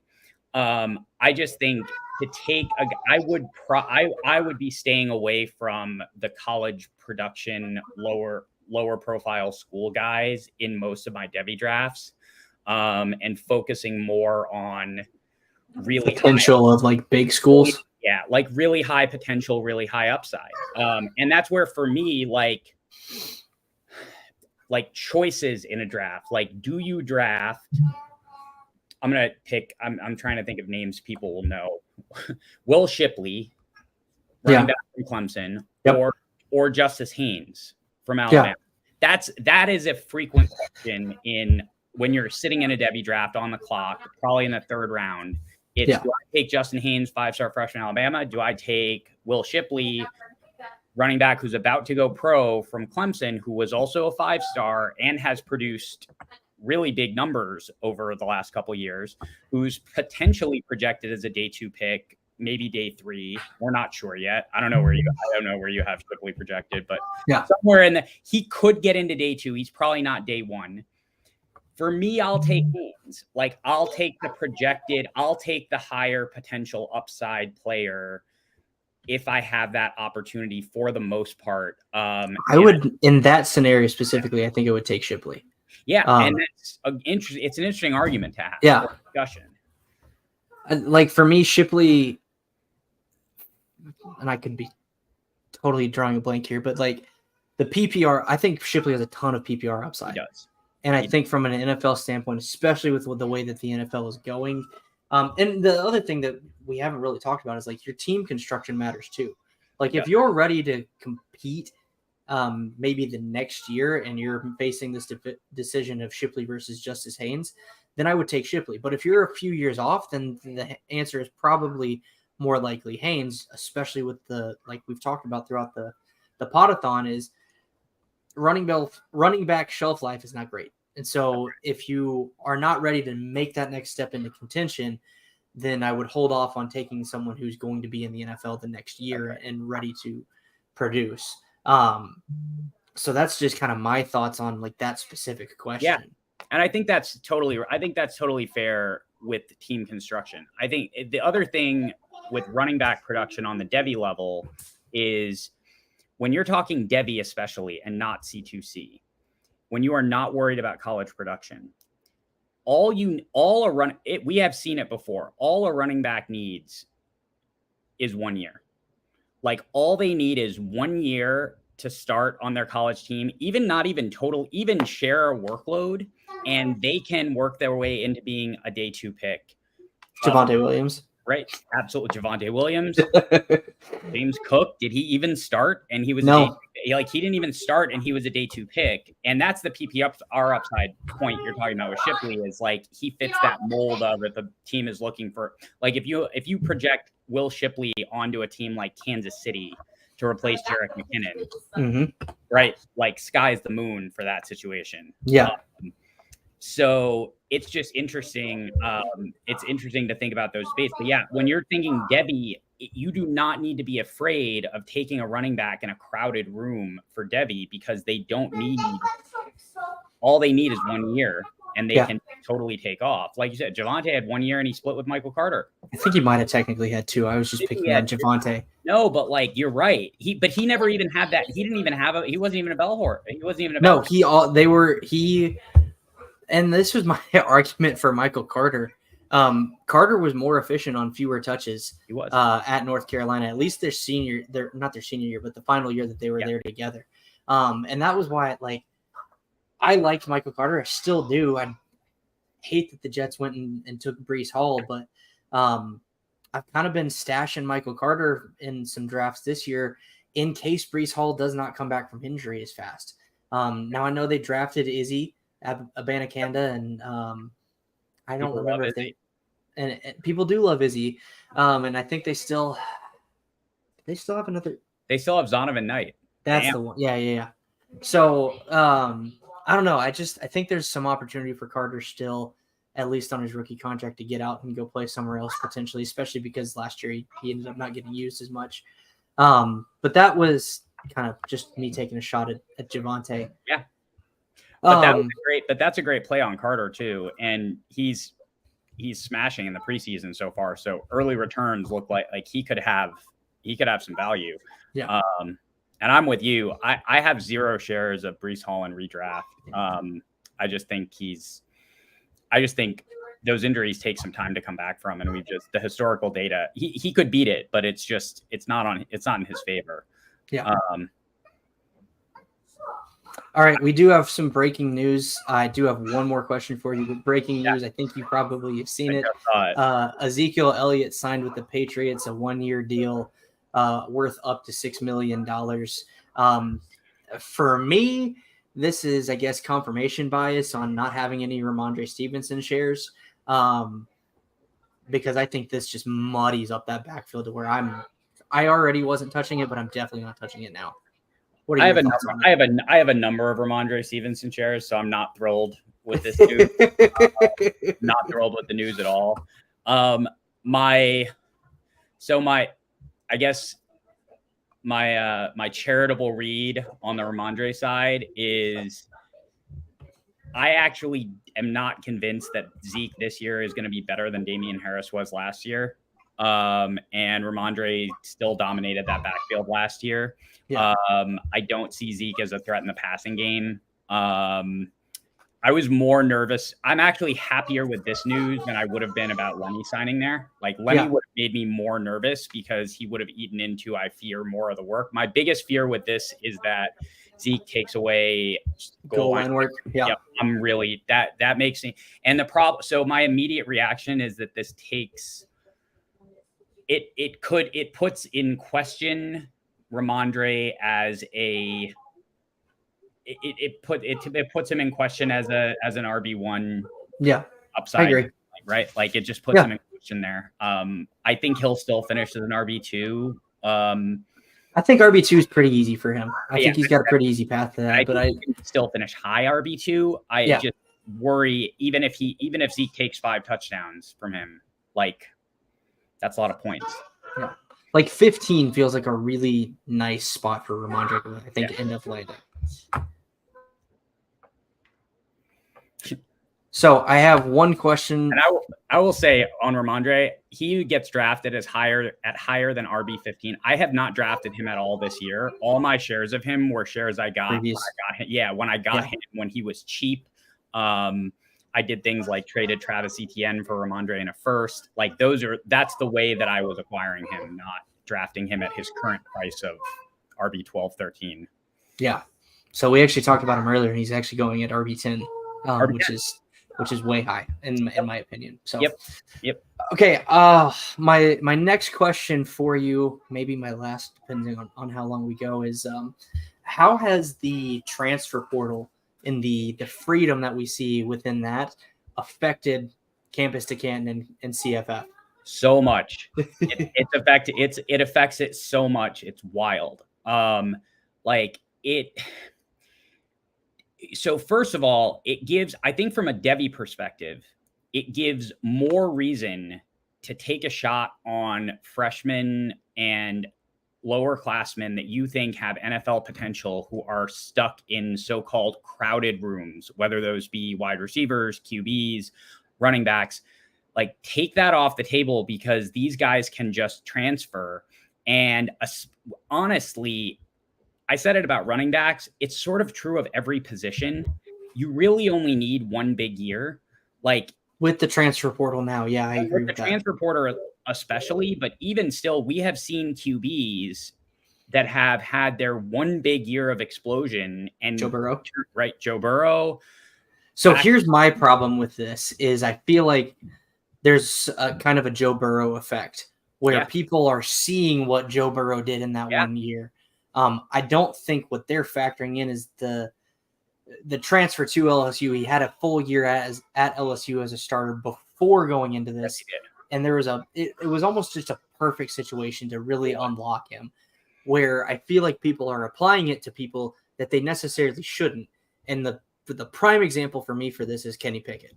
4-year starter at Pittsburgh, blew up his final year, never really had okay numbers, but never had anything substantial until that final year. And people kept comping him to Joe Burrow. And I was like, no, like what we saw with Burrow was just complete unlocking.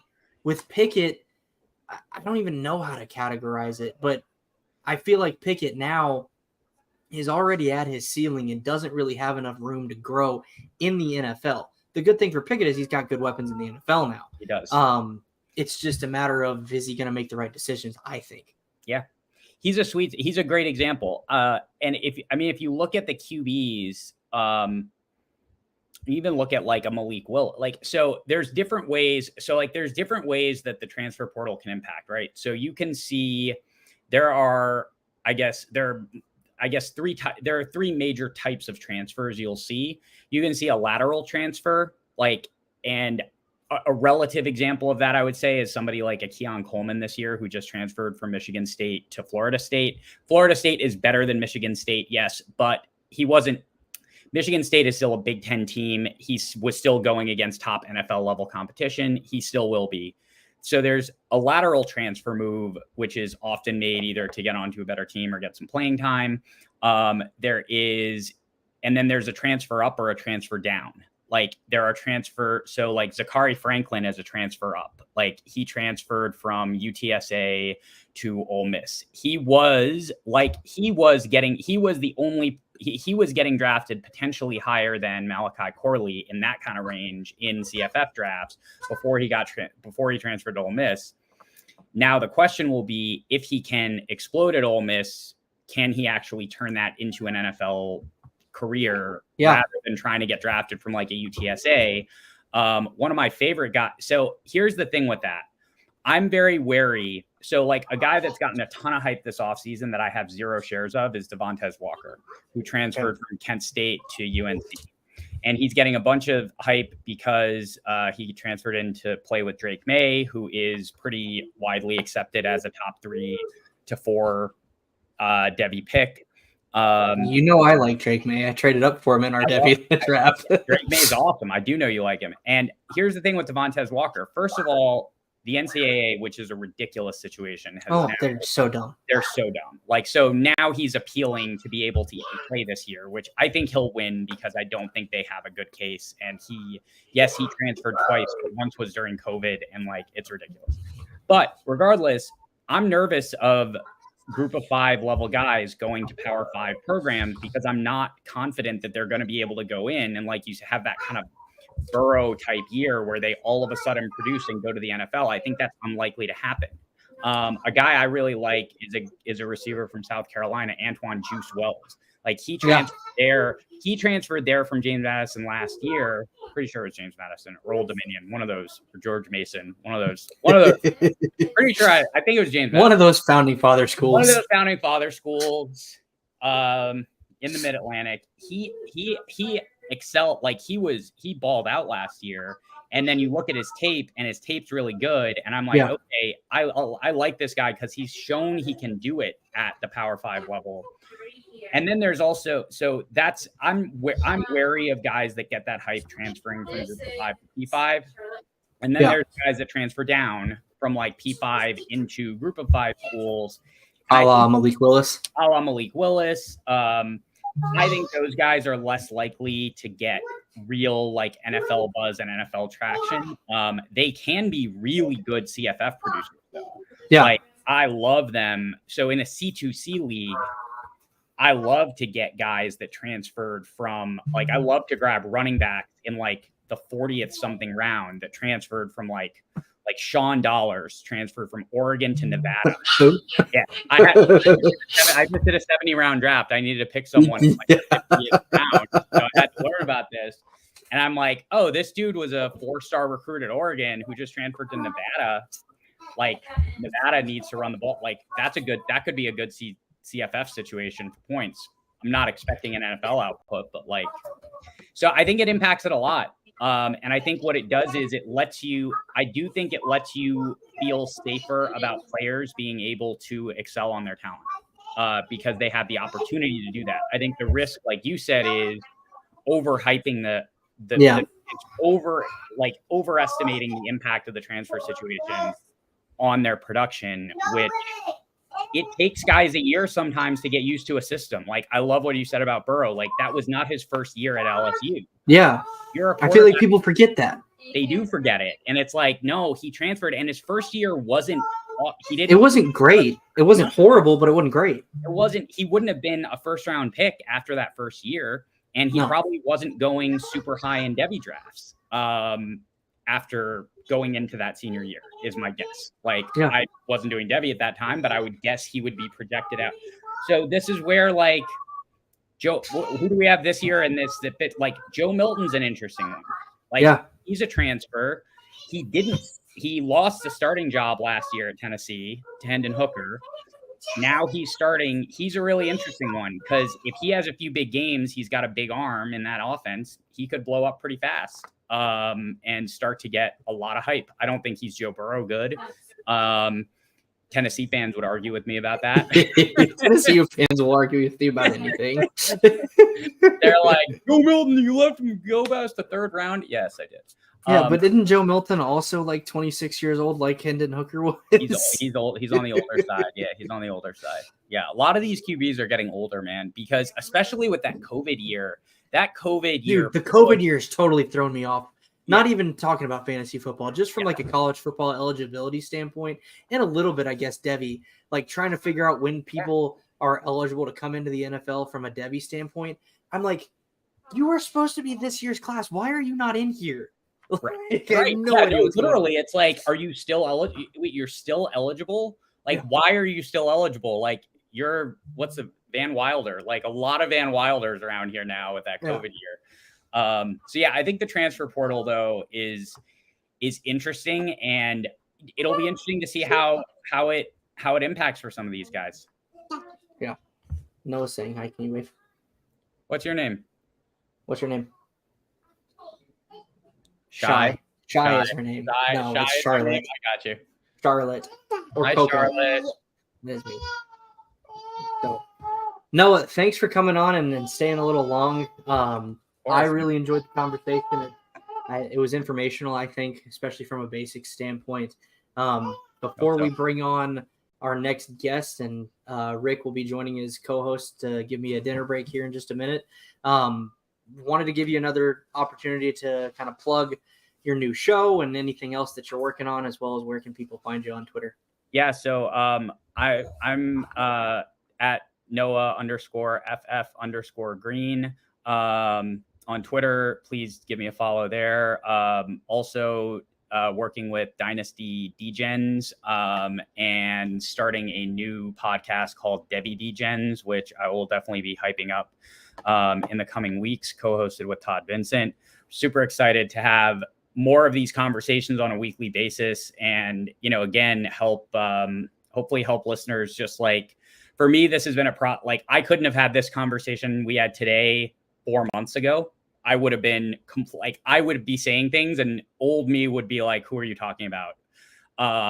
So it's just been a really fun knowledge building experience for me. I'm excited to continue that journey and share it with everybody else. I think this game is about learning and having fun and enjoying football. And that's the spirit that it's about. I love when us SC and Notre Dame fans can just actually chop it up. I'm going actually have a good conversation. I'm going to the game this year. Oh, nice. At Notre Dame Stadium. Yeah. Very cool. Very cool. Well, thanks for coming on, man. I am going to bring on our next guest and our co-host, Rick Butts and Bryce Frazier. Sorry, Bryce. And before we jump into the next topic, which will be bounce back candidates, you can see I've got my additional co-hosts here at the house with me. We've got Collier and Charlotte, but wanted to give an update. We are now up to $315, if my math is correct, raised for the Alzheimer's Association today. Again, that's what we are aiming for. And as you can see on the banner at the bottom, you can donate at rotoheat.com/poly. And to Rick's point, that is not a donation to rotoheat.com. It is a redirect link that will take you directly to the Walk to End Alzheimer's page. We just wanted to make that a little shorter and easier for you because otherwise it was a bunch of jumble after the Alzheimer's URL. And then the other thing I wanted to update is I am actually on the clock again for my second pick. And so we are going to make that live, boys. But before we do that, how you doing, Bryce? I don't think we've ever recorded together, unfortunately. No, we just joined a league for the first time, and I knew who you were in it, but when you knew it was me, it was interesting. But interesting enough, it's a Devy league, which I'm really not that good at because I don't really watch college football. But it's still fun because I went to Ohio State, so the culture there is like you're supposed to really like it. But That's interesting. Yeah. How are you? I'm good, man. We're going into hour 8 of this, and luckily Rick has been generous enough to co-host for me in a couple areas so I can, go pee and eat and, function as a human. But it's been fun. Had a lot of good conversations so far and really enjoying it. So, and we're making an impact. That's the real important part. So True. Absolutely. All right, let me get my screen brought up. Let's see how bad you pick here. Let's see here. Yeah, so am I logged in on the right account? I should be. Yes. So I took Trevor Lawrence as my first pick, passed on CMC, maybe shouldn't have done that. I'm really torn between 4 guys here. So maybe you guys can talk me into who I should take here. But it's Kelsey, Eckler, Diggs, and AJ Brown. The Superflex Dynasty, right? It's Superflex redraft. Redraft. No tight end premium. Tiered PPR by distance. It's a redraft. Yeah. I would take Cooper Kupp. Okay. Why? I mean, Cooper Kupp, before last year, of course, him being injured, he still was on track to average, I think, second or first most points this past season, if I remember correctly. I mean, and his injury wasn't something that I'd be super. Just 20 PPR 23. Yeah, I mean, the dude could easily finish as wide receiver 1 again. Just has to stay healthy. He doesn't have a deep injury history with a redraft league. I'm surprised he didn't go in the first round, to be honest. I guess it's super flex, so it's not that shocking, but still, I could see him going above a guy like Tyreek or even Christian McCaffrey in a redraft league. Yeah, Rick, what are you thinking? I'm not opposed to that with the tiered PPR. I kind of like AJ Brown. That's what I was thinking, honestly. I'm not looking to go tight end that early in a non-tight end premium, so I wouldn't go Kelsey myself. But I think those wide receivers are a pretty good fit there. The only other thing would be if I wanted to, depending on what you want to do, is quarterback. If you want to make sure you get 2 guys that aren't going to throw a crap ton of picks. Yeah. By the time it comes back around you, there may not be very many options in that. So, but Cooper Kupp is great. Again, Stafford back, him healthy. I mean, he's another guy that could approach that 1,800 to 2,000 receiving yards this year if he remains healthy. So I'm not opposed to that either. So, Rick, I think I'm going to go with our guts here and go A.J. Brown. That was who, after looking at it, think about the scoring, that's who I want. And I don't have very many shares of him in general, so we're going to go A.J. Brown with the 203. So I think him and Hurts are going to take even a little bit more of a step here in second year in a pro offense together. I like him a lot this year. Cool. Think that takes out Devonta Smith then? No, I just think that they're probably going to run. I think they're going to end up running a little bit less with this running back group that they've got with all the question marks. I think Miles Sanders, whether you like him or not, was somebody that was at least what's the word I'm looking for? Like you could count on him. Dependable, and I guess. Dependable, yeah. And we have a lot of question marks right now, and I don't know that any of these guys are going to be super dependable, and they can all catch out of the backfield. Maybe not Rashad Penny so much, kind of still a liability in pass blocking, so probably not going to be out there a bunch, but I think they can use all the, Boston Scott, Kenneth Gainwell, Swift in the passing game. And I just think that the whole passing game is going to go a little bit further than it did last year. But again, the tiered PPR is why I like him a lot, because you can get those 30-yard receptions. Not that Kupp can't, because he gets a lot run after the catch too, because he's such a good route runner and getting open and getting in space. But yeah, so I just like A.J. Brown. I like that whole offense. I like the whole team a lot. We talked about it earlier. They're so ridiculous that the NFL keeps letting guys drop to them. Obviously, Jalen Carter was a question mark this year, but we didn't expect Nakobe Dean to drop to him. What was Jeremiah? They got Jordan Davis last year. I feel like kind of surprisingly late in the first round last year. What is it? Jeremiah Johnson. They also got a last year on a that fell. They're just doing such a great Howie job. Roseman's been on fire as a GM. Their team is just stacked, man. It's crazy. But we've got Bryce here, the Patriots fan. What do you think about this Ezekiel Elliott signing? I think he's going to be a good backup. I mean, I don't really think it takes into Ramondre Stevenson's workload or anything, because I think Zeke is just another Damian Harris type of player for him. I thought in the preseason game, Pierre Strong looked slow, couldn't break any tackles, couldn't make anyone miss. Maybe that was something they did not like to see. And then Zeke is also a great pass blocker. So I think it's good to add depth to the team, and I don't think it hurts really anyone's value but himself. I couldn't really imagine him going anywhere and being the starter anyway. So I don't really see him as a valuable asset, but it's good for it stays good for Ramondre and any other. Well, that's really the only Patriot player probably worth watching when it comes to fantasy anyway.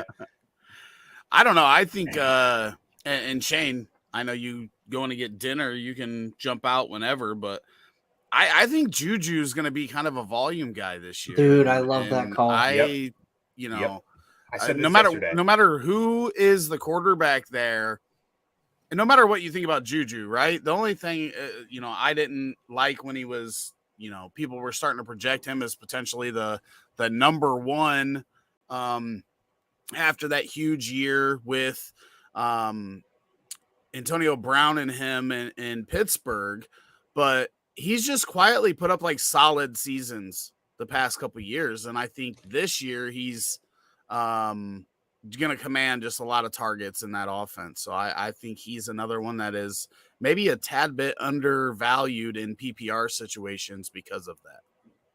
Yeah, I would put him a little bit above what I would put Jacoby Meyer if he stayed there, where I feel very comfortable putting him in my flex spot in fantasy leagues every year. And you could almost, I wouldn't say that you could almost consider him somewhat of a bounce back candidate, because I could see him easily putting over 1,000 yards this year. Because if you look in the past of what has Bill O'Brien done, not only with Alabama, but when he used to coach for the Patriots, is like he thrives in the short pass games, whether the bubble screens, quick slants, just stuff like that. And Juju's a guy that can make the play. After he's a big physical receiver. So I see him getting a lot of like rack this upcoming season. So I really like him as well. There's no one else to really throw the ball to.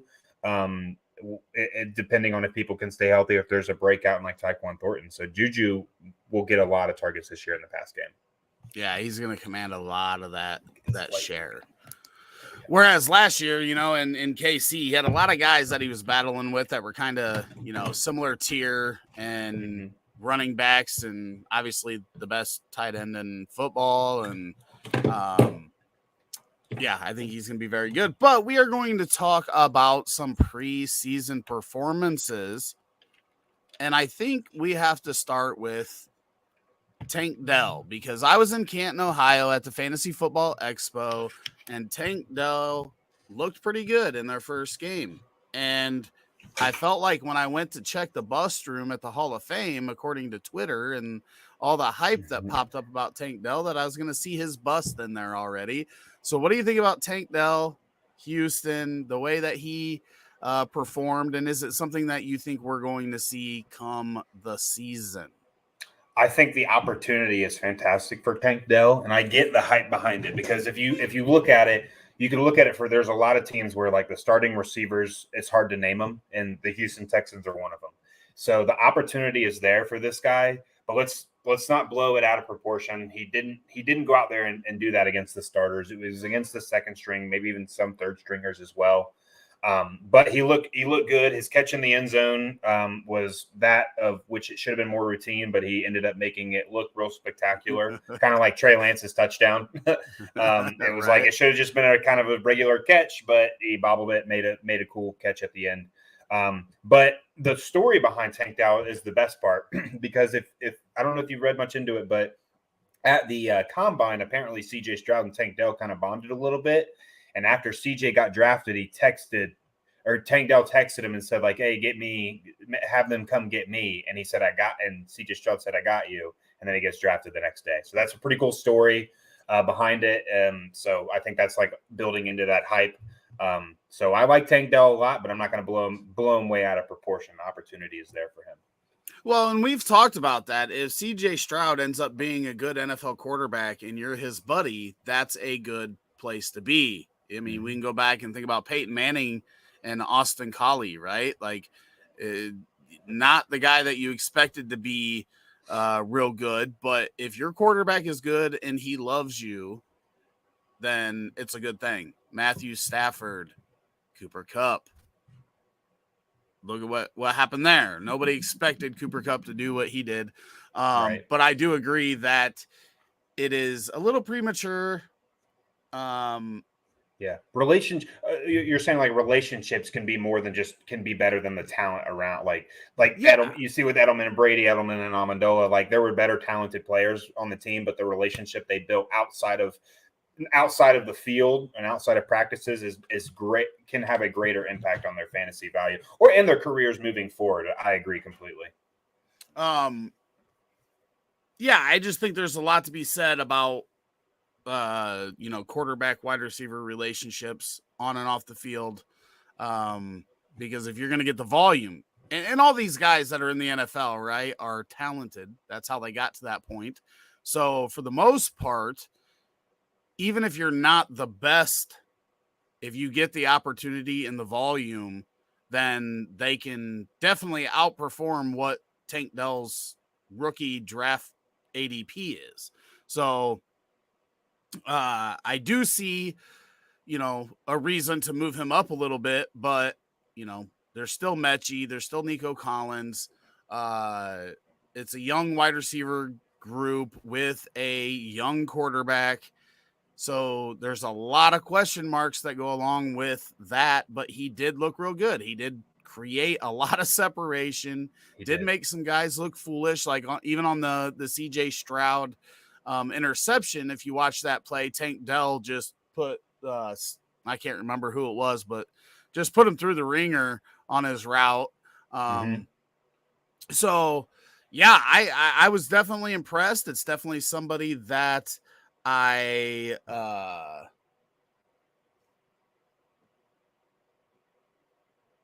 definitely somebody that I would have missed on. Yeah, I didn't get any shares of him, unfortunately, and I was looking in dynasty leagues afterwards. See, oh, did he get drafted? Yeah, he sure did, and like all of them, like in the 4th and 5th round mostly. So could be that 1 4th or 5th round gem that seems to drop in every single class. Definitely has the opportunity for that.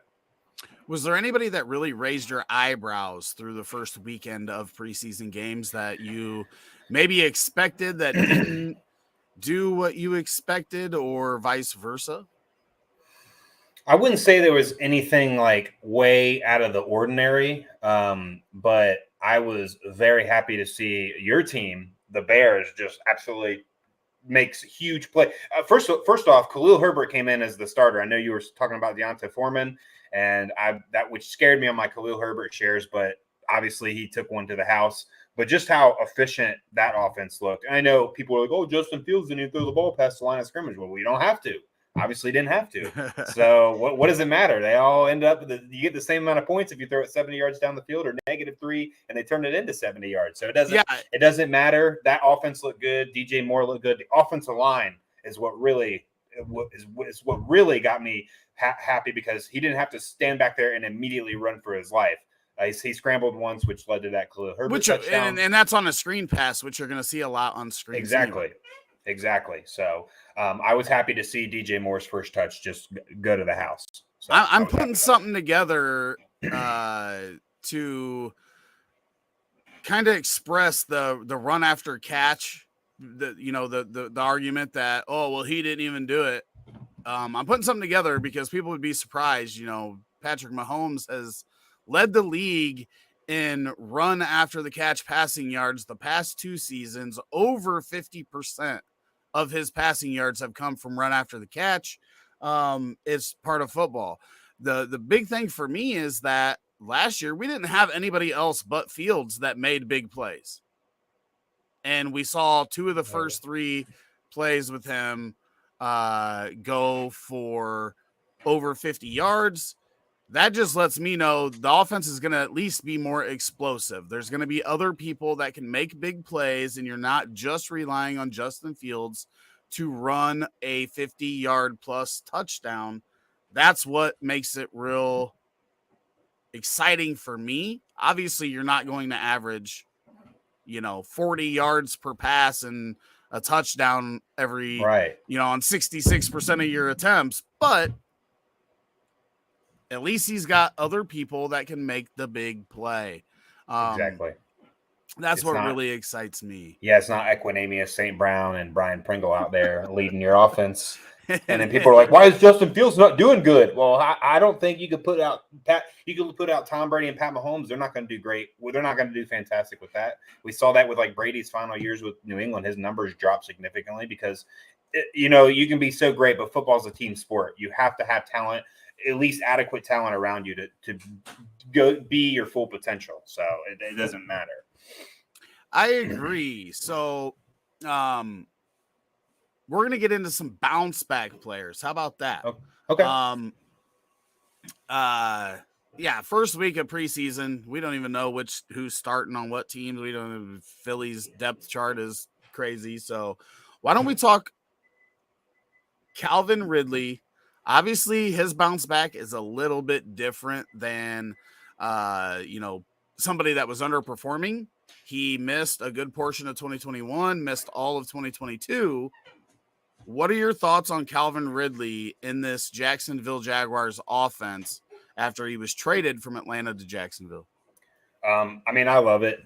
This is the best quarterback he's played for. And don't get me wrong, Matt Ryan was doing great with Calvin Ridley and Julio Jones and everything. But this is the perfect situation for Calvin Ridley to come back to the NFL.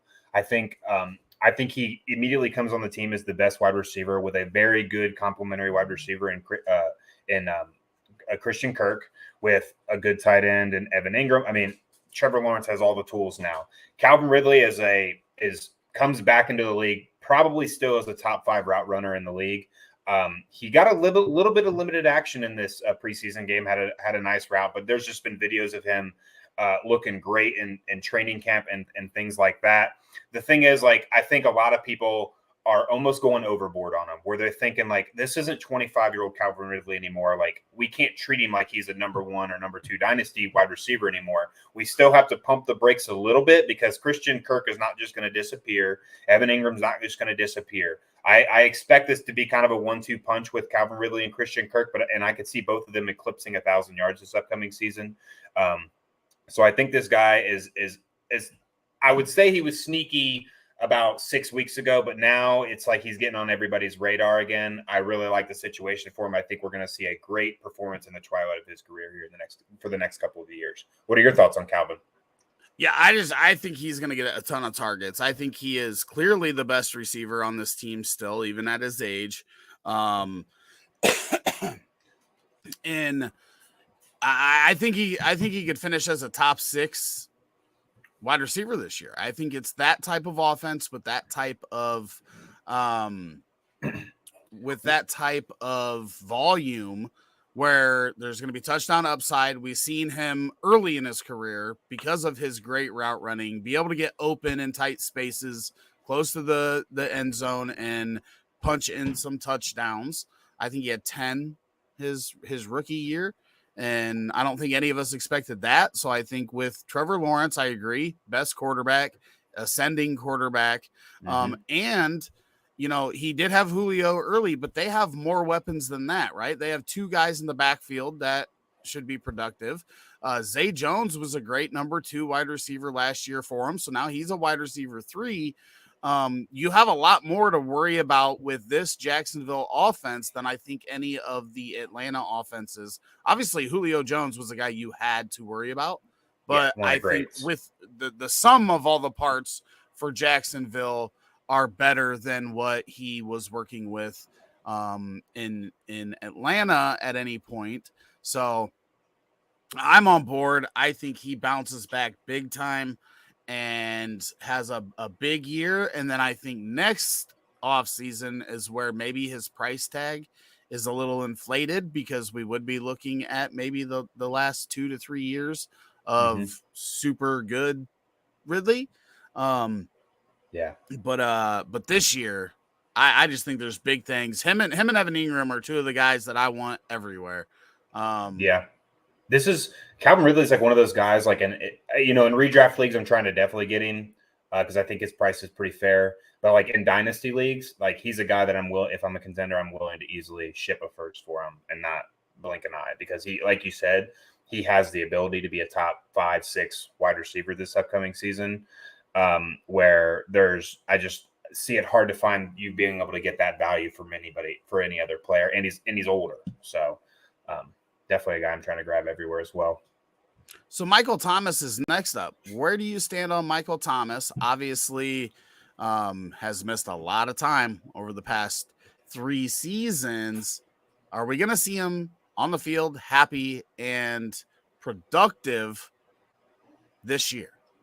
Well, we saw him on the field. He was on the field finally. He got a catch in the preseason game. It looked like an in route, which I know he's kind of known for. Everyone calls him Mr. Slant, but I think Michael Thomas bounces back pretty big this upcoming season as well. Obviously, nowhere near. I like him a little bit less than. I like him less than Calvin Ridley. I wouldn't say a little bit, probably a decent amount less.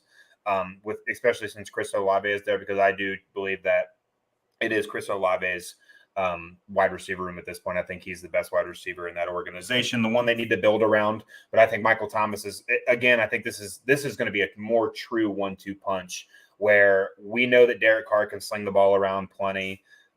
Both of these guys could easily eclipse over 1,000 yards. The only thing is Michael Thomas has to stay healthy, and that's the only concern. His ability was never a concern. He's a big-bodied wide receiver that can do things after the catch, gets a lot of rack, can break tackles. I like Michael Thomas this upcoming season, and it was good to see him on the field in the first preseason game. So I think he's a great bounce back. There's a lot of really good bounce back candidates this upcoming season due to previous injuries and things like that. But these first 2 we're starting off with are definitely some of the top 2 I expect to see.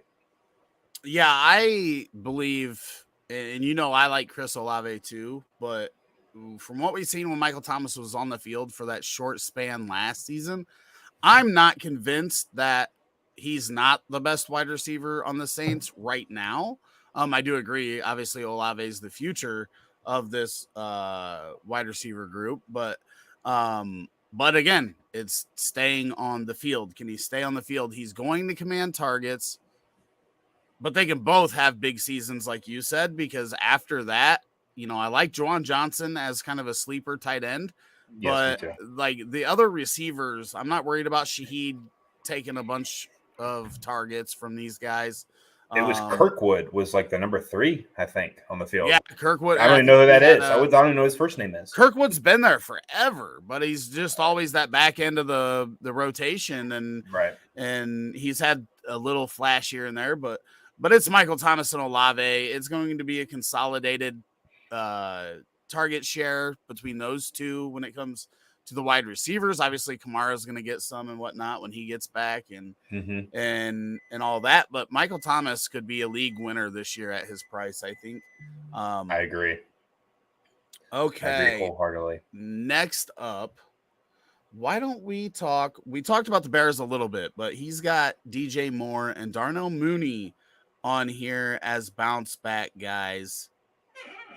I am in the field that I don't even think Mooney's their number 2, but Claypool kind of has to do the same thing as Michael Thomas and stay on the field. This soft tissue thing that he's dealing with, we need him to get back on there. But all the reports about Claypool out of camp are glowing when he's on the field. Many have said that he's looked as good as DJ Moore in this whole situation. But DJ Moore, not really bounce back. Yeah, I mean, did he eclipse 1,000 last year? If not, he was close. He was close, but just what do you think of this wide receiver group this year? Second year of the offense for Mooney and Fields, and then the new guys, DJ Moore and Claypool. Where do you stand on this wide receiver trio? I am definitely not steering clear of. I'm not necessarily steering clear of any of these guys, but I'm definitely targeting DJ Moore. I think a lot of people are just there.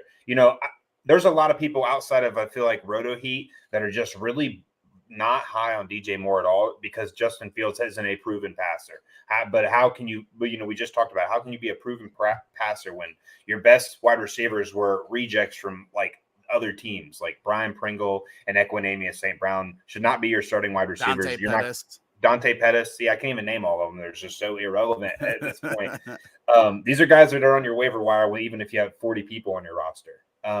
So I'm grabbing DJ Moore because I think not only can he be a target monster this year, but when teams have to worry about a quarterback that can rush like Justin Fields, Jalen Hurts, or Lamar Jackson, it just opens up the opportunity for guys like DJ Moore who can run all the routes and make all the plays.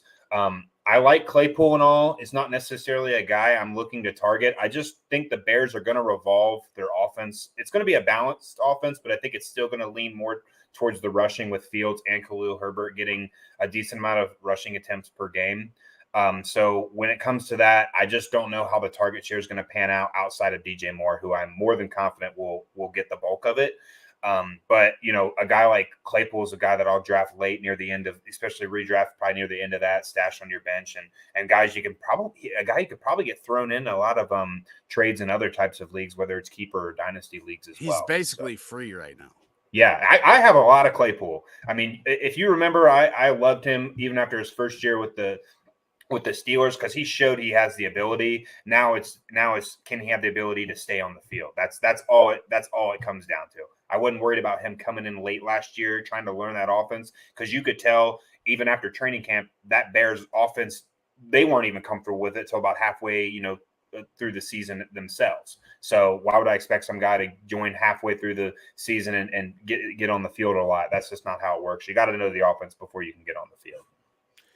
Yes, sir. Darren Waller, another guy, some injuries, but goes to the New York Giants where they have a bunch of slot receivers and him, right? So they need somebody to be that guy that Darren Waller was a couple years ago in Oakland before they moved to Las Vegas. I don't think he had any big years in Las Vegas. But what was it? 3 years ago, he had a monster season. The Giants need that out of him. Are we going to see that out of Darren Waller? I don't think we're going to see that. I don't think we're going to see a season like that. I mean, that was 4 years ago, 4 years ago. He's 3 or 4 years older now. But he should be a target monster this year. I mean, like you just said, they have a bunch of slot receivers. Who else are you going to throw the ball to? They have Wan'Dale Robinson, Isaiah Hodgins, and then I don't even Sterling know. Shepard's already hurt. Darius Slayton's still there. Darius Slayton, Isaiah Hodgins. Yeah. It's a hodgepodge of wide receivers there. A tough team to really, a tough group for poor Danny Dimes, who's really had no wide receiver core his entire career, but has managed to, be efficient, especially with Dabble there. I imagine they traded for him. They're gonna highlight him. I just worry because this is also a guy that the past couple of years has been kind of banged up a little bit, and usually with age, you don't just get healthy and stay healthy. Usually, that wear and tear on your body does a number on you. But Darren Waller could be a target monster this year, but the health concerns could be an issue for me. And that division's got a lot of good, 2 good defenses in it outside of the, themselves with the Cowboys and the Eagles. That's 4 games a year. You're probably not feeling too good about having Darren Waller on the field as a starting asset. Yeah, I just think the volume's going to be too high if he's playing to not be. I think if he plays the majority of the games, and I'm talking 15, he gets to 15 games. That's a good amount of games. If he plays he's definitely worth it. 14, 15, he's in line to be the potential number 3 tight end in the league in fantasy because, I think we can all agree right now Kelsey and Andrews are the proven guys that we feel like we can count on. And then when you get past that, there's question marks with a lot of guys. And the next one up is Kyle Pitts. So obviously he had the injury last year too, but even before that, we weren't seeing the usage that we thought we were going to see for Kyle Pitts in his second season. Is year 3 the breakout for Kyle Pitts? I don't think it's going to be a breakout year, but it's definitely going to be better than last year. I could see it being similar to his rookie year in production.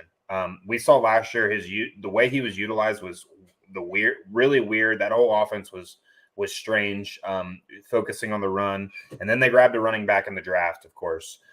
So they're gonna showcase that run game with their nice new shiny toy and Bijan Robinson. But I expect Kyle Pitts to have a better performance this upcoming season. And the fact of the matter is, if you look at the change from Marcus Mariota to Desmond Ridder, just look at what Drake London's production went. He went from maybe sometimes getting 10 points a week to then consistently getting 12 to 15, 10 to 15 when Desmond Ridder was out there. I expect when Kyle Pitts is out there with Desmond Ridder, which they weren't on the field very often together. I don't know if Desmond Ridder started a game with Kyle Pitts. I think he got injured before. So I would expect that same trend to happen with Desmond Ridder at the helm over Marcus Mariota. I just don't know if he's a long-term solution himself at Ridder. So we'll see. That I would say his breakout season is going to be probably with a different quarterback throwing him the ball. I would agree there, and we are bringing a legend in right now with the Prue Patel. First of all, I want to personally thank you for your matching the 240 entry with a donation of $240 to help in our adventure of raising money and awareness for the Alzheimer's Association. Prue, first, why don't you tell us a little bit about yourself, and has Alzheimer's affected you and your family personally? Yeah, hey, thanks for having me on. I don't know, legend is quite some praise. No, you a legend. You a legend. Luckily, Alzheimer's has not affected my family as much, but I've had family members that have had struggles with stroke and parallelism. They get paralyzed because of strokes and whatnot. So I've kind of gone through similar type of things. And when we had Stain on Jesse Moyler's and my podcast, we were just talking through it, and I said, you know what? Let's make Stain's life a little bit harder and get 240 people. And that was one of the reasons, I kind of went with the match there, was to try to get that number. And listening to his story and Jesse's story, it reminded me of when both my grandparents had strokes and they were bedridden, and it was, we had to do everything for them. And unfortunately, both my uncle and my mom both had massive strokes and they died from it. So it kind of brought up those memories when they were reciting their experience with Alzheimer's. And that's one of the reasons that kind of drove me to kind of make a impromptu decision on the podcast that, let's go for this. Let's get 240 people into this Polly's playoff. Well, again, we really appreciate what you did for the league and pod, and more great people like you we need to get involved. So thank you.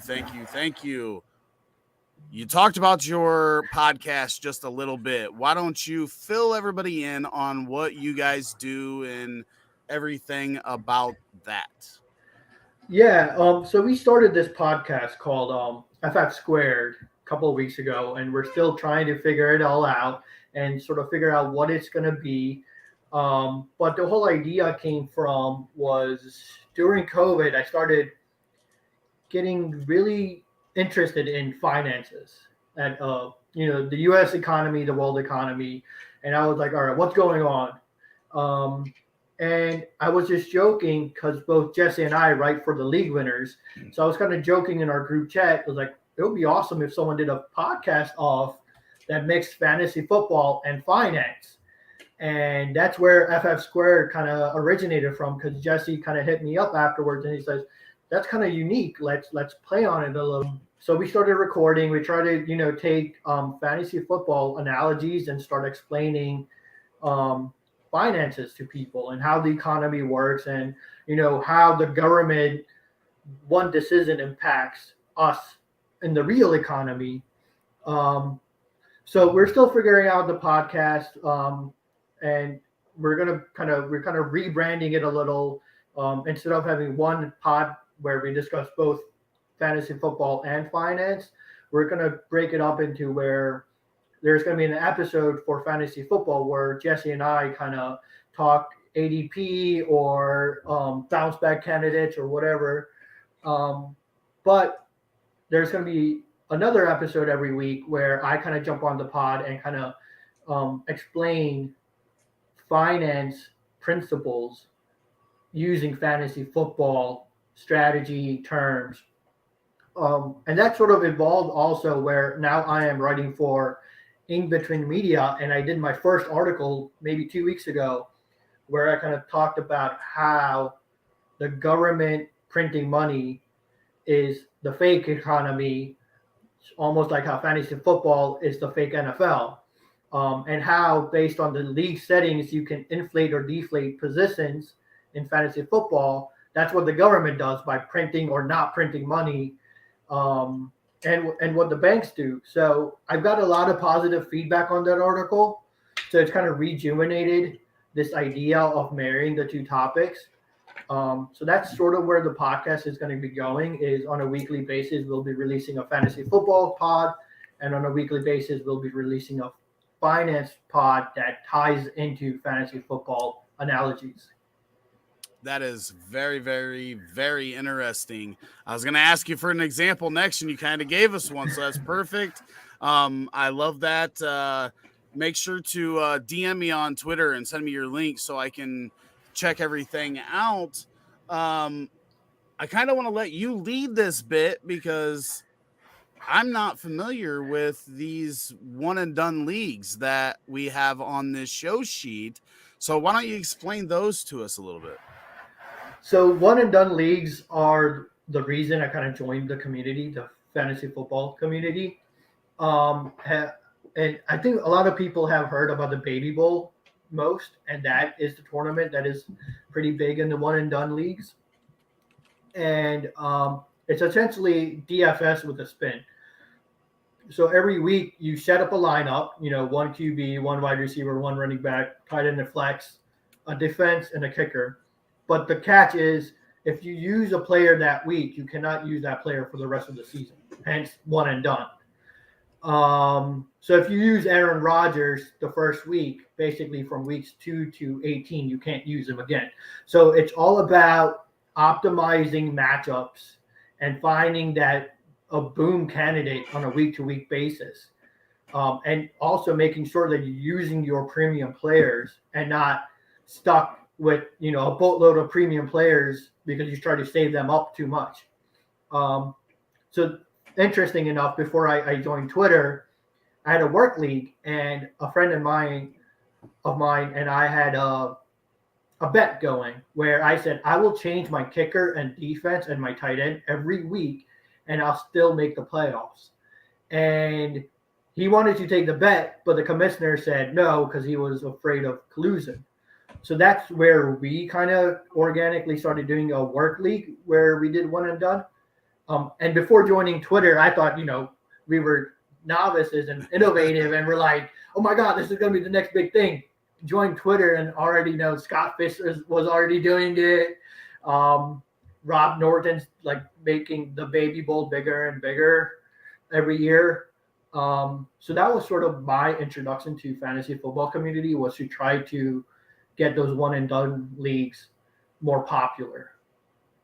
Where do you? So this is like a survivor pool for fantasy football, like with a lineup, basically. Like you said. So like, what platform do you use for these? Like, so you have to so do you pick your starting guys out of a pool, and then once you use them, they disappear? Does someone have to monitor that? Right. So the only place we can use is My Fantasy League because they already have a setting like that. Fortunately, so both Scott Fish and Rob Norton run leagues like this already. I have a league that I ran for 2 years, and I kind of put it on pause. And I'll explain that later why. But My Fantasy League, basically, once you click on that setting, everyone has all the players available week 1. And as soon as game starts, those players get removed from your pool on a week-to-week basis. But I think it's a very interesting format because, honestly speaking, I was getting very frustrated with how fantasy was rewarding bad plays. Like, a -1 catch out of the backfield is still 0.9 points. And it was like, no. And then I was like, how do we utilize and understand football better with fantasy football? And this one and done league kind of makes you think, right? It's not about, just picking the best players. It's also about, okay, Atlanta Falcons are giving up a lot of targets to their running back. So now I want to start targeting pass catching running backs against the Falcons. And then I started to think in those terms, and it made me a better football analyst because of playing one and done leagues, was looking at those, how many times are they using 11 personnel versus 12 personnel? How is the defense covering 12 personnel versus 11 personnel? Is the slot receiver going to, have a boom week versus the X receiver? It kind of gets into those nitty gritty discussions where it just makes you a better football person. That is very interesting. I want to start one of these now. I've never even heard of it until just now. Yeah, it's definitely new to me as well. I mean, I think I've heard people talk about one and done, but I was thinking almost like a redraft of some That's sort. What I thought. That's what I thought you were talking about. Not a survivor pool for each position. That's crazy. And making a lineup every week, which is awesome because my favorite thing with anything is the strategy behind it. And while you do have strategy in redraft and dynasty leagues, this is like a whole new level of strategy. It's another reason why I like guillotine leagues as well.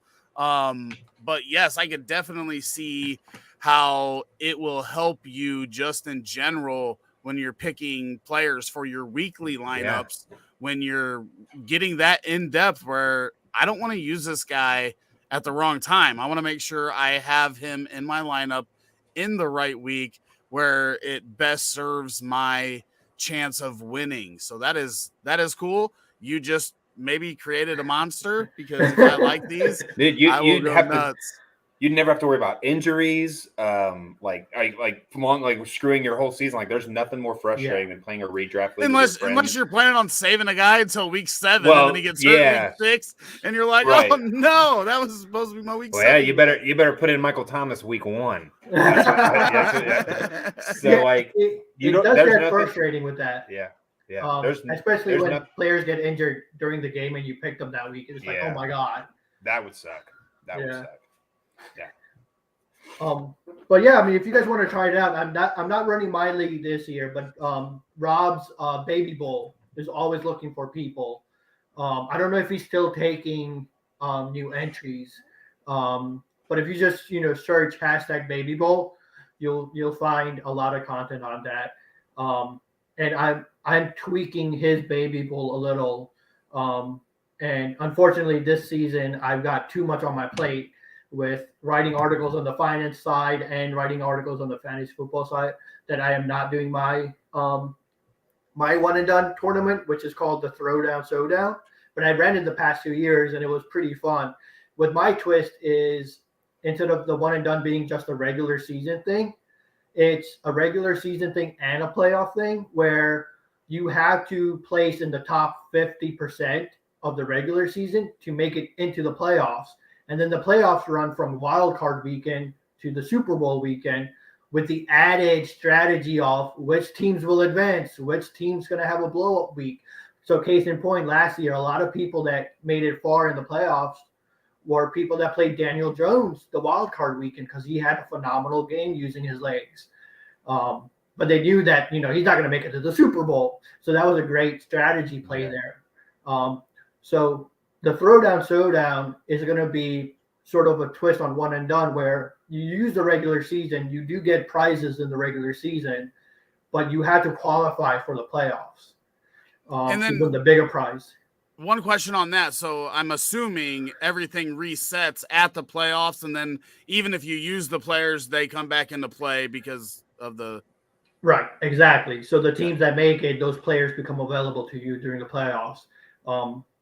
Rob has a playoff version, but you don't have to qualify. Like if you just want to play the playoff one, you just donate to his cause.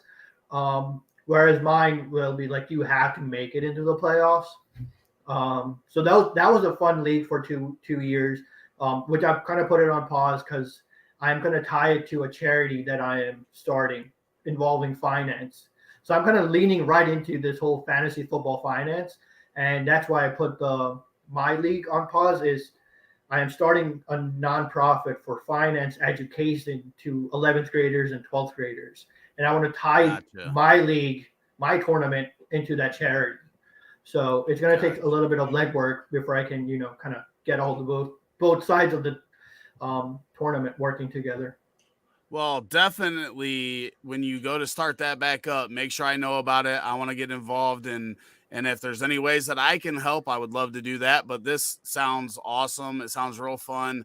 This is right up my alley. So like, I'm serious. You may have created a monster. It's like DFS and like it's just like redrafting DFS and all this survivor pool all mixed together into one.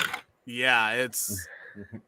Have you heard of anybody doing dynasty leagues like this? Like, I wonder if you could. Ooh. I mean, obviously you're not keeping the players, but yeah, so it wouldn't probably it wouldn't really It'll work be- for a dynasty format.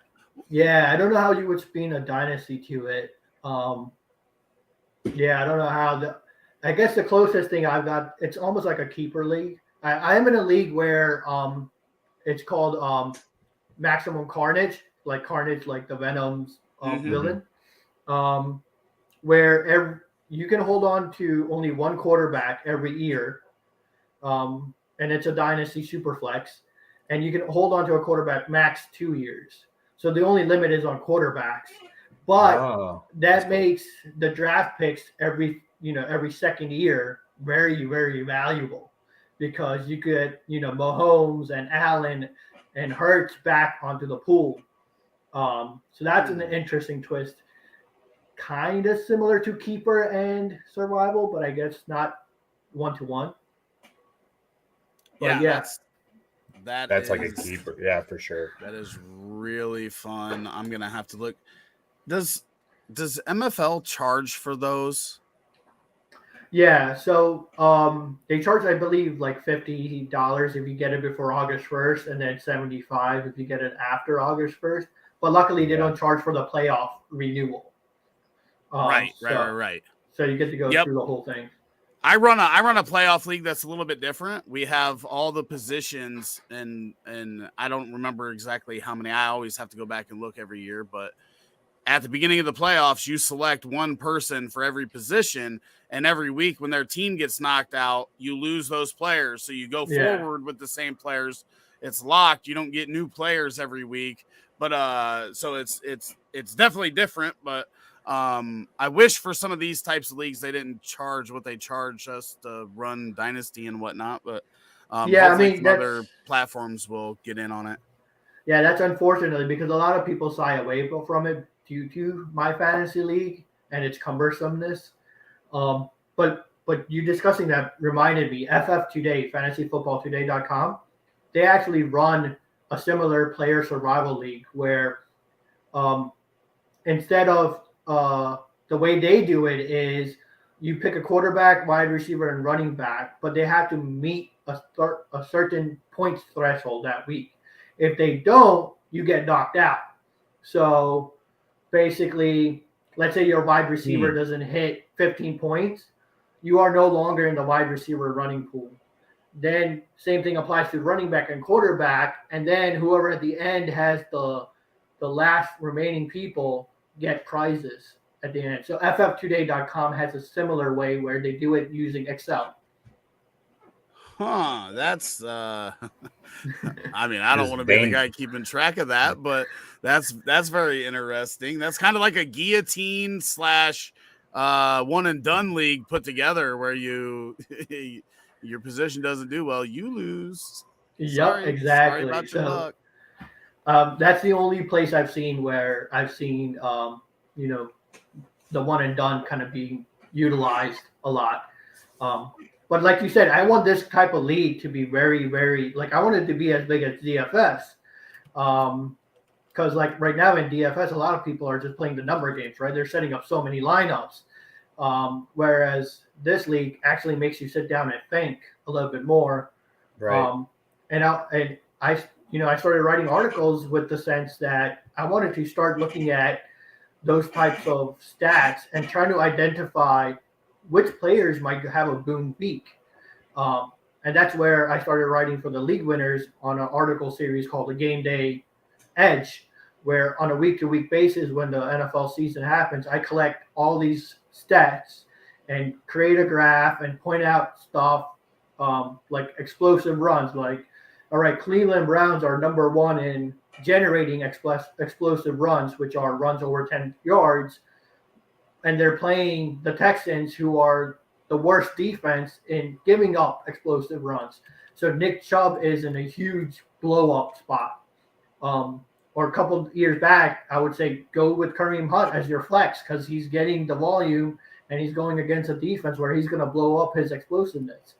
So that's, like I said, one and done is sort of the reason I am in the fantasy football community, and that's why it's very passionate about it. No, I can definitely. I thought Bryce was going to say something. No, I'm just trying to think. Awkward pause.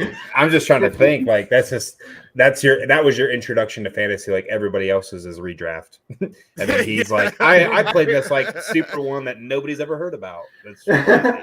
No, I mean I played redraft for 10 years, but I wasn't on Twitter until I wanted to promote one and done.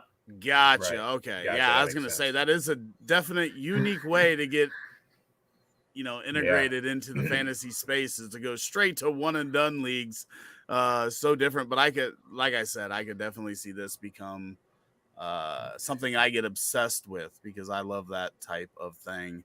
Marco from the future, who is longtime Roto Heat fan, and was in here this morning, says, "Good evening, everyone. This is some damn long live stream. And we've got 6 more hours to go, Marco. you should know this since you're from the future. We tell you this all the time. You should already know. You should know how we end. So is there anything else about, because I know how passionate you are about these one and done leagues, is there anything else that you want to touch on in regards to them, or do you have anything else specifically that you would like to chat about? Yeah, I mean, if you haven't played a one and done league, go find one and go play. It's amazing. Rob's Baby Bowl is a great cause. It's similar to Poly's playoffs, where 50% goes to donation and 50% goes to a prize pool. It's a fun league with a lot of people around the industry, and the bragging rights. You know, if you come out as the highest scorer at the end of the season, it's, you know, you get to carry it for another year. It's a great tournament. I love it. I'm playing in it this year again. I can't wait to revive my tournament next year. Hopefully make it bigger and better. But besides that, I mean, go play a game. And I think you start, it'll help you in redraft league, especially looking at like projections versus ADP when you're doing redraft, year in and year out. Like you start seeing players that should not be going where they are. Like Devin Singletary, like his cost is too low. I mean, he's going to smash his RB46 just based on the volume he's going to get out of the Texans. So I think it just intuitively just makes you a better fantasy football player. Outside of that, I mean, go check out the league winners. I'm going to start writing and publishing weekly charts where we compare the offense against the defense they're playing every game in terms of, you know, how is the offense generating rush yards versus how is the defense giving it up. So there'll be one chart that will show you where there are outlier matchups where, you know, a team's going to have a great running game against a bad running defense if they give their running backs volume. So we're working on that, where we're collecting a lot of data and we're going to be giving matchup centric charts and graphs for people to start looking at to help with those flex positions, right? Do I put, you know, Kareem Hunt there, or Ezekiel Elliott, who's now with the Patriots, might be vulturing some touchdowns that game based on the matchup they're playing. But other than that, I mean, go over to In Between Media, read my first article, Tying Fantasy Football and Finance. I love getting input and seeing if it's actually helpful, and understanding, you know, what this U.S. economy and how a select group of few folks determines how the economy basically runs. To me, I think that's sort of the lacking education that, you know, people like us need is understanding what makes the economy run and how do we navigate our life around it. And I think fantasy football has so many similarities to it, right? I mean, players are like the stock market, right? They go up in value and they go down in value. So that's what I like to write content about, I guess. No, I love it. I can't wait to check it out personally.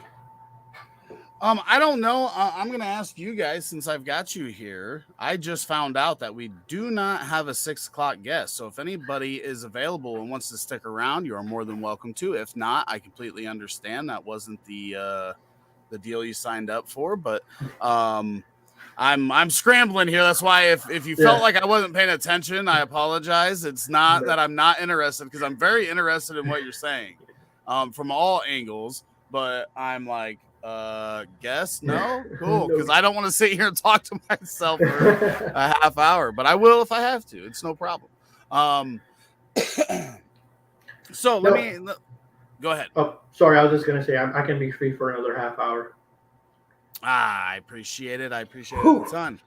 Bryce was like, I don't want to. I told her dinner ready at 6 and I'll be ready. So that's what I was like, put mine in the microwave. Yeah, we know she don't listen to you though.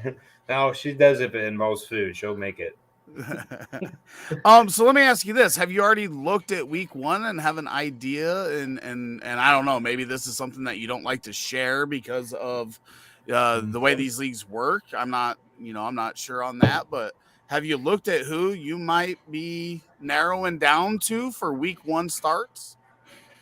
I don't have a schedule set with my week 1 yet, but usually my week 1 strategy is I don't want to play the premium players like Patrick Mahomes and whatnot, just because we don't have enough data with all the free agent moves and the draft moves on how the defense is going to do, how is the offensive line going to do. It takes about a month for all that to gel. So what my strategy is, like, I'm going after the oft injured players like Bryson, Michael Thomas, Dalvin Cook. Like, I'm like targeting these people that are, I know they're going to get the volume and might get injured earlier in the season. Obviously, you can't predict injury, but I hedge my bet against it.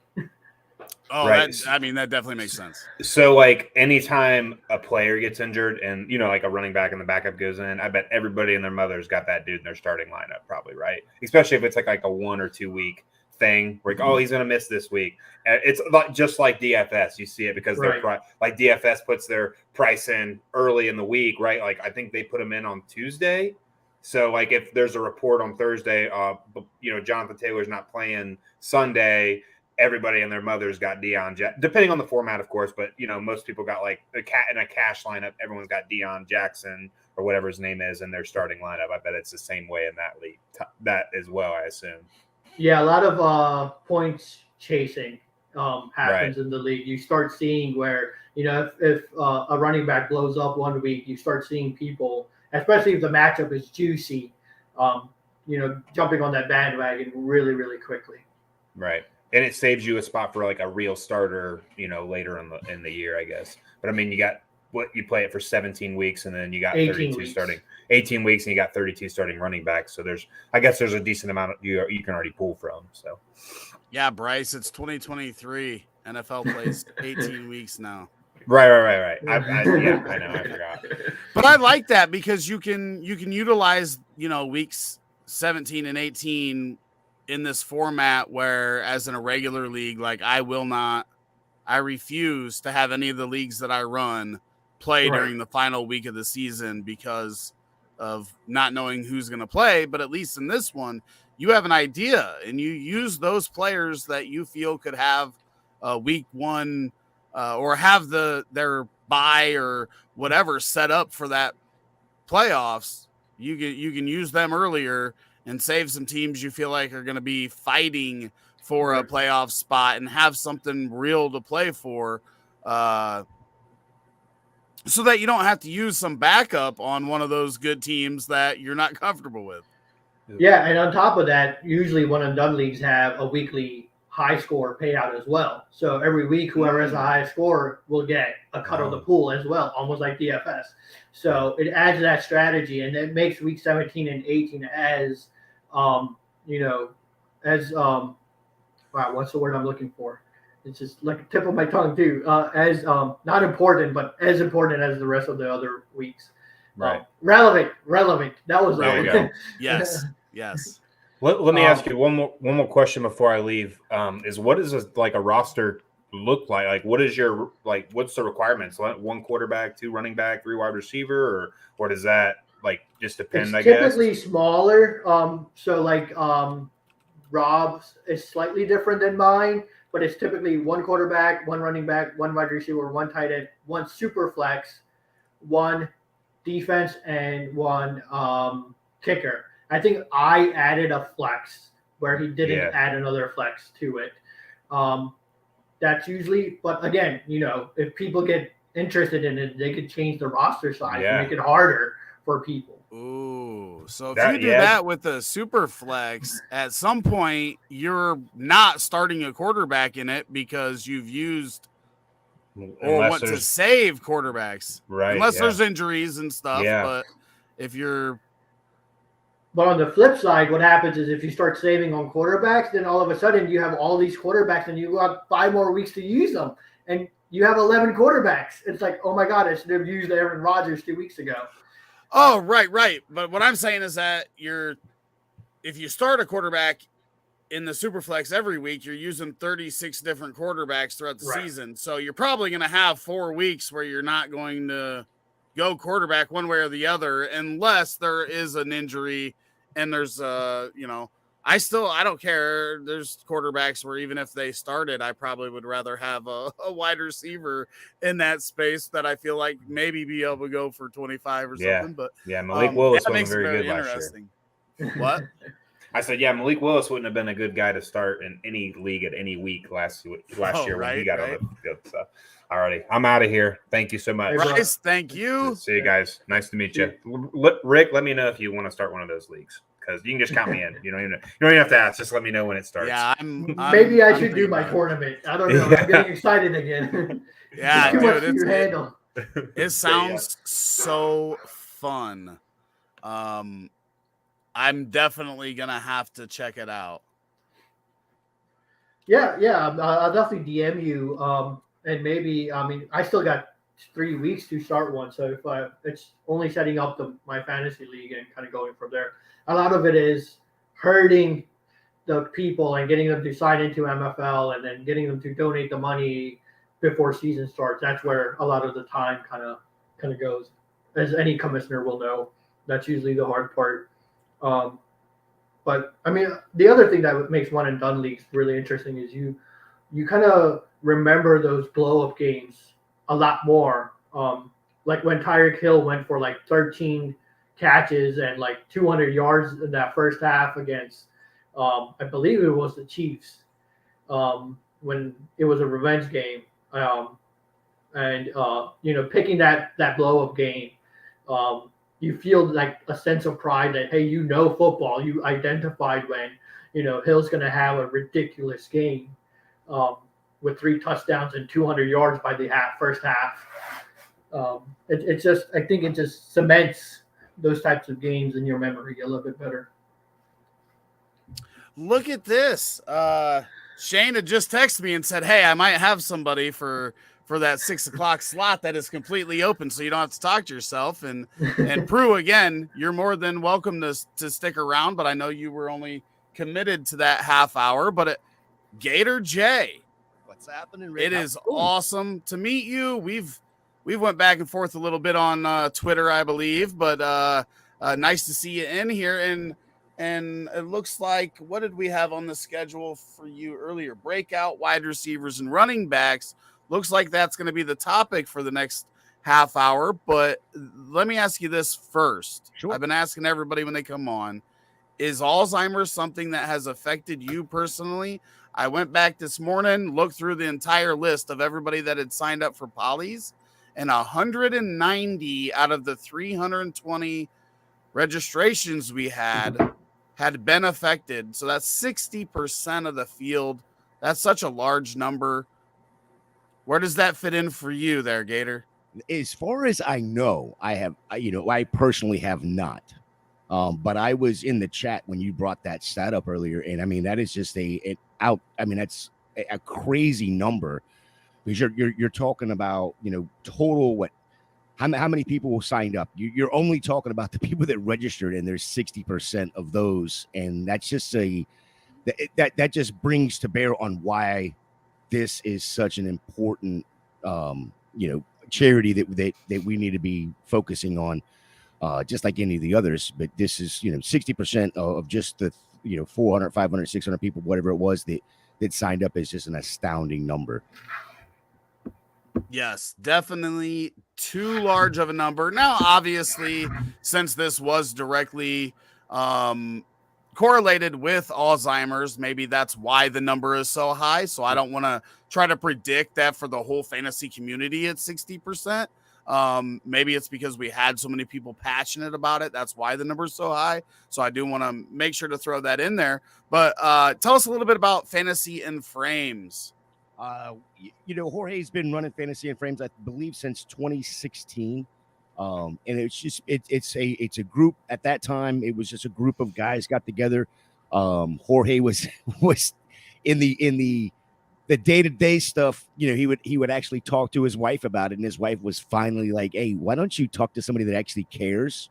And she helped him create a blog, and then went to building a website and that sort of thing. And over the last probably 8 to 10 months, we have absolutely grown tremendously with both the analyst and then of course with the YouTube side of things. And it's a phenomenal experience.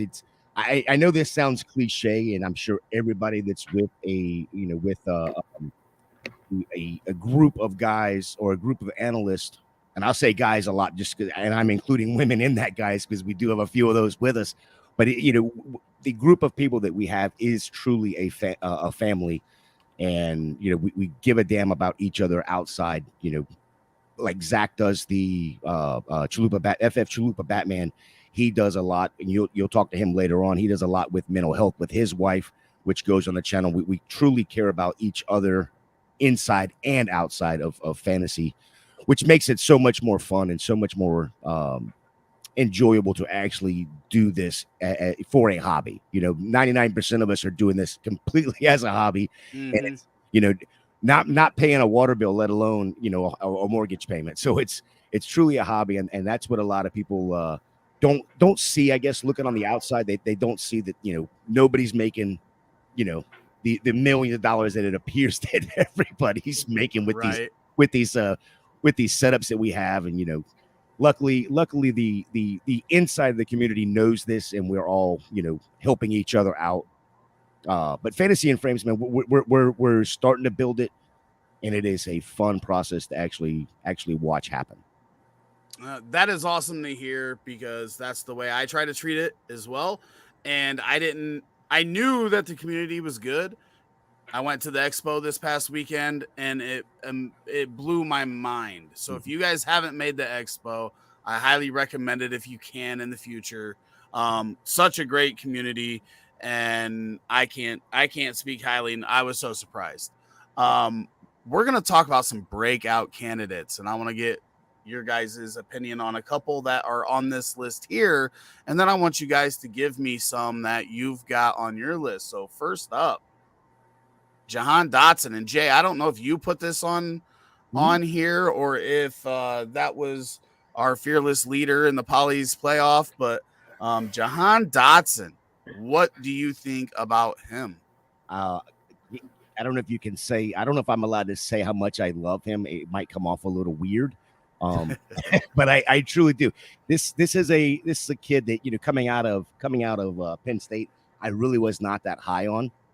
But what he did last year, the true, I guess, boom or bust guy when it came to that offense. But then you look at what he had at quarterback, and the chemistry just wasn't there. But I like Jahan Dotson, and I think that was that's definitely a guy that I would have on my breakouts this year. I'm trying to pull up what his numbers were last year. I can't get to him fast. I believe, if I can think of it off the top of my head, I think he had the 8 touchdowns. I can't remember what the yards were, but I know that he just came out and immediately was a TD threat, which is kind of fun, because that's what we've seen from his teammate McLaurin when he first came in the league. I think he had that 5 or 6 game stretch having a touchdown during his rookie season. Yep. They just need consistent quarterback play, like you said. Prue, what do you think about Jahan Dotson? It's funny when you were right about to say Jahan Dotson. I kind of knew you were going to say him. In my mind, I was like, he's probably going to be the first breakout candidate. And I agree. I think his presence on the field, whenever he played outside of the injury weeks, he made his presence felt.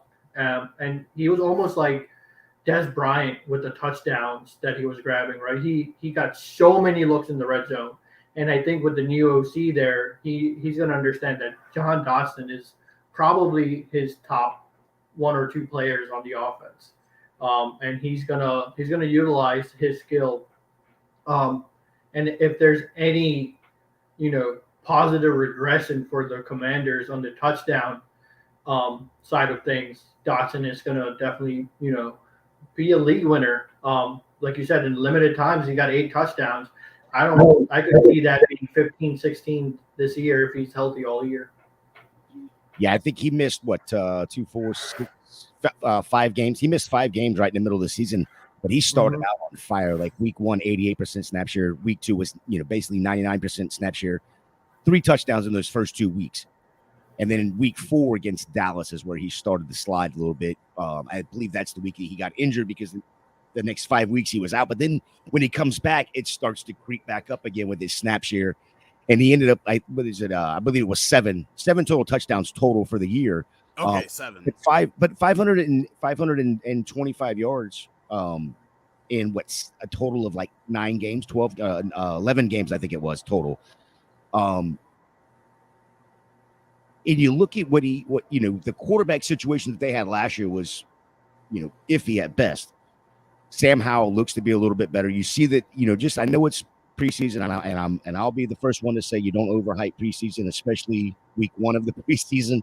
But the connection between him and Howell on last Friday night was real, and I can see that going into the season. And I don't remember if how much Terry played, but I do believe that's going to be a prolific passing offense now that they have if Ron Rivera allows somebody else to call plays. And it's funny that you bring up Sam Howell because he's the only other one that that was on this list that I was provided. So we can talk about him a little bit as well because he wasn't somebody that I was high on coming into the league. But when you look at the quarterback play they've had over the past couple seasons in Washington, I mean, you can't get a whole lot worse. So you got to kind of be a little excited for a new guy to come in. And reports are that he has looked pretty good in camp. And I didn't get to watch any of the games, but from what I've heard, that connection with Dotson has been kind of prolific. Prue, what do you think about Sam Howell? Do you think he can take this offense and support these weapons that we've talked about with McLaurin and a breakout for Jahan Dotson? I think he can definitely support the skill players. I mean, he doesn't need to be Patrick Mahomes. He just needs to be Jimmy Garoppolo. I think as long as he's making sound decisions and not turning the ball over, the whole Redskins offense is underrated and undervalued. Because like you said, it can't get any worse. So positive regression is going to come to that offense, and someone's going to benefit it. And I think the offense is going to get concentrated on the running backs and the 2 wide receivers as the season goes on. I wouldn't call Sam Howell a breakout candidate because I don't think he breaks into the QB1 conversation, but he's going to be a solid QB2, Jimmy Garoppolo type player. So why don't you, Prue, give us one of your breakout candidates? If you're sticking with quarterbacks, I think it's going to be Kenny Pickett. Kenny Pickett was slowly getting a hold on that offense as the season goes on. The Steelers as an organization, they're not,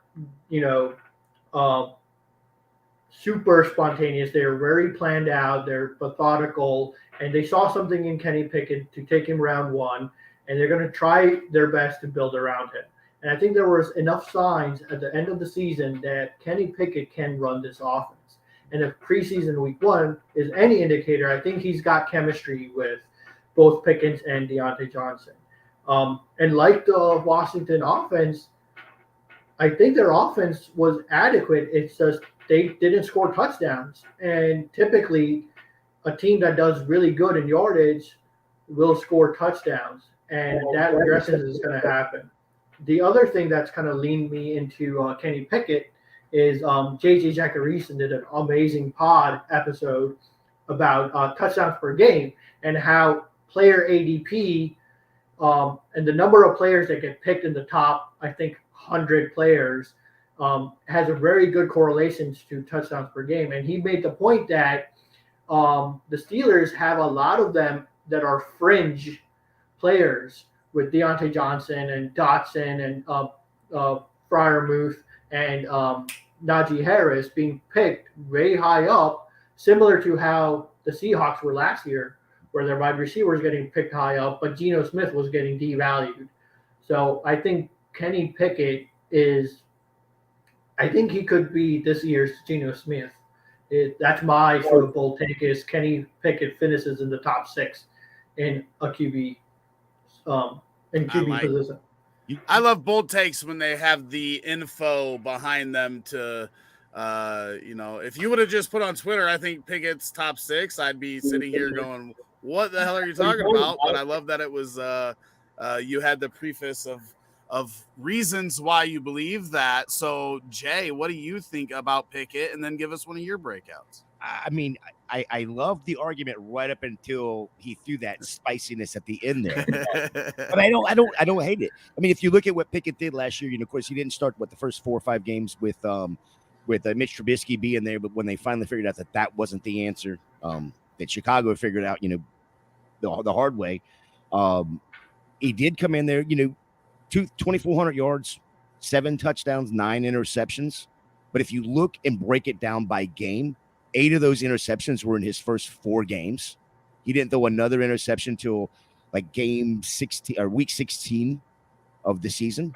And that was, still very, very nice. And if you look at the offensive line that they did do work on this year, that's going to help out Pickett. With Najee, hopefully the foot is good to go. That's going to help out Pickett. The other thing is Deontay Johnson not getting in the end zone at all last year. Really, not just hurt Deontay Johnson as far as fantasy value, but it hurt a little bit of Kenny Pickett's fantasy value.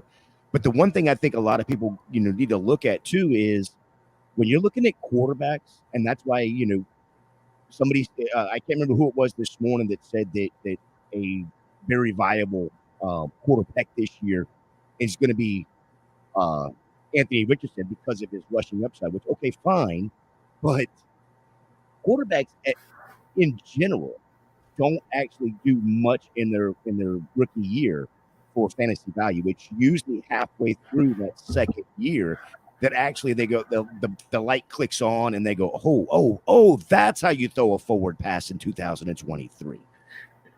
Justin Fields is a prime example of that last year. It was about halfway through the season. All of a sudden the bell clicked. Boom. Okay, let me use my feet since nobody else wants to catch a ball and I can't throw it anyway. So that I don't know if he's quarterback 6, but a fringe quarterback 1. Okay, I can do it. I do like Pickett though.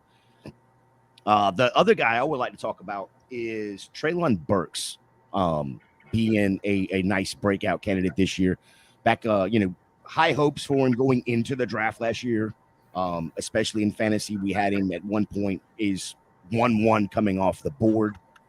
And then, with training camp or with the draft capital and then the draft. Oh, I can't even speak now. The trade. Yeah, he ended up sliding anyway. And then he has the asthma issues or whatnot. When he was in college, he didn't play the Y as often as he was playing the Y in Tennessee. With DeAndre Hopkins coming in, he's going to be able to move and play his natural position. Going to take a little bit of focus off of him, that sort of thing. If you look at what he did last year, 33 of 53, 444 yards, 2 touchdowns. Not a horrible year. But we want more out of a first-round draft pick. I could very well see him getting 70 balls this year. Or seeing 100, 105, 106 targets, catching 70 of them, 930 somewhere in that range yardage, and 5 or 6 touchdowns total. I think that would put him somewhere in that wide receiver 11, wide receiver 15 area, that late wide receiver 1, early wide receiver 2 area, and I think that's about where he's going to live for his career. Prue, what do you think about Treylon? Nice. Funny. We just did a dynasty buy low, sell high article, and Treylon Burks was my buy low player because I think this is going to be where he's going to be the cheapest to acquire because of the Hopkins trade. But I agree.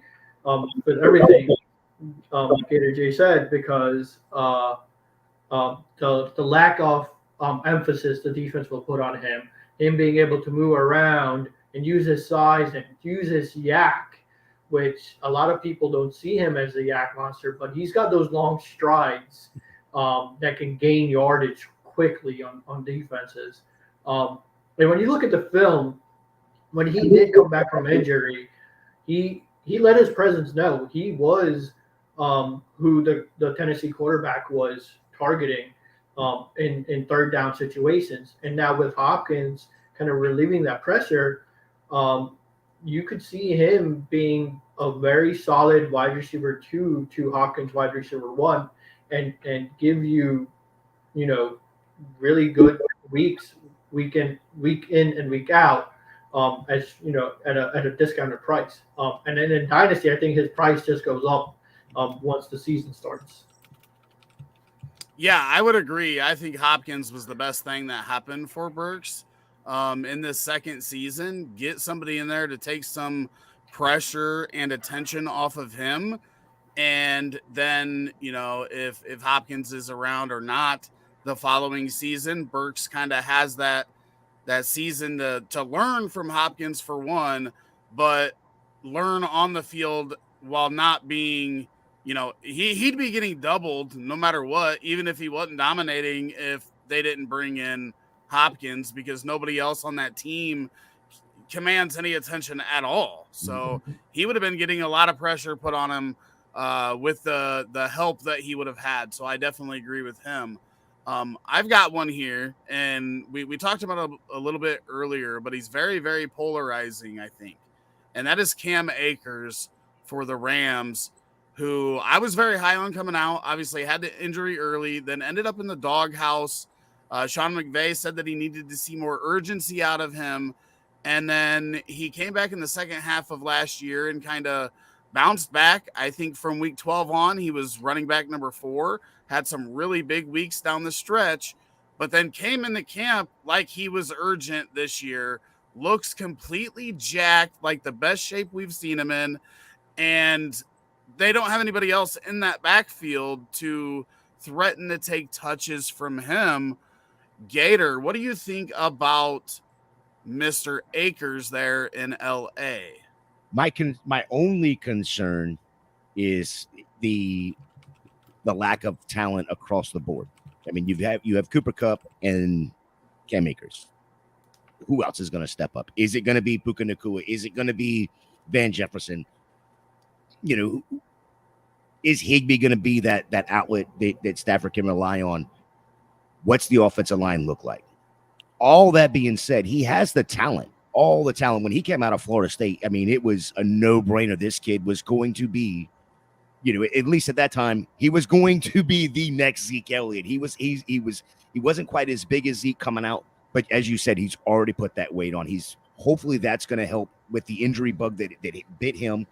I love the Cam Akers pick, and like I said, if they can find somebody else talent-wise in that offense outside of him and Cooper Kupp, because if they don't, it's just the two of them. That's not going to be hard to defend for any team. Even Arizona can defend that. Oh, come on, LA. We're going to need some of you guys to step up so we can get some Cam Akers value. Prue, what are your thoughts on Cam?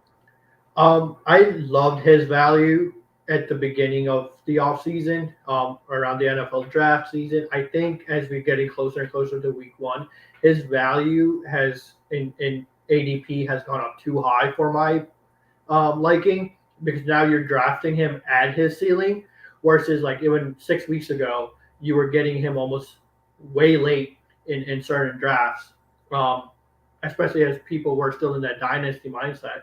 I feel like he's the prime example this year of the dead zone RB, because his ADP has risen as the offseason has gone on because of the lack of talent and the lack of running backs that were added there. So I think now you're picking him at his absolute ceiling, and I am out on that price. Whereas earlier I was snagging him up in all my startups and trading for him because his value was very, very low. But in redraft, I've done mocks recently, and he's going in that 5th round, and I'm like, that's a little too high for me for Cam Akers. Give me him in the 7th and 8th. I'm glad, but 5th, it seems a little bit too high for me. I'd rather pivot to wide receivers around there, and take someone like Devin Singletary later on, who I think has almost the same weekly upside as Akers does. Yeah, I won't disagree with that. I am not big redraft guy. I'm mostly dynasty. The only redrafts I do are these charity leagues. So I haven't personally seen him rise to that price. So I definitely do not disagree with that, because there are a lot of question marks, as Jay mentioned, quite a few of them. And that offense, unless he starts catching a lot of passes, which he hasn't done a lot of. I mean, he's serviceable. 2 to 3, 4 targets are possible for him in a game, but unless he's going to get to the 8 range, if they're that bad, the touchdown equity is not going to be there for him to really break out and crack that top 12. But if their offense can figure some stuff out, I do think it's possible. I mean, he did it on a bad team the second half of last year. So it's definitely possible for him to work himself up into that RB1 conversation. Well, Shane. There's one concern for me right there. Is you just talked about it, is his receiving work, right? You just said he can get 2, 3, 4 a game. Okay, out of 3 full years, 2020, 2022, and 2021. I'm sorry, 2020, 2021, 2022. Take a stab at what his most targets were in 1 year. In 1 year? I don't know. I just know that the back half of last year it was 2, 3, 4. 4 was the most I think he's ever had in one game, though. Well, per this, it's his total last year was 18 targets. In 2021, 3 targets. 2020, 14 targets. So the question of him getting targets, is maybe he get 3 in a game, but then he's not even going to get a target for 6 games. And that's going to be the concern and maybe this year is the oddball year because they don't have anybody else outside of Cooper Kupp. But that's a concern when it comes to him producing in the receiving game. Pull up his game logs because it did change in that stretch that he had down the end of the year last year. I hit the wrong button. But it's not a lot either way. Like, I'm not saying that he's gotten a lot. Right. But if he can consistently get what he got during that stretch. So to end the season, it was against Seattle 3-2-1-3. Which is way different than his other game logs prior. Correct. So that's what I'm talking about. If he can continue that, where he also had over 100 rushing yards the last 3 games of the year, and just get a little more consistent with that, that's going to help him if that offense is bad.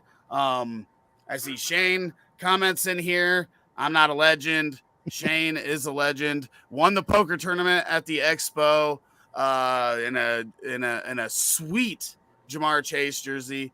But all right, Didn't he also win the full helmet, Scott Fishbowl helmet too? Didn't he? Did he outbid on that? Or I think he got the full size helmet as well. Shane did. Oh, did he? I missed that. I may be wrong on that one, but I could have sworn he got the helmet too because he bid on it, and that's what caused was it Kate or Michelle to take because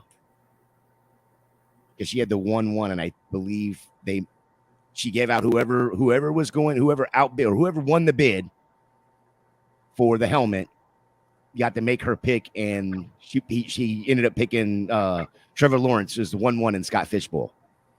Oh, that was Shane that did that too. Awesome. We are going to bring Josh Larkey in here. So real quick, Prue, tell us again what you're doing. Yeah. Like I said, I am, kind of combining fantasy football and finance and kind of using fantasy football analogies to write about finance and explain about finance. but also promoting these one and done leagues that we play on My Fantasy League, and trying to promote those types of leagues as a new type of format for people to play that involves a lot of strategy and a lot of matchup centric, data driven things. So hopefully, you guys can join some one and done leagues, and we can go from there. Absolutely. Thank you very much, Prue. Jay, how about you? Man, I'm really behind the scenes most of the time, cutting up shorts, doing graphics, that sort of thing with Fantasy and Frames, enjoying the heck out of it. Being able to come on pods and do this kind of stuff with the charity work is awesome. Seeing the legends like Josh right here coming up. Now I'm glad I just got done, so I don't look dumb coming from behind Josh. Now I feel like there's some heightened expectations here. We'll see what happens. Yes, The pressure is on, The pressure is Josh. on. But I appreciate it, sir. Rick, have a great night. Hey, you too, Jay. Josh, welcome to the Polly's Potathon. We appreciate you coming on. Excuse me, the first question I have for you is Alzheimer's something that has affected you and your family personally, or is it just something that you wanted to get involved with helping out? Mostly I just like being able to use like my platform and just any way we can have fantasy football betting intertwined with charitable causes. I'm always for it. I think ultimately like the way that people don't donate to stuff is when they're like, oh, it sounds boring, or, oh God, charity. And I think for those people, if you reframe it, involve something like fantasy football, they're exponentially more likely to take note of the cause, to donate. So I have had family members suffer from Alzheimer's, but for me, it's much more about, I think, using vessels like fantasy football that are fun and helping people realize that like you're legally allowed to have fun and donate to charity and raise awareness at the same time. And I think that just completely broadens who is willing to participate. So I think fantasy football is just one of the best ways out there for that. That is a great point. That should be recorded so that it can be played back so people never miss that, because I completely agree with you. But now, why don't we talk about what you do in the fantasy landscape and where people can find your content? So you can find everything that I do on the33rdteam.com. I joined the 33rd team like May, June-ish of last year. I'd been at primarily player profiler for almost half a decade. And what was really intriguing to me about the 33rd team is I always wanted to lead a fantasy betting DFS department one day. I felt like I have some unique takes on management styles and kind of how to assemble a good roster of contributors, full-timers, etc. And I feel like a lot of what I saw from other companies in the space seemed like there were clearly like holes in the way that they were advertising to people, the type of content they'd put out. And I felt like I had some slightly different ideas on how to kind of make a complete product essentially for a gambling site for football. So kind of living the dream in a sense, where building it out, hiring the team behind it. So I'd say like now that we're a little over a year in to the gambling department as a thing here, my day-to-day is a mix of obviously social media promotion. That's how a lot of people know me, is they're just like, oh, you're on Twitter a lot. You're promoting your work, your team's work, etc. I have an analytics background. That's how I originally started at Player Profiler, was just doing a lot of coding behind the scenes for Matt Kelly while I was in grad school. So still do some coding and research. I think that's kind of one of my edges with my content, is I am not the greatest football mind out there, but I'm not half bad at knowing the game, and I'm not half bad at coding about it and talking about it. So some coding, some research, the content and general strategy for the department and where we want to take the company, having my hands on a lot of the tools and modules we're developing and kind of strategically overseeing that. And then there's just people management. When you lead a remote team of 20 people. There's its own interesting challenges that you have to try and figure out, because at the end of the day, it's a lot easier to manage people if they're all just sitting in 1 or 2 rooms in an office building, as opposed to being in 4 time zones across the US. So that's kind of like a little taste into the day-to-day. I'd say right now I'm just doing a lot of fantasy rankings. It's apparently fantasy football season now that it's August. So I'll have full rankings for free on the site. Write-ups for every player coming out by the end of this week. Nice. I like it. 33rd team. Make sure to support. And today it looks like we are talking differences in draft strategies is what I have on the sheet. Is that what you were prepared for?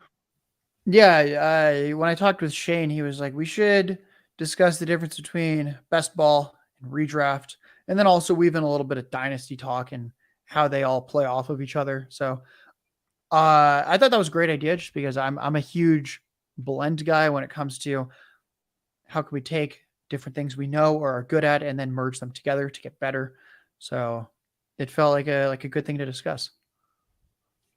Awesome, because we have a question, and maybe this can kick us off. But Marco from the future says, in a best ball super flex league, it's probably best to draft a QB first, ?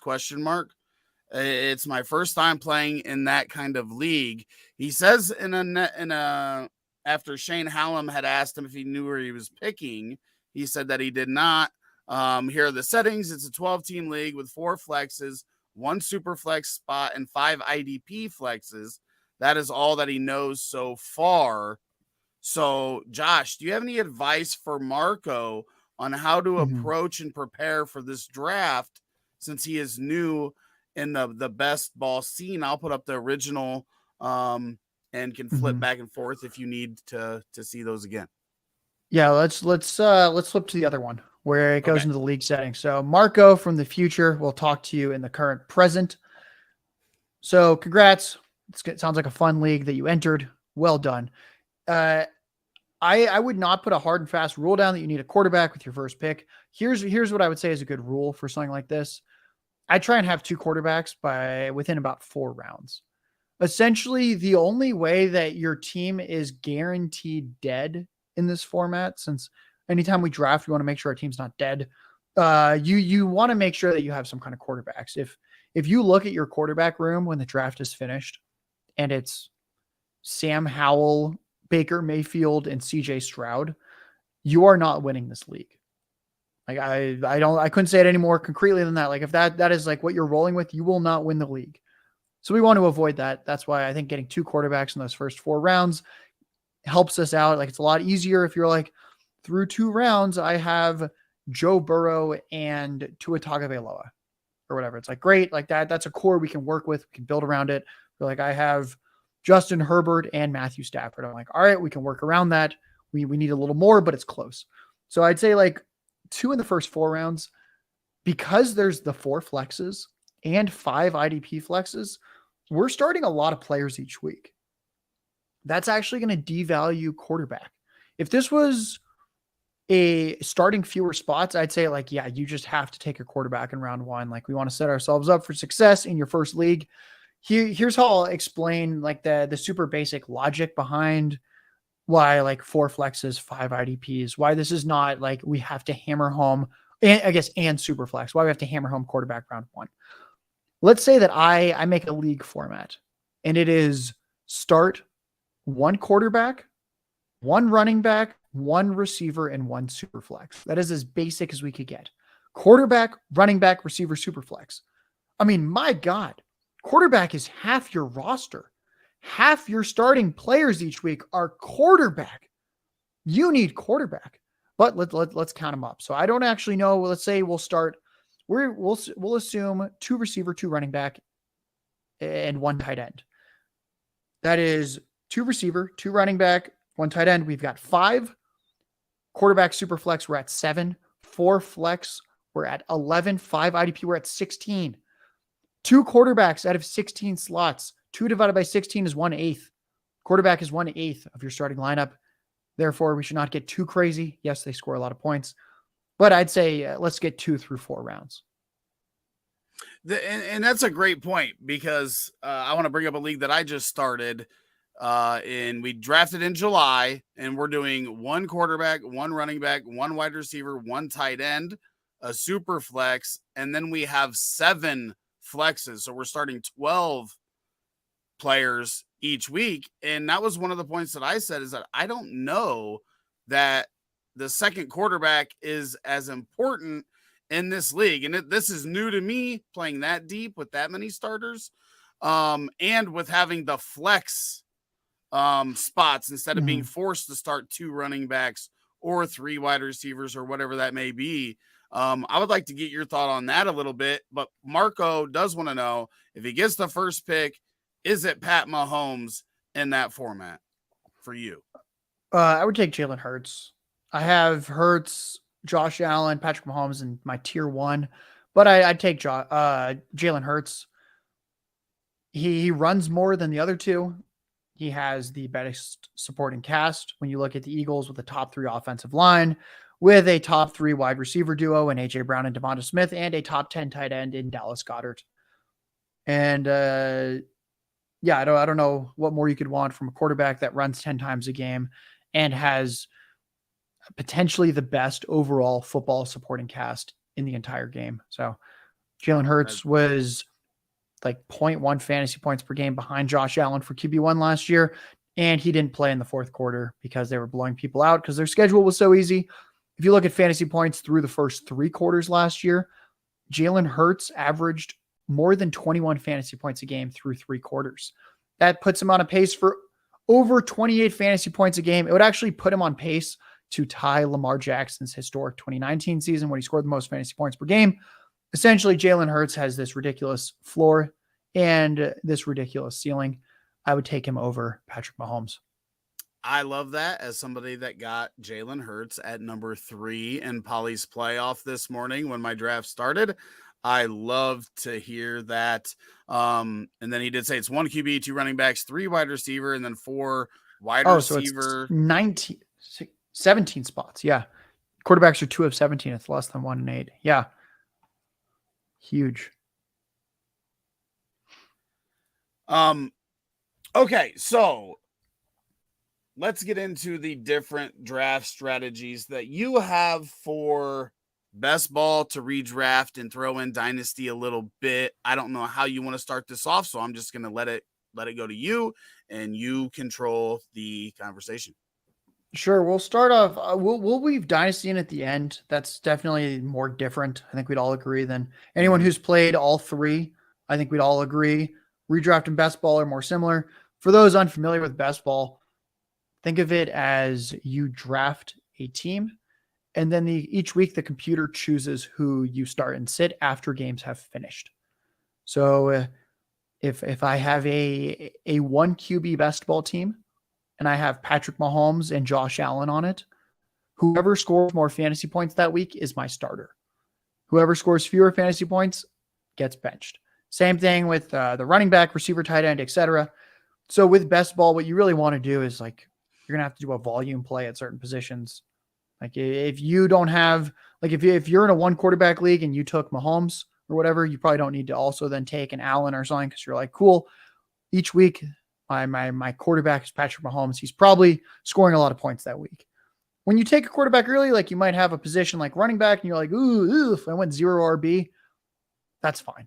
0 RB can work. Just draft like 7 of them or 8 of them. And each week the computer takes the 2 that it likes best based on final scores and starts them. So anyone that's thinking about this is like, yeah, that does sound a little bit like redraft, except no start sets. The big difference that I always like to stress is in redraft, bad receivers don't matter. Ever. I am like, when would I ever, like we're always trying to get first place in our leagues. When would I ever start Romeo Doubs in a fantasy football league where I'm trying to get first place? Why would I even draft him? Jordan Love's 2nd or 3rd or maybe even 4th passing option. Never going to start him. But then if you ask me a different question, you said, Josh, do you think Romeo Doubs is going to have a 15 fantasy point week? I would say he's probably going to have 2 or 3 of them. Best ball. Hello. He gets his 15 fantasy point week. Great. The computer throws him in your lineup. That might matter if you don't have a lot of wide receiver depth and you went running back early. Romeo Doubs is going to start for you some weeks. But in redraft, you will never, ever start that player. He shouldn't even be on your fantasy bench. Your fantasy bench should be backup running backs, because what if the starter gets hurt? Now you're starting that backup running back. So I think that is the single biggest strategy difference, is that these random receivers are so crucial in best ball to understand how that works. And in redraft, I'm like, hey, you couldn't pay me enough to draft Romeo Doubs right now in a managed league. Like, I don't see what the upside is. So that's how I'd frame it, is like, do I think he's going to have a few 15-point weeks? Yes. Do I think he's going to average like 7 fantasy points a game? Also, yes. Best ball, we love the spike weeks. Redraft, we want the fantasy points per game. Yes, that is a beautiful, beautiful way to describe that. You do such a good job of articulating all of this in a way that I would be fumbling around and whatnot. So I appreciate that. So thank you. Where do you want to take this next? I think we can start to weave Dynasty in now. So a lot of people are like, when it's Dynasty, like, ignore redraft. That's what a lot of people say. They're like, oh, you want to play in a Dynasty league. First, forget everything you've ever learned about redraft. You're playing Dynasty now. And I think that's one of the worst pieces of advice you could ever get, because we should think about everything like a market. And I think looking and knowing about redraft makes you exponentially better at Dynasty the more you play Dynasty. And you might say, well, like, what do you mean? Well, let's start talking about a few things. Well, first off, with Dynasty, everyone's always like, you want to draft young players, because old players, they age and they get bad. And the worst thing you can have is a win now Dynasty roster where everyone ages out, and then you're just stuck and you're like, wow, my receiving core is DeAndre Hopkins and Michael Thomas and other extremely old players. Maybe some of them are out of the league. So yes, like you want to skew younger in Dynasty. But I think being good at redraft makes you really good at Dynasty, because you can, one, spot holes in the market. What I actually wrote an article on the 33rd team earlier this year about it. Cam Akers goes way ahead of Khalil Herbert in redraft. Anyone that's drafted this year knows that. Cam Akers goes way ahead of Khalil Herbert in best ball, in redraft leagues. But in Dynasty, at one point, people routinely wanted Khalil Herbert over Cam Akers. And I was like, I think Khalil Herbert's pretty good at football. I would never draft him ahead of Cam Akers in Dynasty, because they're the same age. And one of them goes like 4 rounds earlier in redraft. What is going on here? If they're the same age and the redraft community has decided one guy looks way better this year, what the heck am I doing playing the long game with random running backs? Are you kidding me? No, I should want Cam Akers ahead of him in Dynasty. Khalil Herbert is undraftable at this point. Those consensus things have started to flip a little bit, maybe partly because of that article, maybe partly people coming to their senses, but that's really good stuff that we can actually do, is just simply looking at players that are similar enough in age and have wildly different redraft ADPs, but often go together in Dynasty. I simply don't understand when those two are identical. Like Garrett Wilson right now, he is apparently the consensus. Like if you go to Keep Trade Cut, he's the consensus Dynasty wide receiver 3. I love Garrett Wilson. That is an outrageous price tag to pay. You can get like 2 to 3 rounds later in a startup, Chris Olave, and they go like 4 to 6 picks apart in redraft. How am I supposed to value Garrett Wilson way better in Dynasty if the redraft community's decided they're basically the same guy in year 2 and they're also the similar ages? Makes no sense. So I think looking at Dynasty as a market to funnel into your redraft takes and vice versa is an incredible tool. And then the other thing is, I hinted out earlier, number 2 for Dynasty, simply draft young players. The best way to ensure your roster is dead if you don't win in year 1 is if you take old players. I like drafting young players early and old players late. If you really want win now production in Dynasty, grab Keenan Allen. Keenan Allen goes so late in a Dynasty startup. Yet he's a 3rd or 4th round redraft pick. That is the kind of guy where you're like, awesome. Didn't cost me anything. I can still win my league this year. Versus someone like Davante Adams, who probably scores more fantasy points than Keenan Allen this year, but I'm not even certain that's true. Davante Adams, you're going to have to pay up like the 4th round of a dynasty startup. Adams is about to turn 31. He's playing with Jimmy Garoppolo, who probably stinks. I don't trust Niners quarterbacks leaving that system. Generally doesn't go very well. Davante Adams might be bad this year. Whereas in the same range, you can take someone like a little bit earlier, like a Chris Olave, where if Chris Olave doesn't have a good year, which Davante Adams might not have a good year, whatever. Chris Olave is like 24. He's got a ton of value. We loved his rookie season. Whereas Adams, if he has a bad season, he's Julio Jones. He's fallen off the cliff. He's about to retire. He's done. And that is exactly what you don't want on your dynasty team. So anyone that's doing startups, if you really like veteran production, find the guys that go extremely late who are early redraft picks, like Keenan Allen, like a DeAndre Hopkins, the Davante Adams, the Cooper Kupp. That is exactly the dynasty pick you don't want to make, because if they have a bad season, dynasty value tanks and you wasted an early pick. Keenan Allen, DeAndre Hopkins has a bad season. Dynasty value can't even tank because it's already tanked, and whatever, you took them really late. So I'd say in my dynasty startups, I go youth. I truly don't care about winning in year 1. If I win in year 1, that's awesome. I have no interest in winning in year 1. One thing I have actually found is that making a win later dynasty roster often almost wins in year 1. I did a startup last year. I nearly won the league this past year because I went with a win later approach where I had Tony Pollard and Ramondre Stevenson as my first 2 running backs taken. And I was like, I think they're going to pop next year. Well, I was wrong. They both popped last year. I finished 2nd in the league and invested nothing into those players. But I knew that that was a better profile than taking like a 28-year-old Dalvin Cook, like 6 rounds earlier in the startup. We all saw what happened to Dalvin Cook. His value tanked. That can't really happen with some of the players that are a little bit younger. It either kind of stays the same or it skyrockets. So dynasty, always, always, always skew towards the younger player. Let that be your tiebreaker. Anytime you're on the clock through the first 6 or 7 rounds, if you don't know who to pick and you're looking at 2 guys, check their age and take the younger one. I think that's the best way that you can set yourself up for success, because new people join dynasty leagues and they draft well and they draft a young team. Even if they don't do well that year, they learn about dynasty. And then heading into year 2, they're like, cool, my team looks pretty good. This is fun. If you draft a really old team and you don't do well in year 1 because you don't understand dynasty, then suddenly your team is worthless and you're just looking at old junky receivers and running backs that are free agents like Zeke, Dalvin Cook. You go, oh my God, why? I hate dynasty. This is terrible. My team sucks for years to come.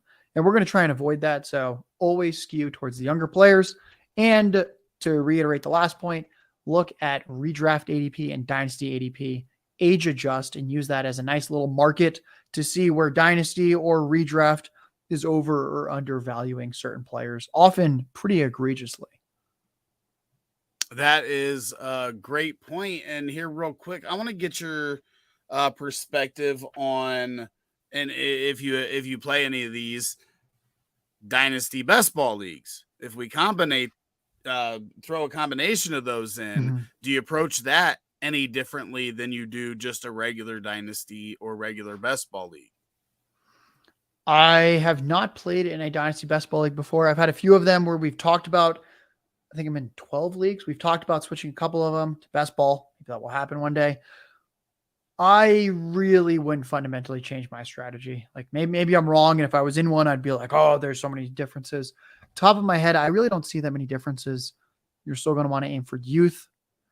Like the only real difference I could think of is like you can really fade running back if it's best ball.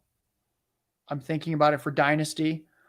What I would do if I was like, I'm putting myself in the shoes. If I was in a dynasty startup that was best ball, I don't think I'd draft a running back for like 6 or 7 rounds at least. And then I would just take every single backup running back known to man, and that would be my roster. Because if I don't have to make start-sit decisions, then I just want every single dude who might pop off. Like, I take a few receiving backs, and every now and then, like, they get a lot of receiving work. And I take the touchdown-dependent backs where every now and then they get their touchdown and they enter my lineup. So I'm thinking through it. I'd probably build through quarterback and receiver, which I already do in general in dynasty startups, but I think even more if it were best ball, simply because I don't even need to care about who I'm starting week 1 at running back. Let's just throw 10 of them out there and see which 2 of them score the touchdown, catch 4 passes, whatever it might be. Starter gets injured. So I think that's the one wrinkle as I'm thinking about it. Yeah, we're fading running back in a dynasty best ball startup. Yeah, I think to that point, I'm in one of those that we started last year, and my thought process going in was I want one really, really good quarterback, and then I'm willing to take some of those back-end quarterbacks that I wouldn't typically be looking at, but I'm going to get 2 or 3 of those for a lot cheaper, but I want as many shots at wide receivers, high-end wide receivers as possible, because I want the boom week, and we're more likely to get a 35, 40-point week out of a wide receiver than we are out of any other position. Yes. So I'll take the high-end quarterback and then a bunch of as many high-end receivers as I can get, and then take a ton of shots on those backup, second, third-tier running backs that you're talking about. And so, like, Algier was one that was big for me last year. So I definitely agree with what you were saying there. That's the exact approach that I took in my first one. I ended up finishing second, so I didn't win it, but it was the running back space is just take what you get and take everybody else's backups. And then when their big high dollar running backs don't perform or get injured, they're in a real bad spot and you're in a juicy spot. Yeah, I'd agree with that. One thing I've been talking about more and more is this idea that, like, we always talk about like the 3-year window in dynasty. And I kind of think with running backs, outside of the very good young running backs, we should look at a 1-year window for dynasty running backs. I don't want to play the wait and see game. They all get injured. I don't know what we're doing at a certain point. I'm like, hey, when I'm looking at these random dudes, like, you don't know who's on like all my dynasty teams right now? God, I can't get enough Samaje Perine. Because you know what, he's free and he's actually going to score some fantasy points. Probably a lot more fantasy points than like half the running backs ranked ahead of him in dynasty. Like, he's actually free. Throw out a 3rd or 4th round pick, you can get him in a lot of leagues for like nothing. And I think that's what we should be doing, especially like dynasty best ball. It's like such a slam dunk. Load up on young receivers with spike week potential. Get your CeeDee Lambs, get your Jeffersons or Chase if you're lucky enough to have the early pick. Like, load up on those guys. It's like them, Olave, Drake London, down the list. I want like 5 young, good receivers if I was in that format. Absolutely. Well, Josh, it was absolutely great talking to you. Here, before we exit, tell everybody again where they can find you and about what you do real quick. Yeah, first, thanks for having me. Let's all try and raise some money for Alzheimer's. You can find me on Twitter at jlarkeytweets. You can find all of my work, more importantly, at the33rdteam.com. Work for myself, people like Ryan Reynolds, Jordan Vanek, Alex Caruso. We're all doing stuff for the 33rd team. I'd say that we're free for this season, and I think you'd be hard-pressed to find a place that has a better combination of good, interesting, thought-provoking context behind all rankings we do, while also it's free. Like, hop in our Discord. All those links are on the 33rdteam.com, on my Twitter at jlarkeytweets. I'd say those are kind of the 2 places to go to support myself, to support the team, to keep us all employed and happy, and being able to spend every waking hour writing, talking, researching the greatest game on earth, fantasy football. I love it. Hey, Josh. Sorry I'm late. Shane, good to see you. You too. You know what? You only showed up 31 minutes late to a 30-minute spot, so it wasn't that bad. My bad on the communication there. I was taking my dinner break, and Rick was generous enough to host for me. No So worries. we are now, if you want to stick around, we're going to talk about some running backs and touchdown predictions.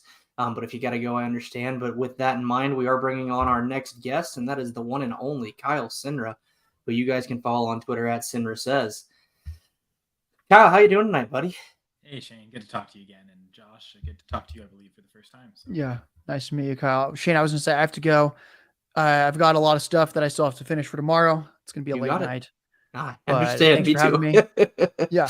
Guys, enjoy the running back discussion. Cool. Thanks, man. Have a good one. Yeah, of course. We're going to love the running back discussion. Oh, of course. All right. Well, first off, thanks for inviting so many of us on for such a great cause and organizing Paulie's playoff. I know you've done this year over year, so great cause. We want to end Alzheimer's, so anything we can do to help that is great. But we also want to help people with their fantasy football teams, so anything we can do that is great too. And the personal league podcasts on Going for Two, we both contribute to those live streams and reviewing people's leagues. And you and I both tend to rank the teams like with running backs. One delineation is running back depth, right? Yeah. Because a lot of teams will still have some good running backs, but if the depth's an issue, we'll rank them down a little bit. So I think there's running backs in every range of the draft that pose interest and we love so much. So you need deep running back teams to win in the NFL and certainly in fantasy football. Yeah, 100%. And I know that one thing that we've kind of talked about throughout the pod today is touchdowns. And like Chase Claypool is just one that comes to mind of someone who's been touchdown dependent for his fantasy production. But one position that I won't say is like make or break with touchdowns, but gets a majority of those touchdowns, I feel like typically ends up being the running back. So you put on the show sheet talking about touchdown prediction. My first question for you is, what does that mean in layman's terms? Well, just like, a lot of people will do projections. I think maybe that's the better, projection. The line's really blurred on what counts as one, what counts as the other. If it's if you're just guessing, is it a prediction? If you've got numbers behind it, is it a projection? I feel like I'm doing a bit of both. So I don't know if there's a term, that middle ground for it, but I do it in two facets. So I try to, before the season, project offensive touchdown totals for the teams and how they'll split up to each individual player on the team. I will also, in season, and this is a plug the other side I'm with already. Here I go. 3 minutes in, I already got 2 plugs in. Real professional, but full press coverage. I write a weekly article, usually starting week 5 all the way to the end of the regular season, called the Goal Line Guide. And it's part of my help to try and predict and project touchdowns each week, and specifically rushing to passing touchdowns. Which player should we target as a result of that? So to me, it's twofold, right? It's preseason, but it's also in season, and how just trying to chase spike weeks in lineup leagues specifically. Obviously, I know Josh was just mentioning best ball, and you can save yourself all that headache in best ball if the best liners have. But those doing lineup leagues, when you're having to make those choices, I think it's valuable to know when you're chasing consistency and when you're chasing spike weeks to really go for touchdowns. Yeah, well, and I think that brings up kind of a theme that we've talked about just with polys in general, is like, and just the generic like fantasy football tournaments like Scott Fish Bowl, is you've got to have enough consistency to get you throughout the regular season and that schedule to get into the playoffs. And that typically relies on that consistency, I feel like. But then once you get in, that's where you got to have those spike weeks more consistently to actually get you on to the next round and so on and so forth. So that's actually a question I have for you, is like, how is your Polly's draft going so far, and how are you using touchdown prediction to draft? Well, so far we're in round 3. I don't think I have not made my 3rd round pick yet. Okay. So through 2 rounds, this is really just best players available, really, and looking at the scoring formats and settings. Always, that's going to be kind of your key answers, especially early on. Superflex, and I was picking at the 106, so my decision was, okay, well, I've got 6 quarterbacks ranked, whoever's the 6th one, and the interesting caveat with this scoring setting is the 5 point per passing touchdown, -3 per interception. And then I think it's -4 total for a pick 6. Correct. Yeah. And so,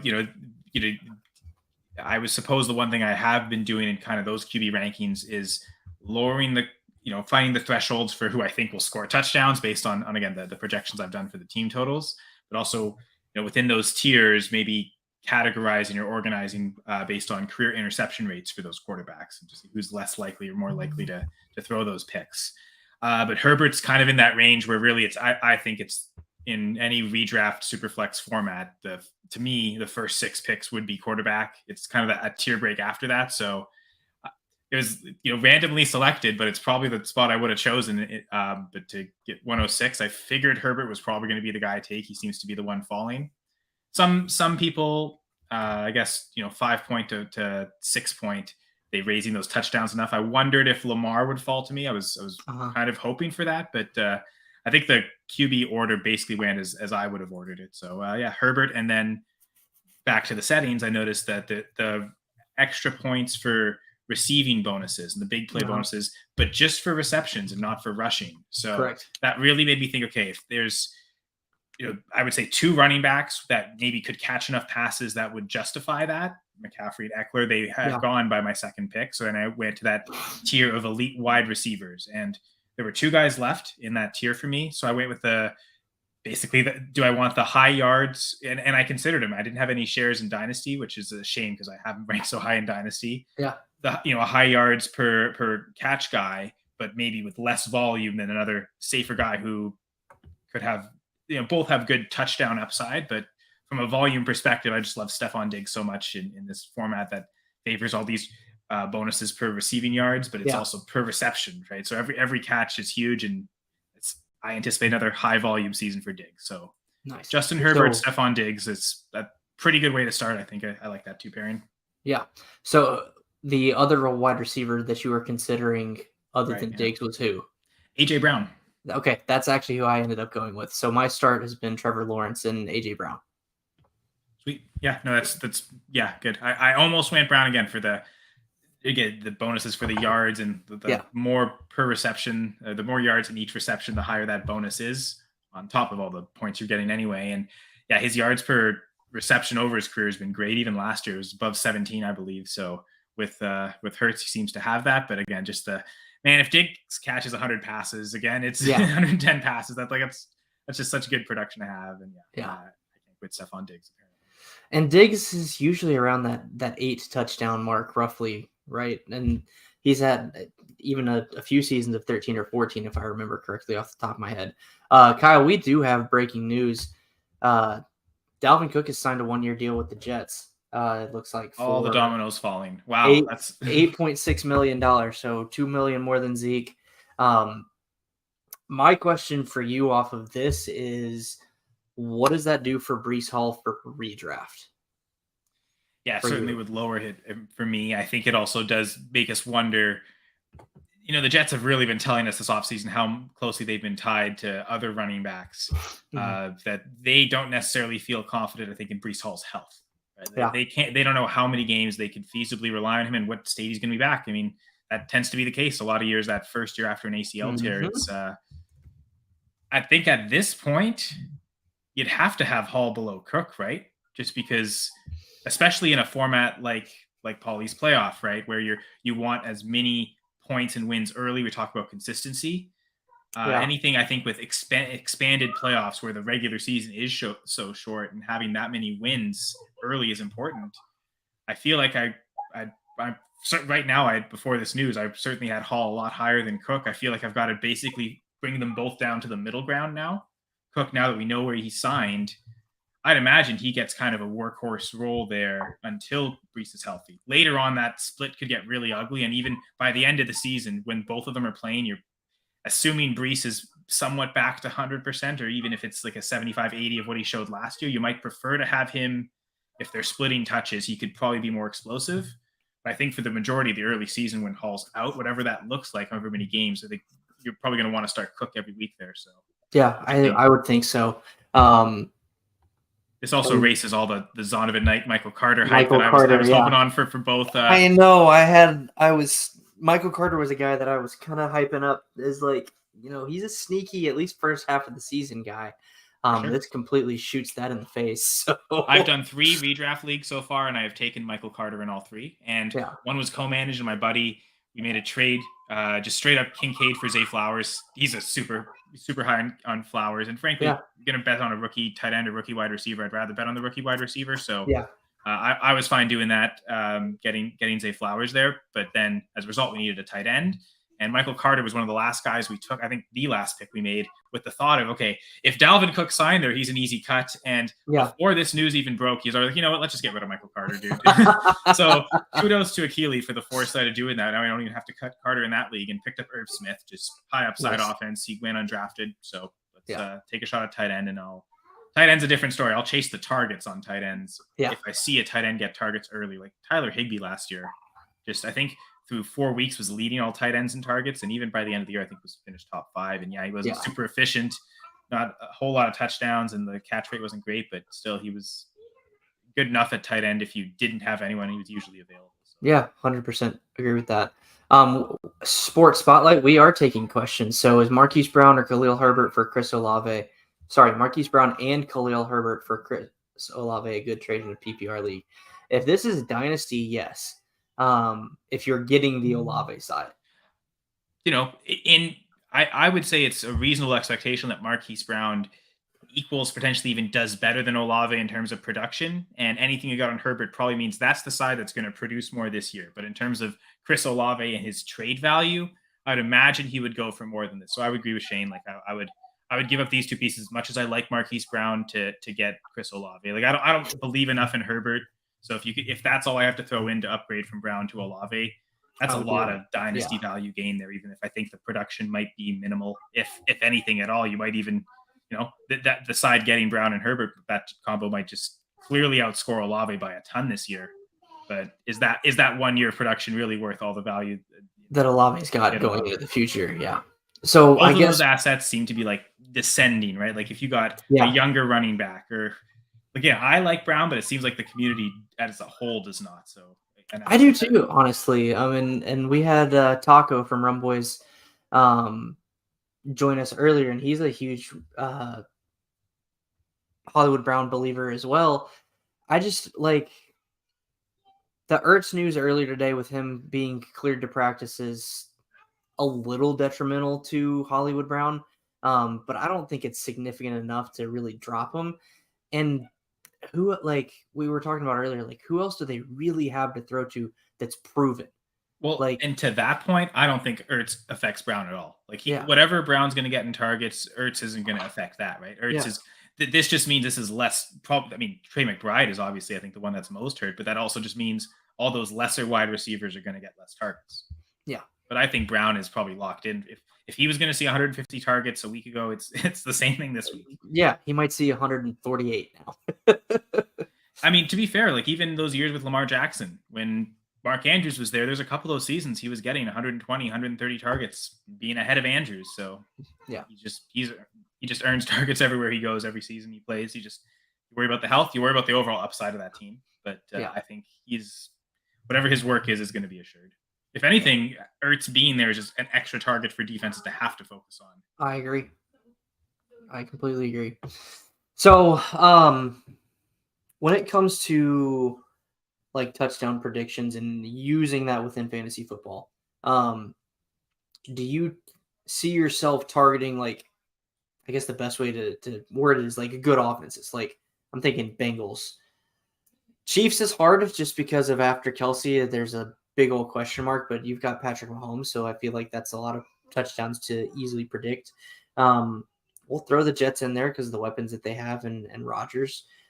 Chargers, I'm not going to go through them all, but do you find yourself when you were picking, like targeting those better offenses because you're predicting them to score more touchdowns?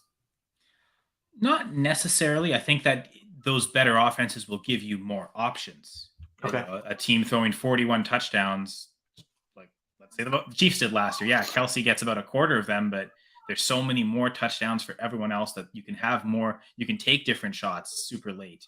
Like one guy I really like this year is Marquez Valdes-Scantling. He seems to be going so much later than all the other receivers in that team, and there is a chance he is the leading target among that wide receiving core. So I think for as cheap as he is, take shots. If he's not getting targets early with all those young receivers, he's probably not going to get targets late. Like that's one of those things where if he's hitting immediately, keep him. But if he's not and the young guys are already ahead of him, that's just going to keep worsening. And he's an easy cut early in the season. But I took a shot in the Scott Fish Bowl.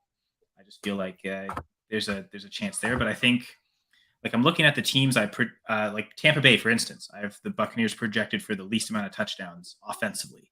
I still have Mike Evans with 8 projected touchdowns, which would be pretty low for him, to be fair. Like he's a guy that even if that team overall doesn't score a lot of touchdowns, I know last year they had. This is crazy when I was looking this up last year. Like I suppose this would be a Tom Brady offense to do this, that one that throws 700 times. They had 5 total rushing touchdowns as a team last year. Oh my God. And like even this year, no Fournette, Rashad White being there. I think I've got them right now for 7 rushing touchdowns projected, which would again be the fewest in the league.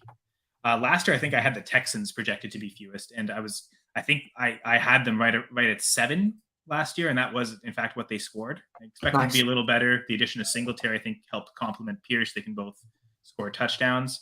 But yeah, so I've got this year it's the Bucs, and I mean they've shown that they didn't really score much last year. So I think that's their overall touchdown is I think hurt so much by few on the ground. So that does leave enough through the air for a guy like Evans to, again, I got him at 8. With Brady, he was scoring 13, 14 a year, 11, I think at the minimum. So he could hit double digits, but I think 8's probably a good projected number for him. Whereas I see some other teams where potentially I have no one with maybe more than 4 or 5. I suppose Washington's an interesting case. I've got them really low, but I still have Jahan Dotson with 7. So because even as a rookie, he showed. This is part of the projecting is Peter Howard. I got the stat from him. An average since 2011 of 155 scrimmage yards per touchdown. So that's what you kind of expect as a baseline average for an NFL player. Now, not every NFL player is a baseline average. Certainly not the ones that are fantasy relevant. These are the elite of the elite of the best. So I also give credence to like individual touchdown production. And for Jahan Dotson last year to get, I think, 7 touchdowns, and I think he only played 12 games. Yeah. Pace that over a 17-game season, a 9-touchdown season as a rookie. Incredibly impressive, even if the yards suggested he should only get maybe like 4 or 5. So that tells me regression is likely incoming, but he also showed he's capable of scoring touchdowns. So I know, and I do believe in the regression to the mean for most players. Like you look at career averages, and that's likely, a large deviation one year from the career average is likely to be either at the average or a deviation in the other direction the following season. Yeah. Not that always holds true, but I still think there's room for individual greatness to shine that, based on the yards, a player might just be really good at scoring touchdowns and over that number, or a DJ Moore who's really bad at it. Yeah. We talked about that earlier, actually. You put on the show sheet that scoring touchdowns is a skill that some players have, some players don't. Dotson, I think, has that skill. And I'm super high on Dotson. I'll talk about him later on in the show, but your regression to the mean comment made me think of 2 players. One I think is pretty obvious from last year's Deontay Johnson. Like he's one of 4 players over the last 3 years that has had 140 targets plus, and he's the only one that didn't score a touchdown last year. So I think he is a tremendous buy or tremendous value just because he's got to score a touchdown, right? At least one. There's no way he can score 0 2 years in a row. And then the other one, if I remember correctly, Alvin Kamara had a year where he actually... I do think he was uncharacteristically low last year. It might have been... It was like Dalvin Cook 2 years ago where they just suddenly dropped to like 6. Well, it was last year, and then it was 2019. I actually wrote about him as being a buy candidate way back then because he went from 14 rushing touchdowns and 4 receiving touchdowns in 2018 to 5 rushing touchdowns and 1 receiving touchdown in 2019. So, and then in 2020, in one game, he did more than that in one game. In the exactly. 6-touchdown game at Christmas. So it just shows, right? Like that 5-touchdown game is so strange. 5-touchdown season. But even if you take that out, he still finished with 16 or essentially 10 rushing touchdowns and I don't know. I don't remember how many he scored on the ground and receiving, but he finished the next season with 21 touchdowns total.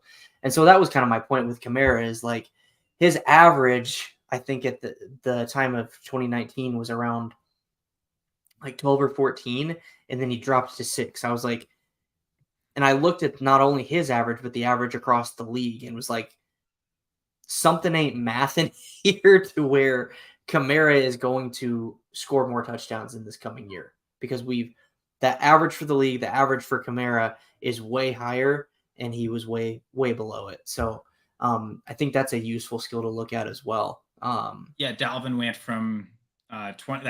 So we take off that at that 2020 season. It's almost a mirror image of Kamara because 2020 they both smashed. Like I think they were alongside Henry. Like those three were like the clear top 3 running backs, and it was a massive tier to everyone else. Cook had 17 touchdowns that year, went down to 6 in 2021, back up to 10 last year. So it also shows maybe not to expect Kamara to return to like a 21 touchdowns. Yeah, exactly. And certainly the fact, so I had him projected initially before we knew the length of suspension. If I had him for 10 touchdowns over 17 games. I still think that's reasonable, even with the suspension.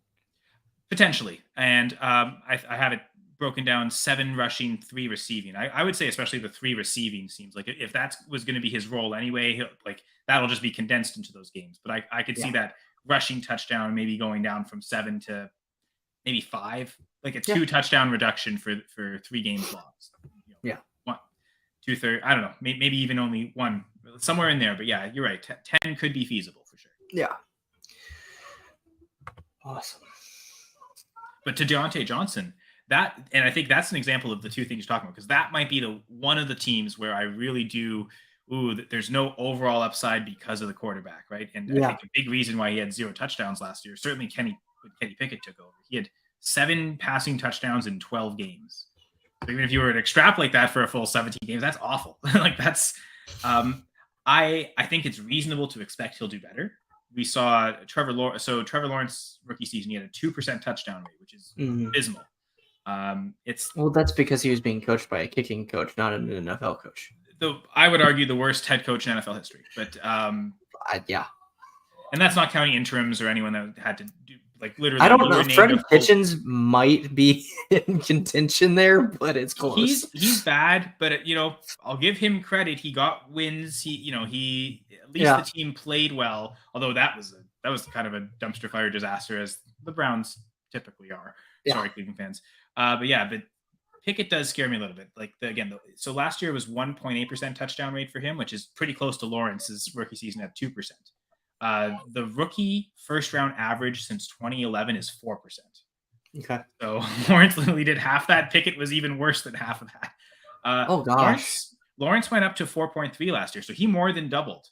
Yeah. Now I don't think Pickett's as good as Lawrence, but I can expect maybe getting close to that average, like a 3.6, maybe even to 4%. Because here's the thing with Pickett, he only started 12 games. So, and this is I'm a Green Bay Packers fan. I think you are too, right? Technically. Okay, yeah. So technically, you might like this too, but I view Jordan Love in the same vein, where he and Pickett are both technically first-round rookies, in that they haven't started a full game's worth of rookie seasons, a full season's worth of games yet. So even if they aren't rookies, you can maybe view them as rookies and think 3.6 to 4% touchdown rate is reasonable. So assuming Pickett can jump to that, I've got right now Deontay projected for 5 touchdowns. Considering and he's a player that maybe, like DJ Moore, fails to hit his average yard touchdown expectation because he's producing so many yards, but the touchdowns also haven't been there. Yeah. So they're consistent floor performers, and that they'll get you the catches and the yards. But those spike weeks don't necessarily come from them, but that's still important. And to the talk of consistency spike weeks, I think you can have that. It's not just format dependent. I think even in lineup leagues, you maybe want a mix of both.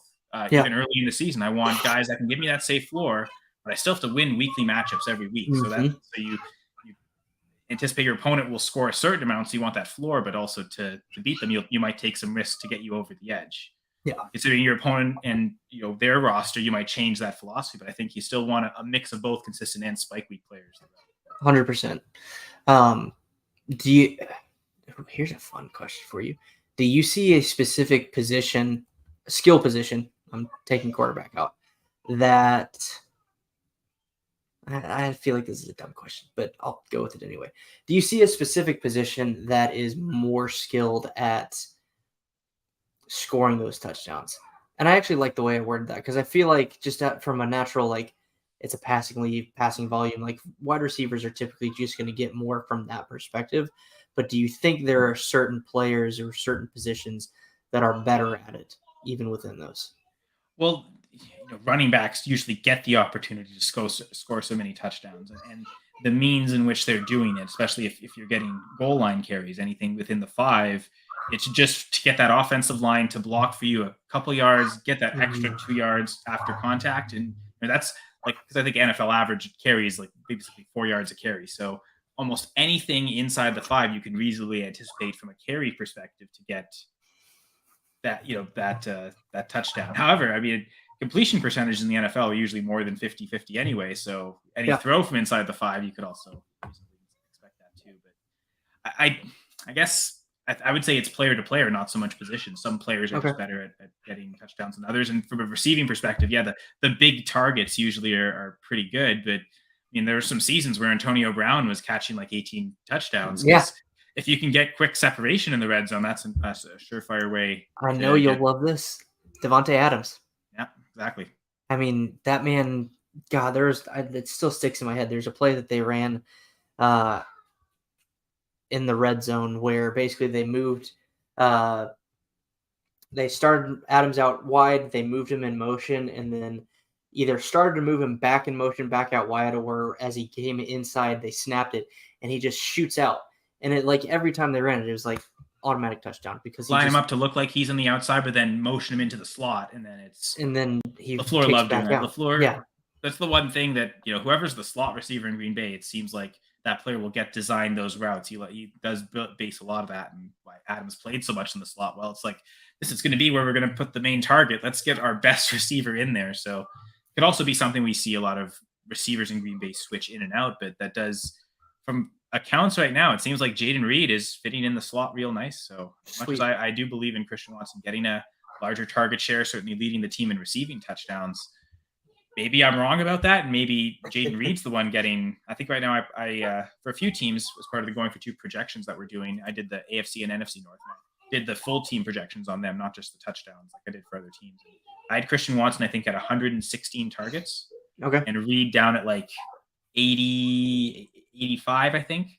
But those 2 numbers could be a lot closer or could even be switched. So we'll have to see what all those young receivers are in Green Bay on the field together. I mean, I had to bet right now. I'd bet on Watson just because of how he ended the season. Another guy like Dotson, where the touchdowns were a lot higher, the expectation than the yards. I'd expect it to come down, but I'm also expecting a lot. And maybe this is false, but the target share he earned at the end of the season from week 9 on, 22%, I think is the more realistic outcome than I think it was 14% if you look at the season as a whole. But yeah, absolutely. He really wasn't getting very many targets at all early. So I think once he figured out his role in the offense, I believe that's the true version of him. That's true. He probably will get 120 targets this year, and maybe another 9 touchdowns is reasonable. I have him at 7. So just like Jahan Dotson.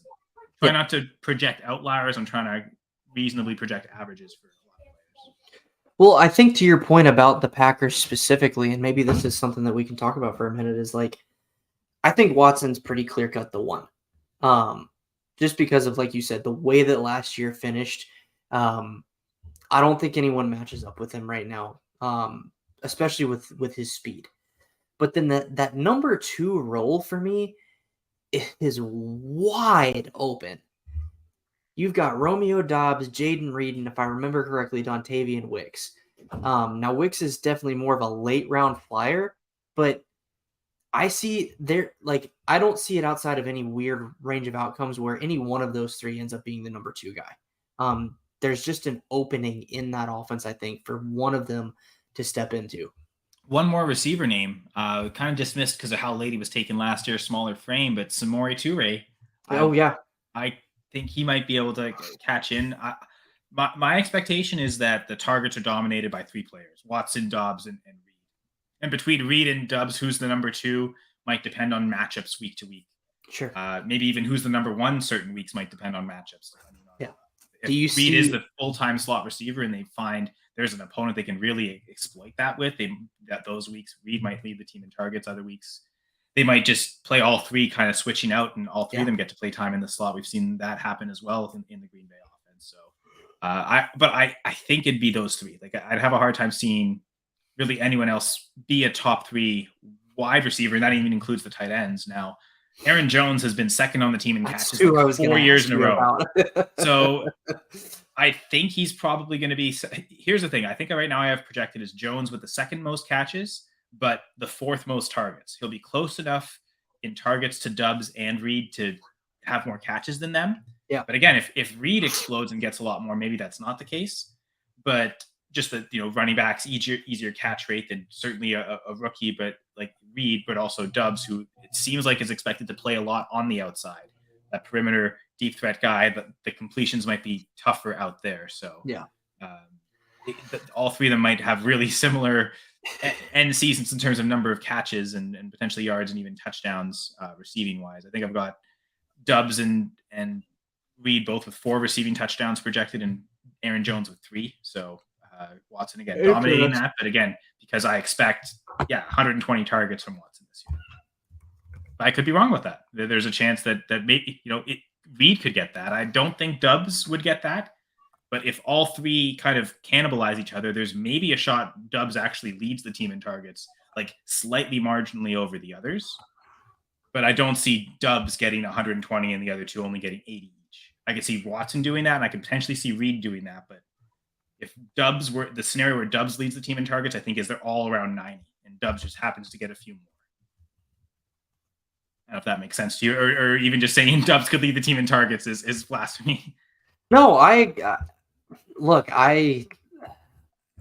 there's a world that I could see it happening. I think him and Love have had a decent connection too in the preseason, the last 2 seasons even, to where I think it's easily possible. I was looking at Aaron Jones' receiving touchdowns, and then just his receiving stats in general. He's had at least 60 targets the last 4 seasons. Now, obviously, we're having a quarterback change. So I see that number staying the same, if not going up to around 80, 85, I think. A lot of those, some of those are Rodgers scrambling, but a lot of those are designed screen passes or even designing seam routes for Jones. You clear out everything else that Jones actually gets a pretty easy one-on-one matchup against someone down the field. So I think that idea of designing him those types of touches is still going to exist. Yeah, I agree. All right. Well, this feels like a good point to transition to our next topic, which is our love for running backs. So I'm going to frame this in the kind of the PLP mindset of how do you like to build a team, and why is it that you focus on running backs? From just our experience doing PLPs, I kind of know a little bit of your style. Yeah, I think that the scoring settings will certainly impact this. I just did a draft this weekend, half PPR, and my co-manager and we decided we went running back for the first 5 rounds. It's a 14-team league, and I know from experience that running back depth is hard to come by in the draft, but also in season as well. People are constantly picking them up, so felt that just giving us that good start, that good depth. Well, enough, Aaron Jones was our 2nd-round pick. We went McCaffrey, nice. Jones, DeAndre Swift, and Cam Akers out of the 104 spot. Wow, I like that start a lot, actually. And that brings up another good question is, at what point or what tier of running back are you more comfortable with them being like your RB3, RB4 versus your RB1, RB2? And what are some players in that tier? I guess, you go to other dynasty formats potentially. That was a redraft league, right? So I'm willing to go super heavy there. Potentially in a dynasty league where full point per reception, I might want to just go hero RB. I'll take one. That's where I might, I might still reach on a McCaffrey in dynasty in a sense and backfill him with younger running backs for depth. Or potentially that's where I would go, a young running back. I'm trying to think of how low I would want to go for RB1 in terms of young youth. Would I be comfortable with an Etienne or a Walker as my RB1? Maybe not. Maybe I'd even want to wait later, get an older player Like, could I wait a bit and get Chubb, for instance? Yeah. And then again, backfill the RB depth with younger players. That's when I want to focus on running backs still on their rookie contracts. Sure. So again, I think format will kind of dictate. But yeah, certainly. I mean, I've got Chubb ranked as RB3 this year right now in my half PPR redraft rankings. So nice. If I can get him in kind of any format, he's probably has to be a first round pick in most redraft settings that are anyway single quarterback. But I think in Dynasty he might be a good value. Maybe you look for who's a good younger value that could be that RB1. If you want to go like start off with a Jefferson or Chase, who could you get in that second round? That could be an anchor running back for you. Maybe Aaron Jones is that answer. Maybe a Ramondre. Ramondre, I think now with the news of Zeke, might even get pushed down a little bit more. Yeah. How do you feel about Najee Harris? Yeah, I like him from getting a volume perspective. Yeah. I know the efficiency really sucks, but the efficiency sucked and he was like RB6 2 years ago. So if he, he might lead all running backs in carries. I think that's a reasonable lead all running backs in carries and still finish as RB9 or something. But that could be useful because you're probably not drafting him as more than. Well, I think he goes in that same range as like Etienne and Walker, at least what I've seen. Yeah, I think so. To be honest, I think I'd probably, especially early on, I kind of like going safe early and then I'll take the risks later. Yeah. I just want Najee, who, as much as we talk about Etienne as a pass catcher, I feel like I'd expect Najee to still catch more passes than Etienne. So I'll take the shot on him, knowing that, the efficiency might suck, but if he gets enough carries, he gets the goal line work, he might be able to put up some good weeks and be an RB1 for you. Last year, especially early in the season, he was dealing with that Liz Frank injury that it seemed like all it took was the bye week. Yep. He had 1 week off and was miraculously fine. Like at any point in the season, if they just took a week off, he would have got better weeks. It reminded me of Antonio Gibson with those shin splints a couple years ago where, you could tell it was really affecting him. And then as soon as he came back from the bye week, he was good. It's like all it took was 1 week. And for some reason, the Steelers were like, nah, just run him into the ground. We need Najee to run into the ground while we have Trubisky back here. Yeah. Like I could at least understand if Pickett was there, but those first 4 weeks we had Trubisky. Like, did you really need Najee in those weeks? Yeah. So this is a good question for the two of us. Kendre Miller, Bigsby, or Roshan. I'm gonna let you go first because I think everyone and their mother knows my answer. Well, it's funny because if it was redraft to Dynasty, it might be almost completely flipped for me because for Dynasty. The idea of maybe the hesitancy on Etienne is, does Bigsby get the goal line roles? Does he come in as a pass catcher? I kind of am intrigued to wonder what his role could be as. I love Jermichael Hasty. So if I'm going based on bias, I say, Bigsby's like the third best running back on that team. But I doubt the Jags think that. They probably view him as the second best. I'd imagine the Jags. I like Hasty a little too much. But yeah. So I think his role as probably the RB2 on that team is pretty safe. Yeah. Whereas I could see scenarios where Roshan and Kendre, 2-point PPR. Kendre and Roshan, I think they scare me a little bit, especially from a redraft perspective, because they might be number 3 or even Kendre might be number 4 and not play very much this year. So I think from a redraft perspective, I want Kendre the least, but he's still my favorite for Dynasty. You wonder what happens to that backfield next year. It could be, this is super crowded this year, but it could be completely empty next year. He's got a workhorse role. I still love the talent. Figured with the injury this year, you probably weren't getting much anyway. So I still like him the most for Dynasty, but especially the 2-point PPR that intrigues me.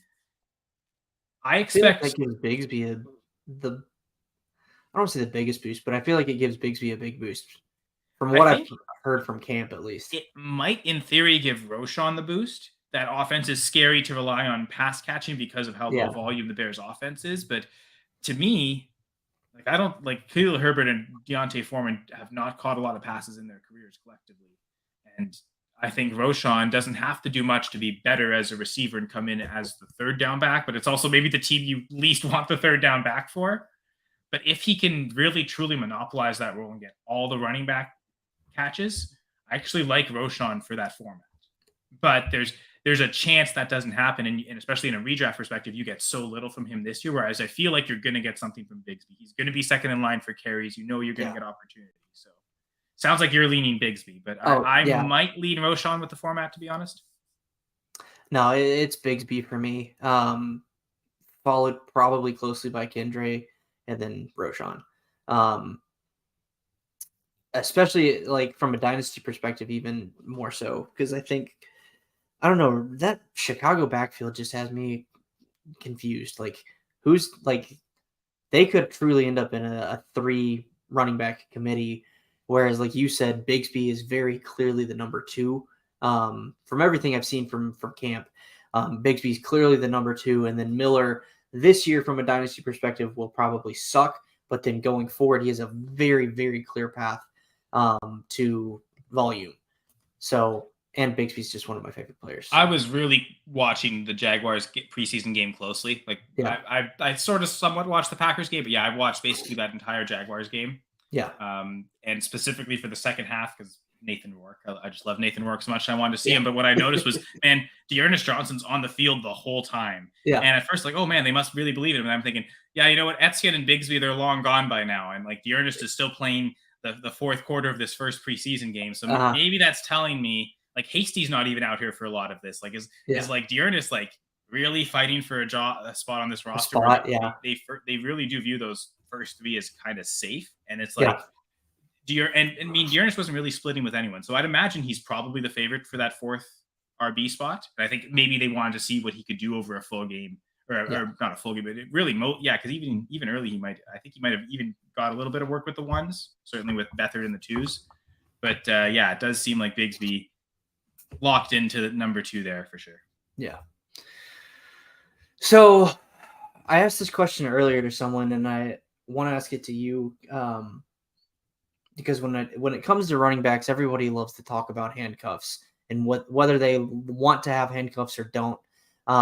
I think you and I agree, at least to an extent, on handcuffing your running backs or even handcuffing other running backs. But what is your typical policy for grabbing handcuffs? Are you trying to grab your handcuffs, other people's handcuffs, all handcuffs, or what? Well, that's the thing. If it's a deep enough dynasty roster, you can maybe even afford to go all handcuffs. Take your own, take other people's as well. I think if you're, the shallower the league, the more you want to just go on upside. So in a shallower redraft setting you might want to take a couple of select shots at other people's handcuffs that you view this individual back is so high leverage that if they get that shot, it'll exponentially increase. Or you go with the guy that he's the backup, but he's going to have work anyway, like an AJ Dillon, right? But he's going to, like, not as a handcuff, but just to work on it like individual hyper handcuff. Sorry, what'd you say? A hyper handcuff. Hyper hand. Yeah. Alliterations are awesome. That's a good one. Yeah, so he's definitely those hyper handcuffs, but you also usually have to pay for them because everyone kind of knows they're coming. I found Jamal Williams. I ended up with a lot of Jamal Williams last year for that reason. Of, he's a guy that, like, even if Swift does well, Williams will still probably get enough work and maybe potentially. I wouldn't. Last year I did touchdown projections as well. I definitely did not project him for 17 touchdowns. I think I had him for like 5 or 6. So that was a big miss for me. But I still had a lot of him. I had him in Scott Fishbowl. I felt like that helped me get really far and rank really well last year in Scott Fishbowl. I had him and Eckler. Like that was 37 touchdowns combined. And I know Eckler was in my lineup every week, and my running back depth was such that it kind of evaporated quickly behind Eckler that Jamal was usually in my lineup almost every week too. So. Nice. We got a question. Should I do Breece Hall and Ramondre for Jonathan Taylor? If this is redraft, I would consider it. If it is dynasty, I'm not a huge Breece Hall fan, but absolutely not. Yeah, I still have Taylor ranked ahead of Hall in dynasty, but I'm thinking even in redraft, I don't really want to do this. Okay. I know there's risk with Ramondre with Zeke there, but there's tons of risk around Taylor. There's risk with all 3 of these running backs, and it seems like Ramondre is almost maybe the safest at this point. So you give me the safety of Ramondre and the potential upside with Breece Hall, especially PPR, where frankly Taylor's probably. I mean, if Breece Hall plays most of a season, I'd imagine he probably has a better chance to catch more passes than Taylor does, who I think his career high is like 37. And with rookie Anthony Richardson, who doesn't throw very much, I don't see him eclipsing that. So, I would redraft dynasty. It is redraft. I think either way, I'm sticking with Hall and Ramondre. I know you might not get much from Hall, but again, right now it almost seems like Ramondre is the safest, even with Zeke signing there. His career high is 51 targets and 40 receptions, 360 yards. Oh. Good for him. Yeah, that was 2021 when he was RB1 overall. Yeah, because it's redrafts. Oh, and with the signing of Zeke and Cook in New York, If you really think Jonathan Taylor is going to play 17 games, I can get like why. that's you might consider that. why that's what has me leaning Taylor. I don't know. I think we're gonna see. We've already seen 2 dominoes fall. If the third is Kareem Hunt to Indy or Leonard Fournette to Indy, then I would read. So he didn't sign with the Saints. I'm still so confused on that. Like, is he with the Saints or not? No, I don't know. As far as I know, I don't think he has. I'll double check real quick. We got some breaking Saints news. Oh, they released Kiki Kuti, and I was like, I didn't even know they signed Kiki Kuti. No, this is breaking news on 2 fronts for me. According to Sleeper via Rotoballer, Kareem Hunt actually met with the Vikings 2 days ago, so he is definitely not signed with the Saints. Even know which spot I like best for him. That it might be the Vikings. Just I don't know. It would be the Vikings for me, I think. He gets ahead of Chandler and I think he gets ahead of Madison easily, and it almost sounds like Dwayne McBride might not even make the team for all the hype everyone had on him. Who is that? Dwayne McBride. Oh no, is he not going to make it? Well, especially if they sign Hunt, I would imagine. Yeah. I mean, I think he's like, it seems like Nwangu is set because of the special teams role. So it'd be Madison, it'd be Hunt, it'd be Nwangu, and then it's Ty Chandler or Dwayne McBride for that 4th spot. I would bet on Ty Chandler, but I think they're both so like low on the pecking order that all what I think is irrelevant is what the coaching staff thinks, but they're so close that they're going to still, whoever makes it, still going to be the 4th RB on a team. Yeah.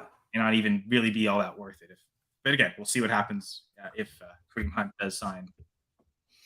Yeah, so I think we're split on this, Ulysses. I would wait a couple days if you can to see kind of what dominoes fall in the free agent running back with these veterans that are still out there, and then pull Does the it trigger. make you feel good though, like that Cook didn't go to like that it was just Zeke? Like if Dalvin went to New England, I would feel a lot more worried about Ramondre, but just I'm lower on Ramondre in general. Fair enough. I think you were saying like the Bellatrix. Yeah, I just watched Harry Potter, so I don't know if you said that, but I'm thinking that in my mind. But like that's the common phrase with him and the backs. No, I like that. I hadn't heard that before actually, but yeah, I don't know. I just don't trust Belichick to stick with a bell cow running back for 2 full seasons. Because Ramondre obviously I think finished his RB10 last year, if I remember correctly. It may be a little bit lower. But yeah, and last year I think just a few things. Actually, it was 7 in PPR. What I found strange a couple times last year, and less strange, especially for Bellatrix, is like when there was a couple times Ramondre fumbled and then didn't get stuck on the bench. And part of me does wonder if they just didn't have anyone better. Can we really trust Kevin Harris? Can we really trust Pierre Strong? And Damian Harris was. That's my best Belichick. It's pretty strange. I don't know. I don't think Zeke is washed like a lot of people do. I don't think he's obviously nearly as explosive as he used to be, but I do think he would be a good RB2 or 1-2 punch for somebody. Back to touchdown projecting. This, I think, does hurt Ramondre's touchdown upside. Yeah. But I think his role as the pass catching back on that team is pretty secure. He's the one that's known the offense last couple of years. He's got the chemistry with Mac Jones. He earned a lot of targets last year. Zeke really lost a lot of targets last year based on what he'd normally done. So I think the pass catching role is safe for Ramondre, which again, back to this, why this is redraft PPR. If Dalvin Cook was there, that might be the type of, because he can still go out there and catch passes at an efficient enough. He's done so over his career. That's why Zeke going there, I'm not as worried.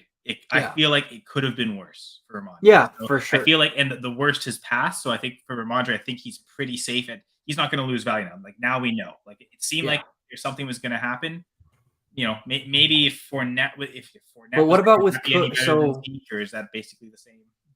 So what about with Cook in New York with Breece Hall?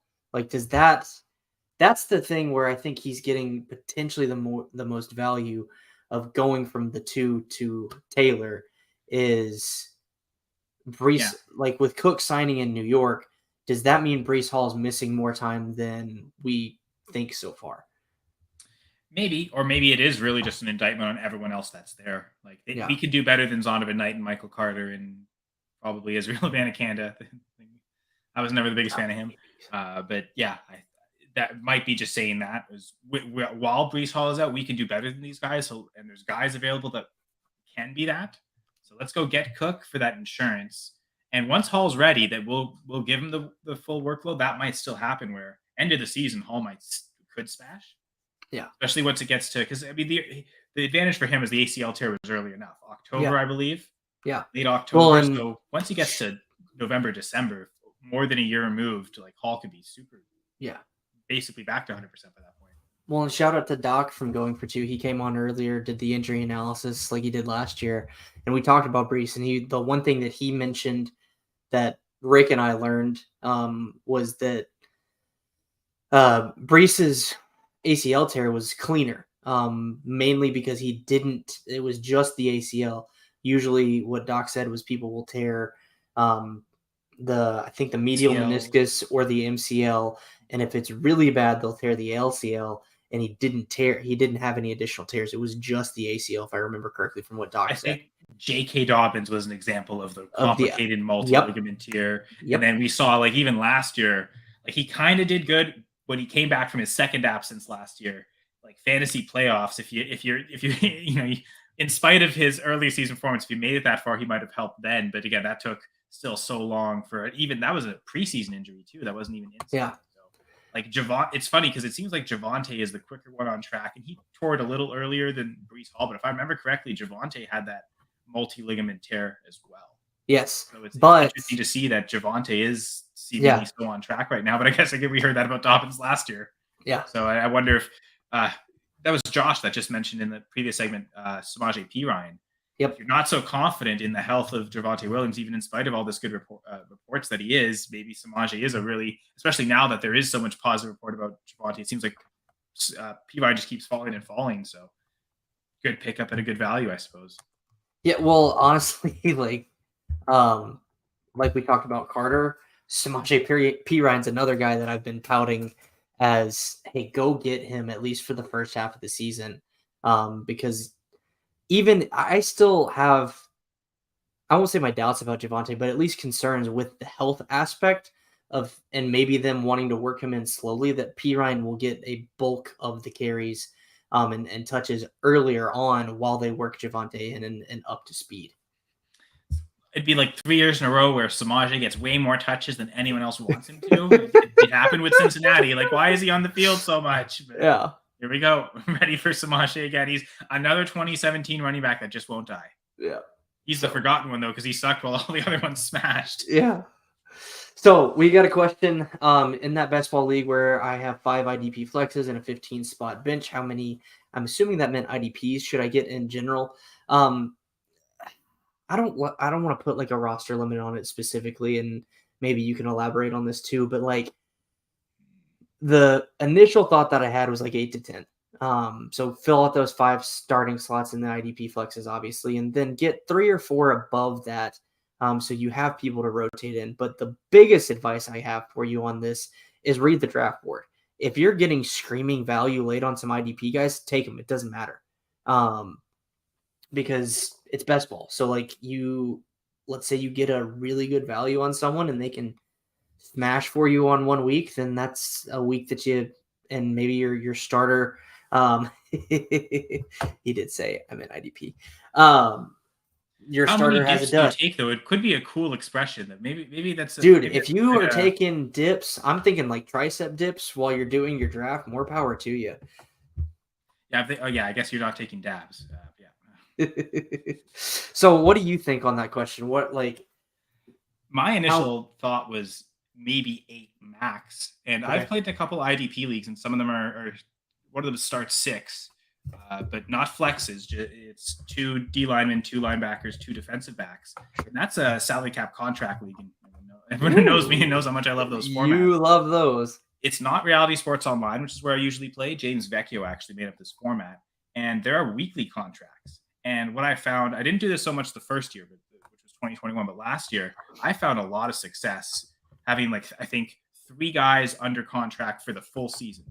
entering the season. So I entered week 1, that week 1 waiver right just before, with 3 out of my 6 IDP spots filled. And I just used weekly contracts to fill IDP basically through the whole year. If someone emerged that was really good, I think Frankie Louvu from the Panthers late in the season, I put a yearly contract on him to just. That's a good one. From this point on, I'll just get him the whole season and stick him in that linebacking spot. But I found there's still going to be guys available to stream. So my first thought was just draft 5, draft whatever you think are the 5. Like you were saying, just find the best value in the draft. Yeah. If you see guys as screaming value, take them. Don't be afraid. Like don't be afraid to be the last one to take an IDP player, for instance. Yeah.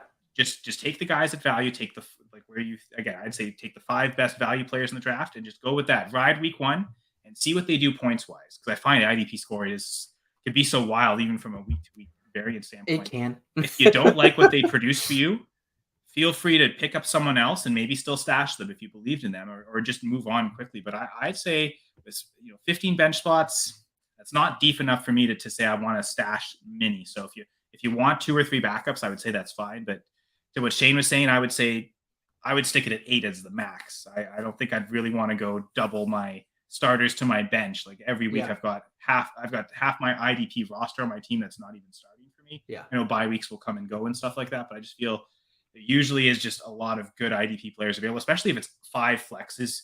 There might be some positions that just get underused. Everyone wants linebackers. Everyone wants certain positions. There might be some really good producers at certain positions that just get ignored, and you can just pick up off the waiver wire and stream them week to week. Safety feels like that position. Like everyone, I feel like chases, obviously, like you said, the linebackers and then the defensive ends for sacks. But like if you find that safety who is box to box or even ball hawking enough, they can be great for fantasy. And I like doing 2 things streaming wise. For defensive linemen, pass rushers, I'm looking at opposing offensive lines. Who are allowing the most sacks? Just target those offenses when you're picking your matchups every week, when you're going off the waiver wire. Now it is best ball, so I don't know if they're going to have one. Oh, right, yeah, true. So, okay, fair enough. But even then, you can pick the matchup to roster them, right? I mean, if you can make roster additions through the season. Now, I guess I suppose that this is completely different. If this is just full best ball, and your entire, like, you don't get to pick up through the year. That's when I could get the wanting to get 10, like you were saying. Sure. Yeah. That was the only reason. Yeah. That was the only reason that had me considering 10 was just the potential best ball aspect of not being able to make any roster transitions. Well, I know Pitt got a ton of tackles. Again, those are safeties. I think all 4 of those guys are safeties, right? Yeah. Brisker. Holland is a safety for the Dolphins. Sugar. Yeah. Brisker's with no. Where is Brisker? I was going to say Chicago as well, so maybe that's false. Duggar with the Patriots, I believe.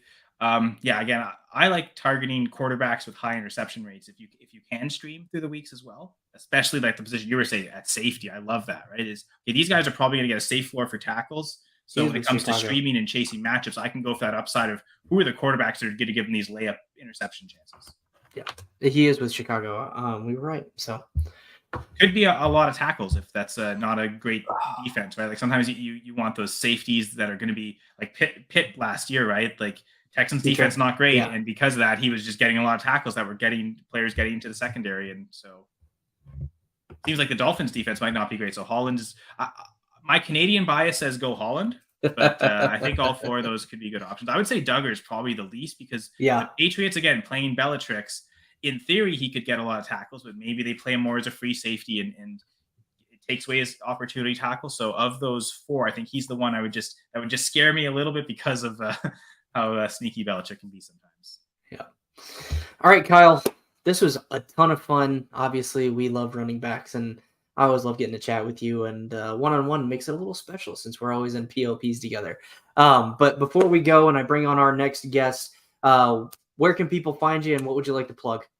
So I'm with Going for Two and Full Press coverage. I've got the Full Press Fantasy Pod, also the Full Press Packers Pod. So you can follow me on Twitter at Senra Says and those accounts as well, FPC_Fantasy Pod and FPC_Packers. With Going for Two, I do the PLPs alongside Shane usually. Yep. And in season, I'll be hosting the Monday night 2-point conversion. Nice. And that we go every Monday at 7 p.m. We'll do an hour doing prop bets for that show and also recapping everything that happened up to that point. Maybe talk some injuries. I know last year we had Doc, who was on this morning, Dr. James Ferretti, the fantasy sports doc. He was with us as a full-time co-host last year. He'll still be contributing this year, but just not every week. So the weeks he's on, we're going to just focus a ton on injuries. Yeah. And let him take the lead for a ton of that show. Usually the first hour and then the last 15 minutes will be reserved for prop betting for that night's games. Last year, and you know what? Doc was the best at the props last year too. He was we tracked every game we do a player prop, the higher under on the game itself for the Monday night game, and then the which team against the spread. And for all three overall, Doc was the best. So nice. Great to have Doc. So he's leaving. So the title apparently is open for the other three of us, myself, the B League says, and Gladys. Nice. So thanks a lot, Shane. This was super fun. For my articles, just check out the at fullpresscoverage.com, the goal line guide series, and as well as my weekly rankings in season. And again, that'll be hopefully help people with the touchdown predicting. Yeah. Awesome, man. Thanks for coming on. Thank you. And with that, we bring on our next guest. It is the man, the myth, the legend, Joe Pepe. Joe, what do you got on your head? Dude, this is my Phillies headband, and it's pretty much just because I jumped right out of the shower and was like, yeah, I'm not gelling this hair. There's no way I'm getting to that. Why I stick with the hat all the time? I wanted to, and I have no idea where my hat went. So I was like, you know what? Screw it. I'm going to look like a nut job today, and it fits perfectly. Phillies have been trashed the last couple days. My hair could be trashed too. I love it. Well, at least you have hair to gel, you know? I don't know about Kyle, but my hairline's, almost to my butt, but that's another hence the hat. Exactly. And the shaved head. I've given up on trying to grow it back out. So anyway, thanks a lot, Shane. Joe, enjoy your segment. Thanks, man. So Joe, before we hop in, do want to mention that again, it looks like the Liberty Bell. It is the Liberty Bell. It is. And Marco, thanks for commenting so much, and good luck in that draft. If you have any questions while you're on the draft, if you have time to get them in, fire them away. We'll get them answered. But Joe, before we hop in, do want to remind people that the whole point of today is to raise money for the Alzheimer'S Association. You guys can donate at rotoheat.com/poly, and know that is not going directly to RotoHeat. It's just a redirect to our Walk to End Alzheimer's page, but that's a lot shorter link than what we had. So you are donating directly to me and my wife's Walk to End Alzheimer's team page. And that is directly through the Alzheimer's Association. So, Joe, I want to talk to you. Well, we have this as the topic, but do you know if DFS Week 1 is open for the NFL yet? I mean, I know it's open on DraftKings because I've made way too many lineups already. Nice. Well, you know what? Let's pivot to that then. Okay. We can talk a little bit about Dynasty Landscape and its impact on redraft too, but I know you really wanted to talk about DFS Week 1. Tell me this. Week 1, what's your strategy going into it? Because Week 1 for me, at least in general fantasy, is always a crapshoot. So I feel like that's probably magnified even more in DFS. It definitely gets magnified a little bit more. And what you have to remember is that you can't go back and just look at last year's stats. Yeah. Like, that's what a lot of people do. They're like, oh, the Bears ran the least amount of passing plays, so they're just going to run the ball a lot. So maybe I'll go with Khalil Herbert. And it's like, okay, maybe that works. It could possibly work, but why would they go out and get DJ Moore? Why would they do all the steps they did? Added in another running back, making sure Cole Kmet got his money. You have to go and look for certain games to play. It's the same rules. You just have to pay attention to things in the offseason, the draft, training camp. Make notes right now, especially if you have the blue check on Twitter. I get it. There's a whole conversation of like, oh, you paid for Twitter. Who cares? Yeah, I did, because I had to be able to send messages for Polly's playoff. Yeah, listen, I need it because I pay no attention to how I spell, and I'm like, oh, damn, and I got to go back and edit something. So I bought it for that reason. But the beautiful thing is that you can bookmark things about certain players. I have so many folders right now, and it's going to be perfect when it comes around to Week 1. And it's like, okay, let me go see. I pulled up one of my lineups, and I'm like, okay, I'm facing the Cardinals here in one of the games. Which running back would I rather have? Antonio Gibson? Would I rather be Brian Robinson? And I start breaking down the stuff that I see at camp. Then you got to go through game management mode, and the Commanders should be having the lead at that point. They should be killing them. They should be running the clock. It should be leaning towards Brian Robinson. Yeah. None of these lineups that are set right now are lineups that are going to be set on day one That's a good of point, too. NFL season.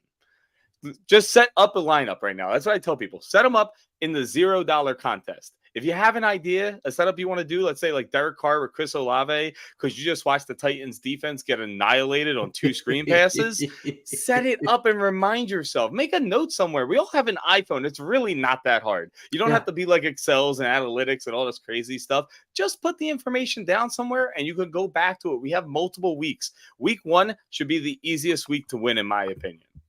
Okay, why is that? Because week 1 is the time that we have so much more time to research and analyze and prepare for it. It's like being, ready. Like every other week we have like 4 or 5, maybe 6 days, and we all have jobs and everything like that. So it's like, okay, maybe I could do 20 minutes of reading this or listening to this podcast. No, man, you have an entire off season. And that's what I'm telling you. Be prepared. If you fail to prepare, you're going to lose. So just prepare this week, win some money, start off well. And I get it. Tournaments are amazing and you want to hit big real quick. Play some cash games. Just play some. Build that bankroll slowly while playing a few of the GPPs. Don't just be like a crazy, like, quick draw McGraw with your guns over there and trying to, like, crush a tournament. I love it. Okay, so here's a question I have for you because I am I dabble in DFS. Okay. But like when I'm going into the DraftKings app, for example, how do you know the difference in game type? Because I see people like you and Scott Simpson, Bo McBrayer, all the DFS sharks that you and I both know, like talk about like cash and GPP and different things like that. How, for someone who's not as versed in DFS, how do you know the difference on that on the app? Well, I mean, on the app to figure out the difference from like cash and tournaments, like obviously like the very quick part in the beginning, tournaments is under tournaments, head to head is the cash games, 50-50, you end up like halfway. If you beat the median, you make money on it. But the thing that I tell a lot of people is once you're in the category, once you're in tournaments, once you're in head to head for cash or 50-50 double ups, pay attention to the contest itself. Like I'm looking at one right now. There's the 15,000 dime package. That's got 178,000 entries that could be put into it. I can also play the same amount, a same 10-cent entry, and the next one down only has 178 people in it. Common sense, people. Which one do you think you got a better shot to win it? If there's 178,000 or 178 people? Yeah. Picking the right contest is everything, regardless of which category you're in, minus head to head, because well, it's head to head, so that kind of explains itself.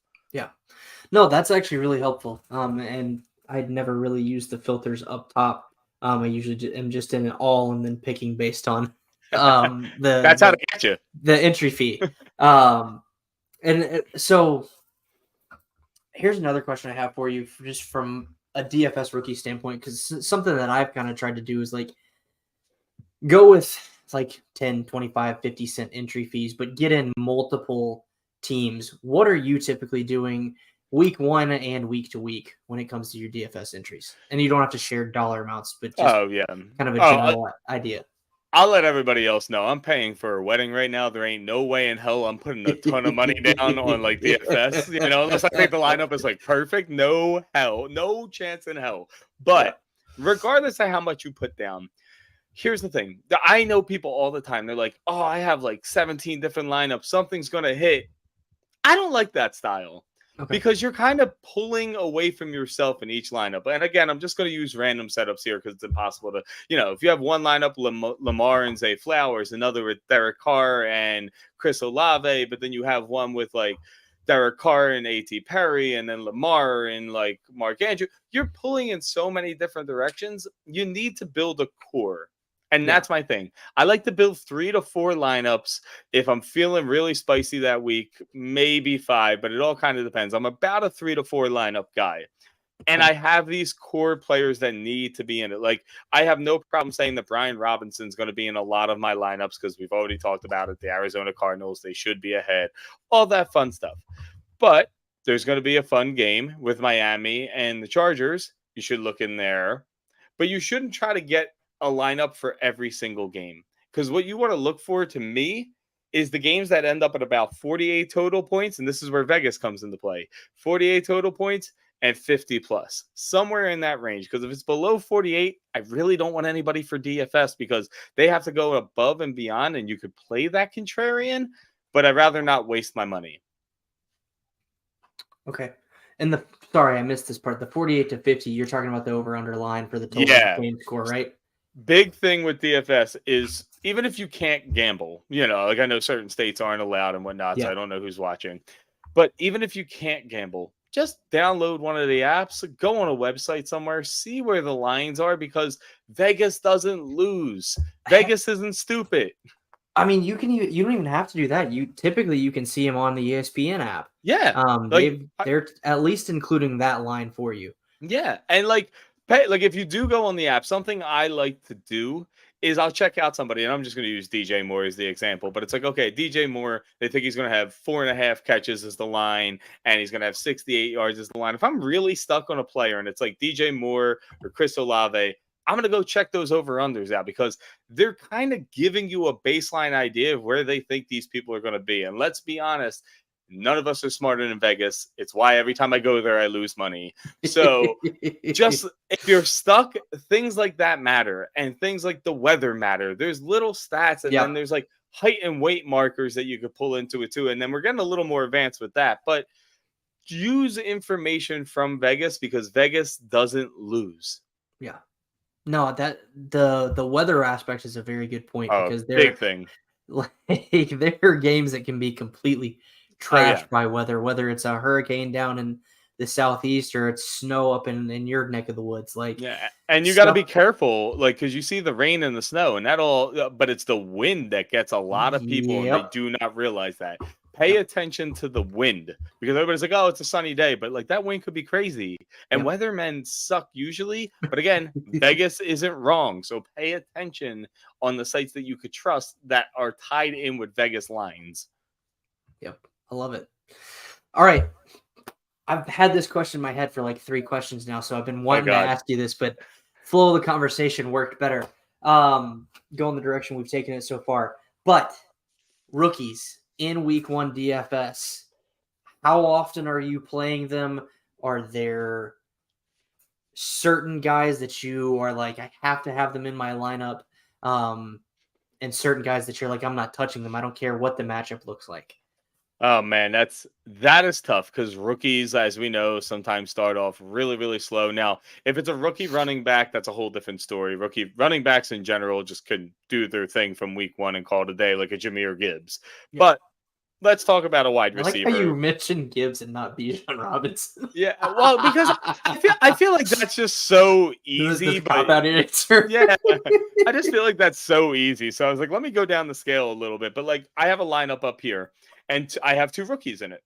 One of them right now is Zach Charbonnet at running back, and they're playing the Rams. And keep an eye on Kenneth Walker with the groin injury because he's only running a straight line, hasn't really been around, all that fun stuff. We're weeks away, so we don't have to worry about that. And then another one is Zay Flowers at $4,000. And I have one other guy I really like, which is Marvin Mims. Thank you. I blanked for a second. And I really like him too. And they're playing the Raiders, and he is $3,000. So he's an absolute punt that allows you to put money elsewhere. Yep. And those are 2 plays that they're cheaper, they're risky, but those are plays that I'm taking. And depending on their usage and ownership, throughout lineups, I'm going to play one here or there. Like my Lamar lineups are going to have Zay Flowers because the way he moved in that game against the Philadelphia Eagles is like, damn, this man's going to be a problem when he's on the line. And even his own teammates are saying, you got to get to him first or he gets you. They nicknamed him the next joystick, right? Did they? Yeah. I was going to say he had something like that. So I think he's the joystick. But I like players like that. I might throw in a Tank Dell, but with everything going on with how his hype went up after that crazy good preseason game, I'll let other people take that risk because he doesn't really hit the height weight marker. So something I really like to do in DFS is I like to line up players, especially wide receivers, 6 feet tall, 200 pounds. That's something I like to make a list of players that I think could do something that week. You know, like the Jamar Chases, DK Metcalfs, put them all in a box and then pick like one or two of my favorites. So Tank Dell obviously falls down that list for me. So I don't know if he'll be in it, but Nico Collins might be a good trade-off because the Houston Texans play the Baltimore Ravens, and I could have Lamar Jackson, Zay Flowers, Nico Collins, and two of those players are about 4,000, 4,700, and Lamar's 8K. So I still have money to play with elsewhere.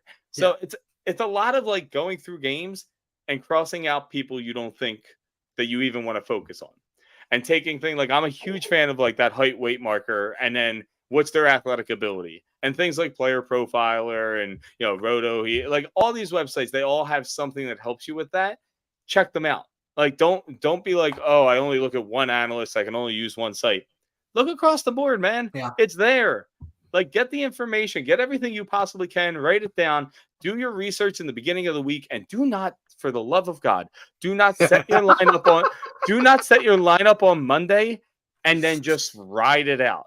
You want to set a lineup and have it like saved in there, cool, but don't just say, okay, I'm done. This lineup's going to hit me 30K, because I guarantee you it won't. If you set that lineup on Monday, unless you are God himself, you are not hitting that damn lineup.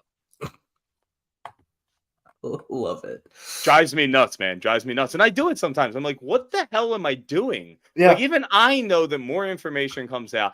Things pop out. Later You in the find week, out things about injuries, wide receivers versus cornerbacks, what the game plan might be. There's so many things that change. And I'm sitting here with a lineup like, oh, damn, that lineup on Monday is going to make me $100,000. And I look like an idiot all the time. Don't do it. Okay. This is an ugly question. I'm not even going to lie to you. But, and I don't, this may not apply to head-to-head because I haven't actually clicked on those and played those, but defenses. Ooh. What? Exactly. Like that right there explains the question. That's all I had to say. What's your strategy? Feels like a really lazy question, but that's what we're going with here. So with defense, I like to find somebody who's low owned so that they're not in, and we're going to talk GPP first. We could talk head to head in a second. So for GPP, I'm looking for somebody who's low owned, and if possible, tying them into my running back. So again, going to use the lineup I have here. I have Brian Robinson in, and I have the Commanders defense against the Arizona Cardinals. They're 2,800. Now, we don't know the percentages yet. We're way too far out to know that. Yeah. But again, just play the game out in your head. Do you see Arizona throwing up 25 points? Does Vegas see them throwing up that many points? Do you see some interceptions? And the biggest thing with defense, and I write it in every article, and I feel like nobody pays attention to it, pressures plus sacks equal turnovers. All of those are points, basically, because the pressures will lead to the rest. Sacks are points, and obviously turnovers are points. You could play for the pick six, but it's rare.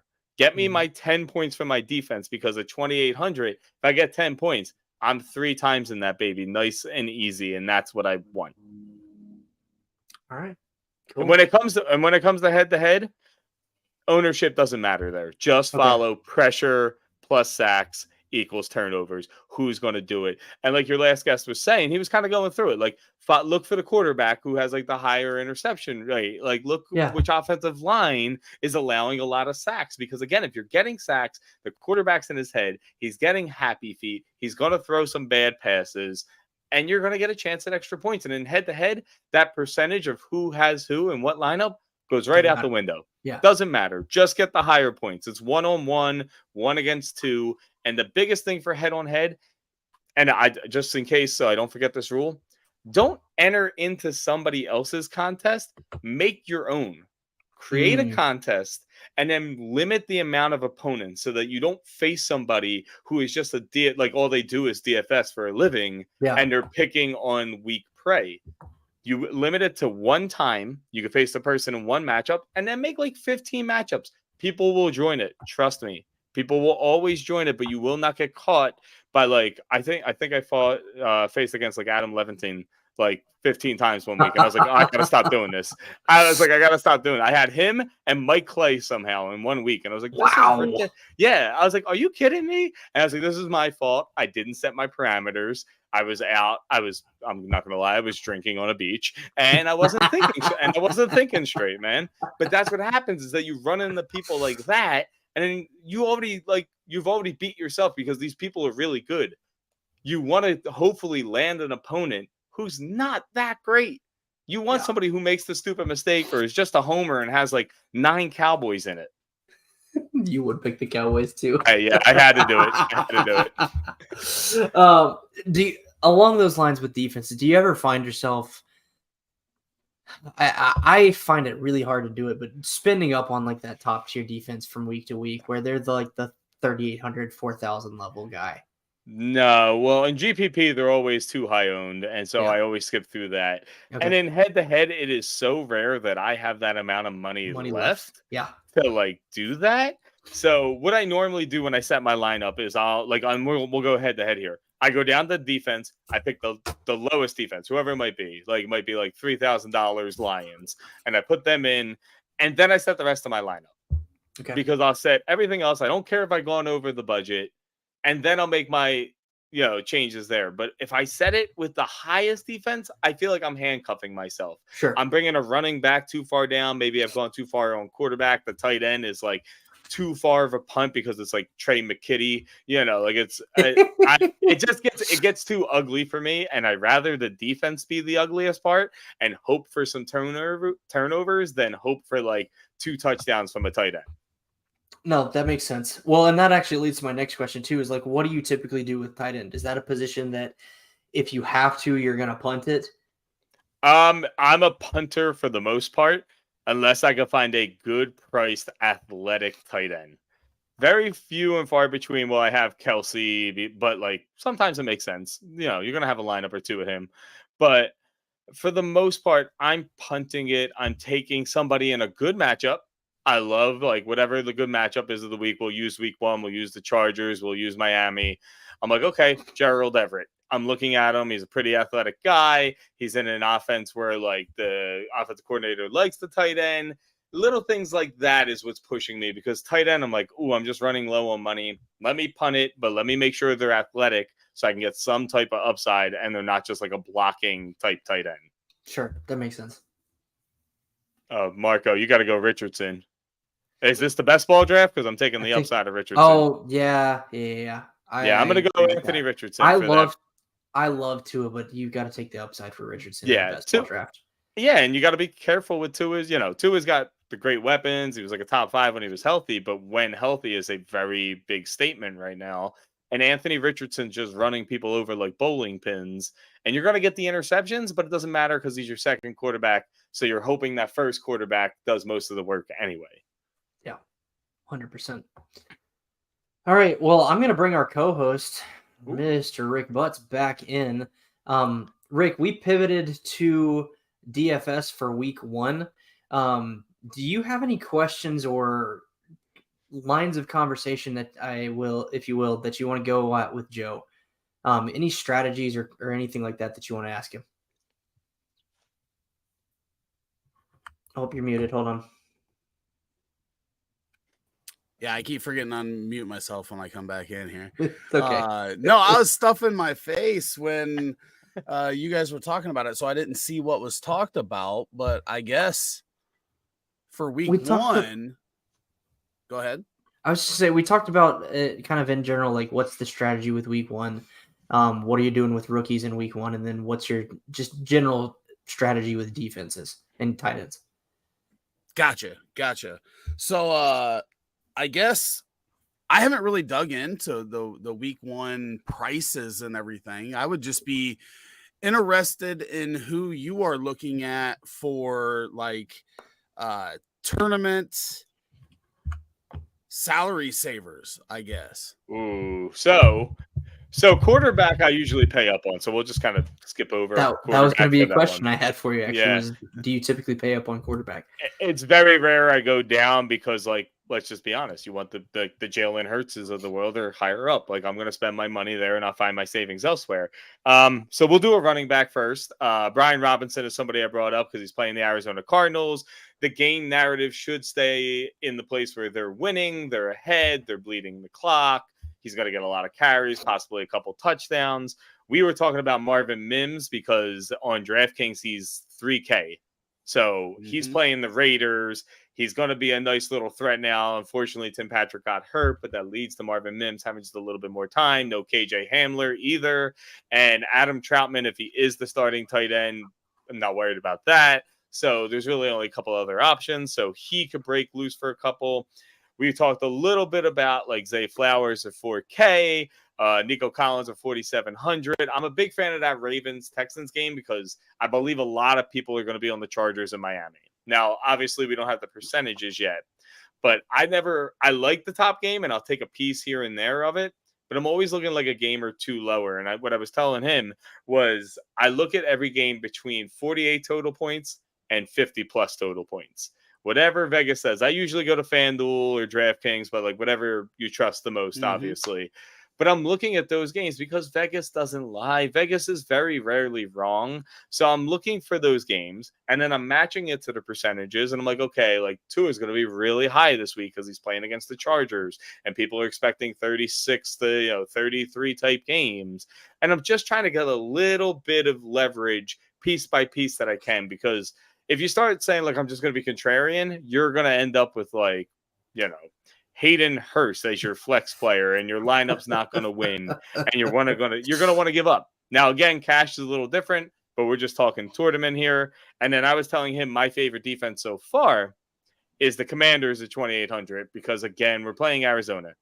And I'm hoping it's Clayton Tune for my DFS because he's a rookie, and I'm hoping the pressures plus sacks lead to turnovers, and he's young and impressionable and will make mistakes and coverages. If it's Colt McCoy, it's a little safer, but they're just not – I don't feel like Arizona is going to throw up points on me is my thing, because they're going to try to hide that defense, that woeful defense in Arizona, by running the ball themselves. So it's going to be like a 6-3 game, in my opinion. I like it. I like it a lot. Now, the bigger question is, what were you eating, man? Because I want to know. Like, what were you having? So, Joe, I was going to say, I don't know if you follow or if you're friends with Rick on Facebook, but he posts some ridiculously delicious looking meals. So you're asking the right guy. We're going to be friends on Facebook after this then, because I'm fat on the inside and I need more food. I'm fat on the outside, so Same. I can show you some things. Tonight was just easy, quick. I went and grabbed Subway and got an Italian BMT. But I'm normally the guy either on the Blackstone or the smoker, grilling stuff up, posting some pictures about that. That seems to be that's my most popular content. I put the most work into fantasy content, and I get more love on my food. Dude, I feel that because I put all this fantasy stuff out, and all people want to do is see me miss trick shots in my gym. So it's true. The trick shot, but you've sucked me in with the trick shots. Like that's what I want to watch. Like, did you make it today or did you not? It's my members do not clean up the gym. There are a bunch of like corporate people who like the Panlahakis of the world, like a bunch of lawyers and stuff. So they're too rich to put their stuff away, basically. And I'm like, okay, let me do it for you, I guess. And then like, COVID happened and I got bored and I started kicking the ball like off the wall and into the rack. And then I'm too competitive, so I get pissed off. And for some reason it got popular. So I got to bring it back though. It's been like a good week since I've done it. I wish a week was the longest break I ever took from my good content. Listen, man, good food is better than trick shots, though. So, like, keep going with that, because you're gonna get a Facebook request in about a minute, because I'm fat, man, on the inside. It's coming. One day, the whole goal is to be fit now, and then bring the biggest loser back, but be like the fitness person who lost his way. And because I know what I'm doing, I'm gonna win the show. Get skinny again, become a celebrity, and bam, my life is set. There we go. I look. There's nothing better than having a plan, and I don't know that I've heard a better plan than that. Because even if you get fat, you get to enjoy it if you do it the right way. You get to have some good food. You're satisfied, and then you look in the mirror and go, "Oh shit, it's time to lose it." Which is the point where I'm at now. I'm looking to get back to my my playing days of sports. A little harder at 38 than it was when I was 23. Yeah, I told my fiance I won't get fat before the wedding, but then after that, then we implement. Look, once you're married, you're screwed. Yeah. Once you're married, you're screwed. Marriage adds 10 pounds because your wife is cooking for you, or you're cooking, or you're eating out like all the time, man. That's what we do now. Yeah. But listen, I'm gonna have to bounce because I only had a very short window today. Dude, I thanks for really coming on. I really appreciate you guys, and literally anyone who's listening, donate everything that you possibly can to the link below, because this is an amazing thing that these guys are doing, and I really commend them for that. And I wish there was more people like you guys on this planet. Thanks, man. Really I appreciate that, and I look forward to the Facebook invite. You can't It's miss coming. me. It's Rick coming, Butts. man. Rick, not Ricky on Facebook. I got you. It'll happen in a minute. Sounds good. Awesome. T-Law, Eckler, Richardson, and JT. That's his best ball start. I guess you probably knew that. I think he was commenting while you were hosting earlier. Marco's a long-time member of the YouTube family over here. Nice. And yeah, I like it. I like that start a lot. I'm a huge Eckler fan now after last night. I mean, I was before, but even bigger now.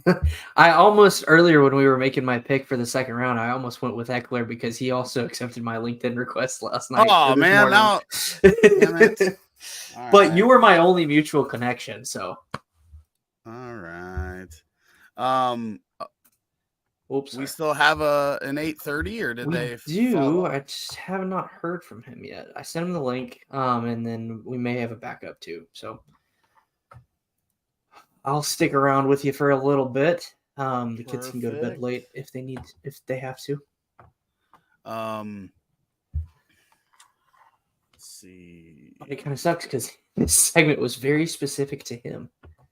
Yeah, because I'm looking at this. I'm like, why'd you give me all the ones that I can't contribute to? Like finance and fantasy football. And I'm like, tell me all you know about finance, because I don't know. And then Larky is like, just that I was very impressed. Yeah. Larky said he was gonna come prepared. It sounds like he was extremely prepared. So yeah, I mean, everybody that I've had on that I've interacted with have been great, but Larky, yeah, I was very much impressed with him. Should I consider Hawkinson or Pitts? I mean, if it's best ball, I have no problems with Pitts. For me, it's is this Dynasty? I guess I don't remember if it was Dynasty or not. I don't remember. If it's Dynasty, I'm going Pitts. If it's redraft, I'm probably going Hawkinson. That's where I'm at with it. But I mean, it's almost flip a coin, right? They both should be very heavily involved in their offenses. I guess Hawkinson may be a little scarier on terms of after drafting Addison, and you've got JJ, and you've got KJ Osborne, who I think is underrated for I agree. a number 3, especially for a number 3 if Addison jumps him on the depth chart and whatnot. There's quite a few weapons there. Now they don't have the guy in the backfield that they've had in the past years, so who knows if they're going to run the ball as much or throw more, but you can make me talk alone. Do we have a backup? Or should I message Sully or no? I'm working on it.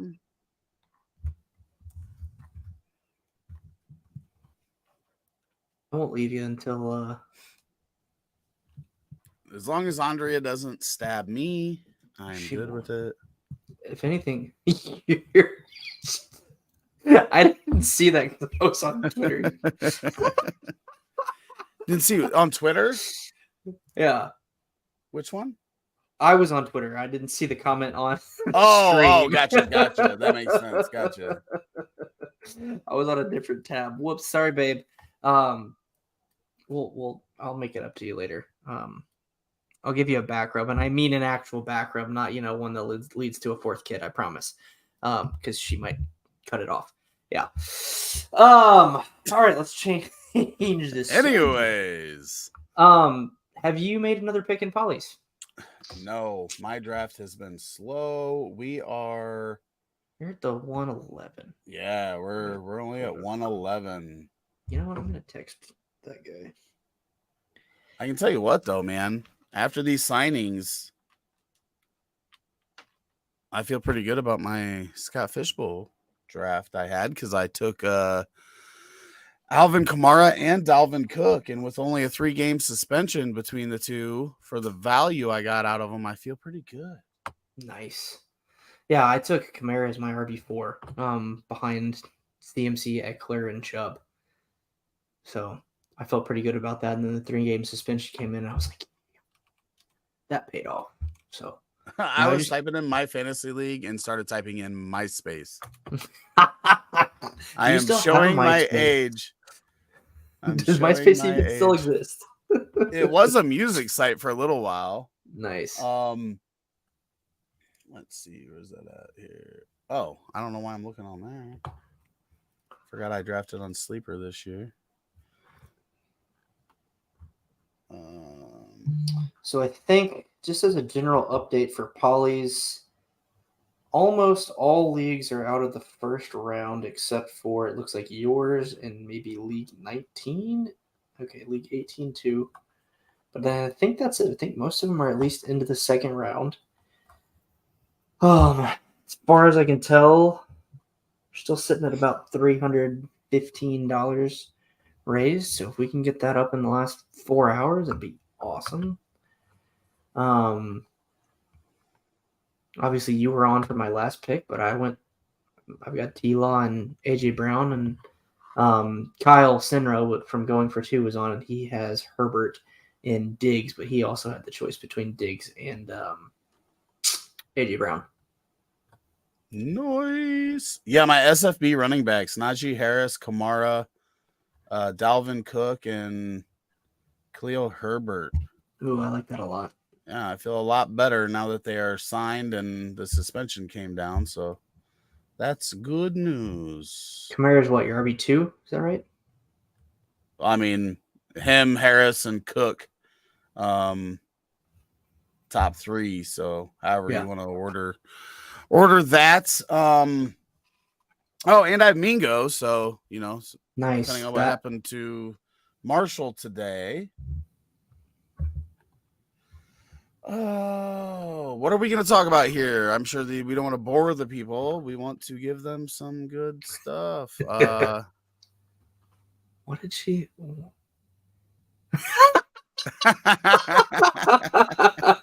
That's true. We do talk a lot. For those of you that do not know, Alice Collier is my 5-year-old. So, yeah, you are old.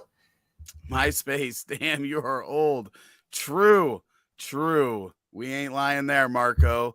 Herbert, Diggs, and Rodgers, Kyle says now. I like that start a lot. So here's a question I have for you before. Actually, let's get to this first. Okay, so Mamba says 12-team PPR at pick 9. What's your favorite 2 picks at the 1-2 turn there? If it's 1 QB, yeah, Mamba, let us know. Is that 1 QB or super flex? Yeah, if it's 1 QB, I've got to get a running back in that grouping, just personally. And I'm thinking probably with the second pick going someone like Najee or Aaron Jones potentially. If it's super flex, I mean, you could get. I've done a majority of super flex drafts this offseason, and you could get CMC and Eckler even. That'd be a little hard pressed, or someone like Kelsey and one of your wide receivers, or Kelsey and Dak, something like that. So I I like that spot in a super flex draft. 1 QB, 2 wide receiver, 1 flex PPR, 2 running back. I turned it off right at you did it.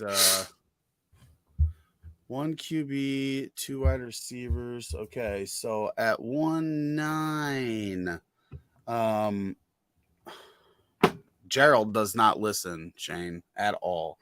1-9. Yeah, I mean in a 1 QB, I'm gonna be real fluid there. I'm probably looking at the best wide receiver on the board, and I'm guessing there, I don't know, we may be looking at the best running back on the board. I'm trying to think because I don't do much 1 QB or redraft. Yeah. So I don't know who we're seeing there a lot. 1 QB. I think Kyle mentioned Bijan or Barkley. I think both of those guys can fall into that 109 spot pretty easily. I was also thinking, where's Garrett Wilson? Like the Garrett Wilson, CD Lamb. Like I took CD Lamb in a 1 QB mock draft last night for Jay Felicio. I took him at 110, so he's on my mind there. Andrea just texted me and said that Charlotte, our 3-year-old, said that you're funny, but you're also 689 years old. Thanks, Charlotte. What is wrong with these little girls? Who's raising them? I'm gonna blame that one. Apparently, Andrea by herself because I'm always talking to their dad for 687 years. Yeah, I would go. I don't mind Diggs and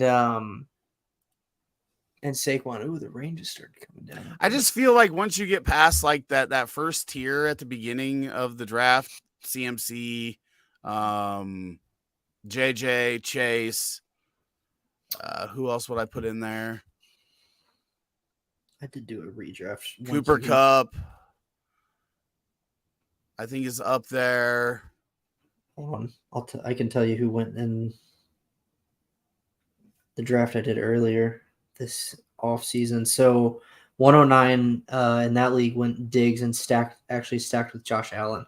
Ooh, I did miss the 2 PPR for running back. Yeah, Barkley, JT, Amon-Ra, CD, AJ Brown, Garrett Wilson all went after the 109, and then Pollard, Chubb, Devontae, Olave, Waddle all went after the 204. You could possibly even go with the Kelsey Mahomes stack at that position, depending on if Kelsey can fall that far to you. Diggs is probably the best wide receiver available, assuming Jefferson, Chase, and Tyreek are off the board. Yeah, I wouldn't argue that. I'm very, very high on Garrett Wilson with Aaron Rodgers this year. So, and I could definitely be wrong, but I've got him up in that grouping in that area. Yeah. I think CD Lamb, again, tons of targets. Marco? No, I did not. So I was like 3 months old. I was born December 1st of 84. So was not live in stadium. I wouldn't remember it if I was. Yeah, this is what I was gonna say. You said Chubb was in the second round of that one. I think yes. I would be, if I'm going running back after the first couple that are probably going ahead of that spot, I'm probably looking at Chubb. If I'm going running back there. So I definitely agree with Kyle on that one. Hey, I'll tell you what, man. I'm hoping Diggs has a big year. I just added the Diggs signed helmet in the back. Nice. When my name was drawn from the football guys, great little poker tournament they had there at the expo. I have him at running back 3.5 PPR. I might raise Barkley ahead of him in the format, but not sure he falls further than running back 4 for me. Yeah, I wouldn't argue with that at all. And I think Chubb actually may catch more passes this year than he has in the past. past too. So Chubb is one that I like a lot. No, I agree with that. Chubb has been a staple of mine in Scott Fishbowl. So I love Chubb. And think I agree with you. I think he's got a real nice shot at more receiving volume than he's had pretty much ever. Travis Kelce just went 111 in my Polly's playoff draft there, and I think that's the earliest that I've seen him go. Have you seen him go earlier in any? You have vision of all the drafts. Have you seen him go that early anywhere else? I don't. He went 110 in League 20. I'm gonna go check every draft. 109 in League 17. He went 202 in 16. But yeah, it looks like that 109, 110, 111 slot is about average for him. And then obviously a little bit later too. Doesn't it just feel more relaxing to have the running back chips kind of falling into place so that we actually know what's going on? Yeah. So let me ask you that question, because you hadn't been on kind of sent with me, at least, since those chips have fallen. Who do you think is affected? Actually, I think I know your answer just because you're smart and everyone seems to think this, but who do you think's affected more, Breece Hall or Ramondre, by the signings of Cook and Zeke? Breece, unfortunately. Yeah. I think it's Breece. I think that's a sign that for one, the other thing we need to remember is that they brought in the veteran quarterback. They are going for a Super Bowl. They're not messing around. If they have any concerns that Breece Hall isn't going to be ready for or full speed for half the season, then they can't wait. They don't have time to wait to improve that spot. So, my God, the earliest I've seen Kelce go right now is the 105. Oh, really? Yep. I was curious how people were valuing him in this. So he went a little bit later in mine than in some of the other ones. So, but yeah, so I think, Zeke, when you really look at his contract, he got $3 million and then he got $1 million bonus. Donta Foreman signed for $3 million with Chicago, right? So that's not a crazy amount. That doesn't mean, huge workload. They needed somebody else in that backfield. Ramondre's still going to be the dude, I think. Not that Zeke is horrible or anything. But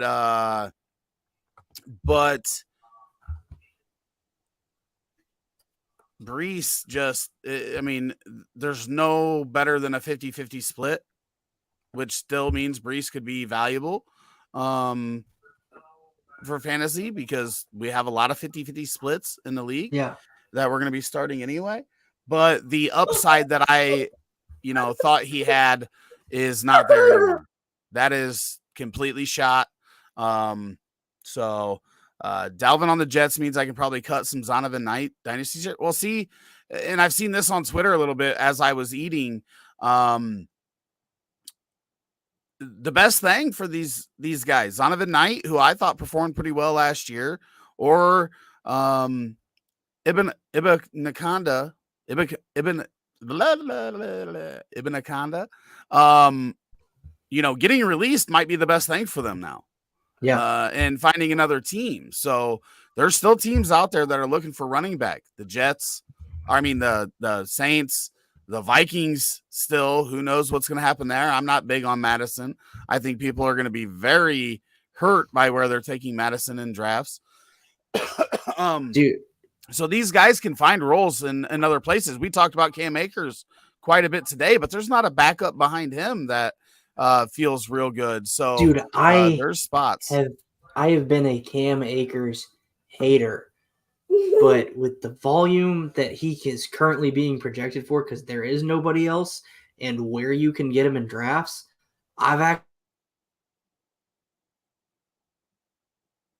You've actually froze. Maybe one of your daughters unplugged your computer. Hopefully not, but oh, there you are. You back? There you are. There you froze. Yeah, my internet's been fun today. Yeah, so I don't remember what you were saying when you got cut off there, but we were talking Cam Akers. Yeah. So I was saying I've been a traditional Cam Akers hater, just not someone that I've bought into. But the volume that he's projecting for this year and the price that you can currently get him at, I've been hitting the draft button on Cam Akers more often than not this year. Where did was this an old? Yeah, this was an old comment. I pulled it up because one thing that I mentioned when this comment initially came up was kind of to what you were talking about before I cut out about Cam Akers, was like, hold on this trade. If you don't have to accept it in the next 24 hours, don't. Because I think now that the domino of Zeke and the domino of Dalvin have fallen, there's going to be other dominoes in the free agent running back market that fall, and that could determine how valuable is Jonathan Taylor. No. If they go get there's nobody left now that is going to take touches away from Jonathan Taylor. And with him going back to camp, he went back to camp. He's reported he's going to camp next week. Okay, I didn't know. Or this week, I guess. I seen it yesterday. Yeah, he was. That was the he part was supposed to report this week. I think this could hurt you a little bit if you do make the trade, because you're trading two guys that I think at least one guy that I think could definitely be startable, but you're taking less risk. I think Jonathan Taylor is a guy that I think if he plays and he's healthy all year, could be the running back one in fantasy this year. So I will make the trade. If it backfires and Breece, is more involved early than I think, then maybe it hurts you a little bit. But right now, I want the guy that I think is going to push for. I think he's top 6 if he plays and has a chance to be top 1 overall if he does play the whole season. So I like that trade. I may have felt a little bit differently about it 6 hours ago, but we got to be fluid. We got to admit when it doesn't go our way. Looks like we have a Rum Boys raid in the chat right now. Yep. And Robbie and Bo McBrayer should be coming on here in just a minute. And we're going to talk some, I think, fantasy breakout. The Rum Raiders are here. Oh, Lord, Taco's back. But yeah, going to be talking some fantasy football breakout wide receivers and some potential potential playoff, what was the wording? Dark horses. So looking forward to that coming up in just a minute. So, and then we may even have Dave Heilman, Dynasty Dorks, join us as well. And he is the one that took Travis Kelce at the 105. So you can ask him about that. Oh, I wasn't sure how people were going to value him, and I knew I wasn't taking him at 3 because I wanted one of those top 3 quarterbacks. So, and a non-tight end premium. I was just curious where those chips were going to fall. Yeah, same. That's interesting. Well, I think it'll be interesting to see too now where guys like Andrews, Hawkinson, Kittle, Pitts, and Goddard go because of that non-tight end premium.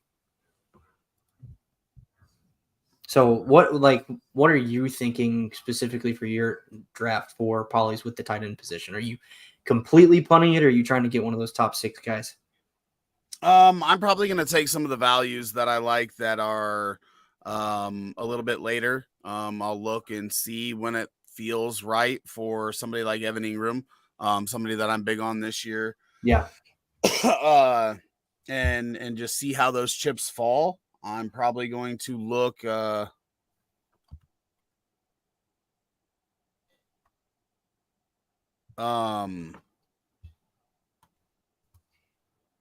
looked at a text and forgot what I was going to say. Sorry. Oh no, it's just I'm probably not going to draft one early, especially since Kelsey's gone. I'll probably wait. I'll probably check out a couple other positions there and then see where I feel like I can get somebody like Evan Ingram, Darren Waller, another guy that I'm real high on.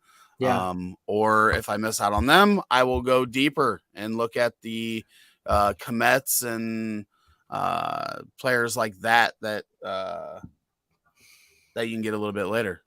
But I'll be pretty fluid on the position. If I don't get Kelsey, then I'm willing to wait. Yeah, one guy that me